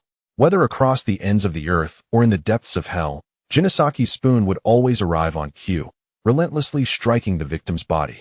Time and again, this torment inspired a film only understood by the victims and Jinisaki himself, aptly titled He Runs, He Chases, Neither Can Escape. Thus, while Jinisaki may not be the swiftest killer, he is undoubtedly the slowest, the most torturous, and the golden representative of the spoon's sinister legacy. Reflecting upon Jinisaki's life, Gao Yun suddenly conceived a clever idea. However, before he could act on this thought, he needed to contain Jinisaki first. It seemed that the spoon killer had only just arrived in this world, awaiting his fated encounter. This opportunity must not be squandered. It shall be you, Freddy. To prevent Jinisaki from vanishing, Gao Yun dispatched Freddy, the king of Elm Street, whom he had just contained in the kitchen. As for why Jason was not sent to confront Jinisaki directly, it was due to the system panel's task notification. Task name, the spoon killer. Task objective, eliminate or contain the spoon killer Jinisaki. Task reward, 2,000 points, Jinisaki-related item X1. Task description, a spoon killer from another realm. So swift in his murders that he requires a staggering 12 years, a true standout among his peers. In the terrifying legion possessed by the illustrious Gao Yun. Aside from the still unawakened Crystal Lake, only the recently contained Freddy possesses domain abilities. Chapter 63, The Hellish Labyrinth of Leviathan. Although Freddy's domain is not yet complete and requires certain prerequisites to activate, there is no cause for concern. Gao Yun glanced at his small backpack, the pineapple. Ablaze with flames and riddled with charred holes reminiscent of Freddy, was perfectly suited to address the innate shortcomings of Freddy's dream domain, with favorable circumstances aligning. What was there to wait for? Upon Gao Yun's command, Freddy's figure materialized in the kitchen. Sensing the tantalizing aromas wafting through his nostrils and relishing the long-lost tranquility coursing through his body, Freddy squinted and let out a contented sigh. Ah, the delectable flavors. How long has it been since I experienced this invigorating sensation of living for myself? After this moment of reflection, Freddy opened his eyes and regarded the man who had rescued him from the depths of hell with utmost respect. His voice, imbued with awe and satisfaction, resonated as he spoke. Talos, nay, my lord, you truly are an unimaginably magnificent being. Freddy placed his right hand, now devoid of steel claws, upon his left chest, feeling a gentle vibration emanating from within, refreshing his very soul. I never anticipated that the insatiable void within my heart could find solace. Ha ha ha, Leviathan. You shall no longer claim Freddy, for the esteemed Mr. Talos, emerging from a new era, has personally adorned the reins of my desires, which you once controlled. I, the king of Elm Street, the master of dreams, pay my respects to you, my great lord, Mr. Talos." Freddy removed his top hat and elegantly performed a gentlemanly bow before Gao Yun. With a smile, Gao Yun nodded and spoke in a gentle tone. "I am delighted to see you so vibrant, Freddy. I now have a task to assign to you." Upon hearing this, Freddy straightened his posture, anticipation gleaming in his eyes. "Please, command me, my lord." "Certainly, King of Elm Street, Master of Dreams, Mr. Freddy. I require you to procure a spoon." "A spoon?" Freddy momentarily paused at this utterance, but soon, having established an unbreakable rapport with Gao Yun in the dream realm, he instantly comprehended the significance of the spoon. "I understand, my lord. It appears a little mouse has taken advantage of my absence to pilfer our cheese from Elm Street. Ha ha ha, how mischievous it is. Fear not, my lord. I shall capture that mouse scurrying about with the spoon. It is time for it to learn who the true master of the fear-soaked Elm Street really is." Upon concluding his words, Freddy gracefully adjusted the collar of his red and black striped sweater, a brand new garment bestowed upon him by the system following his accommodation by Gao Yun. Then, Freddy's right hand sprouted a steel claw, and after bowing once more to Gao Yun, he turned to embark on a quest to capture the little Jerry, who had been foraging in his garden with a spoon. At that moment, however, Gao Yun called out to him, "Wait, Freddy, before you leave, take a pineapple." Freddy paused, momentarily taken aback. "Pineapple? Ah, here you go. I believe you will appreciate it." Without further elaboration, Gao Yun chose to directly retrieve the fiery pineapple from his system's inventory and handed it to Freddy. The instant Freddy accepted the flaming pineapple, his eyes sparkled with delight. It was as if Gao Yun could truly read his heart. "Oh, my lord, forgive my boldness. Is this for me? Such a splendid gift." Freddy cradled the fiery pineapple delicately against his chest, overwhelmed. This was the first gift he had ever received, and one so perfectly aligned with his tastes. "Yes, of course, Freddy, this is for you. I hope you will cherish it." "Oh my goodness, my lord. I mean, this. Freddy's hands trembled uncontrollably, words failing him as tears of joy streamed down his cheeks, a sensation he had not experienced in ages. This moment was unlike any he had known before. He was born to a mother who had endured the care of several mentally unstable inmates. Consequently, Freddy, with his peculiar appearance, had always been perceived as an oddity by his peers. This led to relentless bullying and ostracism, and the adults around him offered no compassion, only casting him strange looks. Such a tumultuous upbringing instilled in Freddy a fierce desire for vengeance from a young age. Thus, upon reaching adulthood, he began to prey on the children of Maple Street. Ultimately, his actions were discovered, and the grieving parents exacted their revenge, leaving him to perish in the dark, damp confines of a basement boiler room. Freddy's malevolent spirit subsequently drew the attention of Leviathan, the lord of the labyrinth of hell, who initially intended to provide Freddy with the same nurturing service offered to other denizens of the underworld. However, he soon found that Freddy's charred body and the attire he wore at the time of his demise perfectly aligned with Leviathan's aesthetic preferences. Moreover, this singed soul, steeped in darkness, resonated well with Leviathan's tastes. In Leviathan's eyes, Freddy was a natural work of art, and now that he had arrived in this realm, Leviathan, as the master of the labyrinth, was determined to extend his hospitality. In a bid to thoroughly ensnare Freddy in the throes of despair, Leviathan magnified his dark emotions, rendering his soul akin to an insatiable black hole, perpetually torn between inferiority and arrogance, destruction and reason, forever in torment, eternally restless.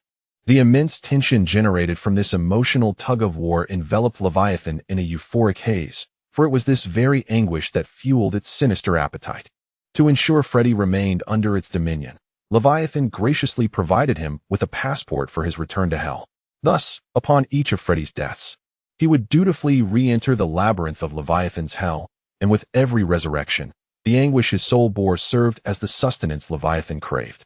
Furthermore, Freddy stood as the sole specter among the denizens of hell who could traverse to the realm of the living without the summons of a cursed box, thereby amplifying his strategic significance in Leviathan's eyes.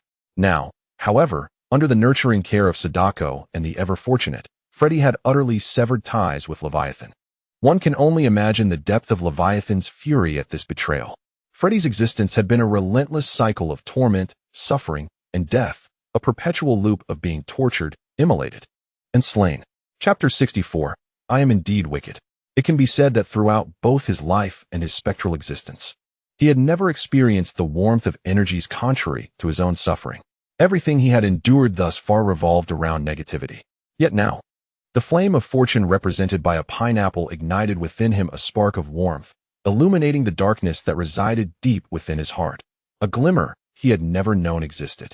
An unprecedented thrill and joy shattered the terrifying facade of this master of dreams, blossoming in the purity of his tears. If the containment of the system had blocked the gaping void of Freddy's insatiable soul, then the act of gifting a pineapple by fortune transformed it into a radiant white light. In that instant, the sense of stability within Freddy morphed into an ineffable satisfaction. It seemed as though he was no longer alone, that his life was no longer defined by torment, but rather, that torment had become a symbol under his control. The life known as Freddy was capable of perceiving light. It dawned upon him that his existence was not solely comprised of darkness and violence. He had been mistaken. Utterly so. He had been governed by desire, not by the mastery of violence, but rather, violence had dominated him. Forgive me, dear children, I am indeed wicked. Freddy clutched the pineapple tightly in his arms and suddenly collapsed to the ground, weeping uncontrollably. It was the realization of how beautiful it felt to be needed that fueled his growing loathing for his past self. What had he done? He finally comprehended why he had met with utter failure in the realm of dreams, a truth he had failed to grasp in several lifetimes, yet one that Gao Yun had discerned at the tender age of 19. It is imperative to never become a beast controlled by desire, but rather to master one's own desires. The former may appear to be one's true self, yet it is but an illusion, a puppet blinded by ignorance. Observing Freddy's anguished tears, Gao Yun nodded with quiet satisfaction. He uttered no words of consolation. Instead, he bent down and extended his palm toward Freddy. In the midst of his weeping and deep remorse for his actions, Freddy seemed to sense something. Instinctively, he lifted his gaze and beheld his deity, adorned with a warm smile, reaching out to him, a soul laden with sins. Indeed, to Freddy, Gao Yun was his deity. Ever since that fateful moment when he was vanquished by Gao Yun and Sadako, and even more so now. Freddy, welcome to our fold. Come, let us forge a future that belongs to us.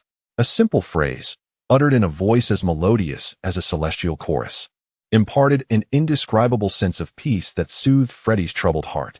Staring in awe at this sun-like figure before him, Freddy found warmth in his smile, his hand, and his gentle gaze. A soft sound of clasped hands echoed as Gao Yun, with unwavering strength, successfully liberated Freddy from the confines of the floor. Once Freddy stood upright, Gao Yun crouched to retrieve the high hat that had fallen during Freddy's tears, meticulously brushing off the dust. Satisfied with his efforts, Gao Yun tenderly placed the gentleman's hat upon Freddy's head, ensuring it was perfectly adjusted. Tears welled in Freddy's eyes once more. It was the first time someone had gifted him something, the first time someone had arranged his attire, the first time someone no longer regarded him with disdain or fear. So many firsts, including Freddy's tears, which, if witnessed by his former self, would surely prompt ridicule for becoming a weeping soul. Yet, the current Freddy bore no anger. He gazed at his past self with the same gentleness and tranquility as the sun in his heart, Gao Yun. In the face of another's incredulous and furious expression, he calmly declared, Freddy, I have seen your future. My lord, is this the future you spoke of? I understand now. It is all so beautiful. Can this truly be mine? In response to Freddy's query, Gao Yun smiled silently, gazing at him with warmth, and softly uttered, Return swiftly. I await your homecoming for dinner. Upon hearing these words, Freddy felt as though his soul had been stirred. He quickly wiped away his tears, brushed his right hand over the high hat, and nodded slightly. Of course, my lord. I shall ensure that impolite little mouse experiences the most charming welcome that Elm Street has to offer. I trust you, Freddy, the highly esteemed Freddy. Amidst a tempest of fervent emotions, transformed into a blaze and then vanished into thin air. Clearly, Freddy had ventured off to seek that uninvited colleague. From the very moment he received the high-stakes mission, Freddy had already inscribed the mark of nightmares upon Jinosaki. Thus he had no cause for concern that this little mouse would escape. As for the ability Freddy had just employed to vanish in flames, it was, in fact, a reward granted upon achieving a perfect favorability score of 100 towards the high-stakes mission. Congratulations, Master, Freddy's favorability has reached 100. Rewards are now being drawn. Congratulations, Master. Freddy has acquired a special ability, Dream into Reality. Early on, upon noticing this notification, The high-stakes mission, after bidding farewell to Freddy, thought to himself, Shao-Chi. Display Freddy's panel. Certainly, Master. Name, Freddy Krueger. Physique, 5. Mentality, 7. Favorability, 100. Special abilities. Dream into reality. Master of dreams. Fear collector. Nightmare. 1. Dream into reality. Effect. Freddy can utilize abilities that are typically confined to the realm of dreams and reality, though their efficacy is limited to a maximum of 10 times the intensity found in the dream realm. 2. Master of dreams. Effect. As the Master of dreams, the dreamscape is inherently Freddy's domain. Within this realm, he can theoretically manifest any thought or desire. Weakness 1. The upper limit of power within this domain is contingent upon Freddy's physical and mental strength in reality. Weakness 2. It is imperative to first inscribe the mark of nightmares upon the target. Only once the target enters the dream state can Freddy draw them into the realm of dreams. 3. Fear collector. Effect. Freddy can enhance his attributes by absorbing the fear that beings harbor towards him. Weakness. Individual attributes. Strength cannot exceed that of Freddy's existence. The absorbed fear typically results in only a temporary enhancement of Freddy's personal attributes. 4. Nightmare. Effect 1. Freddy can inscribe the mark of nightmares upon any desired target. Effect 2. As long as there are those who remember Freddy, his existence remains an eternal adversary. Evaluation. He is the embodiment of fear, the undisputed sovereign of the dream realm. And you, my master, have become his sole ruler. This terror storm known as Freddy shall undoubtedly emerge as an indomitable force as you sweep across the world. Chapter 65. Who goes down? Who rises? Shao-Chi. What are your thoughts on this evaluation? What is it, Master? Are you not pleased? Not at all. Rather, I mean to say, contemplate it further. There is a certain middle school charm to this commentary that oddly resonates with me. Understood, Master. When the time comes, Shao-Chi will compile 1,001 relevant quotes that are sure to bring you joy. Haha, I shall decline. For as long as Shao-Chi is by my side, my possessions far exceed 1,001 pages. Master, feeling shy. Haha, hee. The master and servant shared a laugh through their telepathic connection, and as Gao Yun continued conversing with Shao-Chi, he turned to meet the fervent gaze from behind him. Yet, there was more than that, aside from the aforementioned matters. Gao Yun also peered through Freddy's perspective to observe the situation with the spoon killer. One must say that the unique ability of advancing in unison proves to be exceptionally useful. In the kitchen, upon turning around, Gao Yun discovered Naya sitting on a chair, savoring the crispy candy he had prepared for the ladies, her adorable little feet swinging as she gazed at him with rapt attention. Naya had been released by Gao Yun after the departure of the two gentlemen, which explained why Freddy had not seen the three women. Returning to the main topic, from the dreamy gaze of Naya, it was evident that Gao Yun's earlier interaction with Freddy had thoroughly astonished her, leaving the dark-haired beauty deeply immersed in the warmth of Gao Yun's presence and the grandeur of his silhouette. While Maria and Alan did not display their admiration as dramatically as Naya, their expressions mirrored that of a wife surveying her husband, radiating a fervent pride for their beloved man, Talos. At this moment, Gao Yun made a shushing gesture towards Maria and Alan, who responded with an understanding look. With this mutual understanding, Gao Yun gently approached Naya. Here, after selecting the ability for Freddy's upgrade and bidding farewell to Shao-Chi, he retracted the talent of advancing in unison, for he too wished to focus entirely on his cherished maiden. He gazed at her with the same tender and fervent look she bestowed upon him. After a few moments, Naya finally returned to reality, and upon meeting the loving gaze of her beloved man, she broke into a radiant, innocent smile. Gently cradling Gao Yun's handsome face, she peered into his deep, enchanting eyes, filled with beauty, mystery, and charm, and most importantly, reflecting only her essence at that moment. How wonderful, the girl whispered softly, as the scent of violet mingled with the sweetness of the candy blossomed on Gao Yun's lips. As the candy melted during their exchange, their hearts, already intertwined, experienced a profound sense of love and fulfillment, comprehensible only to this pair of star-crossed lovers.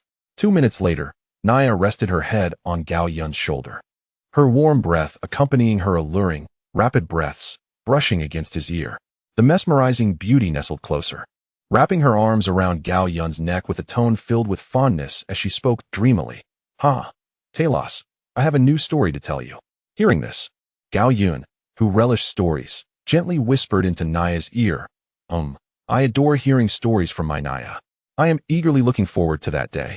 Receiving a fortuitous and anticipated reply, the sweet Nayako responded with satisfaction.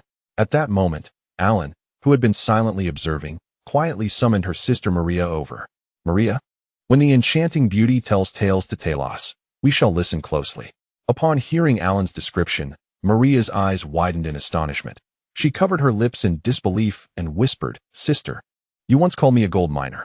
No wonder I could never reach first place. It turns out the top position belongs to you.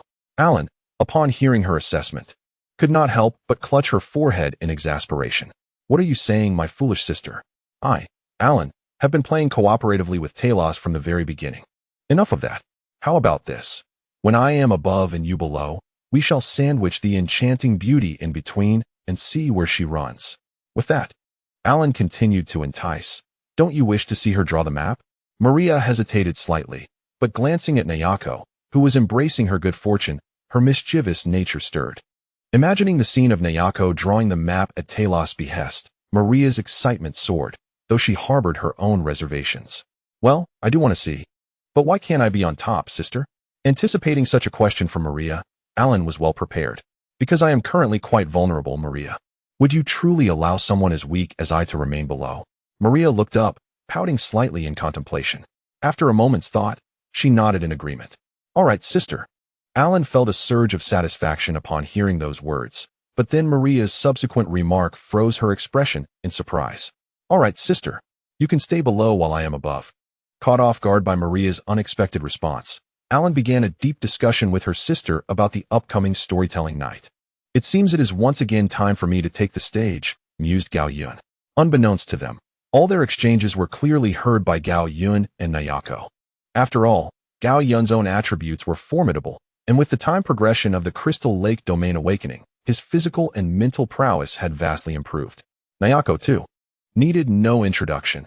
As a being with world-ending potential, her capabilities were far from ordinary. Thus, in the presence of such extraordinary talents, the subtle exchanges and loud conspiracies between Maria and Alan were indistinguishable. Sharing a knowing glance, Nayako and Gao Yun began to anticipate the storytelling night, though it remained uncertain who would be positioned above and who below. As for whether to intervene, it is entirely unnecessary. For regardless of the outcome of the discussion between Maria and Alan, it is evident that the ultimate beneficiary will be Gao Yun himself. At that moment, while Gao Yun's family of four was deliberating the details for story night, particularly the precise time when little Gao would exit the tent, Freddy, who had ventured ahead earlier, had silently arrived behind the spoon killer, Jinisaki. At this juncture, Gao Yun had just turned his body to look at Naya. Chapter 66, Freddy vs. The spoon killer Jason and Jack had also nearly completed their grocery shopping, ready to check out and return home. Freddy, cradling a pineapple he was reluctant to consume, gazed with curiosity at Jinisaki's peculiar appearance. Ha ha ha, look at my poor and oblivious colleague. Forgive my candor. But is your attire intended for a celebration of the times we consider laughably outdated? To be frank, Mr. Black Hoodie, if your sense of aesthetics is limited to this, I would be more than willing to demonstrate, with my steel claws, what true style entails. After mocking Jinisaki's outfit, and observing that the latter remained unresponsive, Freddy swiftly moved to his side, accompanied by the words of Gao Yun echoing in his mind. Freddy halted the action he had initially intended to perform and instead began to relish the pineapple that Gao Yun had gifted him. As he experienced the fiery clash of flavors in his mouth, Freddy felt a certain power within him ascend. After a moment, gazing at the last bite of pineapple in his hand, Freddy reluctantly swallowed it down. Simultaneously, his innate ability as the Dream Master had further strengthened, completing an elevation of his powers. Now, Freddy could draw up to 3 units into the realm of dreams each day, without the need for nightmare marks or entering dreams. It was remarkably convenient. Should he wish to prolong his playful engagement with a target without immediately drawing them into the dream realm, he could wield up to 50 units of dream power against them in the real world, executing any manner of actions he desired. Additionally, Freddy could delineate a circle with a diameter of 10 meters, within which he could exert up to half of his dream power to influence the surrounding entities. However, this ability had a considerable cooldown period. Once used, he would need to wait 48 hours for it to refresh. With heartfelt gratitude for Gao Yun's gift lingering in his heart, Freddy once again fixed his gaze upon Jinisaki, who remained standing beneath the street lamp, quietly idling. Clearly, Freddy's earlier words had little effect on him. Observing this, Freddy, whose mindset had evolved significantly, felt no anger. Rather, the other's indifference only piqued his interest further. After a moment of contemplation, a mischievous grin crept upon Freddy's lips, indicating that he had concocted a rather nefarious idea. Acting on impulse, Freddy gently lifted the edge of Jinisaki's black hood with his steel claws. Upon catching sight of Jinisaki's pale, rigid profile and the small spoon clutched in his hand, Freddy couldn't help but smirk with a hint of disappointment. The aura of aloofness that surrounded Jinisaki, the so-called spoon killer, suggested that he was yet another insipid individual. For someone like Freddy, who prided himself on his impeccable sense of humor, this was akin to a rude awakening. Nevertheless, after enduring a series of events, Freddy had amassed considerable experience in such encounters. He remained undeterred, adjusted his mindset, and braced himself for the challenge ahead. Drawing inspiration from the humor cells within him, Freddy approached Jinisaki from behind, resting his hands on the latter's shoulders, and gazed at the spoon in his grasp. "Brother, look at that tiny spoon of yours. Are you here to collect your lunch from a kindergarten cafeteria? For heaven's sake, there are no kids' meals here. You've come to the wrong place, you know?" However, before Freddy could finish his remark, Jinisaki unexpectedly turned his head, presenting a visage so grotesque that it felt as though his pupils were about to roll back into his skull. This uninvited expression intruded upon Freddy's unsuspecting gaze. In an instant, the spoon in Jinisaki's hand struck Freddy squarely on the forehead. The impact was such that sparks seemed to fly from Freddy's eyes. For him, Jinisaki's actions were not physically painful, yet the humiliation was unbearable.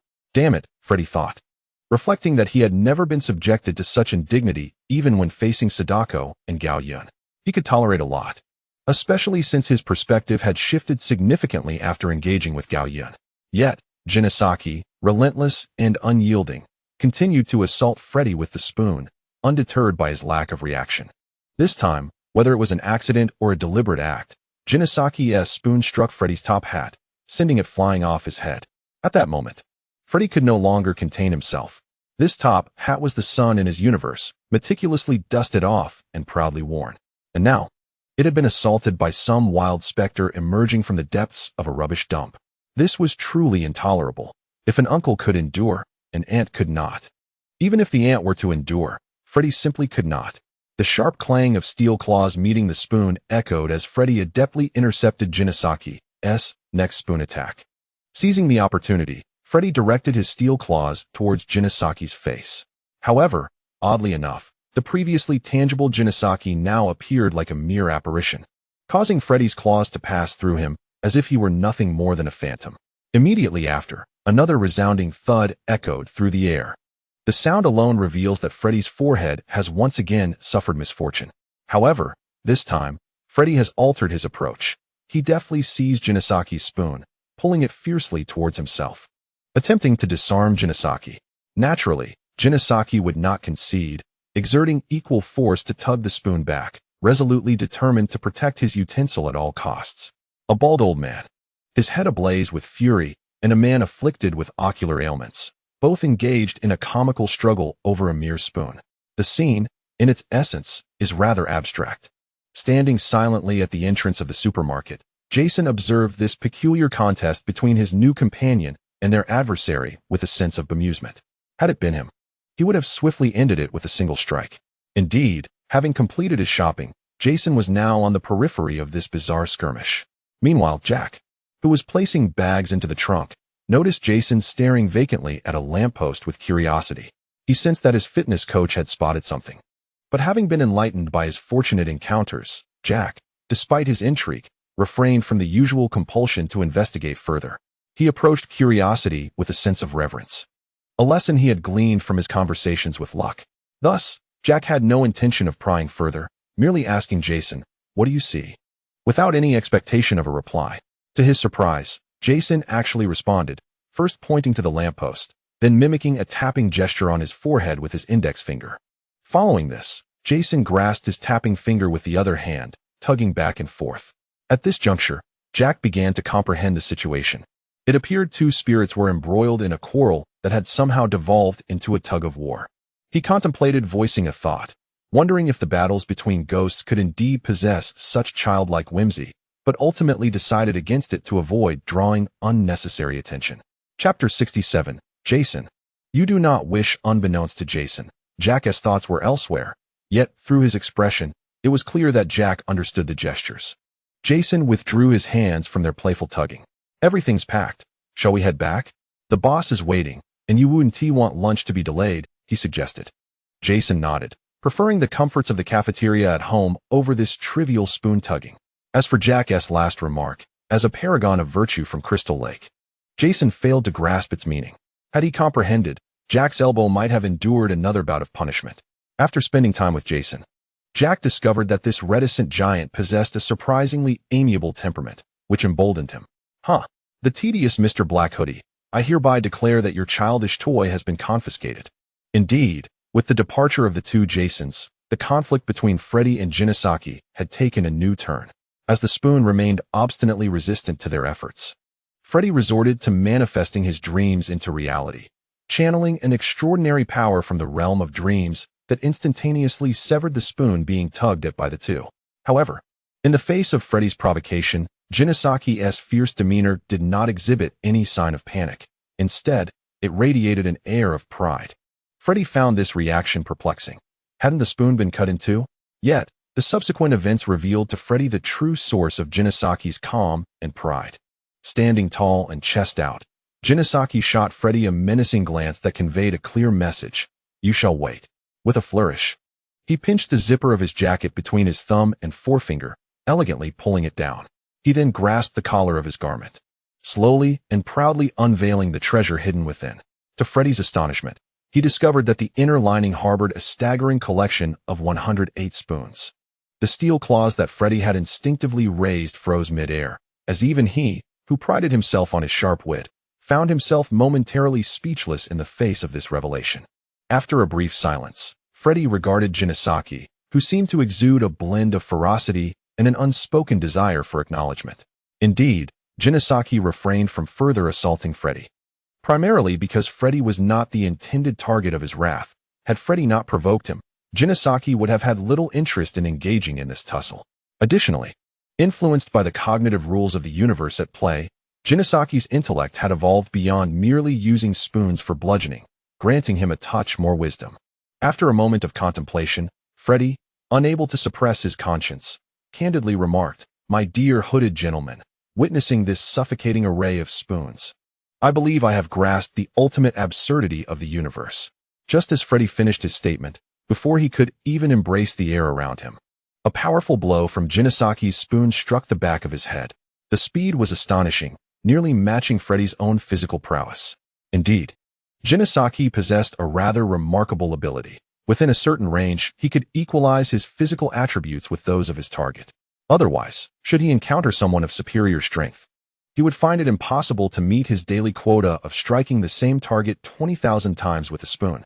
The sudden impact left Freddy momentarily stunned, as flames erupted across his body, and his previously embers-like eyes now blazed into a sea of fire. Another 2 strikes followed, illuminating the darkness with brilliant sparks as Jinisaki continued his relentless assault. "Well, you kitchen refuse with legs," Freddy shouted in exasperation. But Jinisaki paid no heed to his furious retorts, continuing to hammer away with the spoon, indifferent to anything beyond that singular purpose. Who would have thought that this bald, old man, resembling a honeycomb briquette, would utter such nonsensical words? What infuriates me most is that, despite his eager anticipation, he could utter such insulting remarks about his precious collection. The more I ponder, the angrier I become. Jinisaki clenches his grip tighter, determined to transform this honeycomb into mere coal balls using his most treasured possessions. Only this could quell the fury within him. However, after striking Freddy's head repeatedly, Jinisaki suddenly realized that the spoon in his hand seemed impossible to bring down any further. With a fierce expression, he glanced left and right, only to discover that, unbeknownst to him, the entire street had begun to distort violently, the asphalt bubbling into a viscous darkness. The shadow beneath his feet suddenly came to life, morphing into several charred hands that grasped his ankles and arms. Did he finally comprehend? A gentleman in a hoodie, of a certain age, still indulging in the childish act of playing with the spoon. It seems your brain cells are as useless as those broken spoons, occupying space but serving no purpose. Freddy turned gracefully, casting a fierce gaze back at Jinosaki, who was glaring at him with palpable animosity. At this moment, Freddy's eyes still blazed with an inferno, a sea of flames reflecting the anger that resided within him. However, unlike before, after undergoing a transformation of character, Freddy was no longer a beast controlled by desire. Whether it be anger or any other emotion, they would now be firmly governed by his absolute rationality. Thus, he would no longer act impulsively under the influence of his emotions. Freddy entirely disregarded Jinosaki as hatred as he walked past him with a rhythmic stride, casually remarking, "Are you still wondering why your ability to become intangible has utterly failed?" Upon hearing Freddy's words, the enraged Jinosaki attempted to turn his head, yearning to continue striking the bald man's skull with the spoon.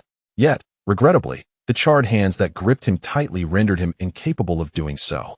Jinosaki's struggles did not escape Freddy's notice, but he could scarcely be bothered to engage. After all, he had more pressing matters to attend to. Approaching the black top hat that had been knocked to the ground earlier, Freddy tenderly brushed off the dust with his hand, then blew away the remnants with his breath. He could have effortlessly cleaned it with his abilities, yet Freddy refrained from doing so, as he cherished the memory of that warm-hearted man who had gently wiped the dust from the hat. This memory always brought a smile to his face, a priceless sentiment that would become Freddy's most cherished recollection, both now and in the future. Once he finished tidying up, Freddy meticulously placed the top hat upon his head. With the hat perfectly situated, he gracefully returned to stand before Jinosaki. Chapter 68. The Dream Train to the Burning Realm. Jinosaki maintained his fierce demeanor, his eyes brimming with a hatred so intense it seemed ready to burst forth as fuel, aimed at bringing about Freddy's demise. Sensing the animosity directed towards him, Freddy could not suppress a mocking chuckle, followed by a playful inquiry. "What is the matter? Still unable to comprehend? Oh, poor, helpless little spoon, why does your power falter? Despite the multitude of grievances festering within you, why can't you hurl those two toy weapons atop my head?" With that, Freddy spread his arms wide, facing the heavens, proclaiming with a voice imbued with pride and authority, "Because I am the king here. Every blade of grass and tree on Elm Street is governed by my decree." Upon uttering these words, darkness enveloped Jinosaki, and a tempest roared forth. The lively little town faded from view, replaced by an endless expanse of elm trees that swayed in response to Freddy's commanding declaration. Once he concluded his proclamation, Freddy returned his gaze to Jinosaki, raising his right hand and pointing at him with his metallic claw. "Huh. So remember, little one, here you must abide by the rules set forth by Lord Freddy. Do you understand? Your previous actions have clearly crossed the line, particularly your audacious act of striking an elder with a spoon. Frankly, I, Freddy, have committed many misdeeds over the years, yet I have never stooped to such a level." He continued, "Thus, in the code of conduct established by Lord Freddy, there was indeed a glaring omission. However, fear not. Now that you are in my domain, we shall converse at length. Just so happens, my dreamscape is in dire need of a whimsical spoon like you, a musician, perhaps. I believe I shall find your endless concerto of fools, crafted with your spoon, quite intriguing." At this, Jinosaki's eyes widened in fury, wishing to use the spoon in his grasp to transform Freddy into a paste. Nonetheless, Freddy had lost interest in toying with him. He had a meal awaiting him at home. With a snap of his fingers, the space beneath Freddy appeared to be torn apart by unseen hands, revealing a realm constructed from endless nightmares. "Farewell, Mr. Spoon. Welcome to my kingdom," Freddy's light-hearted voice echoed in Jinosaki's ears, provoking him to angrily hunch his shoulders and prepare to charge at Freddy. However, the charred arms that grasped him were far too firm for Jinosaki to escape. "Oh, before I take my leave, allow me to safeguard your dangerous little toys, which I shall keep for you, under my watchful eye." Without a care for Jinosaki's ferocious expression, which seemed ready to devour him, Freddy wielded the powers of the dream realm, transferring the two tiny spoons from Jinosaki's grasp into his own palm. Once this was accomplished, Freddy dramatically spread his left hand, palm facing upwards, adopting an elegant gesture of presentation. As the sinister hands clutched tightly around Jinosaki, a sudden surge of force accompanied the unsettling creaking of bones. Jinosaki became acutely aware of those dark appendages dragging him inexorably towards the inferno beneath his feet. Summoning every ounce of strength, he desperately fought against the impending descent into the abyss. Yet, just as he exerted his utmost resistance, a train from the depths of despair tore through the veil, separating reality from dreams, engulfing him in a whirlwind of sulphurous and rusty air, abruptly invading his vision from the burning realm. In the next moment, the charred hands combined their efforts, manifesting an unprecedented power that Jinisaki could not withstand. Helplessly, his body was pinned in a sprawling position upon the corroded roof of the train. Observing this, Freddy adjusted the brim of his top hat with a firm hand before leaping to the boiler's position. "Are you ready, little one who enjoys playing with spoons?" "Oh, no, Echo. It seems you are prepared. Then let us embark. Welcome aboard this train. I am Freddy, your conductor, here to guide you through our enchanting yet terrifying realm of nightmares." As Freddy's words resonated, the train's wheels ignited in a fierce blaze, accompanied by the cacophony of anguished wails intermingling with the crackling flames upon the weathered tracks. A sly smile crept across Freddy's lips as he gripped the control lever tightly and gave it a vigorous push. In an instant, the train roared to life, emitting a long, piercing whistle, its fiery wheels surging forward, fueled by the countless specters lamenting in torment. The train from the abyss raced forth amidst a symphony of laughter and mirth towards the burning domain. As Freddy tore the fabric of reality, the summoned entities, such as the elms and the howling winds, vanished alongside the departure of the train. In truth, Freddy's maneuvers bore no impact on the real world. The inhabitants remained blissfully unaware of the supernatural battle that had transpired beneath the streetlights. This was due to Freddy's mastery over his abilities, which had reached an almost flawless state since being contained by the high luck. In Freddy's own words, his powers bore no malice towards anyone, save for that enigmatic figure in the hood who wielded a spoon. Ultimately, it was Jinisaki alone who bore the weight of it all.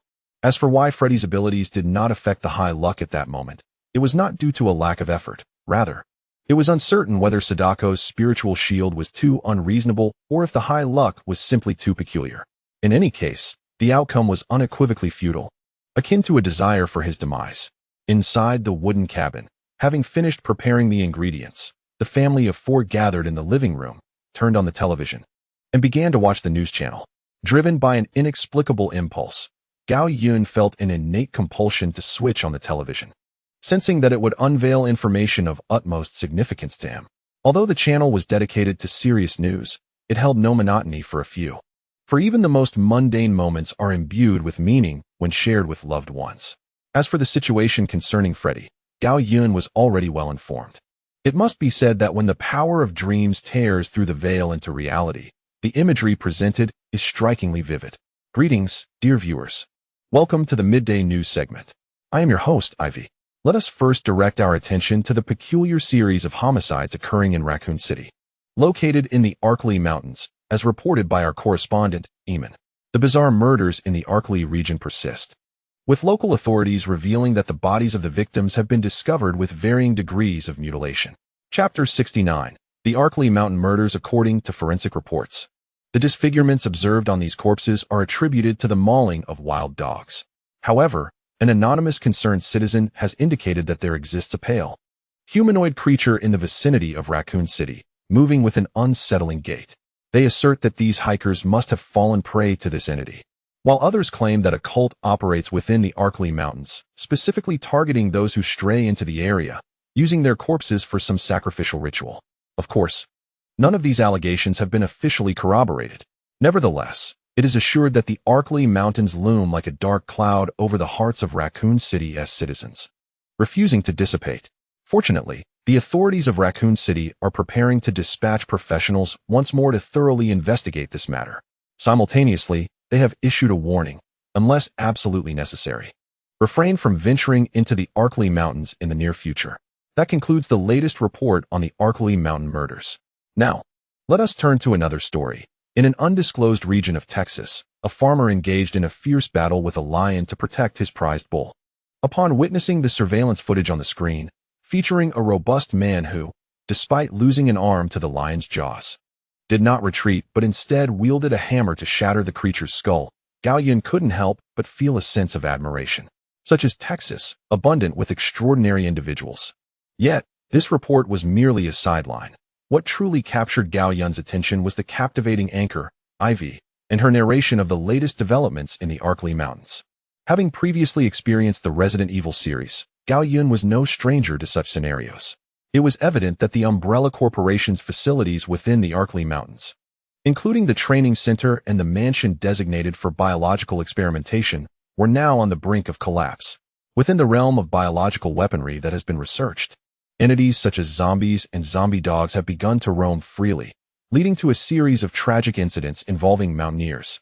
At this moment, Naya, seated beside Gao Yun, interrupted his reverie. Talos, is this the Raccoon City you spoke of earlier? It appears that issues have arisen. Should we reconsider our planned itinerary? Upon hearing Naya's words, both Maria and Alan turned their concerned gazes toward Gao Yun. In response, Gao Yun offered a reassuring tone. Indeed, Naya, this is the Raccoon City we previously discussed. As for altering our itinerary, there is no need. Raccoon City has always been the destination I envisioned for this operation. Naya pondered for a moment before continuing. However, that means we will have to circumvent Hardinfield, which could delay our progress. Indeed, in the plan devised by Gao Yun and the others, Sawyer Manor and Elm Street were conveniently aligned in a straight line. Unfortunately, Hardinfield and Raccoon City occupied opposite ends of this line. Thus, adhering to the original route through Hardinfield would inevitably postpone their arrival at Raccoon City. Fear not, Naya, Gao Yun chuckled. I have a solution. Once Freddy returns, we can instantly reach Raccoon City. Upon hearing this, Naya, who had emulated Gao Yun, quickly grasped the implication. With the logic falling into place, she beamed. Ah, I see now. Talos. Curious yet uncertain, Alan interjected. Talos, dear beauty, what exactly is it? Please enlighten me. Is it the technique Freddy used in the kitchen earlier? You know, transforming into a ball of fire and vanishing into thin air? Maria had intended to pose the same question, but seeing her sister had already spoken, she turned to Gao Yun, clearly intrigued by the answer. Indeed, you are correct, Alan. It is quite similar, though there are additional nuances to discuss. Gao Yun affirmed Alan's speculation and proceeded to elaborate on the intricacies of the ability.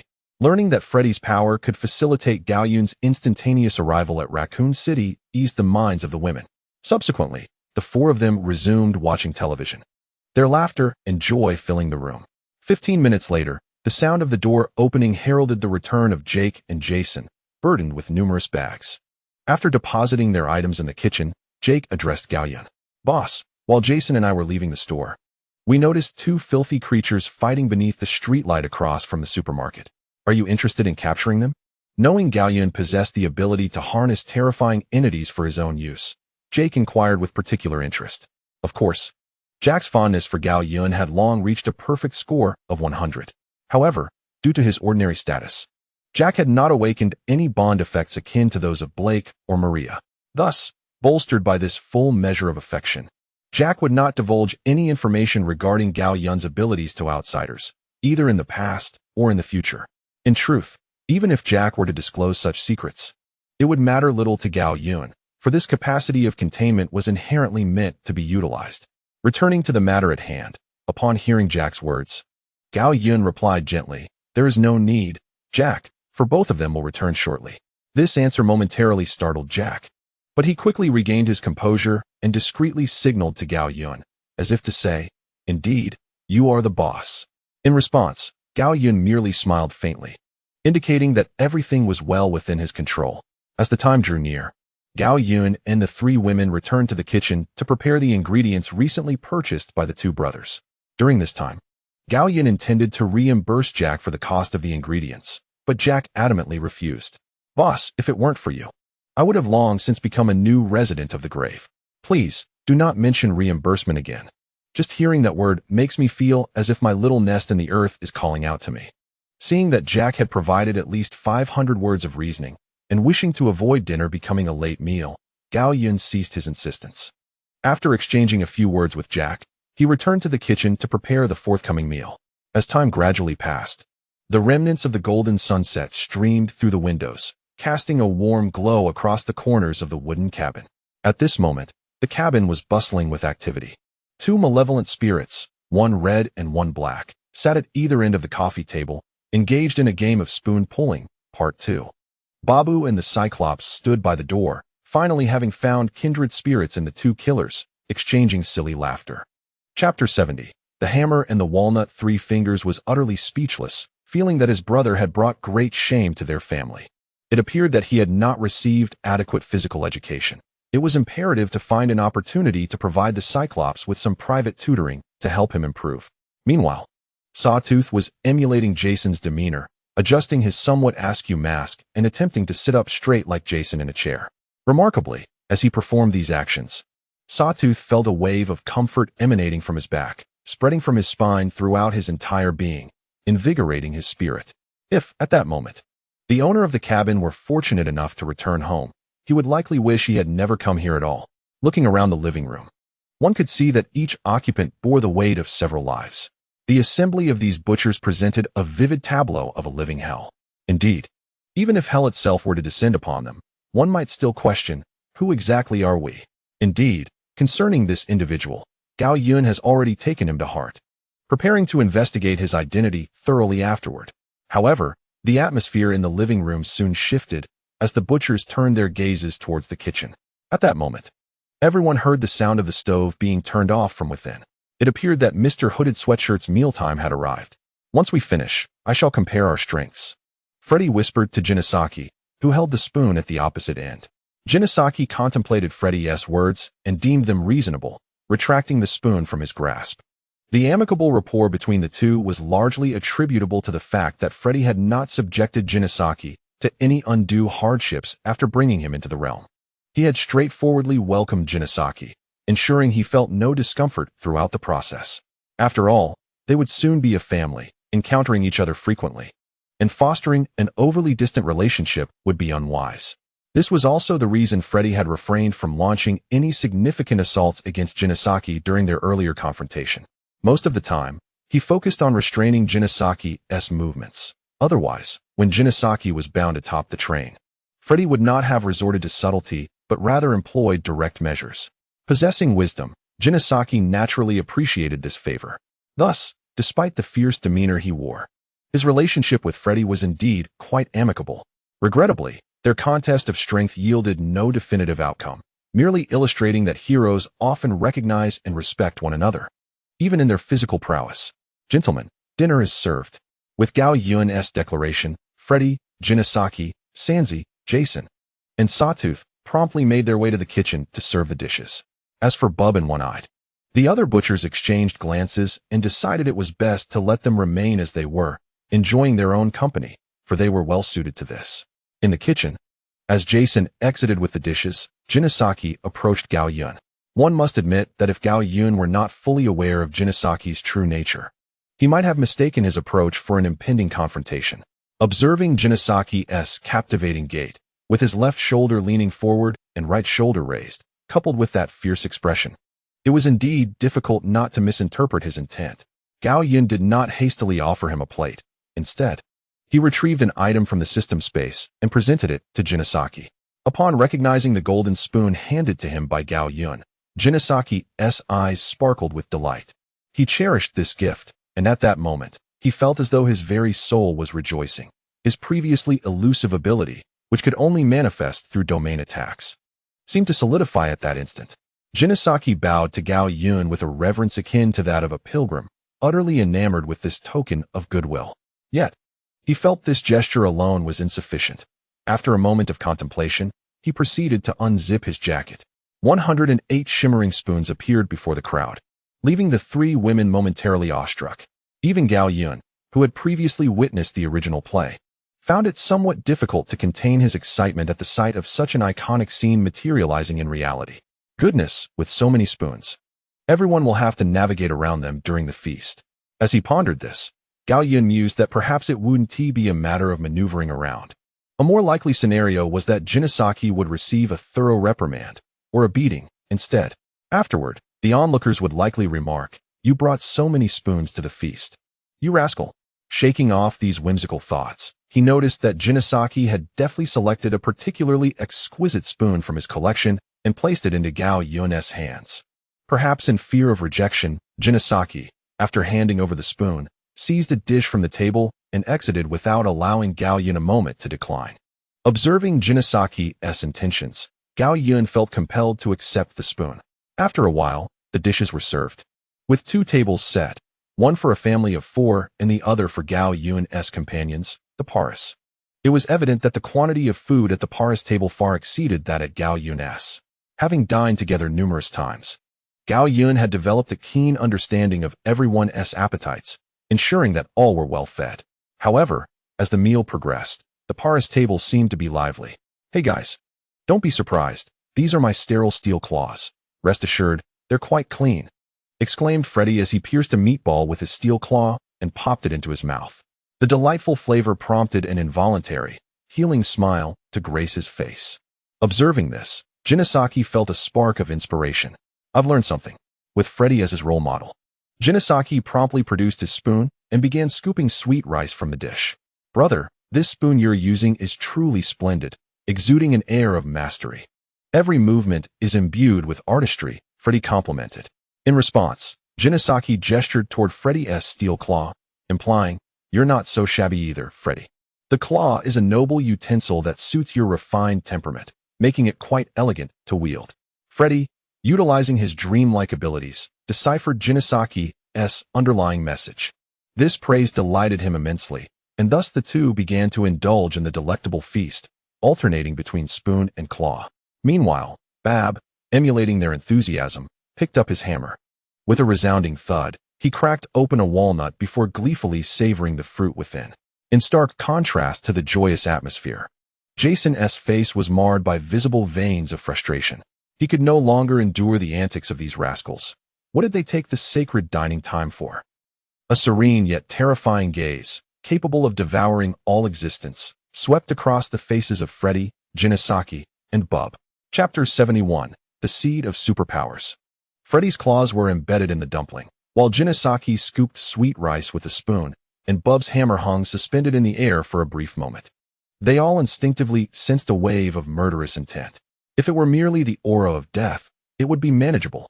After all, every individual present bore the weight of several lives. However, intertwined with this murderous vibe was a resonance akin to that of their master, Gao Yun. This was a grave matter, for both Freddy and Jinosaki held Gao Yun in profound esteem. The duo, known as the Black and Red Duo, exchanged glances and simultaneously retracted their respective tools.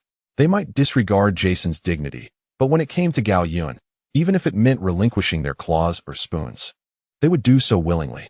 In fact, it was Bub who, reacting instinctively to the piercing gaze, promptly stowed away his hammer. Surprisingly, the calmest among them was Jack. Along with the saw and 3 fingers, they continued to feast heartily, undeterred by the tempest around them. After all, Jack had once perished at the hands of this very individual, and the overwhelming power left an indelible impression on Bub, who relished the clash of muscle. For a moment, the table was filled only with the sound of quiet eating, yet Jinosaki found himself in a predicament. He simply could not fathom how to use any utensils aside from the spoon. With delectable food tantalizingly close yet out of reach, he felt an overwhelming sense of frustration. Freddy and Bub fared better. Although they struggled with chopsticks, they were adept with knives and forks. As for Jason, it was needless to say, at this table, he was the sole expert in the use of chopsticks. Noticing Jinosaki's plight, Jason pointed to the spoon resting on the table, indicating that he could utilize it. This gesture relieved Jinosaki's distress, and suddenly, he found himself somewhat impressed by Jason. After all, he had handled the situation quite adeptly. Freddy, too, bore no objections to Jason's actions, as the latter continued to chatter at the table without a hint of discontent. Upon reflection, he recognized that his earlier antics, along with Bub and Jinosaki, had indeed caused a bit of disruption. For Freddy, the experience of dining together with everyone was genuinely enjoyable, as it was a scene he had never before possessed or even dared to imagine until today. "My Lord Gao Yun, thank you for allowing me to glimpse such a beautiful future." Coincidentally, Gao Yun glanced in his direction, and upon seeing the warm smile on his face, Freddy felt his eyes welling with tears. As the sun set and the moon ascended, night fell upon them. The group gathered indoors to engage in board games and lighthearted banter.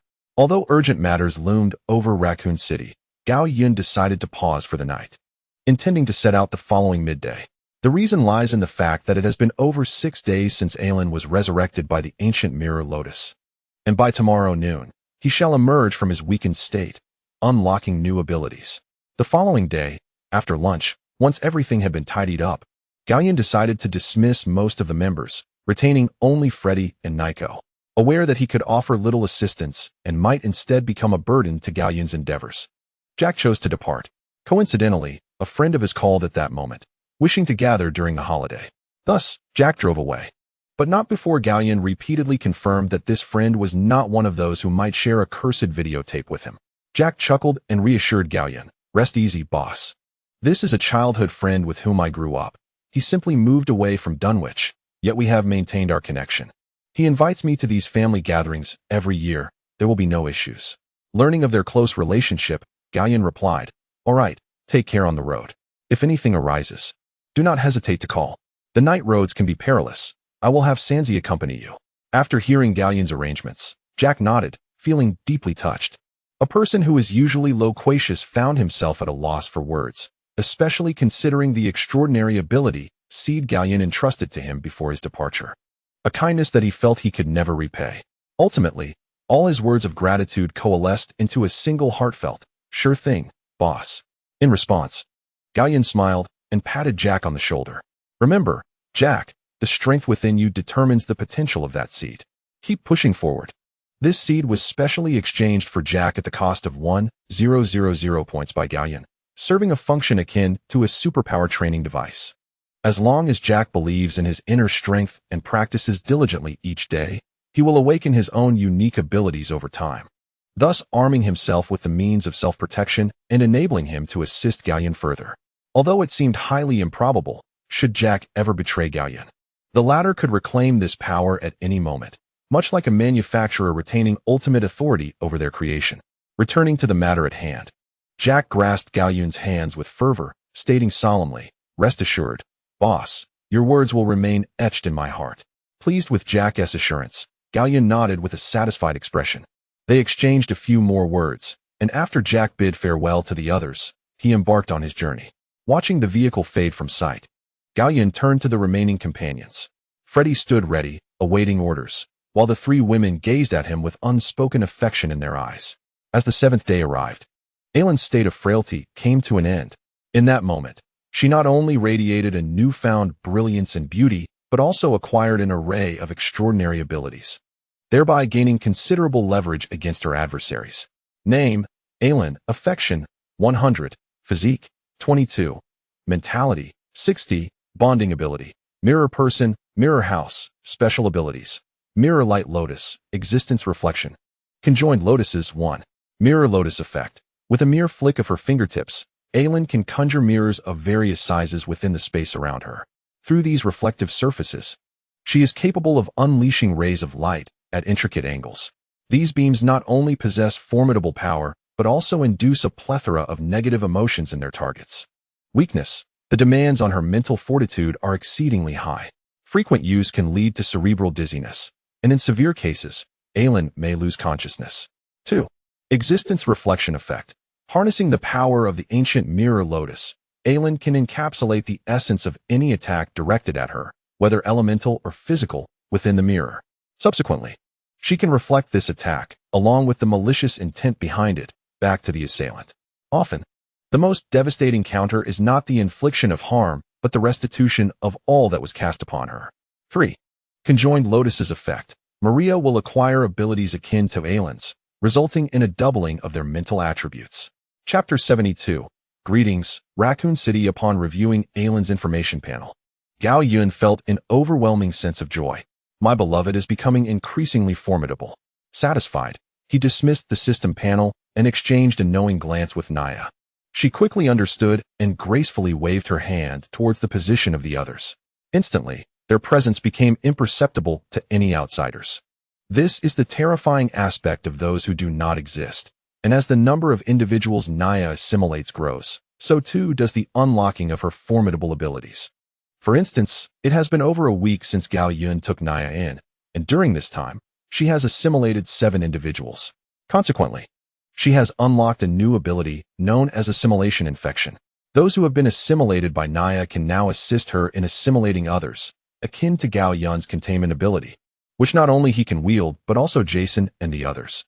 Of course, due to the limitations of the assimilation duration. Assimilation infection is currently in a somewhat nascent phase. However, in the foreseeable future, this ability will undoubtedly provide substantial assistance to Naya. Returning to the matter at hand. Once Naya had cloaked the group from external perception, at Gao Yun's behest, Freddy spread his arms wide, conjuring a delicate circle of flames that rose from the ground, enveloping Gao Yun and his companions, along with their vehicle, within its embrace. Upon witnessing the scene, Freddy stepped into the confines of their predicament. With a mere thought, the powers of the dream realm enveloped the quartet, whisking them away from the wooden cabin's entrance. Only a Freddy doll remained, nestled behind the television in the living room, awaiting the arrival of a fated visitor. During the transit, a tolerable sensation of dizziness accompanied them. They perceived fleeting azure hues that danced before their eyes, not jarring, but rather gentle and soothing. As the colors faded from their pupils, Gao Yun and his companions soon realized that they had transitioned to an entirely different realm. Before them stood a magnificent, imposing edifice, exuding a sense of grandeur and solemnity, with a hint of oppressive weight. Recognizing the robust structure of thick stone, adorned with classical columns and arches, Gao Yun spoke up. "Raccoon City Police Department," he declared. Maria, standing beside him and taking in the surroundings with keen curiosity, inquired, "Is this truly the Raccoon City Police Department? It resembles more of a museum or an art gallery from the outside." Gao Yun affectionately tousled Maria's hair, affirming her observation with a smile. "Indeed, sweetheart, you are correct. The Raccoon City Police Department was indeed transformed from a museum." "Then shall we proceed inside?" Alan interrupted, gesturing towards the throng of citizens entering and exiting through the police station's grand entrance. Observing this, Gao Yun nodded in agreement. "Yes, let us move forward, everyone. Remain vigilant. This place harbors profound depths." Recalling the intelligence Gao Yun had previously shared regarding Raccoon City, the group nodded in unison. Thus, under Nayako's guidance, the quintet confidently entered the precinct, their sights set on Sheriff Brian's office. As for the vehicle accompanying them, any passerby would perceive it as though it belonged there inherently. Even if someone possessed extraordinary insight to pierce through the veil of cognitive distortion, they would hardly find fault with a car parked in its designated space. Upon ascending to the second floor and locating the Chief's office on the eastern side, they discovered it unoccupied. Freddy surveyed the surroundings before employing his dream powers, a playful smile soon gracing his face. "My lord, it appears that the little rodent is hiding. I can already sense the foul odor emanating from its corpulent form. Ladies, please follow me." Receiving Freddy's suggestion, Gao Yun offered a warm smile and a thumbs up. "All right, it's in your capable hands, Freddy." Feeling a sense of fulfillment from Gao Yun's approval, Freddy assured confidently, "Leave it to me, my lord. I shall coax that greasy rodent out from its dark, twisted corner, writhing under the searing flames." With that, Freddy approached a seemingly unremarkable wall, without a hint of hesitation. However, as Freddy gently pressed his palm, the wall unexpectedly opened, revealing a corridor wide enough for an adult to pass through. Under Freddy's leadership, the group ventured into the corridor. After taking just a few steps, they discovered that the walls were adorned with a series of portraits of women. These figures were rather peculiar, entirely detached from the mundane, depicting mythological beings such as angels and demons. Upon closer inspection, it became evident that many of the women portrayed were the confirmed deceased from Raccoon City's missing persons list. Gao Yun was not surprised. He was all too familiar with Director Brian. Publicly, he was an enlightened leader, under whose guidance the Raccoon City Police Department had resolved numerous issues for its citizens. Consequently, Brian had amassed considerable prestige, his graceful demeanor and magnetic voice further endearing him to the populace. Even his colleagues within the Raccoon City Police Department extolled him, regarding him as a rare gem. Yet, none would have imagined that this seemingly impeccable figure was, in private, an exceedingly cold-blooded and cruel brute. Brian colluded with the corporate giant Umbrella, utilizing his authority to place Umbrella's regulations above those of the police department, effectively transforming the Raccoon City Police into Umbrella's private militia. For instance, following the first death of a climber in the Arkley Mountains, Brian, fully aware that it was a biohazard attack, still leveraged his influence to falsely attribute the incident to a beast attack or gang warfare. Moreover, the two facilities established by Umbrella in the Arkley Mountains for bioweapon research, along with the training center and the mansion, could not have persisted without Brian's endorsement. ultimately leading to the catastrophic devastation of Raccoon City. Even more outrageous was the establishment of a new bioweapon research base, the Nest, which was even larger than the mansion and training center, built beneath the Raccoon City Police Department. In the aftermath, it was revealed that when the Nest exploded, it was the museum above that was first obliterated into the annals of history. Aside from his public betrayal of Raccoon City citizens, Brian had also been ruthlessly jeopardizing their safety in private. The portraits in the corridor depicted those missing women, all of whom he had brutally murdered. Brian's actions stemmed from his perverse desire for collection and a morbid obsession with death itself. Furthermore, the tragic fates of the two elite stars teams, Bravo and Alpha, were orchestrated by this very individual.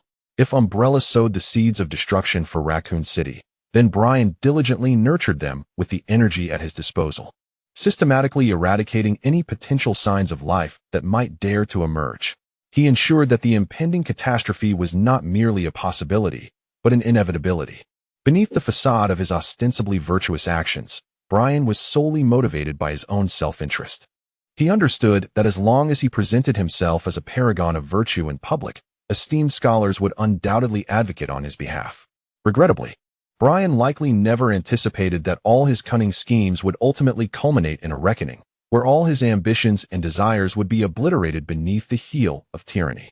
As the recollection concluded, Gao Yun's thoughts drifted away. The group had already traversed the corridor and entered a spacious room filled with various animal specimens.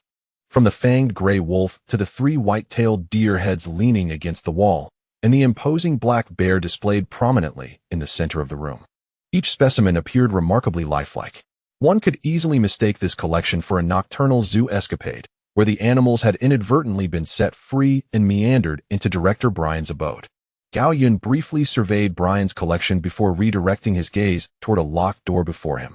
This sight evoked memories of the trepidation experienced in video games, dominated by the fear of keys. Yet, unlike the doors that had players scurrying in futile efforts within those games, this door stood unguarded in the presence of Freddy. Regardless of its nature, Freddy possessed the extraordinary ability to transform dreams into reality, effortlessly unlocking it. With a crisp click, the door swung open. Freddy stepped aside, respectfully gesturing for Gao Yun and the others to enter. "My lord, the rat is ensnared within this cage, and now he is unable to escape." Gao Yun smiled and nodded, taking the lead in opening the door, with the women following closely behind, and Freddy bringing up the rear. Inside the room, Brian was engaged in a conversation with representatives from Umbrella. Due to the influence of Nia, the group's grand entrance went unnoticed by him. He remained at his desk, engrossed in a lengthy discourse over the phone. Observing this, Gao Yun chose not to interrupt. After exchanging meaningful glances with a few companions, they collectively paused to attentively listen to Director Brian's monologue. "Surely, Raccoon City will encounter no issues, will it? Of course, I have complete faith in your company's capabilities, possessing sufficient strength to resolve all these matters. However, the recent whispers from the Arkley Mountains have reached other areas, and I worry that if this continues, it may prove detrimental to your organization. Everything is within a controllable range. There will absolutely be no problems." Haha, indeed. Raccoon City is the very foundation upon which your company stands. Upon hearing the other party mention that Raccoon City would land smoothly, Brady couldn't help but exhale in relief. If the colossal entity known as Umbrella claimed to have a solution, then a solution would indeed be forthcoming. In this regard, Brian, who had engaged with Umbrella for many years, held no doubts. However, his concerns extended beyond the present crisis of bioweapons.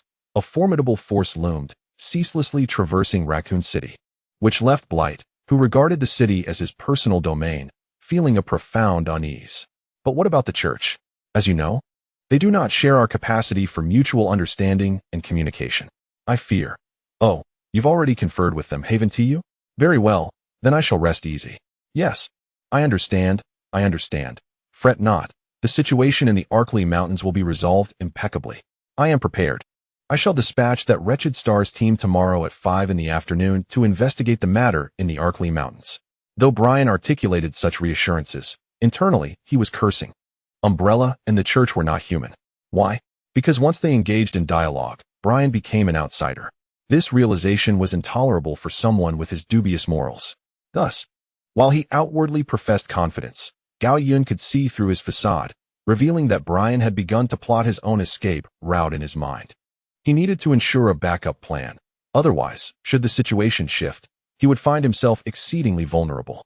Regrettably, after years of entanglement with Umbrella, Brian had succumbed to a habitual thought process, forgetting the very foundation that had forged his extraordinary status in Raccoon City. It lay not with Umbrella or the church, but within the precinct beneath his feet, among the very citizens of the city he had grown up in, and in every bloom and blade of grass. Consequently, rather than diligently safeguarding his foundation, Brian was poised to undermine it by deploying his most formidable asset to potential demise. He failed to consider that without his resources, who would still regard him as significant? Just as a tempest brewed in Gao Yun's mind, Brian responded once more. Indeed, yes, both teams will be dispatched. The operational data will be sent to your email in due course. Yes, very well. 30 million in gold. You flatter me. Yes, just transfer it to my card. At this point, Gao Yun was left speechless. Here was a slave ensnared by avarice, diligently charting a path towards self-destruction. Was there a more absurd script than this? Of course, it would be unjust to claim that Brian lacked any political acumen. It was precisely because of this that they were able to witness the scandal surrounding the Raccoon City homicide through Texas television broadcasts on U Street. It is precisely because Brian seeks to exert pressure on Umbrella that, deep down, he senses that Raccoon City, the city he has watched grow, is gradually slipping from his grasp. Faced with the formidable powers of Umbrella and the church, he finds himself at a loss. Thus, he feels compelled to demonstrate his indispensability, instilling a sense of caution in Umbrella, or at least in Umbrella. Moreover, the rumors circulating in Raccoon City regarding the Arkley Mountains are rampant, and the repercussions of this entire affair have long since transcended previous boundaries. Chapter 74. Brian exhausted. In light of this, it would be prudent to go with the flow, subtly undermining Umbrella while also providing an outlet for the collective emotions of the populace. Subsequently, Brian engaged in discussions about numerous confidential matters with individuals from Umbrella. After a while, he gently placed the microphone down, appearing seemingly unaffected by the earlier conversations. However, under the keen gaze of Gao Yun, every minute gesture and expression of Brian was meticulously observed. The muscles near his cheeks, once so capable of grace, began to tremble uncontrollably, revealing that Brian's inner turmoil was far from the calm exterior he projected. As time ticked away, Brian's subsequent actions confirmed Gao Yun's suspicions. In the oppressive silence of the office, his breaths grew increasingly labored. Leaning back in the high-backed leather chair, he leaned forward, his hands clasped on the expensive desk. His fingers entwined with such force that the knuckles began to pale. After approximately a minute, a deeply suppressed and helpless sigh escaped from between his teeth. All right, Brian murmured, as if attempting to persuade himself, his voice low and hoarse. Clerics are always so special, aren't they? At this, Brian lifted his gaze, unfocused, towards the beautifully bound legal tomes on the shelf, his eyes reflecting humiliation and a resigned sense of inevitability. I am here to handle all their dirty work, to manage all the practical affairs. As he uttered the word practical, his voice rose slightly, yet remained restrained, as if wary of non-existent listening devices or surveillance capturing his every word and image. Then, Brian diverted his gaze, casually picking up a document he had perused earlier. Look at this, Brian, the greatest director of Raccoon City. Observe the troubles lurking in the sewers, the wild dogs of the Arkley Mountains, the walking corpses. Who is it that deals with these? Who maintains the order? Who rescues Raccoon City? Is it those robed dignitaries who merely need to utter a few words to obtain the highest privileges? No, it is the illustrious director Brian. Without me, this city would have long since perished. At this juncture, Brian maintained a remarkably controlled volume, as he believed that shouting would tarnish the dignity associated with his position as Director Brian. Yet, suppressing his grievances proved unsatisfactory. Thus, he could only mutter a curse laced with resentment and self-deprecation. Damn Umbrella, you greedy bastards.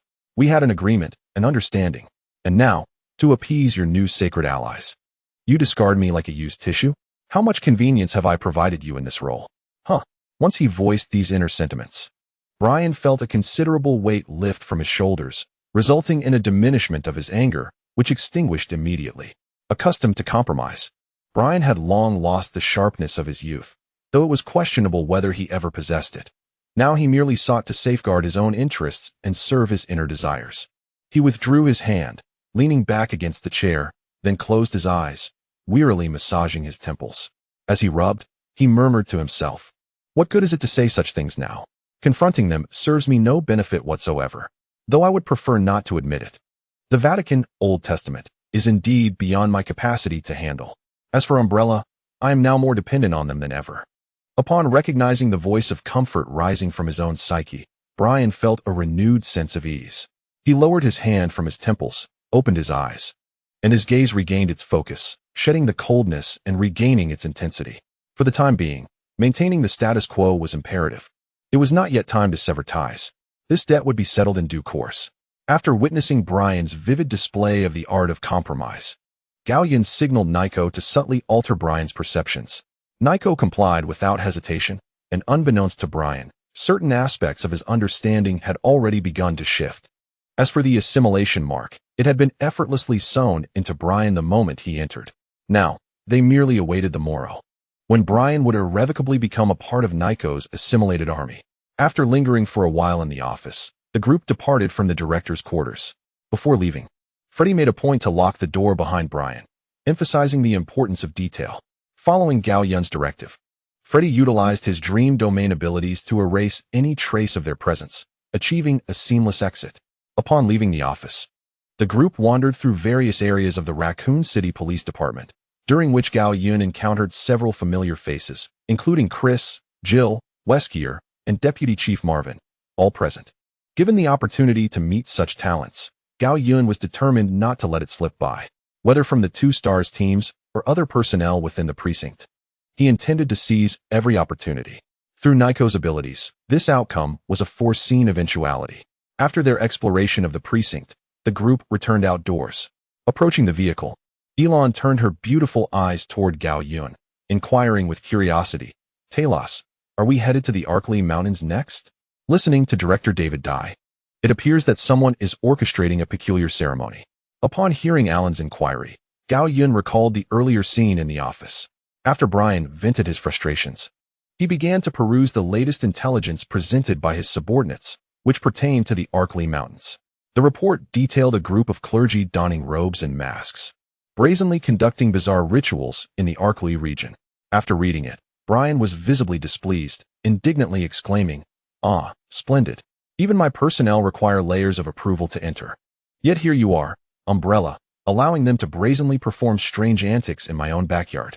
Umbrella, you have certainly assembled a fine crew. Mark my words. One day you shall realize that regret bears the highest cost in this world." After uttering this, Brian fell into silence for quite some time. And just as Gao Yun and the others were preparing to depart, he spoke again. "Umbrella, if you and the church conspire to treat me as an outsider, do not blame me for seeking an escape route for myself. You wish to cast me aside. It won't be so simple.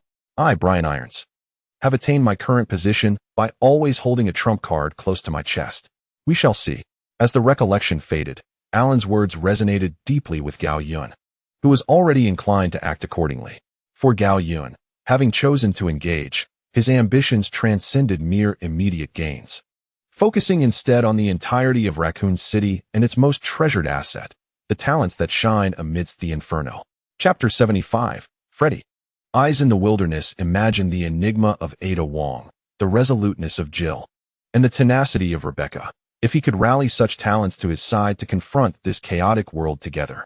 This vision, for one like Gao Yun who revels in the macabre and the bizarre, presents an unparalleled allure. Moreover, Raccoon City, acknowledged as one of the sanctuaries within the realm of horror games, imbues Gao Yun's ambitions with an irreplaceable sense of ritual, igniting his fervor. The subsequent Silent Hill holds the same allure. Gao Yun seeks not destruction, but possession. With the passage of time, he is confident that his strength will match his aspirations. Furthermore, Gao Yun is unlike Umbrella, the Old Testament church, and certainly not Brian. Raccoon City is too small to accommodate such multitudes. One voice is sufficient. Of course, Gao Yun does not harbor the hubris of believing that his current capabilities allow him to single-handedly confront all factions. Thus, to achieve his lofty goals, he must strategize and act with foresight. Recklessness is not an option. Fortunately, the crisis capable of toppling Raccoon City will require some time to manifest. During this interim, if harnessed effectively, the leverage in Gao Yun's possession will grow exponentially, akin to a rolling snowball, until he can emerge as the singular sovereign of Raccoon City. At present, Brian is the first step. Through cognitive alteration, Gao Yun has issued 2 directives to Nico in the office. First, the order to dispatch 2 STARS teams to the Arkley Mountains at 5 p.m. has been rescinded. Second, unless instructed by Gao Yun himself, Brian is prohibited from assigning any tasks related to Umbrella or the Church to these 2 teams, ensuring the safety of the team members. Next is the second step. Gao Yun prepares to confront the uninvited guests heading to the Arkley Mountains. After affirming Aylin's inquiry, the group hastens towards the Arkley Mountains, eager to discern the intentions of these individuals. Upon reaching the outskirts of the Arkley region, Gao Yun observes the presence of a protective net, adorned with a sign warning of risks and advising against proximity, lest one face dire consequences. This indicates that the authorities in Raccoon City are under considerable pressure. Regaining his focus, the 5 individuals, whose physical prowess far exceeds that of ordinary humans, deftly scale the protective barrier, advancing towards the Raccoon City forest nestled within the Arkley Mountains. After swiftly dispatching a few wandering zombies, they effortlessly reach their destination, guided by the intelligence provided by Brian. From the surroundings, it is evident that they have penetrated deep into the heart of the Arkley Mountains, a desolate area untouched by human presence, a prime locale for nefarious deeds. However, after conducting a meticulous search of the site, they find no anomalies. Yet, the enhanced attributes and mental acuity of the group suggest that something is amiss in this place. At that moment, a notification reverberates in Gao Yun's mind. Mission title: The Mysterious Ritual of the Old Covenant. Mission type: Phase Task. Mission description: Phase 113 individuals from the Old Covenant are conspiring in the depths of the Arkley Mountains to execute a dreadful scheme. Please ascertain their true purpose. Mission reward: 1,500 points. Random potion, X1. Mission hint: specific personnel will appear tonight. Failure penalty, none. The system's notification is remarkably timely. Gao Yun no longer needs to speculate about when the adversaries will return. He can simply lie in wait. At this juncture, Nico gently approaches Gao Yun and speaks in a soft tone. Talos, what shall be our next move? I sense an unusual aura here.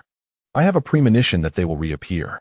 In response, Gao Yun tenderly brushes Nico's exquisite cheek and replies softly, Nico, we are of one mind. I have already received some feedback through my abilities, indicating that they will return tonight. Let us return in the evening. As these words were spoken, Maria, who had personally experienced the innate abilities of good fortune, peered out from behind Gao Yun's shoulder, her tone imbued with trust. I know about that. During our time at Crystal Lake, Tata successfully predicted Jason's arrival using that very ability. Upon hearing her sister's words, Aylin, filled with curiosity, inquired, Maria, what do you mean by that ability? Noticing her sister's keen interest in the topic, Maria brightened, mischievously casting a knowing glance at Aylin. Aylin understood the implication in Maria's eyes. She intended to negotiate some terms regarding the matter. Oh, my foolish sister, I shall temporarily acquiesce to your request, and we shall see what circumstances arise. What can you do to me then? After a subtle exchange of wits, Aylin nodded in agreement. With her sister's consent, Maria revealed the details of the situation with a beaming smile, explaining the intricacies involved. Freddy, Naya, and Aylin, upon hearing her explanation, felt a renewed sense of awe at the mystery surrounding good fortune. Knowing that the church would make another appearance that night, the group decided not to linger any longer and returned directly to Raccoon City. Before departing, Gao Yun instructed Freddy to keep watch in the area, ensuring they could swiftly catch any intruders. Freddy complied, sharing the same sentiment. He then utilized his dream manipulation ability to craft a leaf, suspending it from a branch. This way, he would receive notification if anyone entered a 50-meter radius around the leaf, alleviating concerns about time constraints and missed opportunities. As they exited the Acclaim Mountains, Gao Yun glanced back at the verdant hills and forests, reflecting on the prior arrangements. He couldn't help but muse, now everything is in place. We just await the favorable winds. Upon returning to the police station, Gao Yun looked up at the clock tower, noting it was around 2 in the afternoon. With still some time before the 13 would return to the Acclaim Mountains. Perfectly, this would allow them to indulge in some well-deserved relaxation after their previous battles. Exploring the iconic landmarks of Raccoon City and experiencing its local culture seemed a splendid choice. Gao Yun shared his thoughts with the group, receiving unanimous approval. Thus, under his guidance, they departed from the Raccoon City police station. Along the way, they meandered, sampling the local delicacies of Raccoon City and admiring each scenic view that unfolded before them. Chapter 76. The Heresy of Michael. After witnessing the towering Umbrella Corporation headquarters, passing by St. Michael's Hospital, and observing the Raccoon City Government Hall, they finally arrived at the Clock Tower, a classical structure built of red brick, showcasing a distinct Victorian architectural style. This location also served as the battleground for the epic duel between Jill and Chase. Regrettably, it is not merely the clock tower that has met its demise. All the edifices previously beheld, along with the very essence of Raccoon City, have been enveloped in a blinding light, leading to their obliteration. Henceforth, this planet shall forever be bereft of a city, with only remnants of dust silently narrating the tale of the once resplendent industrial gem. My lord, the lollipops here are truly delectable. Freddy's abrupt interjection shattered Gao Yun's reverie. Upon glancing at Freddy, he discerned that not only Freddy but also Jinisaki, Babu, and the one-eyed figure who had just returned from escorting someone were all savoring lollipops with evident delight. Indeed, since they were to indulge in merriment, it was only fitting that the family be united in their enjoyment. Consequently, Gao Yun released all his Palus, allowing them to partake in this leisurely and pleasant moment. Throughout this experience, he also procured various items for everyone, such as the mask Jason held and the pristine coat he donned. In summary, under Gao Yun's refined aesthetic judgment, each individual's appearance underwent a remarkable transformation. Maria, Alan, and Nairiko, the three ladies, radiated an even greater elegance. Meanwhile, Jason, Babu, and the grotesque trio, along with Freddy, transitioned from an aura of eerie dread to that of a dapper ensemble. Likewise, under the discerning eyes of the three ladies, Gao Yun adorned himself in a sleek black suit. Upon donning it, his well-proportioned physique coupled with his handsome visage rendered him a veritable dandy. This sight elicited heart-shaped glances from the three ladies. Recollecting his thoughts, he took in the harmonious and affectionate scene before him, inwardly exclaiming, "How wonderful!" Indeed, for Gao Yun, the pursuits of fame and ambition shall never eclipse the significance of family. As long as they are present, every familiar face, Nairiko, Maria, Alan, Jason, and the others, he possesses everything. Subsequently, after lingering for a while at the clock tower and noting the continued stillness from the Akari Mountains, the group resumed their leisurely wanderings. Gradually, time slipped away. With the clock resounding 7 times, it signified that the hour had reached 7 in the evening. It was at this moment that Freddy spoke. My lord. Our mouse traps in the woods have been triggered. It is those fools clad in robes, who fancy themselves the masters of this world. They are in our backyard, engaging in some exceedingly curious antics. I can scent the mingling of piety and madness within their souls. This essence is rather peculiar, not characteristic of any genuine clergy. The little mice have begun their machinations. What do they seek to summon? Or, what do they aspire to become? My lord, shall I render their dreams into an eternal nightmare from which they shall never awaken? I assure you, they will encounter the deity of their faith in this sacred ritual, of course, in my own manner.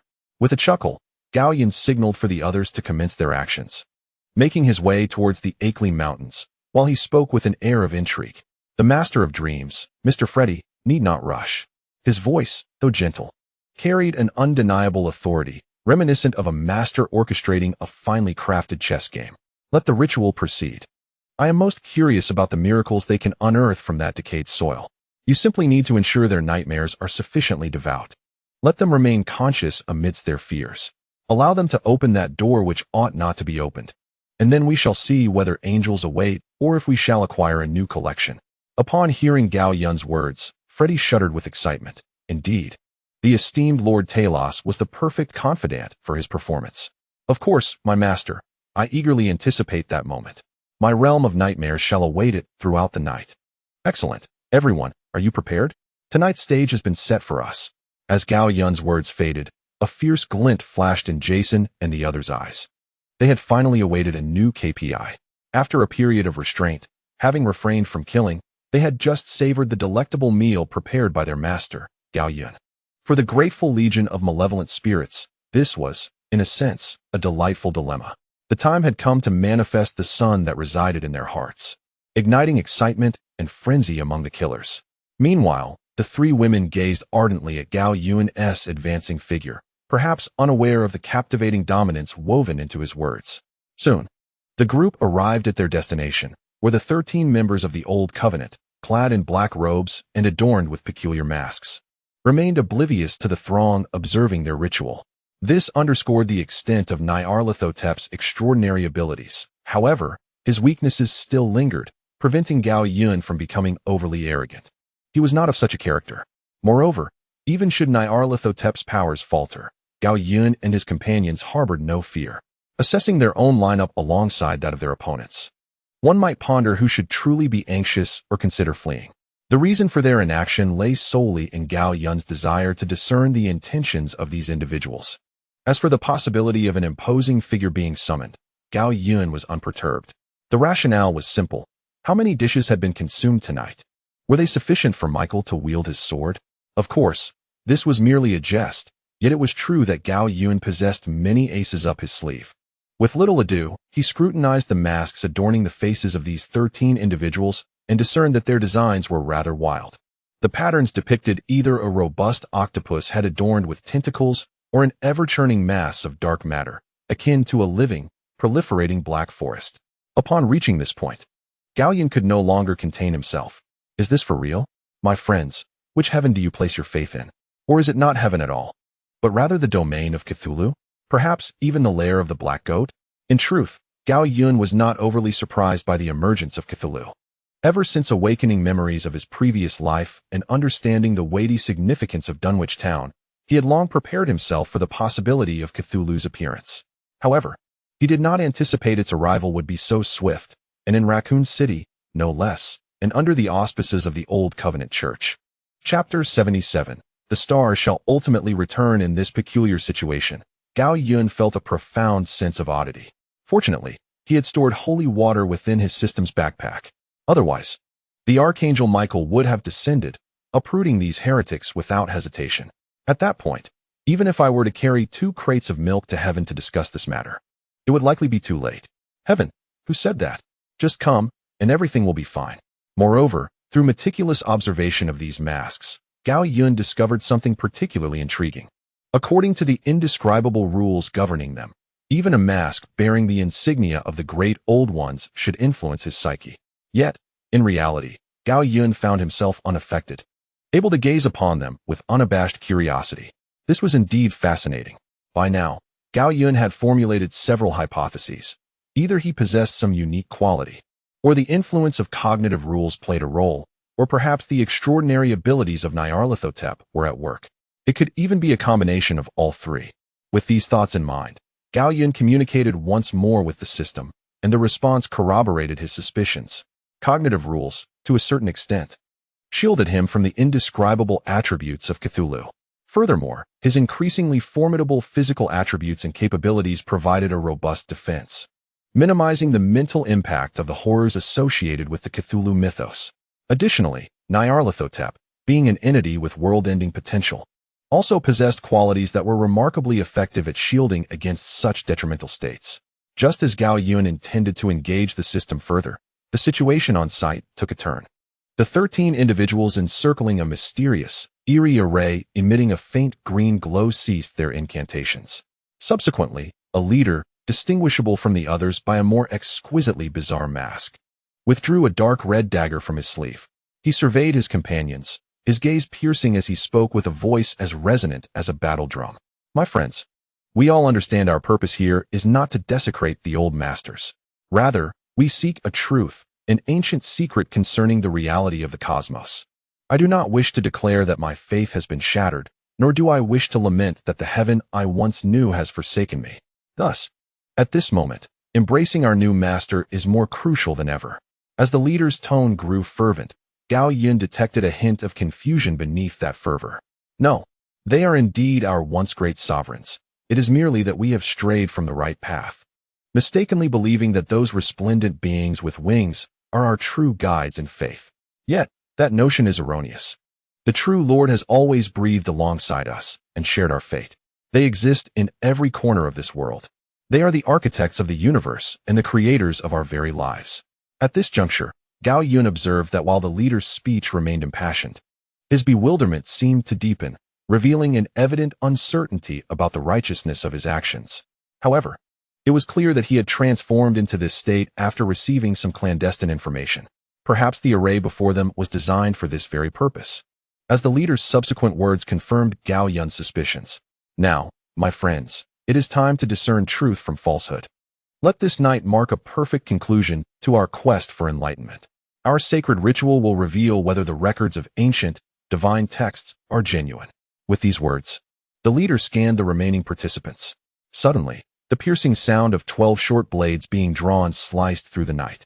Witnessing his comrades synchronously unsheathing their daggers, the leader nodded in satisfaction. He then positioned a dark red short sword against his left palm, the razor-sharp blade slicing through flesh, causing blood to cascade like raindrops onto the array before him. The array, resembling a living entity, greedily devoured the blood flowing from the leader's palm. Yet, one person's blood was far from sufficient. The remaining 12 figures, shrouded in robes, hesitated not for a moment. They mimicked the leader's actions, slicing their palms to nourish the ever-growing array beneath their feet. Soon enough, the originally eerie green array transformed into a deep crimson hue, and at its center, a large, inverted triangular eye emerged, curiously surveying its surroundings. As the array visibly shifted through their collective efforts, a powerful sense of oppression emanated from the dual triangular all-seeing eye amidst the churn of sanguine waves. The leader, exhilarated, proclaimed, "My friends, do you see the truth boiling within the depths of this pupil? It is he, the great old master, the true sovereign of the world, the creator of the cosmos, gazing into the essence of our souls, scrutinizing our resolve to seek the truth."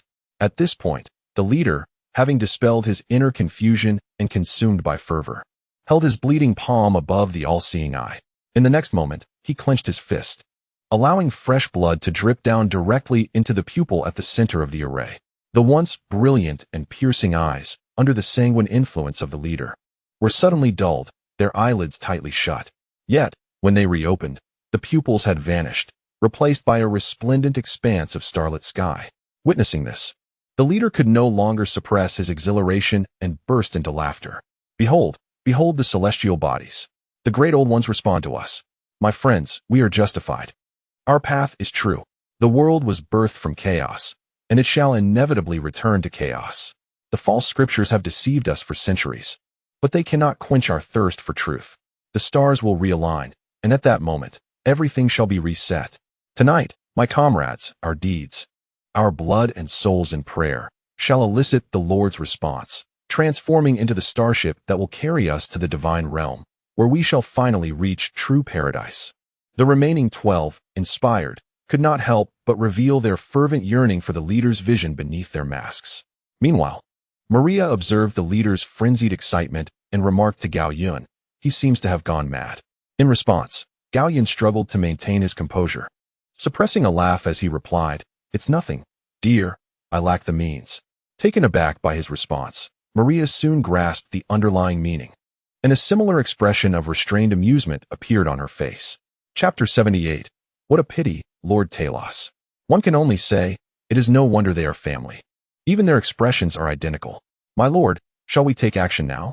Freddy inquired, revealing his steel claws as he gestured behind a robed figure. Likewise, the members of the malevolent spirit ensemble, having selected their targets, brandished their weapons, poised for action. They awaited Gao Yun's command to unleash a torrent of strikes upon their adversary. Seeing the spirited resolve of his comrades, Gao Yun expressed his satisfaction. "No, Freddy, hold on for a moment. The time is not yet ripe."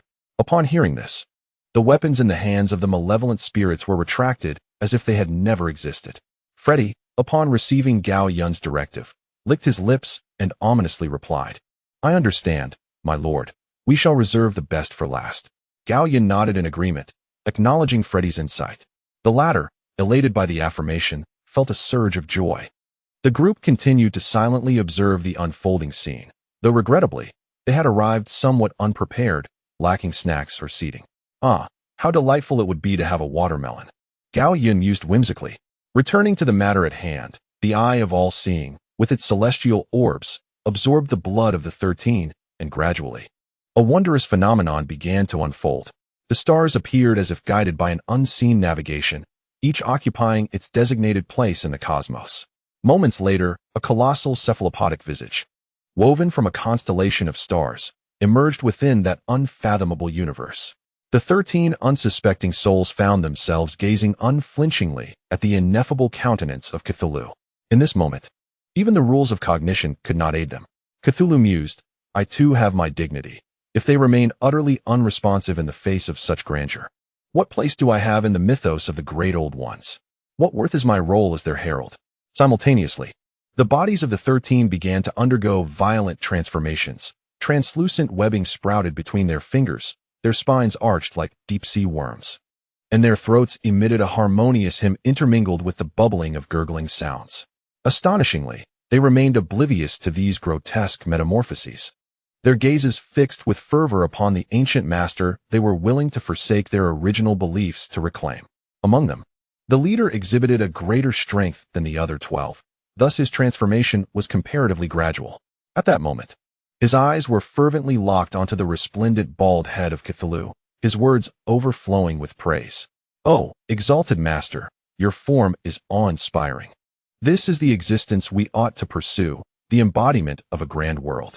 However, just as the leader extolled the greatness of Cthulhu, his waterlogged voice suddenly froze, ceasing to produce the bubbling sounds. This was due to the central eye of the ritualistic circle quaking violently. The cherished visage of Cthulhu began to crumble, and the stars scattered like meteors across the cosmos. Meanwhile, the fortunate observer, Gao Yun, instinctively extended his hands, only to find a sudden weight in his embrace. As if something had materialized there. The sensation was soft, supple, and extraordinarily warm.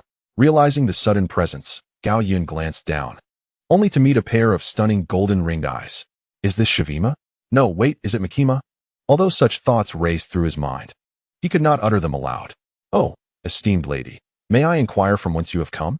In truth, Gao Yun had formed a rough conjecture regarding Makima's arrival, suspecting it was yet another instance of the cognitive laws of their universe at play. However, Makima did not respond to his inquiry. Instead, she buried her face deep into his embrace, inhaling deeply, and in a rather enamored manner, remarked, How delightful. Human, you possess an aroma so exquisite, one I have never encountered since my emergence from the depths of hell.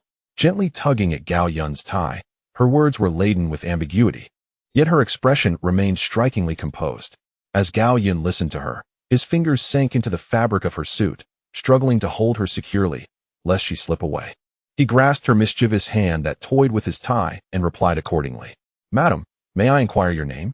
Allow me to introduce myself first. I am Talos. As for matters concerning taste and mutual understanding, we shall discuss them later. There are more pressing matters at hand. Would you not agree? Makima did not respond immediately. Instead, she gazed intently into Gao Yun's eyes, a faint, formulaic smile gracing her lips.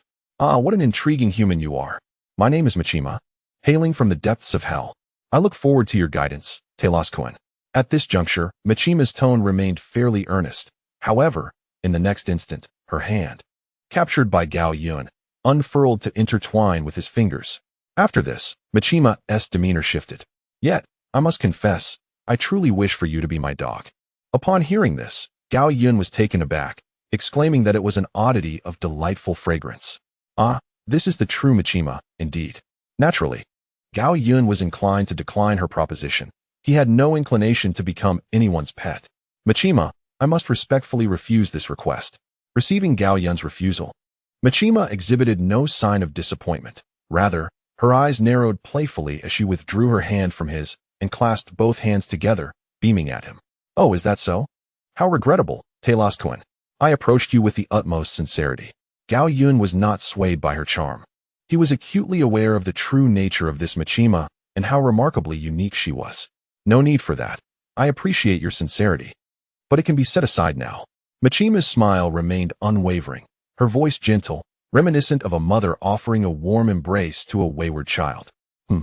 Is it not agreeable, Talos? Entrust everything to me, and I shall clear all obstacles from your path. Were Machima's words genuine? Perhaps, perhaps not.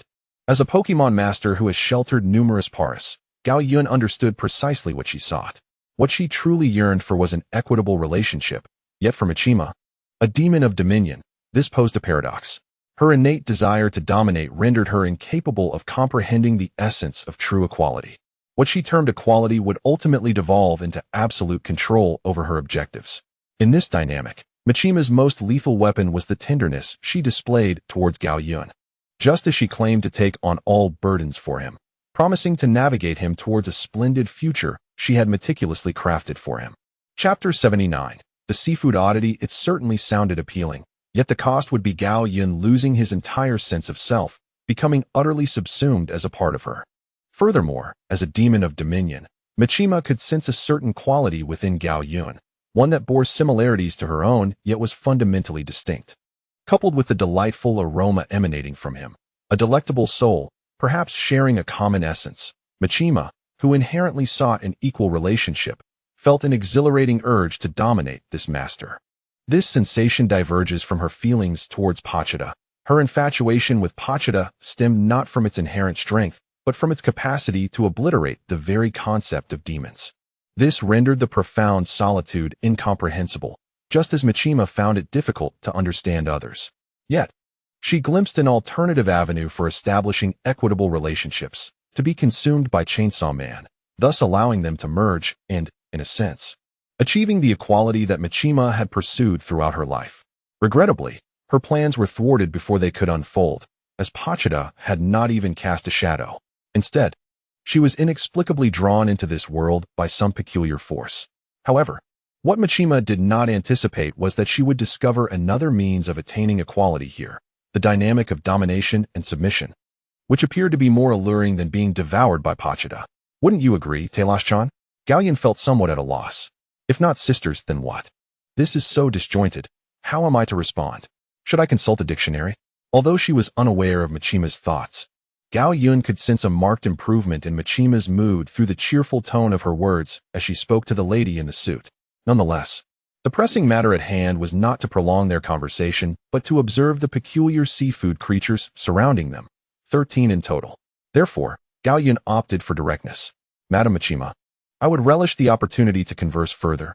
Alas, the seafood that grows in these woods is rather lacking in civility. My apologies, Talos-kun, for my abruptness. Formal discourse should be reserved for serious occasions. This setting is indeed unsuitable. Furthermore, I find it quite distasteful to be interrupted by ill-mannered mutts while conversing with a gentleman of your caliber. Thus, it is time to discipline these unruly canines. Wouldn't you agree, Mr. Talos? At this, Michima playfully tugged at Gao Yun's tie, only to retract her hands swiftly and voluntarily distance herself from him. As she descended from his embrace, she covertly attempted to exert her control over Gao Yun, but predictably, she failed. How amusing, Talos-kun, she remarked. Her dominion failed to elicit any sensation from Gao Yun, who was entirely unguarded. Quite simply, he had no need for defense. Her ability was straightforward. It allowed her to unconditionally dominate any being she deemed inferior. Yet, Gao Yun evidently did not fall within that category. If one were to inquire about Gao Yun's confidence, one need only refer to the system prompt. Task name: The Mysterious Ritual of the Old Covenant. Task type: Phase task. Task introduction: Phase 1 completed. Current progress: Phase 2. Final phase through the Master's diligent efforts. The true intentions of 13 individuals have been unveiled. Their original plan to summon the Eldritch Ones was abruptly interrupted by the sudden emergence of the Dominion Demon, Michima. Task objective: Phase 2 eliminate or contain Michima, or elevate her favorability to 100. Task reward: 5,000 points, a mysterious feast. Task hint: Michima is unable to exert dominion over the Master due to her subconscious recognition of being on the same level as him. Task objective: Final phase eliminate the 13 aberrant members of the Old Covenant. Task reward: 10,000 points. One instance of the Call of Cthulhu. Task hint: Though these 13 possess formidable strength, the power at the Master's disposal is more than sufficient to confront them directly. Failure penalty: none. From this information, Gao Yun understands that Michima's dominion cannot affect him, thus he has no need for defense. Furthermore, he has long contemplated why the 13 can only be eliminated rather than contained, having previously engaged in extensive discussions with Shao-Chi, the system, regarding this matter. Specifically, after the emergence of cognitive rule anomalies, a constant influx of debris has been directed towards Blue Star. Consequently, to safeguard itself, Blue Star instinctively influences the collective consciousness to manage this harmful waste. Upon awakening his past life memories and acquiring the system, Gao Yun's system acted as an intermediary, negotiating with the will of Blue Star.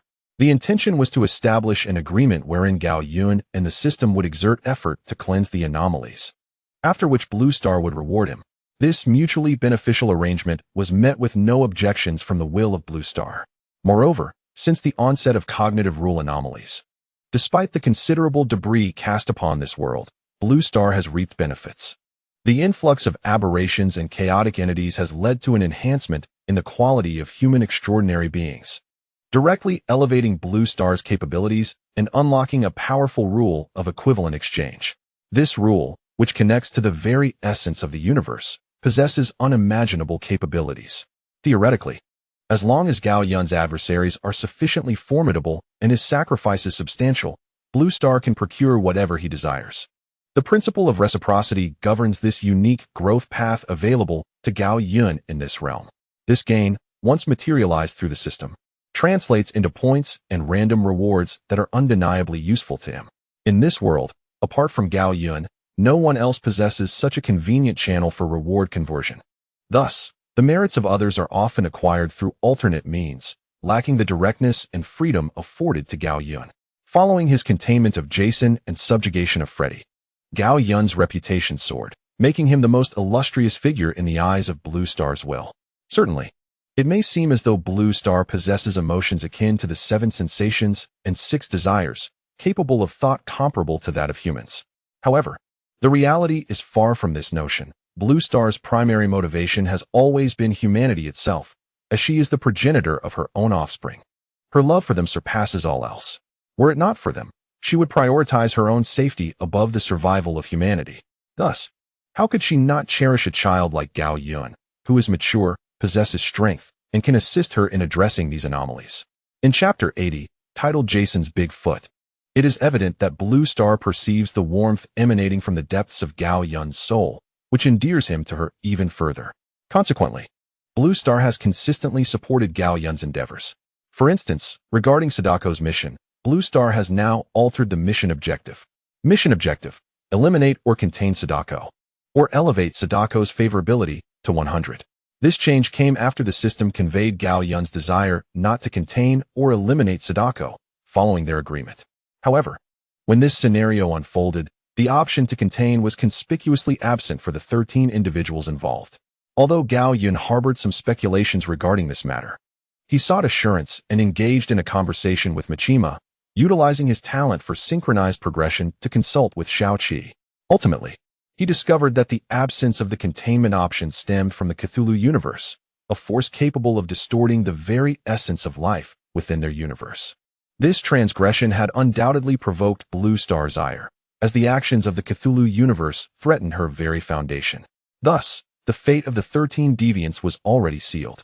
Given this context, Gao Yun graciously accepted the points offered. Just as he contemplated this, the restraints upon the leaders suddenly lifted, and his distorted body regained mobility. Upon realizing that the grand ritual to summon Cthulhu had been disrupted, he began to survey his surroundings in a fit of rage. The sound of shattering echoed as he let out a growl, his half-glassified fingers sinking deeply into the ground. Who dares to disrupt our sacred ceremony before the great master? Who? Thief, heretic, unforgivable. The leader, possessing extensive experience with supernatural phenomena, acutely sensed that someone had employed a certain ability to obscure their awareness of the surroundings. Filthy heretic, I can already smell the decay of your rotting soul. Rising to his feet, he suddenly tore open his scaled eyelid, which was peculiarly situated on his forehead. As dark crimson blood seeped into the newly emerged third eye, it became the true eye gained from the vision of Cthulhu's visage, capable of piercing through the mists and revealing the truth. You thought you could hide in the shadows? I see you. The eye of truth suddenly focused on the location of Gao Yun and his companions. The leader's vision, distorted by cognitive impairment, instantaneously cleared, revealing the individuals concealed beneath Nyatsi's power. Thieves, you vile obstructors of sacred evolution. With half-glass-like fingers trembling with a deep-seated hatred, the leader pointed towards Gao Yun and the others. Gulyalu, I see you. ants hiding in the crevices of cognition. A chilling, shrill screech erupted from the leader's throat, reminiscent of torn vocal cords mingled with the vibrations of fish gills. You have no comprehension of the monumental achievement you have interrupted. This shattered path to ascension shall be repaid with your eternal suffering. Yet, in the face of this grotesque entity, neither human nor ghost, Gao Yun merely smiled and uttered a simple command: attack. The long-awaited signal ignited Jason and his companions, their eyes glinting with ferocity, eager to devour these sea creatures. In the next moment, Jason launched a kick towards the leader's fish-like head with an unimaginable speed. The sound of a violent impact resonated in the tranquil forest of Raccoon City in less than a second. Yet, the leader crossed his arms before him, miraculously blocking Jason's foot. It is noteworthy that while Jason did not exert his full strength, this kick was not one easily withstood. However, the leader, now grotesquely transformed into a Cthulhu spawn, was far from his former self. His hideous body and twisted soul had conferred upon him unparalleled physical prowess and bizarre special abilities. Nonetheless, Jason's kick was not without effect. The scales on Levi Amer's arms shattered and fell away under the immense force. The slippery, mucus-like membrane resembling fish skin was reluctantly exposed to the world, having lost the protection of its scales. Following Jason's strike, Levi wasted no time in retaliating. His bones partially softened, allowing his joints to bend in unpredictable ways, rendering his movements difficult to foresee. Consequently, Levi tightened his grip around Jason's neck, while venomous, sharp bone spurs erupted from beneath his scales, piercing Jason's flesh. Simultaneously, Levi's protruding spine acted like a living creature, lunging towards Jason's head. In this moment, Jason appeared as if trapped, with no escape in sight, resembling a withered skeleton from a grave. However, Jason's innate combat instincts were not to be underestimated. Just as Levi was about to make contact with his vulnerable skin, Jason's gaze shifted, and with the successful activation of his teleportation ability, his figure vanished from Levi's embrace. Levi, still reeling from the sudden turn of events, felt a wave of weakness wash over him, followed by the sound of a blade piercing flesh. Levi found himself devoid of the luxury to ponder the unfolding events, nor could he afford to dwell on the physical agony he endured. He was acutely aware that in battles of this magnitude, every fleeting moment of contemplation bore the weight of peril. In the clash of masters, victory could be claimed in the blink of an eye. Thus, with his spine fully activated, Levi lunged toward the trajectory of Jason's descending blade. He understood well the monstrous combat instincts of Jason, which could potentially render his attack futile. To safeguard his position, Levi's gill-like neck emitted an unanticipated, high-frequency shriek as he inhaled and exhaled, a prelude to his assault. Jason and his allies, including Barb, who was engaged with other aberrations, were momentarily engulfed in dizziness. Their thoughts abruptly interrupted. The trio of one-eyed adversaries even found themselves bleeding from their ears as a result of the sonic onslaught. However, Jason remained largely unaffected. Facing an attack that had diminished in speed by 30%, he did not flinch but instead seized the advancing vertebra with a single hand. The formidable strength of his physique manifested in unimaginable ways. With a mighty pull, Jason yanked Levi's grotesque form to the ground with a resounding thud. The blade of the butcher, embedded within Levi, pierced through flesh and emerged grotesquely from his abdomen. Yet, Levi was no mere victim. The vertebra grasped in Jason's hand erupted into a flurry of sharp bone spurs, transforming Jason's palm into a porcupine-esque quill. Blood flowed incessantly, but unexpectedly. This only ignited Jason's ferocity. Chapter 81. What nonsense is this? I cannot comprehend.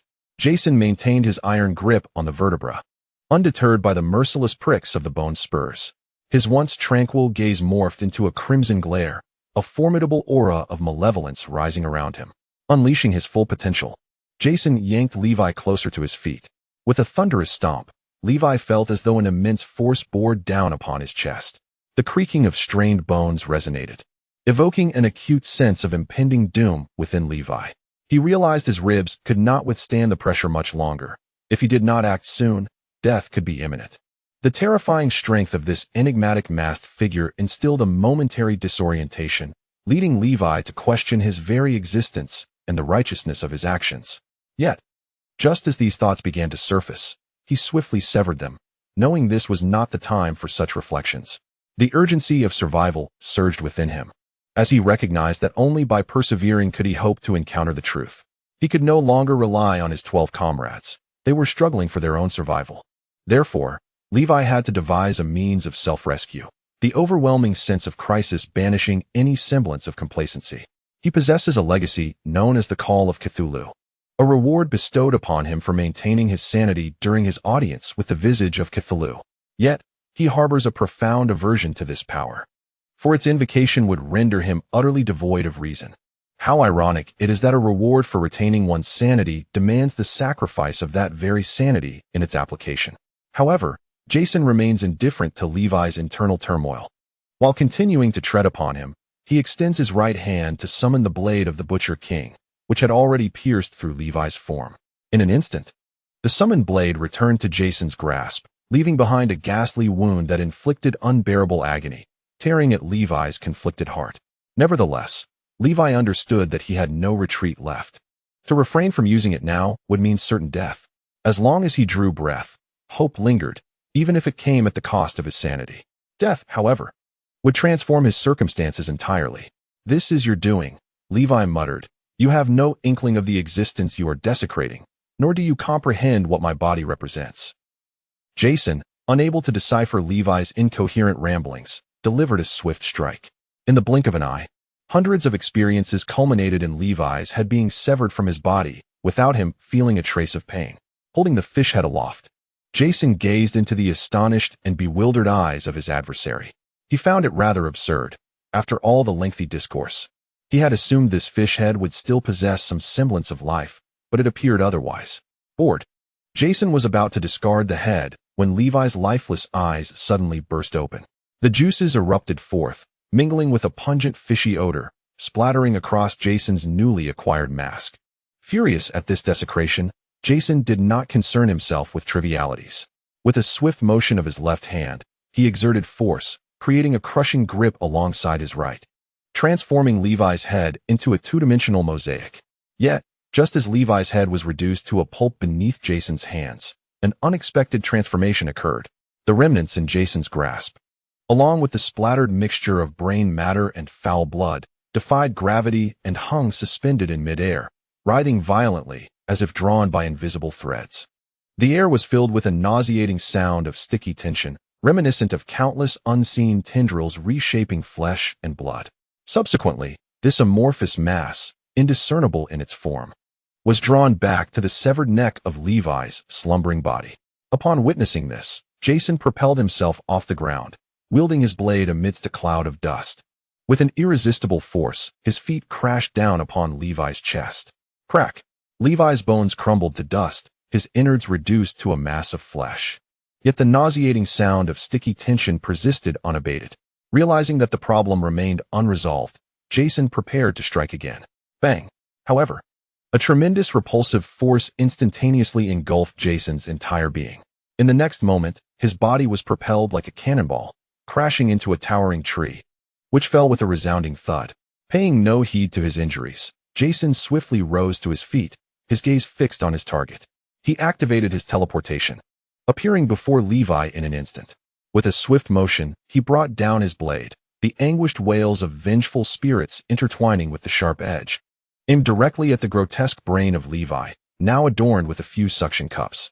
To his astonishment, Jason's strike encountered no resistance. The blade of the butcher effortlessly sank into flesh and blood. The eerie sound of adhesion abruptly ceased, indicating that Levi had likely succumbed entirely. Yet, Jason did not allow himself to relax. The spirits entwined with his blade were emitting restless howls. These entities were known to prey upon the weak and avoid the strong. Their unsettling cries suggested that Levi's demise was not yet complete. Just as Jason prepared to take further action, a piercing shriek, targeting the mind and affecting the soul, erupted from the mass of suction cups that had ceased its movement. Jason felt a momentary haze envelop his mind, and then, with alarming rapidity, Levi's lifeless brain and body began to swell, regenerate, and transform before his very eyes. A gurgling sound, deep and reminiscent of the currents of the abyss, emanated from the morass of flesh, infused with inhuman rage and utter madness. In mere breaths, Levi's form reshaped into a colossal, grotesque creature, towering nearly 3 meters. Its body was composed of pallid flesh that perpetually dripped with mucus, its surface riddled with irregular, bloodshot, bulging fish-like eyes. The original head had been replaced by a frenzy of dark red tentacles, each armed with suction cups, wildly thrashing about. Its lower half was no longer legs, but rather multiple thick, octopus-like appendages supporting its immense bulk. The left arm had undergone a grotesque transformation, elongating into a 7-segmented, retractable coral whip, its surface perpetually exuding viscous secretions. Each segment was embedded with a rotating fish eye, culminating in a spiral drill resembling a nautilus, brimming with ringed teeth. The right arm was entwined with 13 translucent tendrils, each adorned with luminous star-shaped suckers at their tips.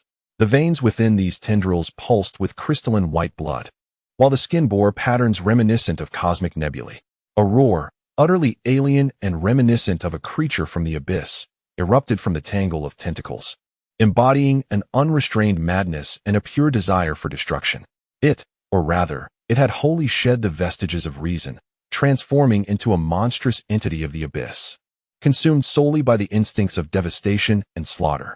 Its multitude of eyes locked onto Jason, the slayer of its former self, and with a surge of power, all tentacles and appendages lunged forth, propelled by the stench of blood and an overwhelming hatred, crashing towards Jason like an out-of-control freight truck.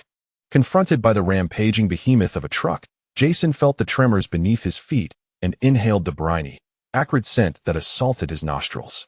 Unfazed, a glint of determination flickered in his masked eyes. Chapter 82. The love of family. As Jason prepared to dart behind the monstrous vehicle, it was the deranged Levi who would pay the price for losing his sanity, with no connection to the new Levi. Indeed, the so-called Cthulhu's call was, at its core, a nefarious pact. The essence of this agreement was that upon Levi's consent to accept this so-called reward, it signified that his soul would be devoured by the many-eyed entity hailing from the abyss. His essence would transform into sustenance for the abyssal creature, allowing it to emerge from the depths and be reborn through Levi's corporeal form. This was the reason behind Levi's grotesque transformation, for this body was never truly his. As for the alleged Cthulhu's call, it was nothing but a counterfeit, a treacherous snare laid by the abyssal entity. Why then did Levi receive a false reward after encountering the visage of Cthulhu? This was intrinsically linked to the entity's innate abilities. The multitude of eyes bestowed upon it the power to penetrate rituals and seek suitable candidates for contracts or sacrifices. This ability could even desecrate rites associated with the great old ones and outer gods, both of which were favored by the many-eyed creature. Any soul that managed to retain its sanity within such rites was, without exception, a rare gem. A soul like Levi's was a coveted prize for the many-eyed beings, akin to the effect of consuming a potent elixir. But were they not fearful of being discovered? Not in the slightest, for in the eyes of such beings, both they and humanity were mere insects. The disparity in their hierarchies rendered them entirely indifferent. After all, just as no human cares for the skirmishes among ants, so too did the great old ones regard humanity. However, to claim that this contract was purely a deception would be an overstatement. Levi was acutely aware that the price he paid was the loss of his sanity. In a sense, the many-eyed entity was not lying. Once it consumed your soul, sanity would indeed be forfeited. Levi lamented, "How foolish I truly am." Moreover, the entity did not shirk from its obligations. It bore the weight of Levi's hatred and fury before his demise. This was not an act of nobility, but rather a facet of the contract itself. Returning to the matter at hand, the many-eyed entity shall henceforth be referred to as Levi. Thus, at the moment Jason was poised to vanish, Levi's grotesque arms, now adorned with gill-like resonating chambers at their joints, emitted a pulse capable of warping space itself. This pulse, silent and colorless, rendered the once fluid space sluggish and distorted. Consequently, as Levi initiated his countermeasure, an eerie, viscous sensation enveloped Jason, ensnaring the very fabric of his surroundings. As a result, his nearly instantaneous attempt to teleport faltered, failing to manifest in time. The most outrageous moment occurred when Jason, having regained his abilities, prepared to confront the monstrous creature armed with his vast combat experience. Just as he was ready to strike, his previously dormant teleportation ability activated unexpectedly after a brief delay. Caught off guard, Jason's robust form was propelled forward, crashing into the creature's grotesque, fish-eyed embrace. In this serendipitous moment, Jason had no time for contemplation. His instinct for battle surged forth, overpowering all else. As Levi's hands reached for Jason, intent on tearing him apart, Jason's arms surged with strength, wrapping around Levi's body like a hydraulic clamp. He transformed his masked head into a battering ram, forcefully striking the enormous eye on Levi's chest, a singular orb that starkly contrasted with the others. The viscous substance erupted in response, eliciting a chilling scream from Levi. Yet, much like Jason before him, this only ignited Levi's ferocity. His hand, resembling a tooth-filled drill, and the 13 translucent tentacles of his right arm momentarily hesitated before relentlessly resuming their assault on Jason, determined to reduce him to mere pulp. However, Levi's advance was ultimately too late. Just as his left drill hand began to whirl violently, gnawing at Jason's shoulder, his right tentacles ensnared Jason's neck. The monstrous strength poised to savor its impending victory. In that moment, the Slaughter Emperor's blade, which had previously fallen to the ground, surged forward, propelled by the anguished wails of its unwilling spirit, aiming for Levi's hands. Instinctively, Levi retracted his hands, granting Jason a fleeting moment to grasp the Slaughter Emperor's blade and leap back to a secure position. Yet, before Jason could make his next move, he realized, to his horror, that Levi had vanished from his sight. More accurately, it was not that Levi was absent, but rather that Jason's field of vision was now engulfed in illusions. His senses were distorted, and in the blink of an eye, even the phantoms before him dissipated. Jason felt as though he were an isolated island, unable to see, hear, or smell. All connections to the external world had been severed. At that moment, if one were to shift their perspective to reality, they would discover that all of Levi's eyes were fixated on Jason's position. The overwhelming power of his gaze invaded Jason's mind, deceiving his senses. Observing Jason standing motionless like a wooden post, neglecting even the gaping wound on his back, Levi's tentacles began to writhe with excitement. He recognized that Jason was within his grasp. With a surge of strength, Levi propelled himself towards Jason, poised to consume him. However, just as Levi raced forward, an unexpected pain struck his head, causing him to pause in confusion. Once again, Levi swiftly turned around, only to find a man clad in a black hooded garment, his face painted white with smoky makeup, menacingly striking him with a spoon. Just as he turned his head, one of his fish-like eyes was struck, causing Levi to lash out in pain, furiously swinging his arms towards the position where Jinosaki stood, vowing to crush him. However, absurdly, all of Levi's attacks passed right through Jinosaki's form, inflicting not a single ounce of harm. Buzz, buzz, buzz. Just as Levi prepared to seek another method to deal with this uninvited guest, a thunderous chainsaw roared to life, accompanied by the maniacal laughter of another individual. Ha ha ha. Brother, how does it feel? Isn't Grandma's spine particularly delightful to handle? What do you say, Grandpa? Look, our family just dismantled that hideous fish head into pieces at your hands. Yahaha. Bub, my brother, you have grown to be the finest butcher in our family. Buzz, buzz, buzz. Upon hearing his elder brother's praise, Bub joyfully tugged at Grandma's spine once more. The grandfather, with half of his mouth missing yet still alive, nodded in agreement in his own way as he lay atop the saw. Ugh, ugh, ugh. Chapter 83. A loving family. Ha ha ha. Bub, my brother, look. Even Grandpa can no longer resist the urge to sample this. What should we call it? Never mind. I'll ask the clan leader, Gao Yun, later. Oh, by the way, brother, please don't keep using your ribs to strike my temples. Levi's eyes, resembling fish, were fixated on Bub's incessantly chattering chainsaw. The saw itself was forged from Bub's torso, with pale ribs protruding outward like a railing. Inside the hollow chest cavity lay the head of his second brother, still incessantly chattering. The corners of his mouth stretched to his ears, and each roar of the chainsaw elicited an excited shout from him. Drool mingled with blood dripping from his chin, clearly indicating he had just enjoyed a lavish meal. As for the power source, it was none other than Grandma's spine. A series of yellowed vertebrae strung together, glistening like wax under the moonlight. Each time Bub pulled on it, the vertebrae emitted a crackling sound, reminiscent of an elder loosening their joints.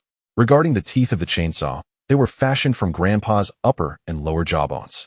His upper jaw, along with his head, rested atop the chain, while the lower jaw clung tightly to the chain below. Thus, in Levi's eyes, those sharp teeth appeared to sprout directly from Grandpa's mouth. No, It would be more accurate to say that upon closer inspection, one could discern some dark yellow stains on each tooth, unmistakably the result of Grandpa's long-term smoking habit. As the chainsaw roared to life, the gaping maw of the abyss unleashed a terrifying cacophony reminiscent of a dying cough. The frenzied shouts of the second brother intertwined with the unsettling crack of Grandmother's spine, creating a chilling symphony heralding the Sawyer family's return to the realm of the living. The chainsaw, drenched in the flesh and blood of kin, reverberated with the echoes of familial ties at every moment. It exuded a pungent aroma, a grotesque blend of cadaveric oil, menthol ointment, and rust, transforming into a living, howling instrument of death steeped in twisted affection. This was the essence of familial love, the profound bond of the Sawyer clan, and their most authentic manifestation.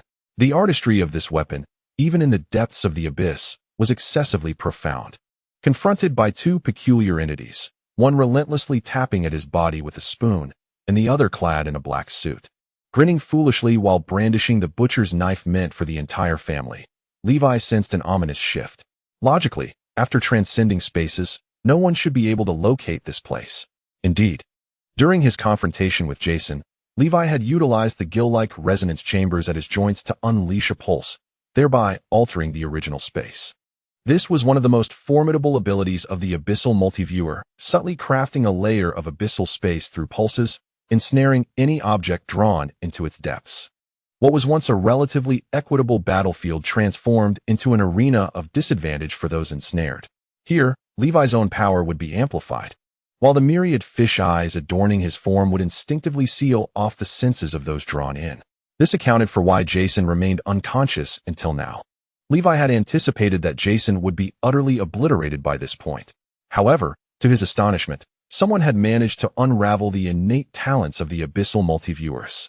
Not just one, but multiple individuals had breached the sanctity of what should have been a private abyssal layer, turning it into a public domain accessible to all. This perplexed Levi. It was not how things were meant to unfold. Yet, he was reluctant to dwell on the reasons any longer.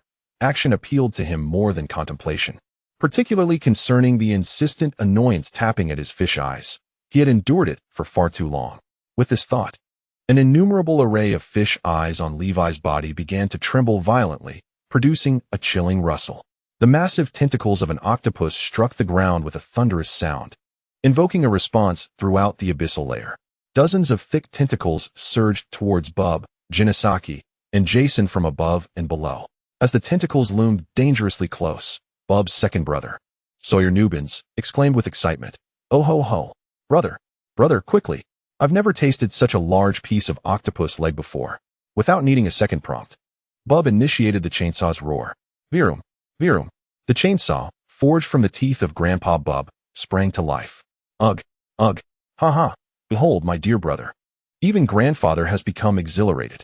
Quickly, let him savor the flavor of this peculiar octopus limb. Upon witnessing Grandfather's toothy grin, Nubins was filled with even greater excitement. Just look at that spirit. He truly is the finest butcher of our lineage. However, at that moment, elder brother Drayton, under Nubin's tacit approval, gently enveloped his incessantly laughing head with his own ribs.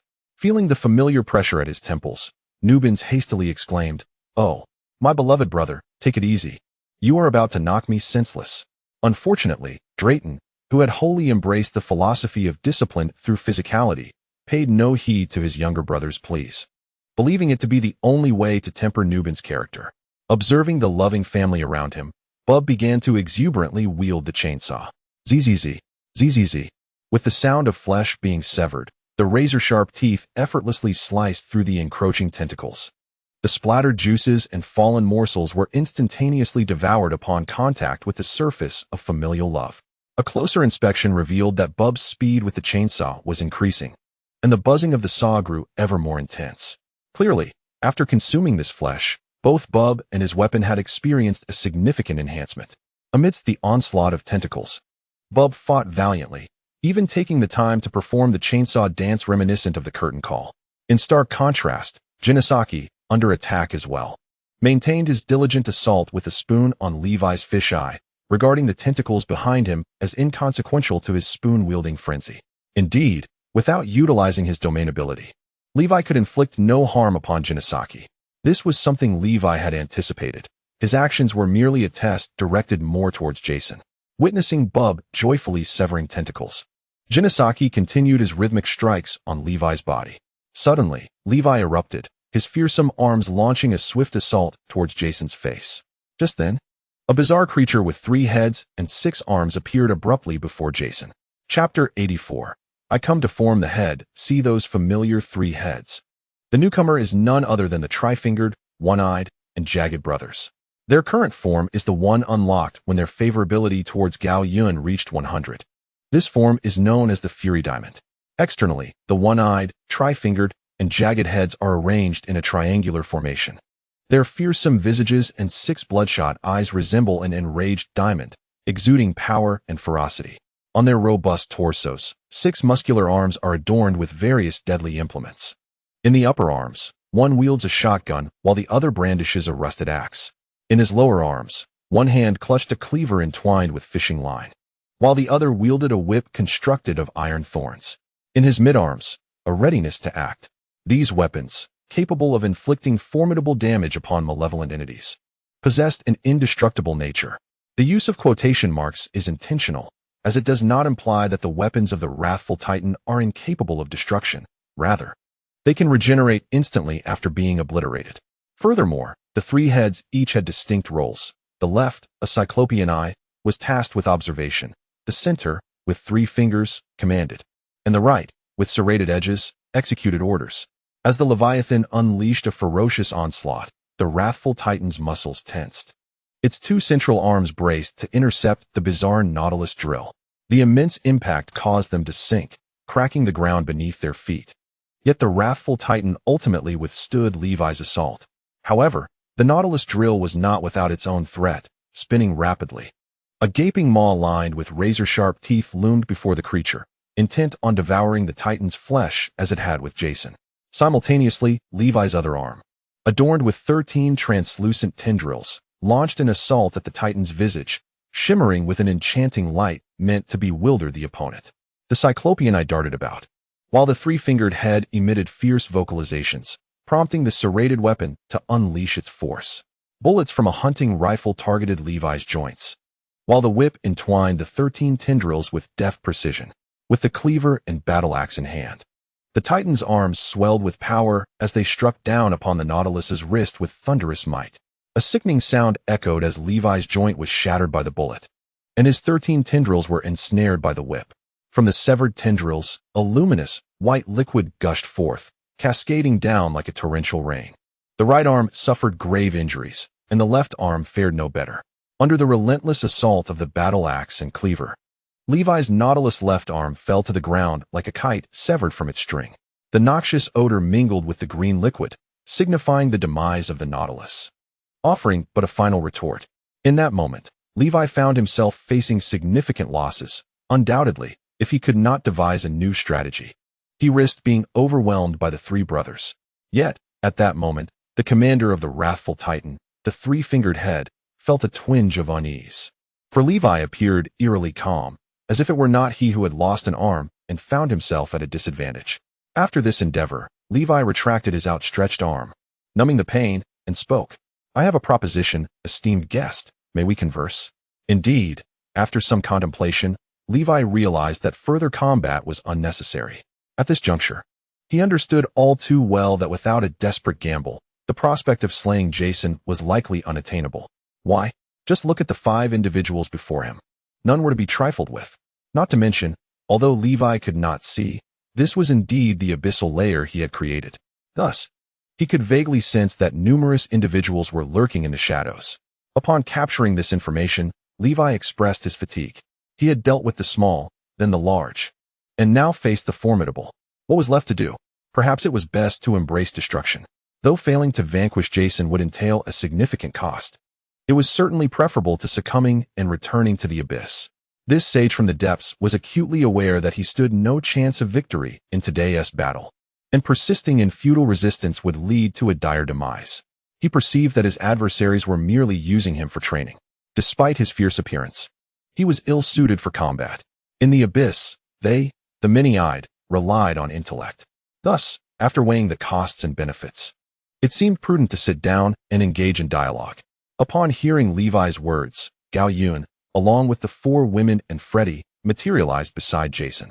A closer inspection revealed that Jason's injuries had inexplicably healed. Witnessing this scene, Levi felt a surge of relief regarding his choice. Initially, he had believed it was just the 2 of them, only to find a room full of individuals now. Honorable guest, I thank you for granting me this opportunity. Please allow me to introduce myself. I am Dorian Arlington, a member of the Many-Eyed Clan from the Abyss. Dorian's steady voice, imbued with experience, emanated from the suction disc beneath his head tentacles. Upon finishing, Dorian respectfully inclined his body towards Gao Yun's direction. This was a gesture of universal courtesy he had learned through the talents of the Many-Eyed Clan. Do not strike those who bear smiles, he remarked. And in response to Dorian's humble demeanor, Gao Yun replied with equal politeness. Greetings, Dorian. I am Tartaros Gao, hailing from the Blue Star. Suddenly, as Dorian was about to articulate further, he felt a sharp tap on his fisheye. Preoccupied with contemplating how to communicate with Gao Yun, Dorian had completely forgotten about the figure behind him. Esteemed Lord Tartaros, could you kindly request this hooded gentleman to cease his actions? I beg you. Dorian's posture was markedly humble. He was willing to sacrifice everything to avoid returning to the abyss. Thus, the mere act of lowering his stance was inconsequential. Observing Jinosaki, who continued to silently tap at Dorian's fisheye, Gao Yun struggled to suppress a smile. The contrast of the scene was too stark to resist laughter. Gao Yun's ability to maintain composure was indeed extraordinary. In response to Dorian's request, Gao Yun waved his hand. Jinosaki immediately ceased his actions and returned to Gao Yun's side. With the departure of the metallic spoon, Dorian finally found respite. His unscathed fisheye, unable to contain its emotions, shed tears. Dorian understood the weight it had borne. Thank you for your generosity, Lord Tartaros. Without further ado, I shall speak plainly, Lord Talos. I yearn for my life, and for that, I am willing to sacrifice everything. Dorian earnestly articulated his plea to Gao Yun. Observing the smile on Gao Yun's face, Dorian felt a flicker of hope. Perhaps he had acquiesced. However, the subsequent words from Gao Yun plunged Dorian's heart into despair. Regrettably, Mr. Dorian, our desires are fundamentally at odds. Though Gao Yun did not articulate it directly, Dorian comprehended the underlying truth. He sought his own life. The atmosphere instantly grew tense, and Dorian lapsed into silence. Yet, the restless movement of his fish-like eyes betrayed his inner turmoil and anxiety. It appeared he needed time to contemplate. However, the protracted reflection he had envisioned failed to materialize. After a span of several seconds, the frantic movement of his fish-like eyes settled back into a state of stillness. Clearly, he had made a resolute decision. Lord Talos, I